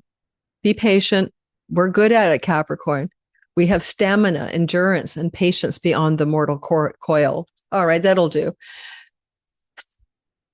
As the month begins and we move into the first day of May, we have the first of 3 lunations. This moon is going to be in Scorpio. It's going to be at 11 degrees of your 11th house. This is a house of career gains. This is a house of friends and social groups and friends and allies and a sibling one older. Now, the good news is that when a full moon shines brightly in your 11th house, there's a fulfillment of a dream or goal or a long-range plan that has been percolating in your life, that you put a seed in place here and you want it to sprout. The seed planted here in November on the 19th of 25, because the moon in Scorpio is the ruler of Cancer, and Cancer is your marriage house, committed love, business partner house, legal contracts. The seed planting may have connected to a committed long-term love. Jupiter has been in your sign since last June and will continue to stay here until the end of this June. This indicates something going on where you're given an opportunity for a beautiful love relationship that's exalted, but also maybe exaltation of legal contracts and business contractual deals. The moon is here trining Jupiter on May 1st, and it could open up an opportunity as it also sextiles the nodes of fate and trines them for a job or career opportunity or legal contract that could involve travel or move. It can also put you in mind of a destined love story that you want to activate, but it would require travel. Whatever this moon does, it has to connect in some fundamental way to your reality November 19th, out a couple of weeks when you are seed planting something deep here. Ultimately, this is windfalls because this is pennies from heaven, and this down here is good fortune. So it's maybe a possibility that you could come into some financial fortune, but it might involve Jupiter, which would be a sibling, 3 younger or 3 older, or a long-term love partner, and the fortunes come through that person, as an example. All right, so let's see what this moon produces. Okay, let's see what shows up for you. It could be a job because the moon is reflecting the light of the sun in the house of good fortune, and Venus is in the house of work or job. Now, let's talk about the idea of the sky when Venus is in your 6th house, because she's not just there for a day, she's there for a long while. Venus, the goddess of love and beauty and all things good and money too, happens to be in your work house between April the 24th and May 18th. Now, that itself is not unusual. It happens every year. What can be very positive about this is how this arranges up with the 4th house stellium. So you may be able to get a kind of job, connected to an ability to work from home or move your home, and you can't wait anyway, because a job, they'll say, they'll move you. You know how companies hire people and they move them. So there may be work-related opportunities this month that allow for you to change your home, and you're glad of it. You're like, I'm getting out of here. I'm ready to move my home. So this is a story that some of you may experience. You may also be able to move your home because you have debt relief. Money owed to you is returning. Now that the money is here and it's repatriated, then April 24th to May 18th, you got the moolah to move, right? There's that vibe as well. Venus is also in the house of pets and rental properties, and some moves you make may be more aligned towards a rental property opportunity than a purchase. In fact, there's 80% chance that if you're moving, you're probably going to rent something rather than buy something under the sky. And this is going to be a possibility where you can procure a rental or focus on the idea of a rental through until May the 18th. And some of you may make a move to get a new pet during the same cycle, but you might be surprised because you weren't expecting it, but then all of a sudden you've got an animal in your home. When we pass that story, let's go back to the details of the sky week by week. That's how we operate here. We do week by week, week 1, 2, 3. Let me just close my door. It's freezing.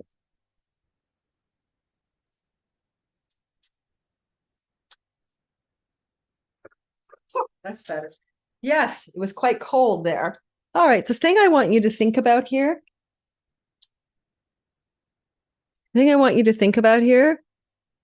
is how you are going to make something Venusian last and go the distance, because your marathon planet and your reality check planet, Saturn, in your 4th house of home, you want a dream home. You see, Neptune is like, it's my dream, and it's frontier, and it's in a remote place, and it might be on a rocky crag, and it might be, in a place where there's water and sun. I don't know, making stuff up. But dream home stories are here for you in the next year. And wanting a home, a dream home, that's true for most of 26 for you, with Neptune and Saturn close by each other. And all of a sudden, you've got this Venusian blessing regarding a rental property. It may not be your long-term home, because that's why Saturn's fallen, right? So he's not going to give you the final answer, but you could secure something, and it may be in a remote place. It allows for you to have some distance or isolation. Mars always needs to activate expat energy or getting away from your own country. And Venus is flowing to the north node, which can represent foreign energy in the house of travel. So there's a possibility of taking a risk and getting a rental property in a place that's not local or not even within your country. That's a possibility, or where you're currently living. So let's look for that energy to pick up the first 3 or 4 days, the last 2 days of April, first 3 days of May. The Saturn and Venus story is playing out. Now, when we move into the Mars square Jupiter, while it's a square, it's also full of opportunity, could be also commercial success. But Jupiter in the house of business partners and legal contracts and significant long-term love partnerships, squaring Mars in the 4th house. Well, what will you do with that? Mars is in dignity. He's pressuring Jupiter. Jupiter is having to take the pressure. There could be a bit of a concrete, pivotal decision turning point, action taking moment here. Mars is your exaltation lord. Next to Saturn, you're the lord of your sign, where you're making some communications, Mercury, decisions and actions revolving around where you live. And it can involve a contract, an agreement, or it can involve a significant long-term love partner. All are true. And so look to what goes on in your life during that window of time. It can be gritty because it requires solution and action and decision and momentum and direction. And that's going to be May the 2nd until May the 7th. And because Mars is also able, with this pushing energy, to translate it to your 11th house, there may be a change of home coming through a career opportunity, or Jupiter can translate this energy, should he wish to try. He can make it happen that there's an urgent need to change your neighborhood or home or relocation or city that will require you to travel. And you will figure out a way to do it as fast as you can. Like, I'm on it. And then because Jupiter rules your house of distant lands, far off shores, it could be to another country or a far off place within your own country. There's a lot of movement here. You might have been hammering and building something. That's kind of like the laborer and the hammer guy and the architect, but that's behind you now. That was April. Now it might be something about moving on or something like that. Now, you could be moving on. You could be dealing with legal contracts and details about separation and divorce and separating the assets of the home with a significant other as you go through the mechanisms of separating, divorcing, and working out who gets what.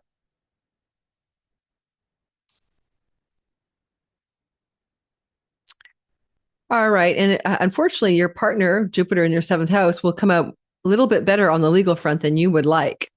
All right. I have to give you that. You got the South Node in your 9th house of legal stuff. Mars is conjunct Mercury, the ruler of your 6th. And like, a long story short, if you have a partner that you owe spousal support money to, you're going to end up paying it here if you were trying to butt against the system. Okay. In a divorce separation agreement. Probably that's what it is for some of you. All right. Mercury will square Pluto on the 4th and the 5th. Information or news revealed or uncovered that was hidden from view or unseen by you. Mercury's in the 4th house. This can involve childhood stuff, family of origin, legacy wealth, parents, the ancestral line, and a sibling 3 older or 3 younger. You could also hear like news or information from a sibling at that age, but it's just because of Mercury and Jupiter aligned this way. But it's that Pluto thing. It's about money. Okay, whatever this communication is. Oh, I apologize. Sorry, guys. I'm a little tired today after 4 hours sleep. Discount what I just said, right? It's not worth me taking this video and starting over. When Mercury, and Pluto are square, it's still about money. It still can involve a sibling 3 younger and 3 older on this angle, but it's about money. And so it's about money in multiple ways. Okay, so there's money issues involving your children, and there may be a need for you to step in and help. There's money issues involving romantic love partners on challenges and understanding disclosures information with children and love partners about money.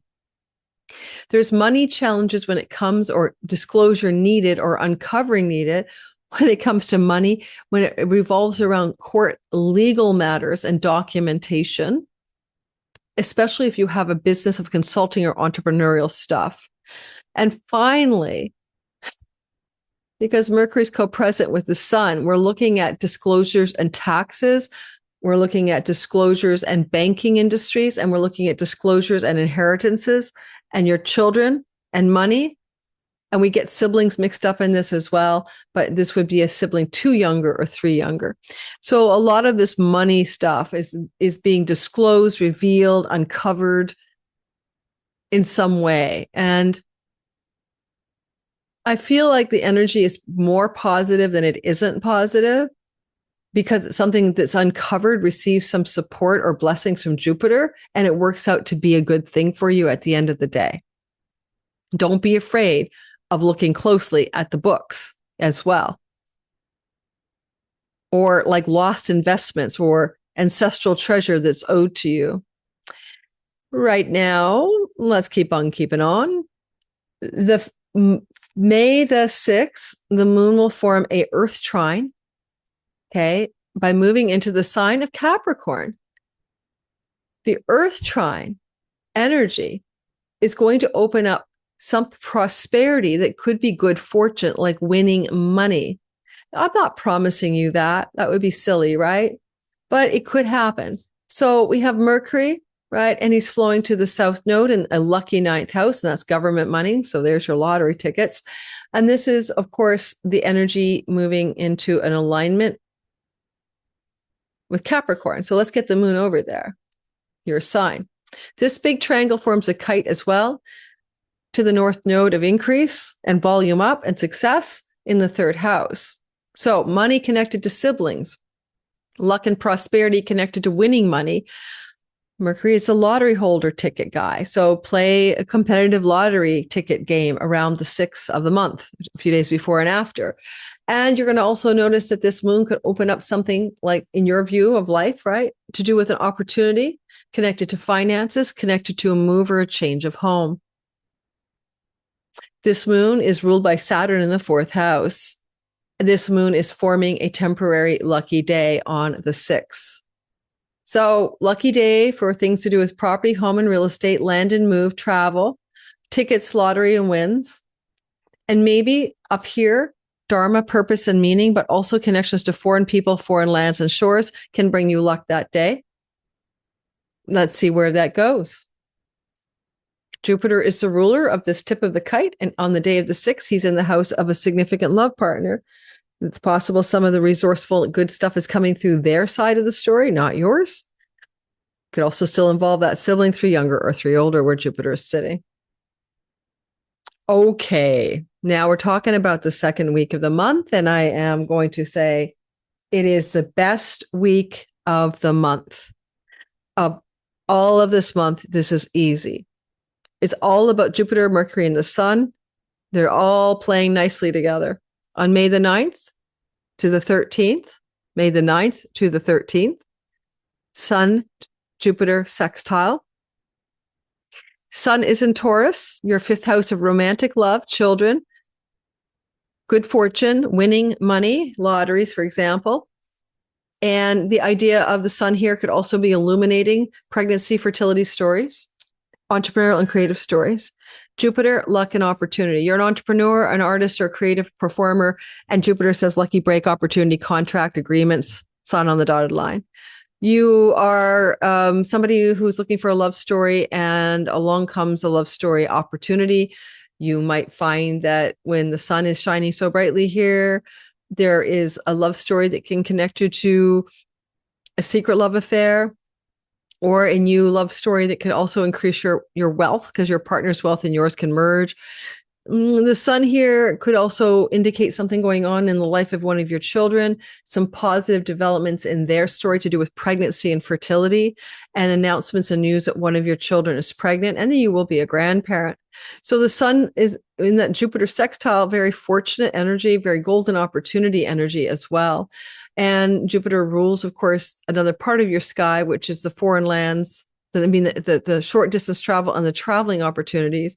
So golden opportunities to travel connected to romantic love and children, or entrepreneurial and creative artistic success stories, especially in the online world. This could bring you a big glow up in your audience marketplace expansion through online social media platforms, marketing, selling, teaching, and learning, for example, as well as prosperity through siblings in very powerful and fortunate ways, where you feel good fortune favors you. Mercury does exactly what the sun does because he's chasing the sun, and Mercury steps in to do the same thing. It's possible that these are interconnected stories, and that once Mercury moves into the sextile to Jupiter, which begins to build up and be felt by you around May 11th to the 13th, what I think this could be, because the sun did it already, right? The sun was doing this May 9th to the 13th, and now May 11th to the 13th, Mercury chimes in and begins to build a case on your behalf. If it's the same story, now you've got the paperwork. Now that you've got your winning ticket in hand, and you're signing a dotted line with the government to get the money they owe you for your lottery win. Now you are communicating with a significant love partner about a travel plan. You're professing true love to your partner. in love and romance. Now you're getting an opportunity maybe for a career lift, right? It's interesting that Mercury is talking to Venus in the workhouse and Venus is talking to Mercury in your creative, artistic, and lucky good fortune house. That's why I'm saying work. And, the mutual reception is subtle, but you could be moving into a very lucky window of time where there's a job offer, but it aligns with your natural talents and gifts, fifth house, and it feels easy. And you will feel, this is exciting and fun. I'll say yes, right? I think that's one of the ways it could work. Also, opportunities in career, job, work, connected maybe to teaching, writing, and learning, and those fields of the third house where Venus has exaltation power and flows to the moon on the 12th. So yeah, a lot of good stuff going on here for you. I think Mercury, he likes to talk about, children here, like he could be information from your child. This could be information from maybe more likely actually a second born child, but we'll go first and second born children, information and news coming through that is quite positive around May the 12th. Well, we can go third born child too, Mercury. Okay. So first, second, and third born children, yes, information, news, positive developments. You're hearing from them. Something good is happening in the life of an adult child. Okay. And you'll notice a mini grand trine forming on the 12th too, which is the moon connected to children. Yeah. So fertility, but also maybe this is a travel opportunity emerging on the 12th as well. And it may have some very sense for you of golden good fortune all around it. You're like, yeah, this is a golden trip opportunity. I'm going to take it. And it could be to foreign lands and distant shores, or it can be local. Both are true under the sky. So put the May 12th on your calendar. It's a big deal, and it's going to be playing out from the 11th to the 13th. On the Cazimi day, Mercury comes into the heart of the sun. Come to my free Cazimi webinar. I teach 6 a year. I teach you how to harness this divine download day full of positive energy and good stuff. And what I like about Mercury coming into the sun here at 23 degrees, it's a house of good fortune. Remember, I told you can buy lottery tickets. He's the ticket master here. He gets the ticket for you. Yes, we have this tension going on, but between Jupiter here and the moon, that's just when push comes to shove, a come to Jesus moment around decisions around where you live. Okay, May 14th, or with whom you live. But the golden ticket here of the Taurus moon, Taurus sun, and Mercury, it's good. It's wonderbar. I don't know what it is. There's going to be a new moon here shortly. Watch for it. So the day of this Cazimi, send your creative art stuff to an agent, start your entrepreneurial business, like get a domain, launch it online. The day of this Cazimi, go on a date, find romantic love looking for you. The Cazimi sextiles Jupiter in the house of commitment. Dating will lead to long-term love if you're activating it around this time of the 14th. And of course, positive and blessed information regarding fertility and children, or your children having something good going on here. No doubt about it. And yeah. So, but what happens next as we move into the second half of the month, 14th to the 21st for this section, is that you're going to see the moon move into this part of the chart and be a new moon in Taurus at 25 degrees. See how golden this is? First, we have the Cazimi, and now we have the new moon. And with Venus still in your work house, which can give you jobs, April 24th and May 18th, let's see what else happens here. In the house of good fortune, 23 degrees on the 16th, there will be a new moon, new beginning. 25 degrees. Mercury's there. He'll translate the fresh start. Could be a new beginning and a fresh start in long-term committed love. Mercury can transfer the goodness to distant shores and far-off lands and foreigners and foreign people. Mercury can translate the goodness to book publishing deals, international success. Mercury can translate the goodness as well to matters connected to your job opportunities and work opportunities, and even some good fortune connected to your health. Now, that surprises you, but all said and done, the Taurus new moon is a seed planting. So I want you to think about May 16th, a day or two before, and up to 2 weeks after, and look for the good fortune to roll out. Could you win a ticket off of this, a lottery ticket? Yes, you could. Yes, you could. And if you have any debts to pay off, because Venus is in the debts house, you'll be able to pay off the debts. So buy a ticket near that time. It can't hurt. It's not the worst case for winning the tickets I've seen. The good fortune kind of subtly unrolls over the next 6 months. And if you're single and looking for a relationship, a new moon in the fifth house can bring somebody new, and you might meet them through a work setting, or something connected to rental properties and pets. You'll notice that, well, that's what I think anyway. You'll notice that Mars and Venus are beginning to love each other up.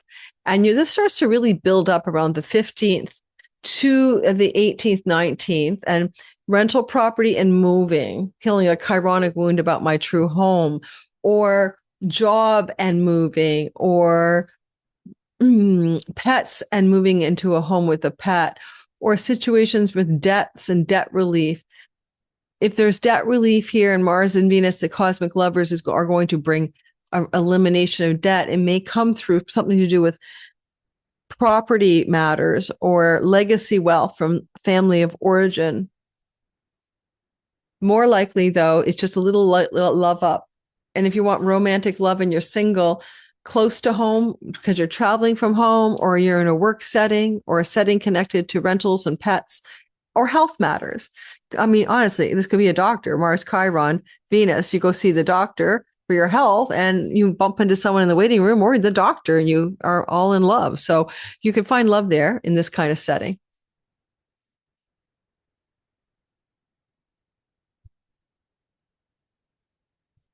When we move past that, you're going to see, we're going to do one more thing. Mercury sextiles Neptune and trines Pluto on the 17th to the 19th. Okay. Mercury, right here he is. Moving forward.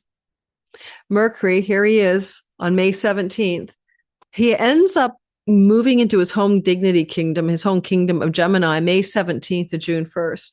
Now, when I talked about you getting work, this is a golden opportunity with Venus here. And so I'm going to give you a tip. Please listen. You want a job, apply for a job, take an interview, all of that, and you want to succeed at it. Okay, that's the key. Then your best window of time is May 17th to the 19th, right? That little 2-day window with both Venus and Mercury here together.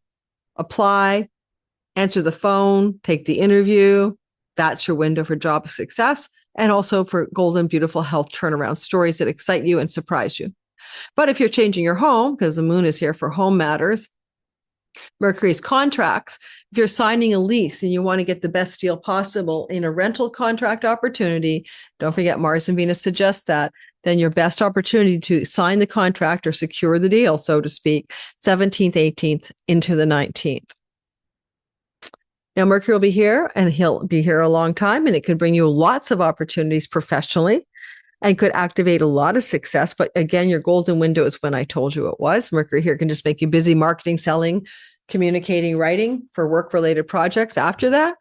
All right, that's the best you could do, though, is to harness the 17th to 19th for job applications, interviews, and success there. Alrighty. What happens is that cosmic lovers cross the sign boundary together. And on the 19th of the month, Venus will be now in the sign of water, your 7th house of committed long-term relationships and business partners, audience, marketplace clients. Well, she flows to Mars in the house of romance and sex. Now, for one thing, this is sexy. We are married for 80 years. All of a sudden, you guys are flirty and fun and having a good time in bed. This is May 19th. This is also really good for meeting someone new. If you haven't had a relationship and you are single, you can meet somebody under this thing. And it could actually be very sexually energizing, but it could also be very friendly and affectionate. And Mars is steady and slow, wins the race. Mars will be bulldozing through your 5th house of children, romance, love, creativity, art, entrepreneurship, and good fortune. He'll be bulldozing in this house for a while, May 19th to June 28th. May 19th to June 28th, the bulldozer is going through. What's good about it? What's bad about it? Well, he's like a tractor, right? Pushing the sand around. He can be struggling to move this slow and struggling to be fixed sign energy. So If you're doing creative projects, you're working hard, but you might feel this is a lot of work. This has taken me forever. Or your children could be going through something that's like slow and hard and draining for them. And when it comes to your matters of entrepreneurial stuff, you're applying a lot of energy and a lot of intention here. Perhaps the only good news is there's a well star activation with Taurus Sun on his ingress. In order to accumulate creative, entrepreneurial, artistic wealth, you have to apply a measured, farmer-like pacing to accomplish your success story. Same thing kind of goes with the sexuality, romantic love thing. Mars here is an earth sign and it's really slow moving. It's measured, it's paced, but it's still fun and flirty. Venus in your 7th house with Jupiter, well, they'll conjoin forces in June, which is a very lovely transit and very lucky for you. You had one last year, and this is the second one. You won't get another for 12 years. We'll cover that in June. But Venus is good for you in terms of multiple things. Your significant long-term love partner is getting a glow up here. And when Venus is in this part of your chart, until June the 13th, May 19th to June 13th, your partner is doing well. They might be having luck, prosperity, success. They're just having a good something happening to them. End of story. And they might be enjoying their home life where they're living. They might be experiencing greater success in their career. They might be experiencing more enjoyment of your company.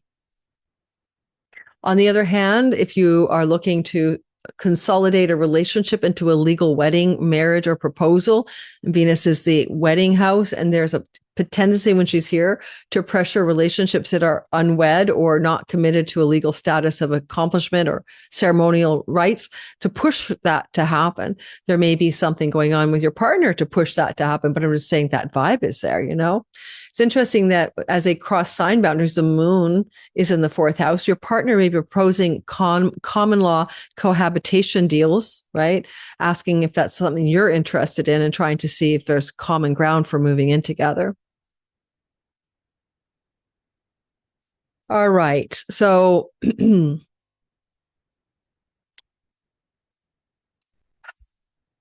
Mercury will be sitting with Uranus starting on the 17th, and it'll form a beautiful trine called a miniature grand trine. There's a surprise, a shock, an exciting development. It's connected to rental property. It's connected to job and work and health. It connects to home, property, land, and dream place to live. It connects to money, earnings, and resources, and wealth and power. Keep it in mind. It's a golden day on about the 18th, 17th, 18th of the month. You won't get it back for a long, long while. It's quite rare. And money owed to you and debts you have to pay suddenly resolve themselves in miraculous ways. Sun will hit Uranus for a surprise on the 21st to the 23rd. Well, the surprise of a sun energy here translates to your 8th house of investments, stock markets, taxes, spousal separation, divorce monies, and a positive surprise development. Because Mercury rules the house of courts, judges, and legal agreements, this could be a breakthrough for you where all of a sudden, like say you have to pay money for alimony or spousal support and it's null and void. Or say there's something going on here where you have monies in the markets. They could take off. You may have a sudden surge of a market investment money, tax rebates, debt repayment, all that good stuff. And whatever this is, it's a positive financial surprise is basically what I'm trying to say to you. But it also could be connected to work, the perks, you know, the sign-on bonuses, the perks of the work itself, looking really good and surprisingly positive in unexpected ways, especially if it was a new job, but it was even an old job. You know, you could be surprised by what happens in your finances connected to work.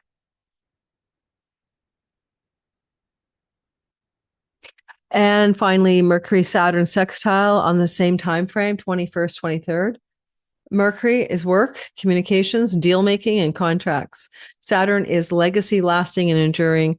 It could be like I keep talking about rental properties for some of you or pets. This could be the signing on the deal, the dotted line. There's something about it that's good but not great because Saturn's in a condition of exile or fall, I mean. So yes, you could be making agreements about where you want to live. It could be verbal, it could be legal. And you want to sign for a duration of time. right? It's not just like a month to month lease. This could be, I'm signing for a time duration. It could be property agreements in foreign lands and shores, because Saturn rules your house of distant lands and shores. All right. All right, let's go ahead to talk about the most gnarly week of the month of May. This is the one that nobody wants to go through, but we all will. The world will have some big bang event. We don't want it, but bad brutality, ruthlessness, and more massacres and terrorist events, false flags, who knows? But hey, you're not the world, right?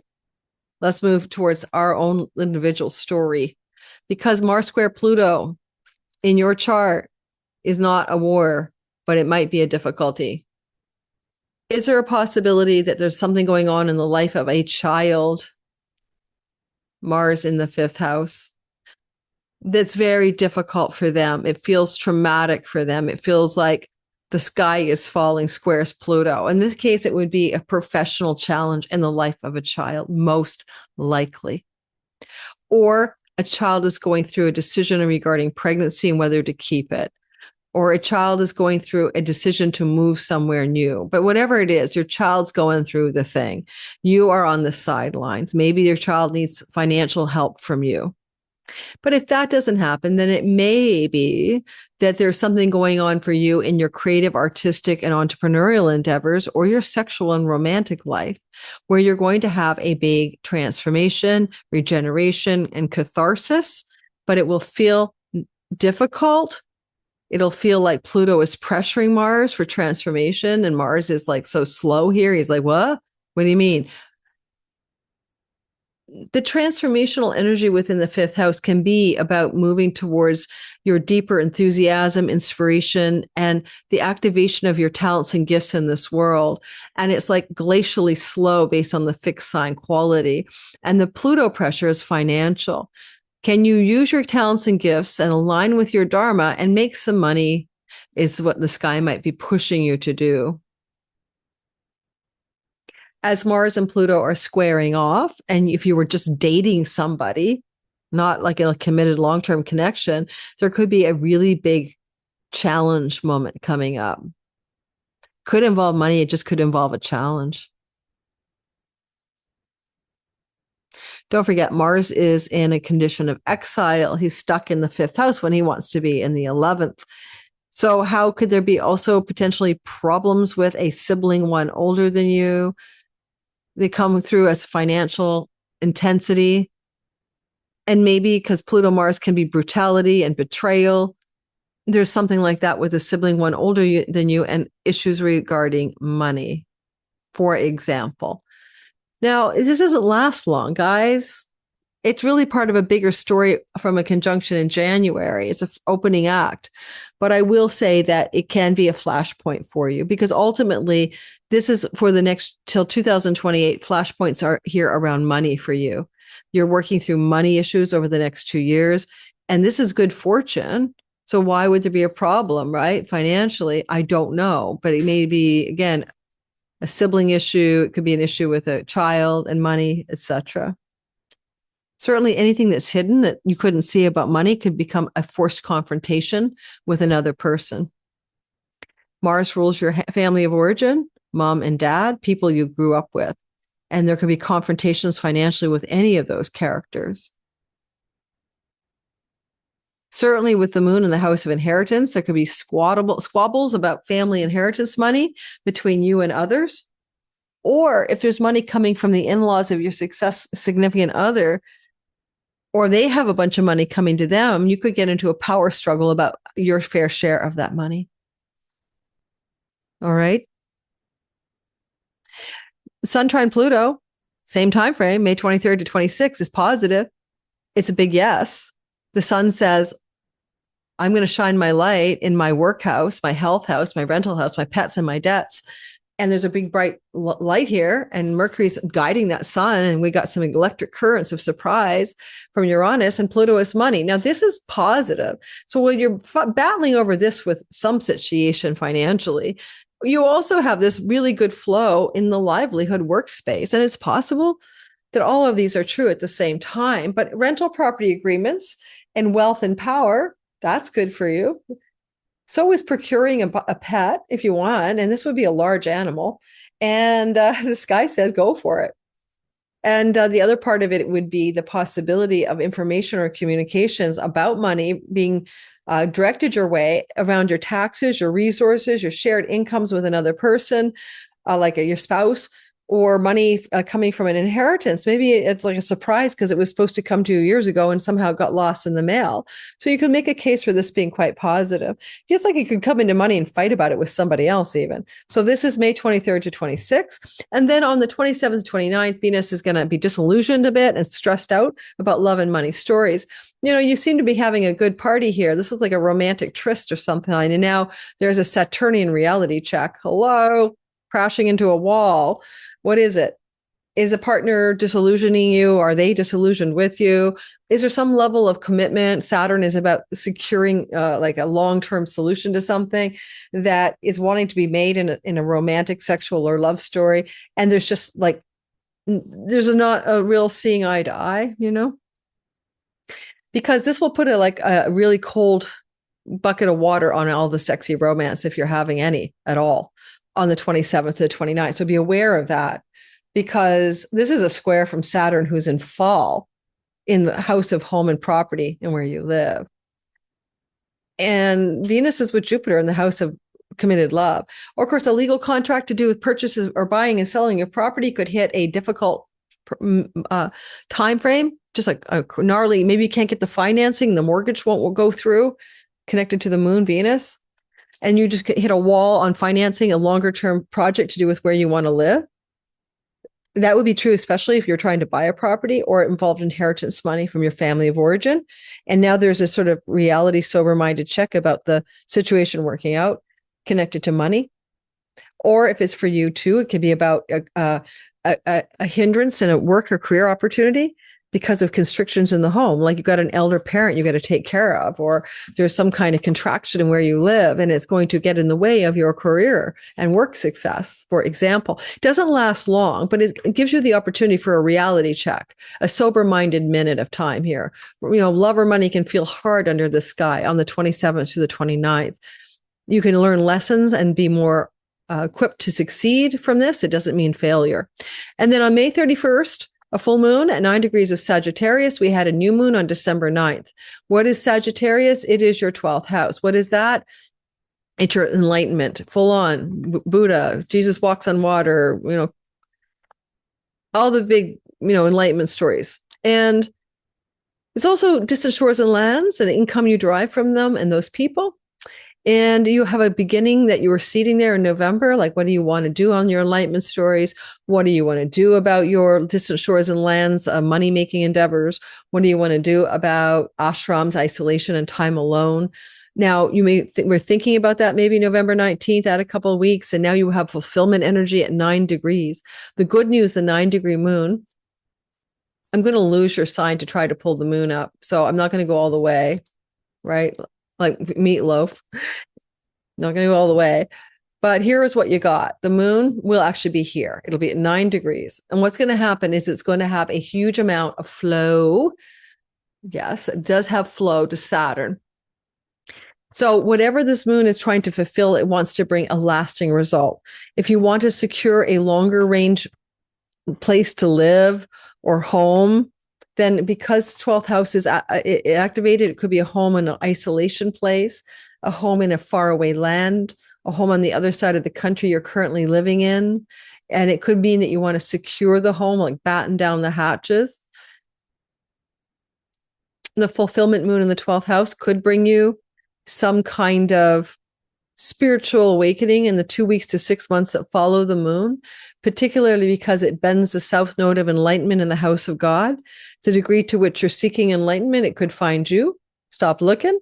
And you could use that full moon on May 31st, add a couple of weeks to show you that's true. And it certainly continues to dribble out through 6 months later. And if you have an expenditure problem, you've been spending too much money November 19th until now, the full moon shines a light on where all these expenditures are and why this money is falling away from you. Some of it could have been home construction projects or spending to do with real estate and land. And now the full moon light shows you where the overspending has been, and full moon will try to rectify or fix the problem. All right. So hopefully that makes sense and helps you. Thank you for listening. Don't forget to like and subscribe and hit the notification bell so you don't miss a thing. I got a new light. Let's see what happens if I jack it up. Now I'm glaring. Anyway, if you like to find me on Substack, I am doing weekly to your inbox, Pluto Chronicles, World Astrology write-ups that I do to get ahead of the World Astrology for the week ahead for free.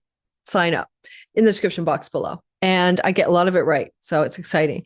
If you want to check in with me at Patreon, I teach classes there. I have 4 meetings a month. You know, the cheapest tier is early access, ad-free content for everything I put out. I'm putting this out on April 16th. My Patreon community will be getting this in 2 or 3 days. You guys get it a week later.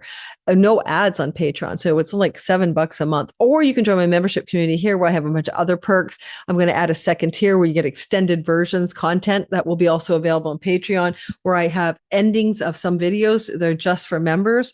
Thanks to Dan Waits, I got that great idea. He does the same thing, but I get to talk more controversial topics and astrology in the extended version. And sometimes I might even teach a technique in the extended versions. So that's way you can tap into helping support my channel by becoming a paid member on YouTube.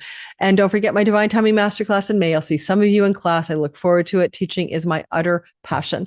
And I love astrologically curious people. Want to give you a technique to fish rather than have you receive fish from me. Especially because some of those fish are going to go rotten, right? All right. Ciao, guys. Bye. Well, astrology is the map. It is the terrain of time. And in our course, the Divine Timing Masterclass, we're going to be learning about 5 very powerful precision tools in astrology to time your best life. But here is the thing. This is a course that takes ancient timing tools and Time Lord tools, and yes, helps you navigate reality with greater ease and flow and even luck because you know how to work with it. But it is not the only part that astrology offers you. It's not only a prediction map of time. Once you start going down the astrology rabbit hole, you, like me, begin to wonder about fate and free will, like who's in charge here? Because you're going to see the arc of destiny, and you're going to notice if you use these timing tools, not only how to look forward, but how to look backwards. And one of the most surprising parts of this is that when we turn around and look backwards using astrology, we see pattern recognition and cycle repetition. So in my Divine Timing Masterclass, I've chosen 5 tools that I think I can teach intermediate to advanced beginner students. And I have taught this class before in 2022 and 2021, but not all of these tools. I taught 4 of these tools, I believe. So in our class, if you want to join me in the Divine Timing Masterclass for 5 consecutive weekends in the month of May on Saturdays, I'd love to have you there. There's a little checklist on my website that's going to ask you whether or not you think you're ready for this class, because you don't want to take this class if you've never before learned the meaning of the planets, the meanings of the houses, how to recognize the astrology glyphs. If you don't know the rudimentary language of astrology, this course will not be for you. Lunatic astrology. Buy a lottery ticket, you could win money. The sun would be the legal possession of the money you won. So there's this vibe around winning money, winning a ticket, having some lucky breaks.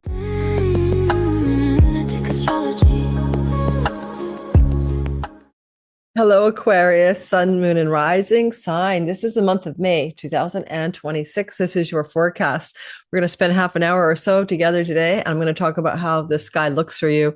One thing I want to mention is that I find, because I'm an Aquarius rising, you probably felt the same way, there was a bit of overwhelm in the month before April. Well, we had a crazy ass, very rare stellium piled up in our 3rd house, our Aries 3rd house. And you might have felt mentally overloaded and overwhelmed, and maybe even having a lot of ideas, but not a lot of execution strategy. Kind of like also you had your foot on the gas. Well, at the same time, you had your foot on the brake. Well, good news is that is beginning to dissipate like an intense weather pattern or storm.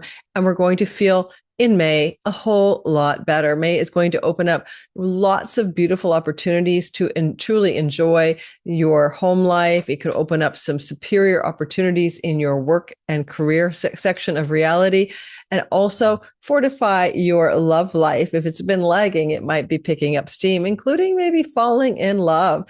Today's video, we're going to break it down. Welcome to my channel. If you're new, my name is Lori Lothian, and I am using the Western Tropical Zodiac Whole Sign House System.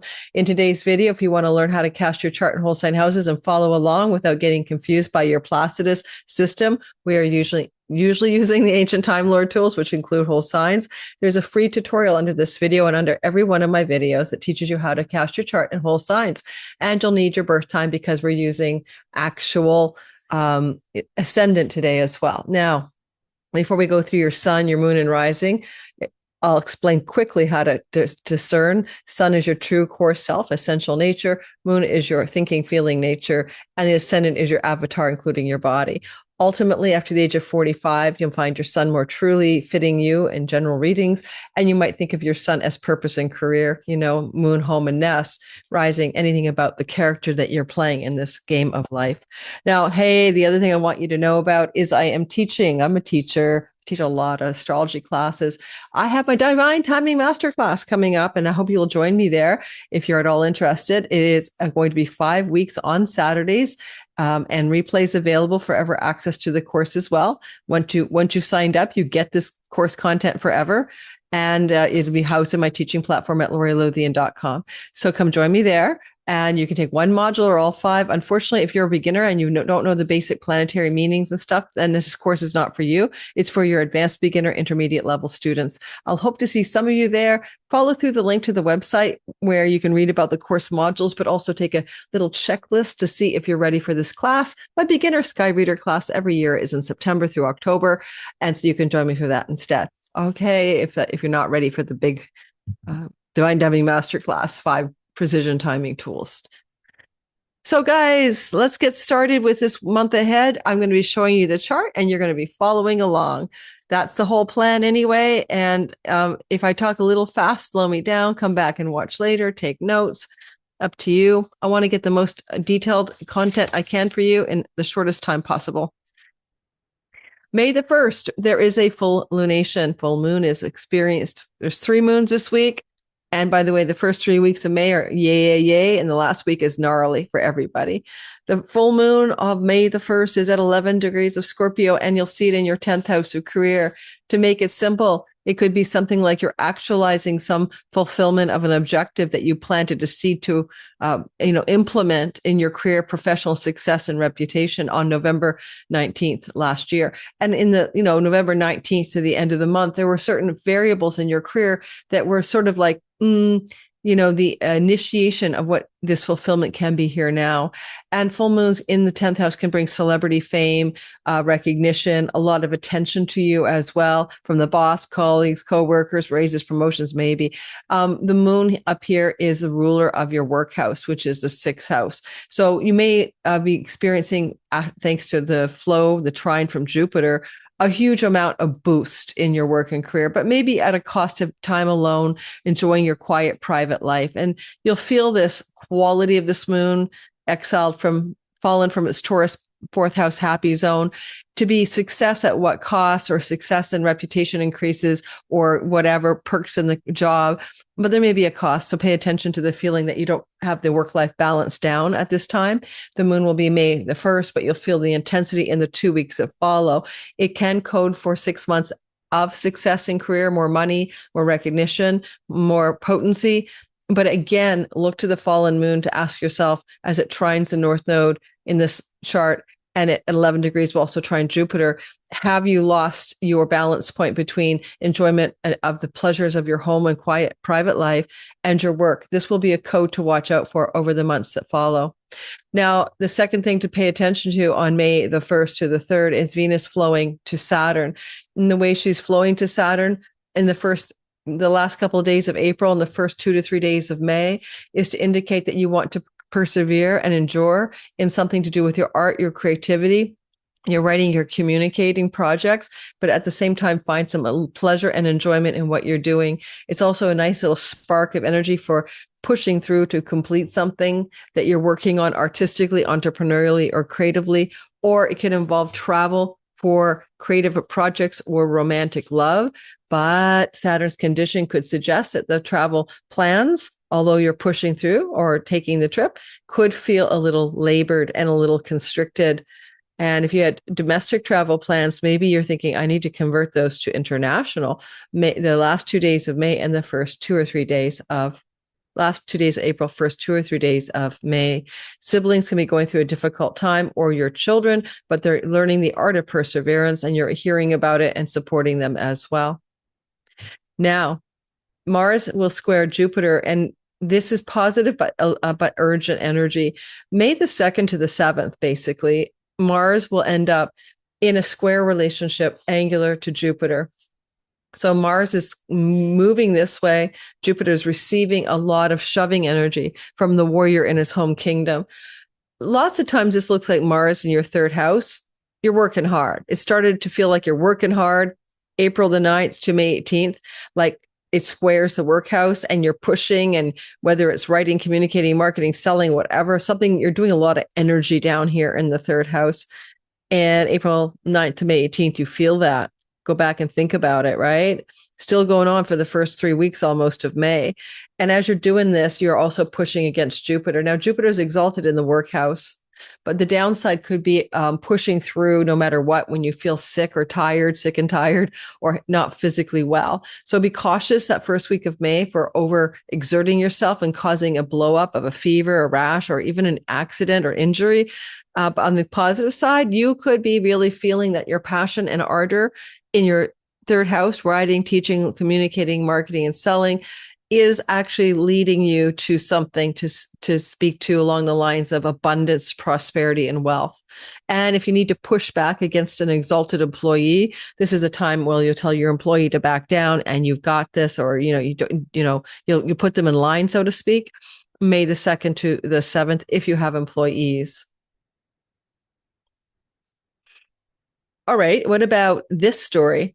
Mercury squares Pluto to uncover something hidden on the 4th and the 5th of May.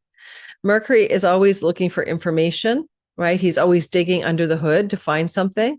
And you'll notice that he's going to go into your 4th house.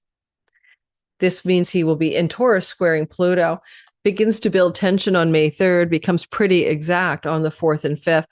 3rd, 4th, and 5th, you'll feel it. Now, let me just say one thing. With Mercury moving into Taurus and being in this part of your chart for a long time, May 3rd to the 16th, those 2 weeks make you very busy in your home doing things that are mercurial, negotiating, speaking, talking, marketing, selling. Okay, so there's a lot of mercurial energy in the bottom of the chart.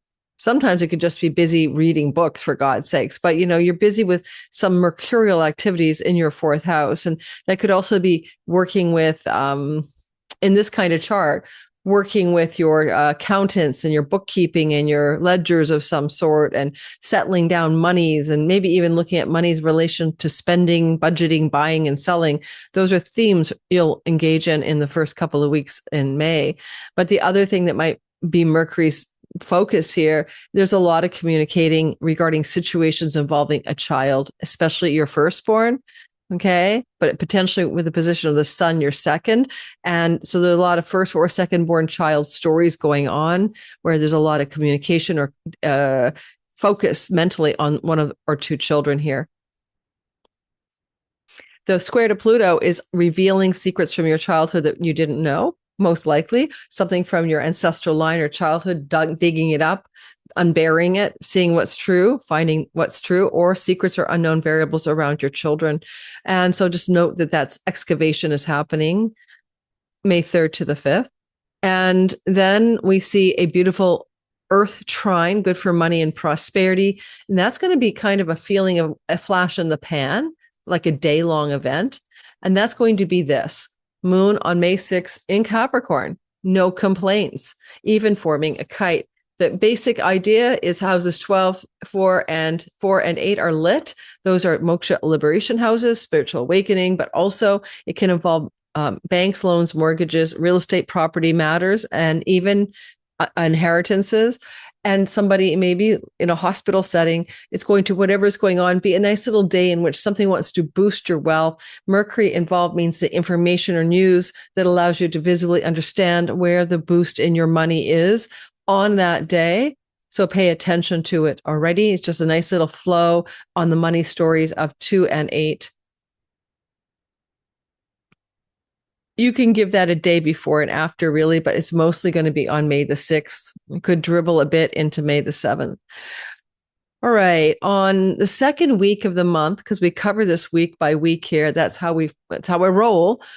You're going to notice that you have a very good vibe going, like good vibration, because we have a flow between Jupiter and the sun. Now, the sun in the 4th house is like the sun in the midnight hour, like you don't turn your lamp off when you fall asleep. So it can feel a little bit overwhelming sometimes.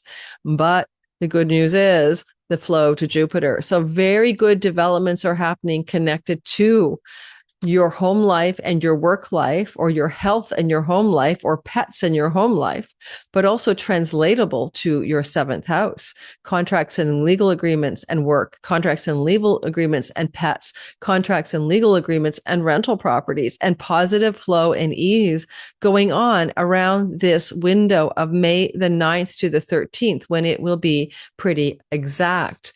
Now, you'll feel it building up before that. You see it here, right? So even at May 7th and 8th, and it kind of finishes up May 7th and 8th, and it kind of wanes, okay, by the 13th. One other thing to say is it could be a lot of communication going on here regarding a long-term committed love relationship, vis-a-vis domestic life, living together, rental properties, and on we go. We can see that Mercury will follow up on what the sun has begun as he begins to also apply a sextile flow to Jupiter. And what I like about Mercury here is that Mercury is like signing on the dotted line, making a verbal or legal commitment in some area. Again, it can also involve employees and legal contracts, pets, rental properties, and relationship stuff. One thing about Mercury making this flow, it could also contractual agreements regarding debts owed to you being paid out, right? Money was owed to you and someone's paying it back. That would be a thing. And also if money's owed to you in any way, this could be a sudden moment where you see the light and the money is returned to you. Mercury would be like the conversation, communication, or the chit, and writing it up and getting the money back. And I do want to mention with Mercury here, because I'd be remiss if I didn't actually talk about it. Mercury is the ruler of your love romance house, right? So even though this is a 4th house story, Mercury Jupiter can be a nice glow up in a romantic situation, but it will still pertain to matters of property, land, real estate, cohabitation, domestic environment. For example, been dating somebody and now you're talking, let's commit, let's be monogamous, let's move in together. That kind of story could happen under the sky. And it's about agreements, literally, verbally, or written and contractual. And I guess I could say if you're looking for a job, this could be a new job contract as well. All right, let's keep going and talk about the next story. And that's going to be, I do like the second week of the month. It's one of the best weeks of all of May. And now we have Mercury in the heart of the sun on May 14th, which is a damn lucky day. But it's also a divine download from headquarters. I'm doing there's 6 Mercury conjunctions to the sun every year. I do almost every one of them a free webinar. It's never the same. We're looking at the minor asteroids, doing meditations, tuning in, and learning how to use this very brief window of excellent energy. So May 14th is a positive day. And because the sun is the ruler of your 7th, it may involve a business partner, a long-term love mate or partner, like a spouse. And it may also involve good things connected to your sibling 3 younger or older than you. Also could be, if you're already in a long-term love partnership, right? You're already in one. It could be a really good bit of news or a breakthrough or some kind for your long-term committed love partner and their career path and their work situation as well. All right. On May the 16th. So now we're going to go to the 3rd week of the month. So the 3rd week of the month is important because we have a lot of business to attend to. It's jam fucking packed, excuse my language. And basically it means that track with me here. This is where I'm going to lose you guys because there's a lot. I don't want to leave this stuff out, but it's important. We'll start with the moon that's brand new at 25 Taurus on May 16th. Well, a brand new, fresh start or beginning when it comes to your home life. The moon will be happening at 25 degrees. I won't be able to get it perfect, but you'll get the vibe that the moon is with the sun in your fourth house. The moon is exalted and very powerful here. The moon is a ruler of the house of long distance tours, international venues, and she exalts your earnings, money and earnings. So money, earnings, long distance travel, book publishing deals, new beginnings in and from the home. But the other part of that condition is Mercury. Mercury is, as you can see, just coming out of the cazimi, still under the sun's beams. But look at that triple conjunction. Ultimately, this is going to indicate this new moon will seed plant elements of reality that will take you to romantic love, creativity, art, entrepreneurial directions, the muse, your creative impulse in and from the home. It could also translate to matters of new starts connected to real estate and then financing, banks, loans, mortgages, buying, selling. Now, a new moon here will give you evidence for what I'm talking about within 2 weeks after the May 16th new moon. So track that, but also will unfold its full, unfurl its full red carpet, roll out over the course of 6 months. So therefore, some of you could end up coming into some money, inheritance money, legacy wealth, parlaying investment monies into money for purchases of home, or even an opportunity to sell a home. Those are all true in the 6 months that follows this lunation. And buying a home, right? That kind of thing. Well, if you want to do that, no worries. The North Node's increasing the money in your pocketbook or wallet, and it suggests it would be a feasible thing and not something that's out of reach for you, which I can hear a lot of you thinking is true. On May the 16th to the 18th, Venus and Mars, the cosmic lovers, are having a sizzling connection together. Remember, I talked in the intro about your love life? Well, Venus, the goddess of romantic love, on May the 16th, let's see her there, is in late Gemini. That's the sexual romantic house, falling in love. Mars is a man, or the masculine principle, and he's in the house of the local neighborhood. Now, what do I mean? I mean the shops, the restaurants, the things you do every day, the dry cleaners, your local and daily hood, the hood. Sometimes because it's social media, this is also online dating. So you could go into online dating mode and really hit the mark, find your person. You could be going to the dry cleaner and your eyes are meeting in the lineup and you guys fall madly in love. So don't be afraid to eyeball some person in your hood or them to let them eyeball you. There's no way that it doesn't look good on you if you're single. Okay. Now, if you're not single, more romantic fun and leisure travel with the one you're with.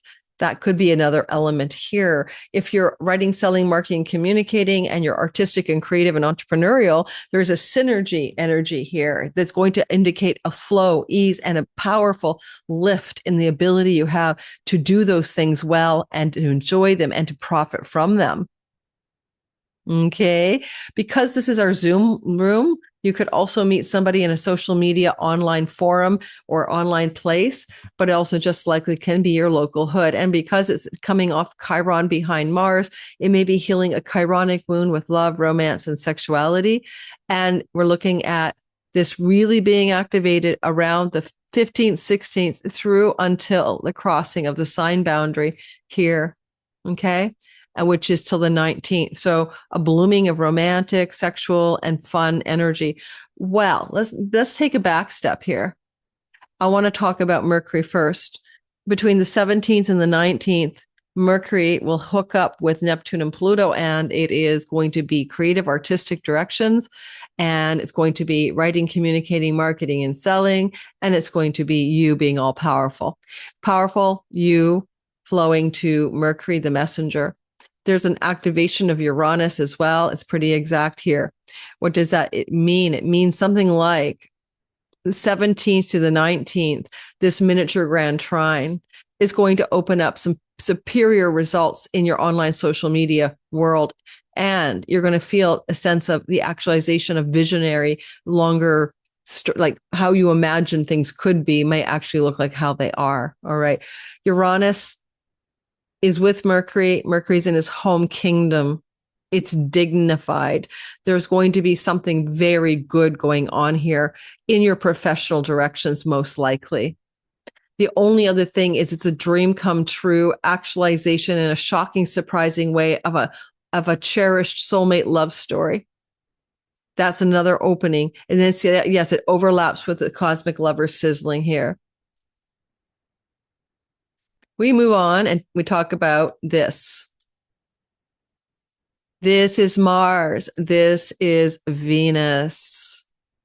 Again, still sextile, but moved over by sign. We went from fire and air to water and earth. We're in mud now, or the kiln to fire up something we wish to create.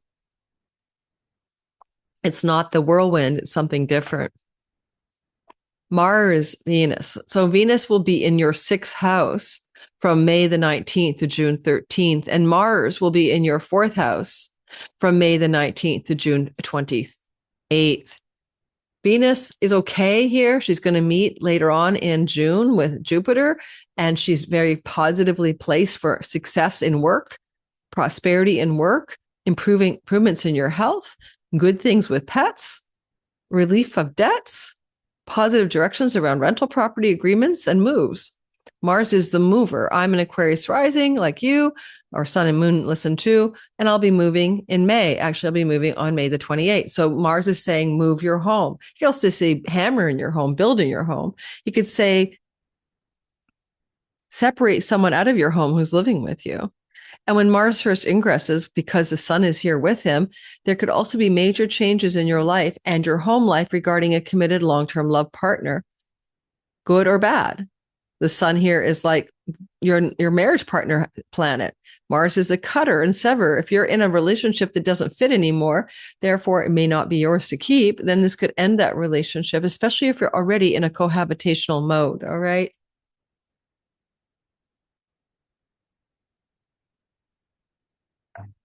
Now, what I want to point to, though, is this. This is your work house, and this is your health house. This is your home. Changing your home for better health. A change of home connected to a work opportunity. Making decisions about your home to secure a pet. Venus is in the house of pets. With Jupiter exalted here, you're going to get more than one, or you're going to get a very big animal. Mars in Taurus is frustrated because he's in the sign of the bull, and he's becoming a bulldozer when he wants to be fleet-footed, kind of like a sprinter, and he already has to slog through the mud, so to speak. So keep that in mind. We'll be doing a deep dive into Mars and Taurus on a separate video. But again, I gave you the ultimate themes that I think this is about. Mars is a ruler of your career house, changes in your home and changes in your work and career connected to that Venus that you're actually pleasurably enjoying and agreeing to and thinking it's a damn good thing. Also, give me you're going to work less hard. You're going to slow your roll. As a tarot reader said recently, Aquarian tarot reader, I'll shout her out if I can remember her name, and you're going to slow your roll and kind of slow down. And I'm going to tell you, if you've been working hard in your work, then like I have, May the 19th to June the 28th, you're slowing it down and having more pleasure and enjoyment and better pacing that benefits your health. Could join a gym close to home even. On May the 21st to the 19th, even to the 22nd, but more specifically feeling it the 20th to the 22nd. If you had any illusions about something, a disenchantment could happen about your love life or your money or your work. Venus will be here and she'll square, bless her soul, Neptune. So you'll feel it building up on May 19th, and it will be pretty exact on the 21st. It's more likely the disillusionment, 21st, 22nd, could involve something to do with your finances connected to your, oh, I'm so sorry, I lost you. I was wondering what happened. Venus is likely to translate to monetary or financial matters connected to work or job or career.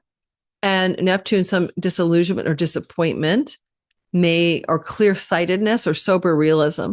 And because of the combination with Saturn, can you look more clearly at the work pace, or if you write or teach or market or sell or even learn? I'm signing up for a course, but it won't start yet. So maybe that's not it. You need to look at some realism about the balance between your health and your enjoyment of what you're doing in your work. Okay. And getting more realistic about what it is you actually can contend with, or what you have to take off of your plate. Mars is helping say the same thing. If you're working, if you're not working, it's just things to do with your daily habits and routines, restructuring them in a more realistic way. Okay, the 21st to the 23rd, the sun will hit Uranus, just like Mercury already did. So Mercury hit Uranus, and now the sun is doing the same thing. The sun is illuminating everything it touches. And so I want you to pay attention to the 21st, 22nd, how the sun is going to illuminate something that has to do with your children, your romantic lover, your sex life energetically. Now, because it's in the house of children with Uranus and with Mercury news, a shocking reveal or a shocking bit of news can come through that somebody, one of your kids, is pregnant. This is most likely a firstborn, but it can translate, thanks to the sun, to a secondborn. So if you get news that you're going to be a grandparent, it wouldn't surprise me at all. Okay. And the other element of this is a surprising breakthrough, bit of news or information revealed to you, connected to writing and marketing and communicating and your passion projects and your talents and your hobbies, and a nice little flow of light coming through, connected as well to what Pluto is trying to achieve, which is to power you up. You notice that the sun rules your house of your significant long-term love partner. If you don't have one, there could be something shocking coming through, like in a dating environment or a casual romantic environment. There's a surprise, like a wedding proposal or something, or a turning around of the relationship in an unexpected way, because the sun does rule commitment, and this is a dating house, so there's a change of pace or a surprising development perhaps showing up at this point. Not negative, by the way. It flows or trines you, so I don't think it's something you don't welcome. And of course, the sun and Uranus are sextiling Neptune, trining Pluto. It's part of that magical little triangle of goodness, so it feels positive. Oh, Farig, win the lottery. Yes, this is the house of good fortune where we can win money. And when I have to bring this up, I mean, buy a ticket, please. I should have said this earlier. When Mercury hits Uranus, okay, and the time frame for Mercury hitting Uranus is the 17th, 18th of May. Buy a lottery ticket. You could win money. The sun would be the legal possession of the money you won. So there's this vibe around winning money, winning a ticket, having some lucky breaks. Okay. So 17th, 18th time frame of winning or winning a ticket or a lottery fortune or something like that. And, could surprise you. You might not see it coming. Who does?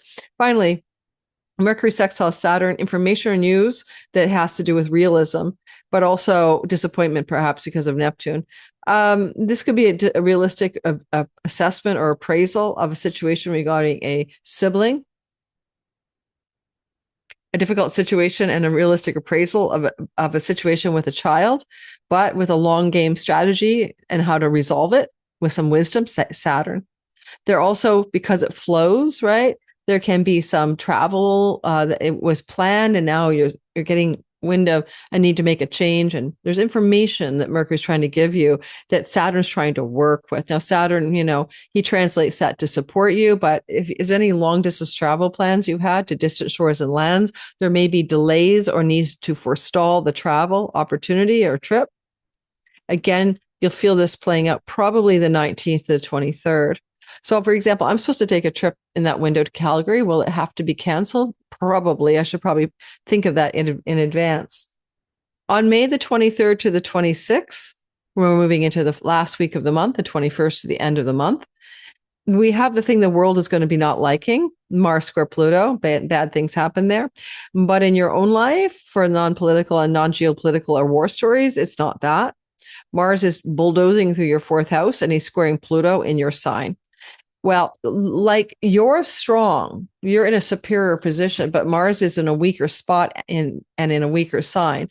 So what could I make of that? How are you doing in that May 23rd to 26th with domestic matters? There could be a problem with someone you're living with. They could be, first of all, hopefully not injuring themselves. Mars is a ruler of your career house. Mars is a ruler of your third house.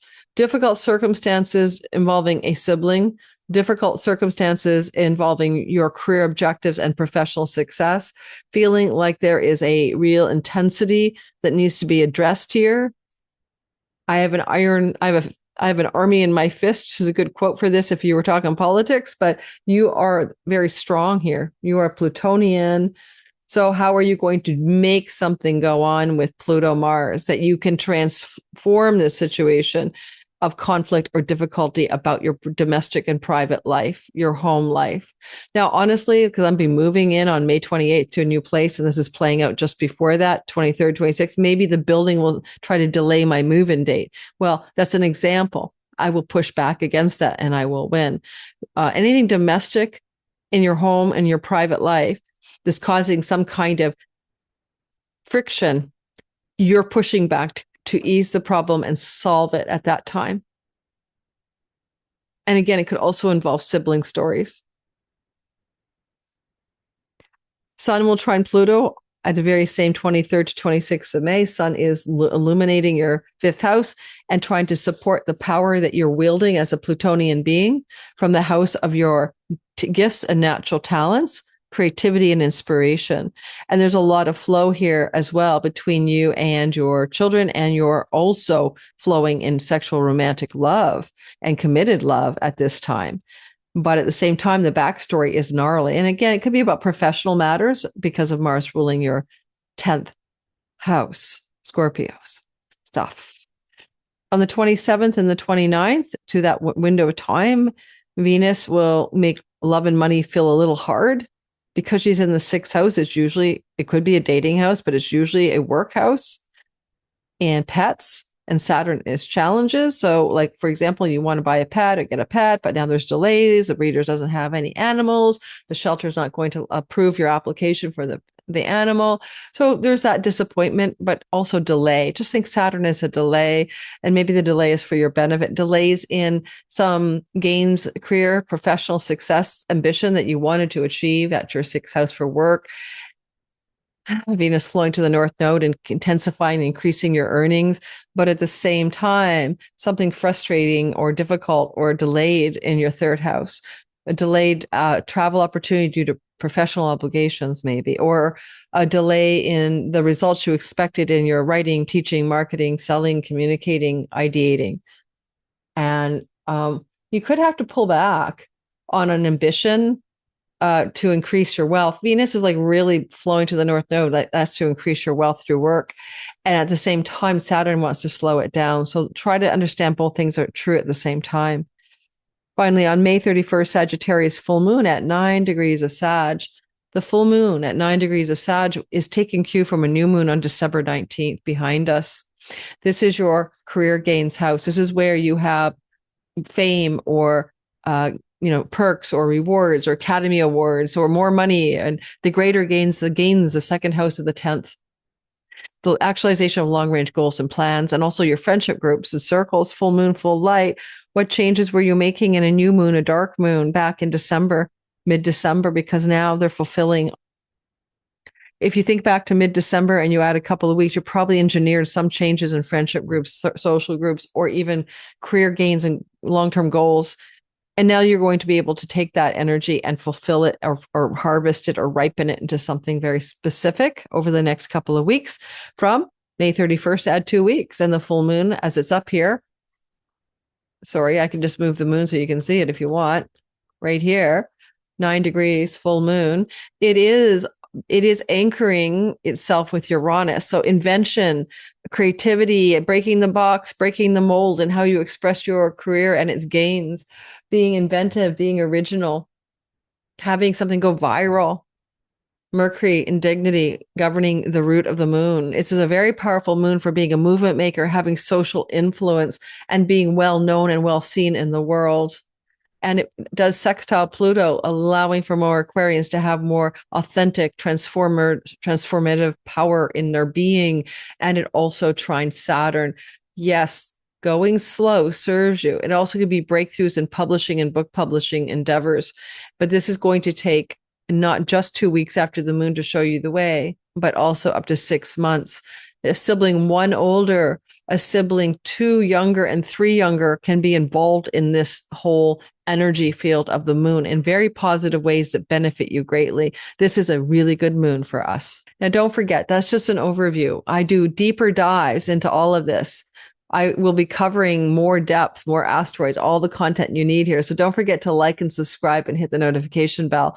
And don't forget to consider checking me out on Substack, where I do world astrology every single weekend on Sunday drops, as well as an all signs portion. Don't forget, I write over there to check my Patreon community where I teach classes. We have calls. If the highest tier, you get a free class with me every month. I mean, it's $33 to take it live as a public member, and it's only free in your $20 membership each month if you're a Patreon balsamic tier. And I also do a lot of shit. I'm everywhere. I'm too many places. I'm an octopus lady, but check it out. Check me out below. I'll see you guys in the next video. Don't forget that liking, subscribing means everything to the growth of the channel. Well, astrology is the map. It is the terrain of time. And in our course, the Divine Timing Masterclass, we're going to be learning about 5 very powerful precision tools in astrology to time your best life. But here is the thing. This is a course that takes ancient timing tools and Time Lord tools, and yes, helps you navigate reality with greater ease and flow and even luck, because you know how to work with it. But it is not the only part that astrology offers you. It's not only a prediction map of time. Once you start going down the astrology rabbit hole, you, like me, begin to wonder about fate and free will, like who's in charge here? Because you're going to see the arc of destiny, and you're going to notice, if you use these timing tools, not only how to look forward, but how to look backwards. And one of the most surprising parts of this is that when we turn around and look backwards using astrology, we see pattern recognition and cycle repetition. So in my Divine Timing Masterclass, I've chosen 5 tools that I think I can teach intermediate to advanced beginner students. And I have taught this class before in 2022 and 2021, but not all of these tools. I taught 4 of these tools, I believe. So in our class, if you want to join me in the Divine Timing Masterclass for 5 consecutive weekends in the month of May on Saturdays, I'd love to have you there. There's a little checklist on my website that's going to ask you whether or not you think you're ready for this class, because you don't want to take this class if you've never before learned the meaning of the planets, the meanings of the houses, how to recognize the astrology glyphs. If you don't know the rudimentary language of astrology, this course will not be for you. Lunatic astrology. Double your luck and the moon in dignity on lottery gains, good fortune in general, financial success in general.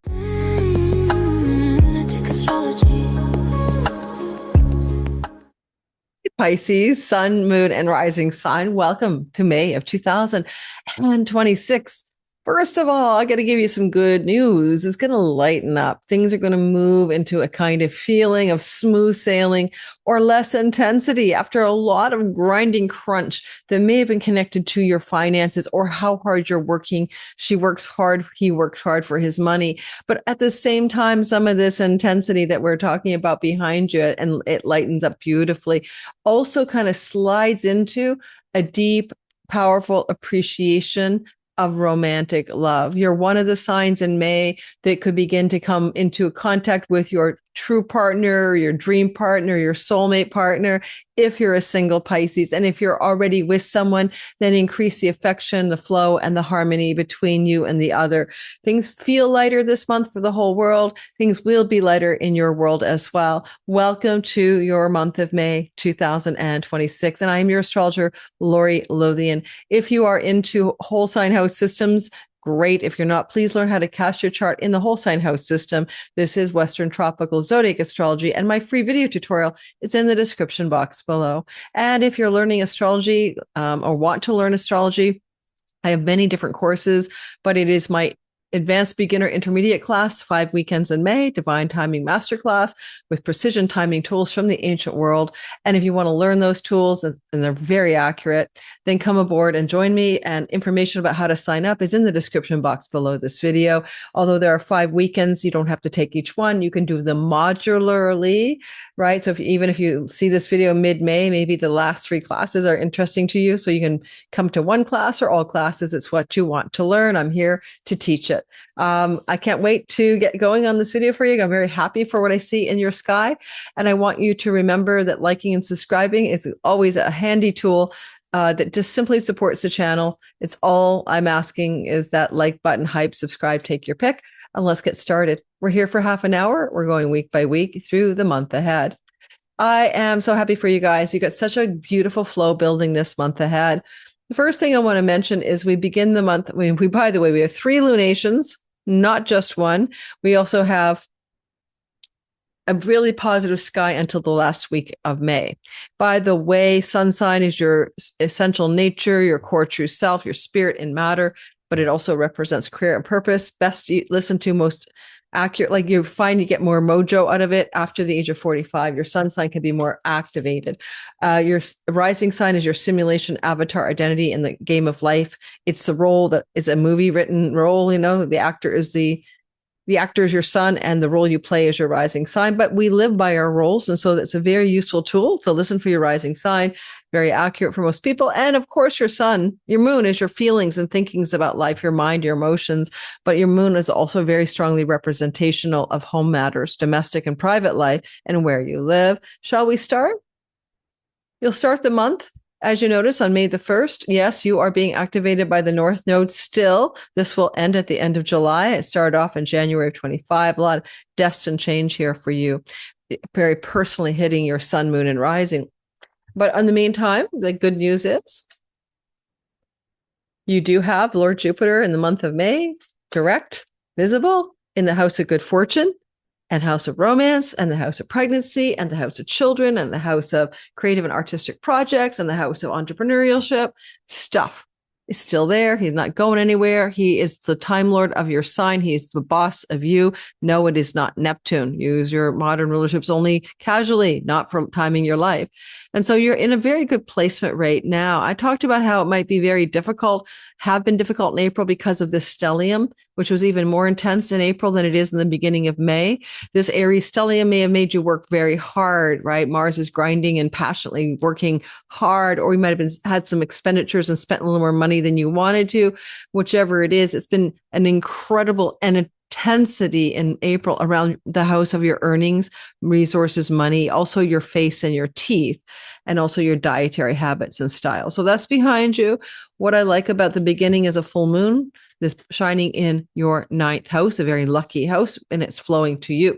Full moon is happening at exactly 11 degrees of Scorpio. It will open up a glorious water trine to Jupiter and to the North Node essence. It says a lot of flow, ease, grace, and goodness this moon is producing for you in the areas of travel, maybe activating sibling flow, maybe opening up opportunities for publishing and book publishing, maybe really opening you up to a better spiritual connection to the divine, especially a new ideology or belief structure.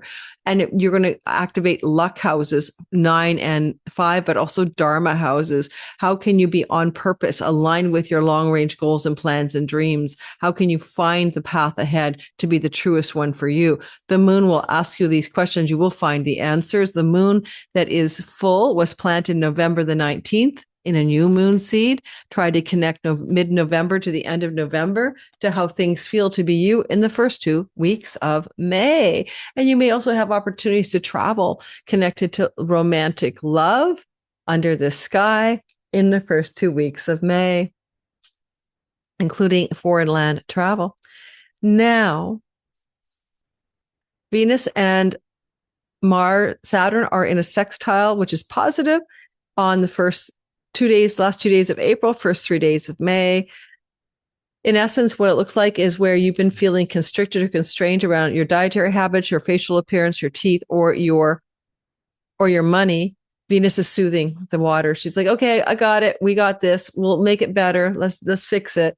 The vibe is she wants to look back over her shoulder and tell Saturn, look, spend some of that money on your home or something you love or a possession you want in your home. If you're going to make money, treat yourself to something. Venus down here in your fourth house is working with Uranus energy. It could be technology for your home, a new computer, a laptop, some new device. Spend money on things you want and you need in your home. And don't be so constricted and tightwad around spending the money you've been doing with your hard work. And so Venus also can apply an ease and grace and flow between your domestic and private life relative to your earnings and your work life. And there's more grace here as well. And you're going to like the vibe. Now, Venus is very capable for your sign. She exalts you, right? Of bringing you some very beautiful energy. The last 2 days of April, first 3 days of May, one way or the other. I think you're going to feel good about it. And it may also involve opportunities connected to travel and siblings. And it may also involve matters connected to good news about taxes, insurance, payouts, money shared with a spouse, your long-term retirement monies as well, and some kind of like consolidation of structures for that, even including maybe a solid decision to incorporate a business. Those are vibes for you. End of April, first 3 weeks, 3 days of May. We move past that to Mars squaring Jupiter on May 2nd to the 7th.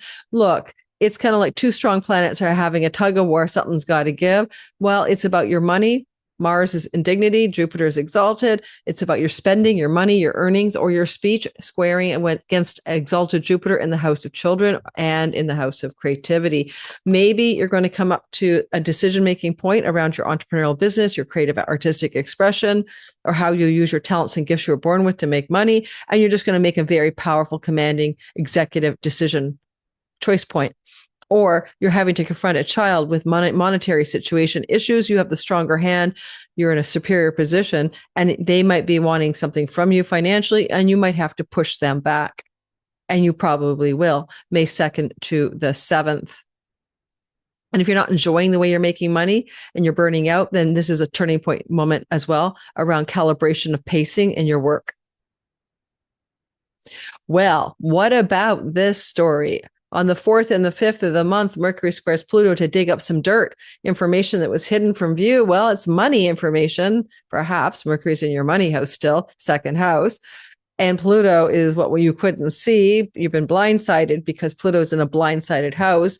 It could involve something to do with a hidden enemy, but it could more likely money betrayals.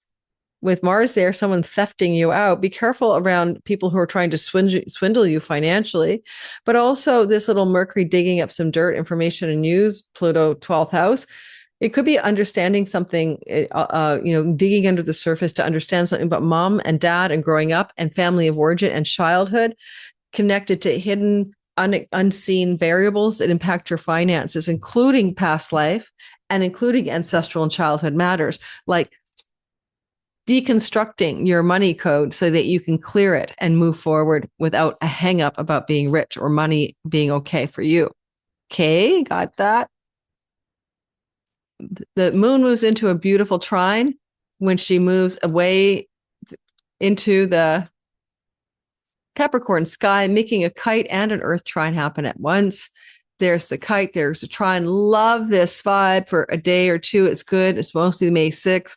You can say something like, the way that everything is flowing between my marriage and my siblings and my friends, or between my customers and clients and my career gains and my social media landscape, between my writing projects, my social acceptance of my work and my audience, clients. It's kind of the karma desire houses show maybe desire around material prosperity being realized. And because it points to the North Node in your sign, it's a destined up level in your money connected to your long range goals, plans, and dreams, desires, especially good if you communicate right, market, sell, divine, scry, or fortune tell. All of those professions get a lift under this sky.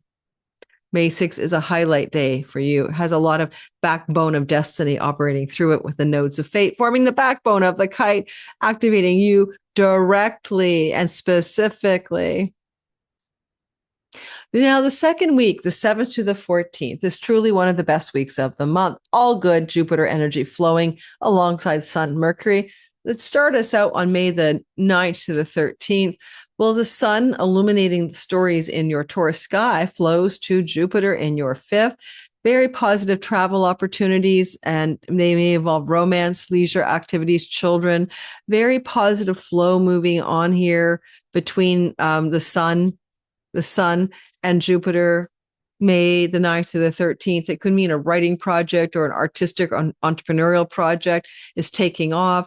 Relations with a sibling, 1 younger and 2 younger, are also highlighted, and 3 younger or 3 older. The flow energy is there. Bottom line, Jupiter is a golden opportunity, and Mercury can be a ticket. So buying a ticket in a local shop for a lottery or a raffle could pay off and you could win. So I would take that little window as winning money. You could do that. So gently play lotteries or games of chance, May the 9th to the 13th. And you'll have Mercury in the house of siblings and in the house of short distance travel and in the house of writing and communicating and all of that. You'll have Mercury here for quite a while, right? May 3rd to the 16th. So you can harness him. This is great for those of you who are selling things or you're a social media person. And Jupiter says, it's a real glow up for prosperity and good fortune for social media landscape type folk, if you work in those environments. Otherwise, maybe more social pleasure and interaction and romantic fun connected to local neighborhood activities and stuff like that. With Jupiter in your 5th house, be careful you're not getting pregnant. We'll talk about that later, or you or your partner, if you don't want to be a baby making unit. Mercury will then also flow to Jupiter, just like the sun did on May the 11th to the 13th. If the sun brought a golden opportunity, then Mercury wants you to sign on a dotted line. And so then Mercury comes into the fray with Jupiter, and approximately between the 11th, even you feel it, of the month, through to around the 13th, you may be wanting to make formal agreements that could be legal. Mercury rules your contractual legal agreements, 7th house, regarding creative projects, writing projects, regarding travel plans, regarding setting a date for something you want to do, like putting it on the calendar. And Jupiter has a translation of that energy. At times it could look like a career agreement, could like a work or career agreement, okay? Contract. It could even involve so much I can't even tell you. So just to say, you may be contractually agreeing to something. Partnering and business partnering, it could positively impact your career. Although there will be delays in the contractual results impacting your career to greatest success until June, July in particular, it's going to look good on you if you sign some dotted line stuff. When do you sign on the dotted line? I keep saying it over and over again. You sign on the dotted line around this stuff if you have any, intelligence about it, if you have a contractual opening or offer on the 11th to the 13th. But I want you to say, because sun heated the space up, the 9th to the 13th, it's likely involving your work or a rental contract, rental property contract, or work contracts, okay?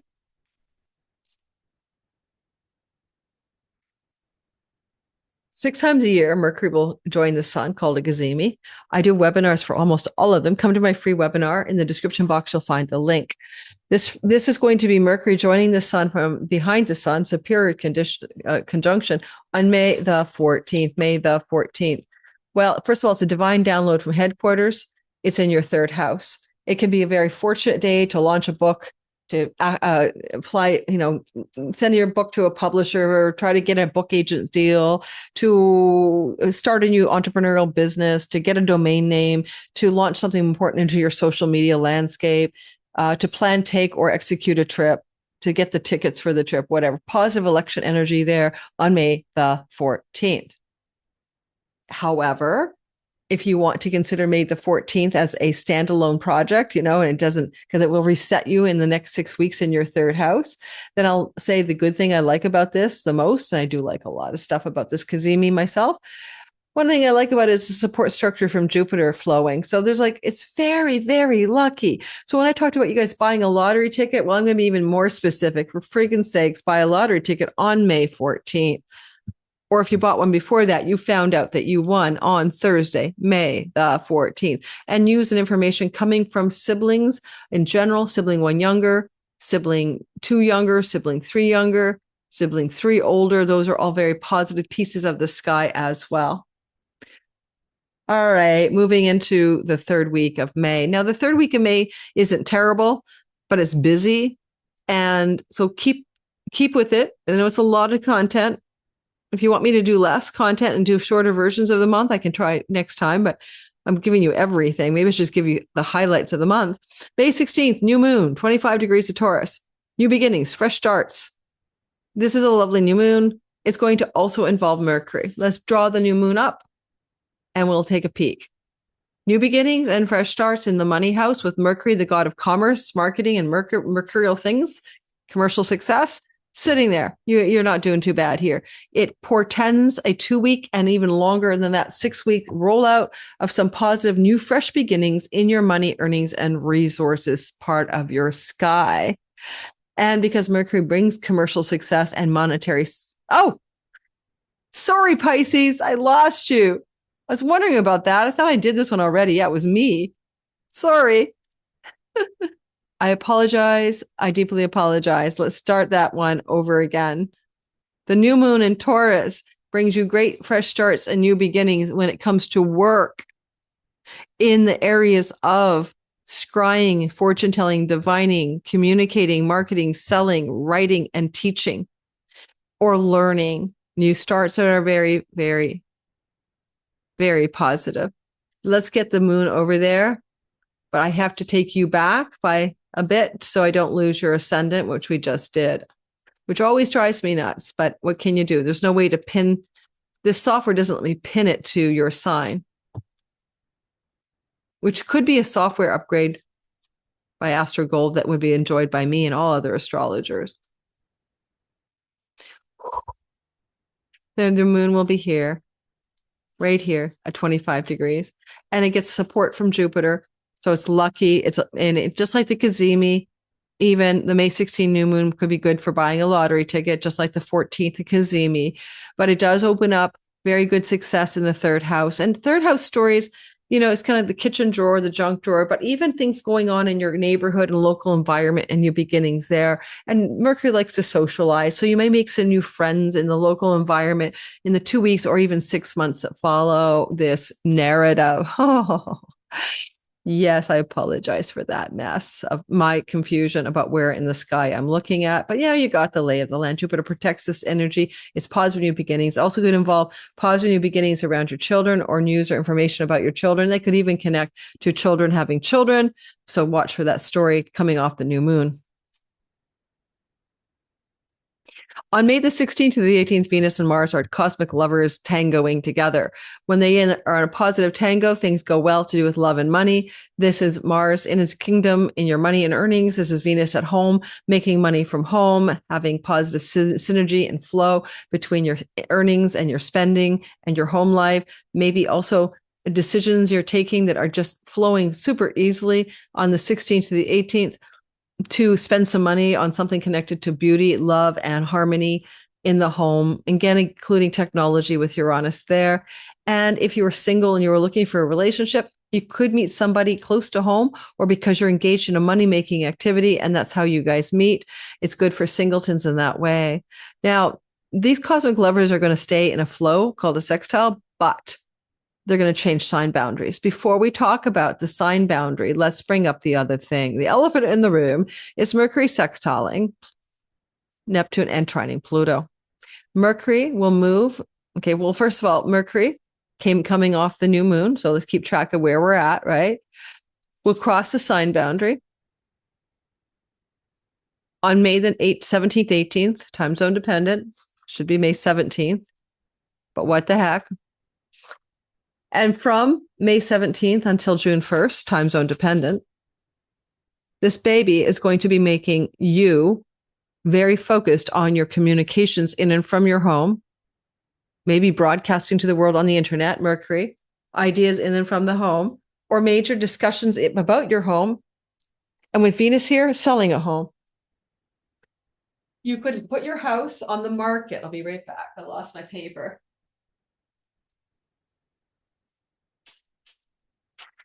If you wanted to market or sell your property or market or sell your home and you wanted to list it, this is your agent, Mercury, and the marketing. So therefore do it. When? Well, when Mercury is here, and also ideally when Venus is helping out. And so then list to home. I'm giving you advice if you want to do it. Marketing, selling, and listing real estate, land, and property sales and purchases are highly supported here in a very short window of time, May 17th and May 18th. You got 2 days there. Also, someone out of the blue can make an offer to buy your home. That's another possibility. So keep this in mind. Mercury's in your fourth house for a while until June the 1st, May 17th to June the 1st. So it's good for buying, selling, marketing, commercial property, real estate, land, your home, blah, blah, blah, commercial activities there, or doing a lot of communicating, writing, or some work in and from your home, taking a time out to go, to an ashram to write or something like that, or solitude and writing in the home could be very highly focused for you as well. Now, the next thing I want you to watch out for or pay attention to will be the sign boundary crossing of the cosmic lovers as Venus and Mars on the 19th of May make a change of sign. And now we're in earth and water, which is mud after fire and air. And this energy can be positive because Venus, god of luck and good things, and Jupiter, god of luck and good things, are both in the house of good fortune.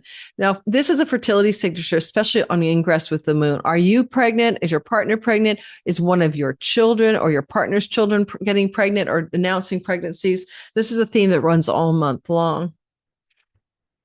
Venus here with Jupiter is double your luck, and the moon in dignity on lottery gains, good fortune in general, financial success in general, especially since it's all, talking to Saturn, Neptune, Chiron, and the earnings house. So there's money flow here for you as well. One thing I would say is if you're single and you want love, well, then look no further than Venus. Venus will want to bring you a new love story. She is in her happy joy house in ancient astrology, house of her joy, moon in dignity, Jupiter, going on a first date, May 19th. Is a damn good timing. All of May 19th and 20th, those 2 days are exceptionally positive for new love. Okay. Now, dates go on dates, right? The other energy here would be Mars in your third house says you're traveling and you meet someone and fall in love. They're traveling, you fall in love. You meet somebody in the local neighborhood, bumping into somebody and like head over heels with them. Love in your close to home environment. Love on a Zoom call, love in online dating, all very possible. Singles looking for love who are Pisces rising, especially. What a glorious sky, sun and moon secondarily. Well, if you're an entrepreneur and you want your projects involve marketing, selling, communicating, teaching, and writing, then this is launch time. This is launch time and good things. Downside, Mars is in a place of lack of dignity. Venus will be blessing your good fortune along with Jupiter from May the 19th to June 3rd is one thing, but Mars, the bulldozer in Taurus, is another thing. It's also about timing and pacing because Mars normally would be sprinting, but now he's going to go slow because he's pushing a bunch of earth in front of him. So how are you going to have to pace the love story, pace the creative projects, writing projects, pace the social media success, the fame that you could get? Venus in the fifth could bring fame. It's all about measured pace and determined slow movement. I want to say that siblings are the third house, and there can be some major stories going on with a sibling, one younger and two younger as well. And there may be also fertility in the lives of those siblings, like their families having fam or something like that.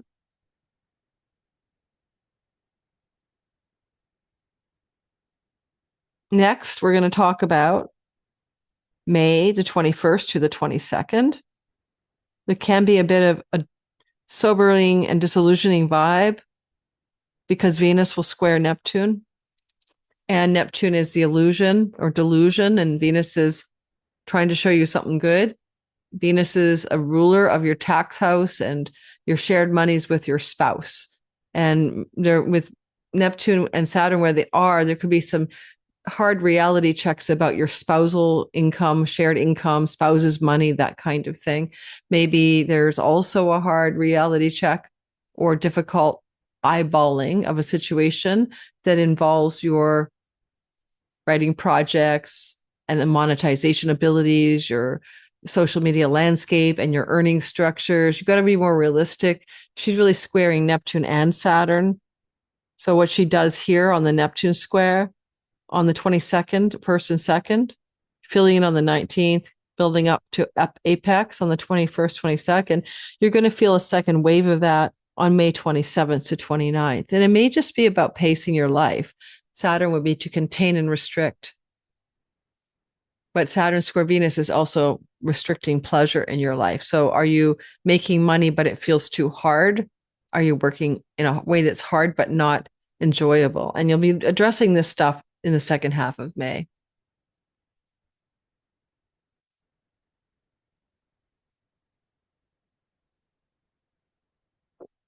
All right.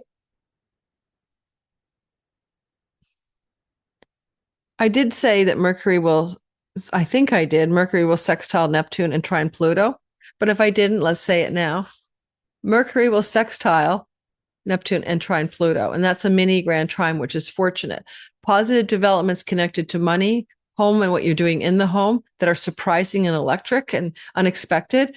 Pluto is in a money house if you make money from distant shores, far-off lands, international digital revenue. If you make your money from a country because you live there, that's not your natal country, or if you are making money from an international perspective in any way, well, there's a nice little glow up here, right? So you could feel really good on the financial front at this time. And maybe it does feel like a realization of a long range goal and dream. Neptune could bring that. And Saturn rules your long range goals and dreams and career house, and he's nearby. But it also might be coming at an expense of some sort to life's enjoyment. So watch for that energy as well. And again, we're like here, May 17th, 18th.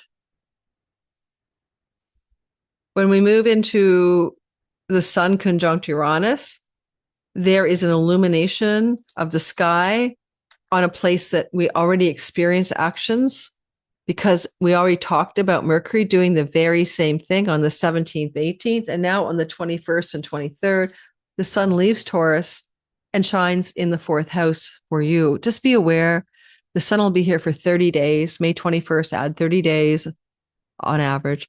And that's like turning the light on when you're trying to sleep in your bedroom. So be careful, it burns people out.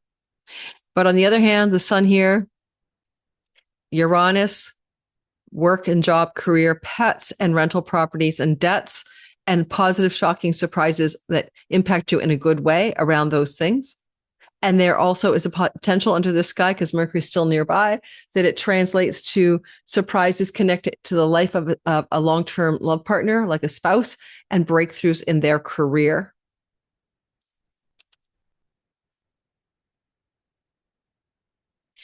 On the 21st to the 23rd, Mercury and Saturn are flowing together.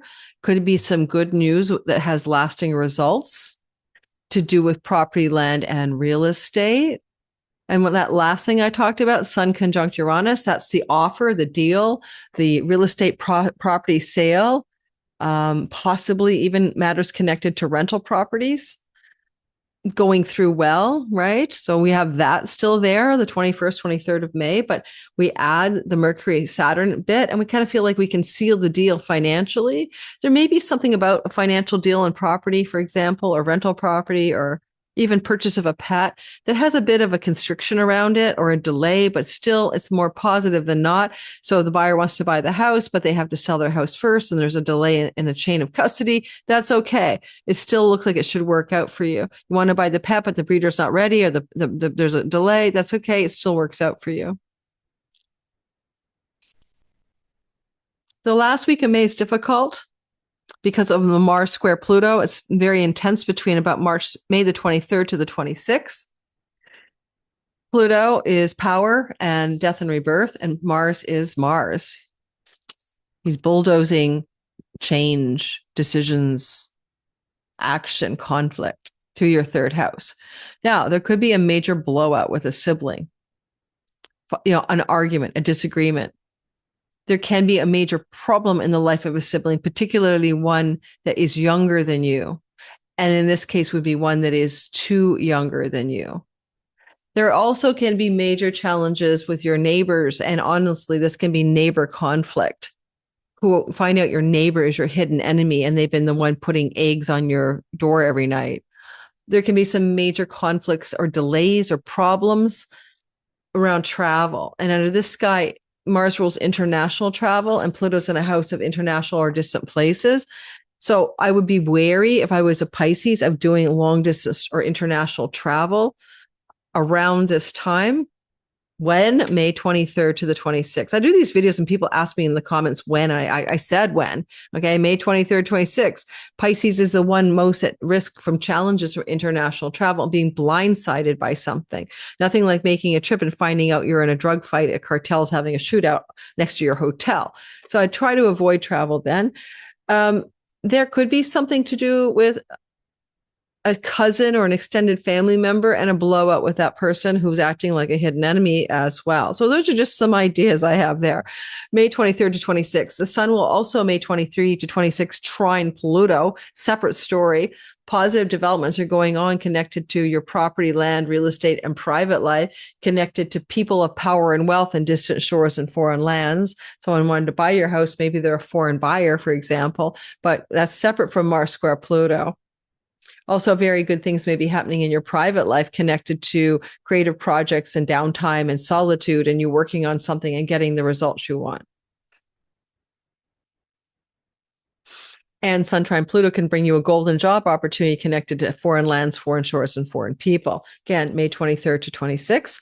But then on the 27th to 29th, I gave you a warning, Venus square Saturn, constriction or delay around matters connected to love, romance, children, money, projects, creative, entrepreneurial endeavors. Just a delay, maybe a burnout. You want to have fun. Venus is in her joy. And she wants to have fun and pleasure, fun, enthusiasm, inspiration, romance. And yet she's having a C block by Saturn. It could be a fight with a romantic lover, sexual lover type partner.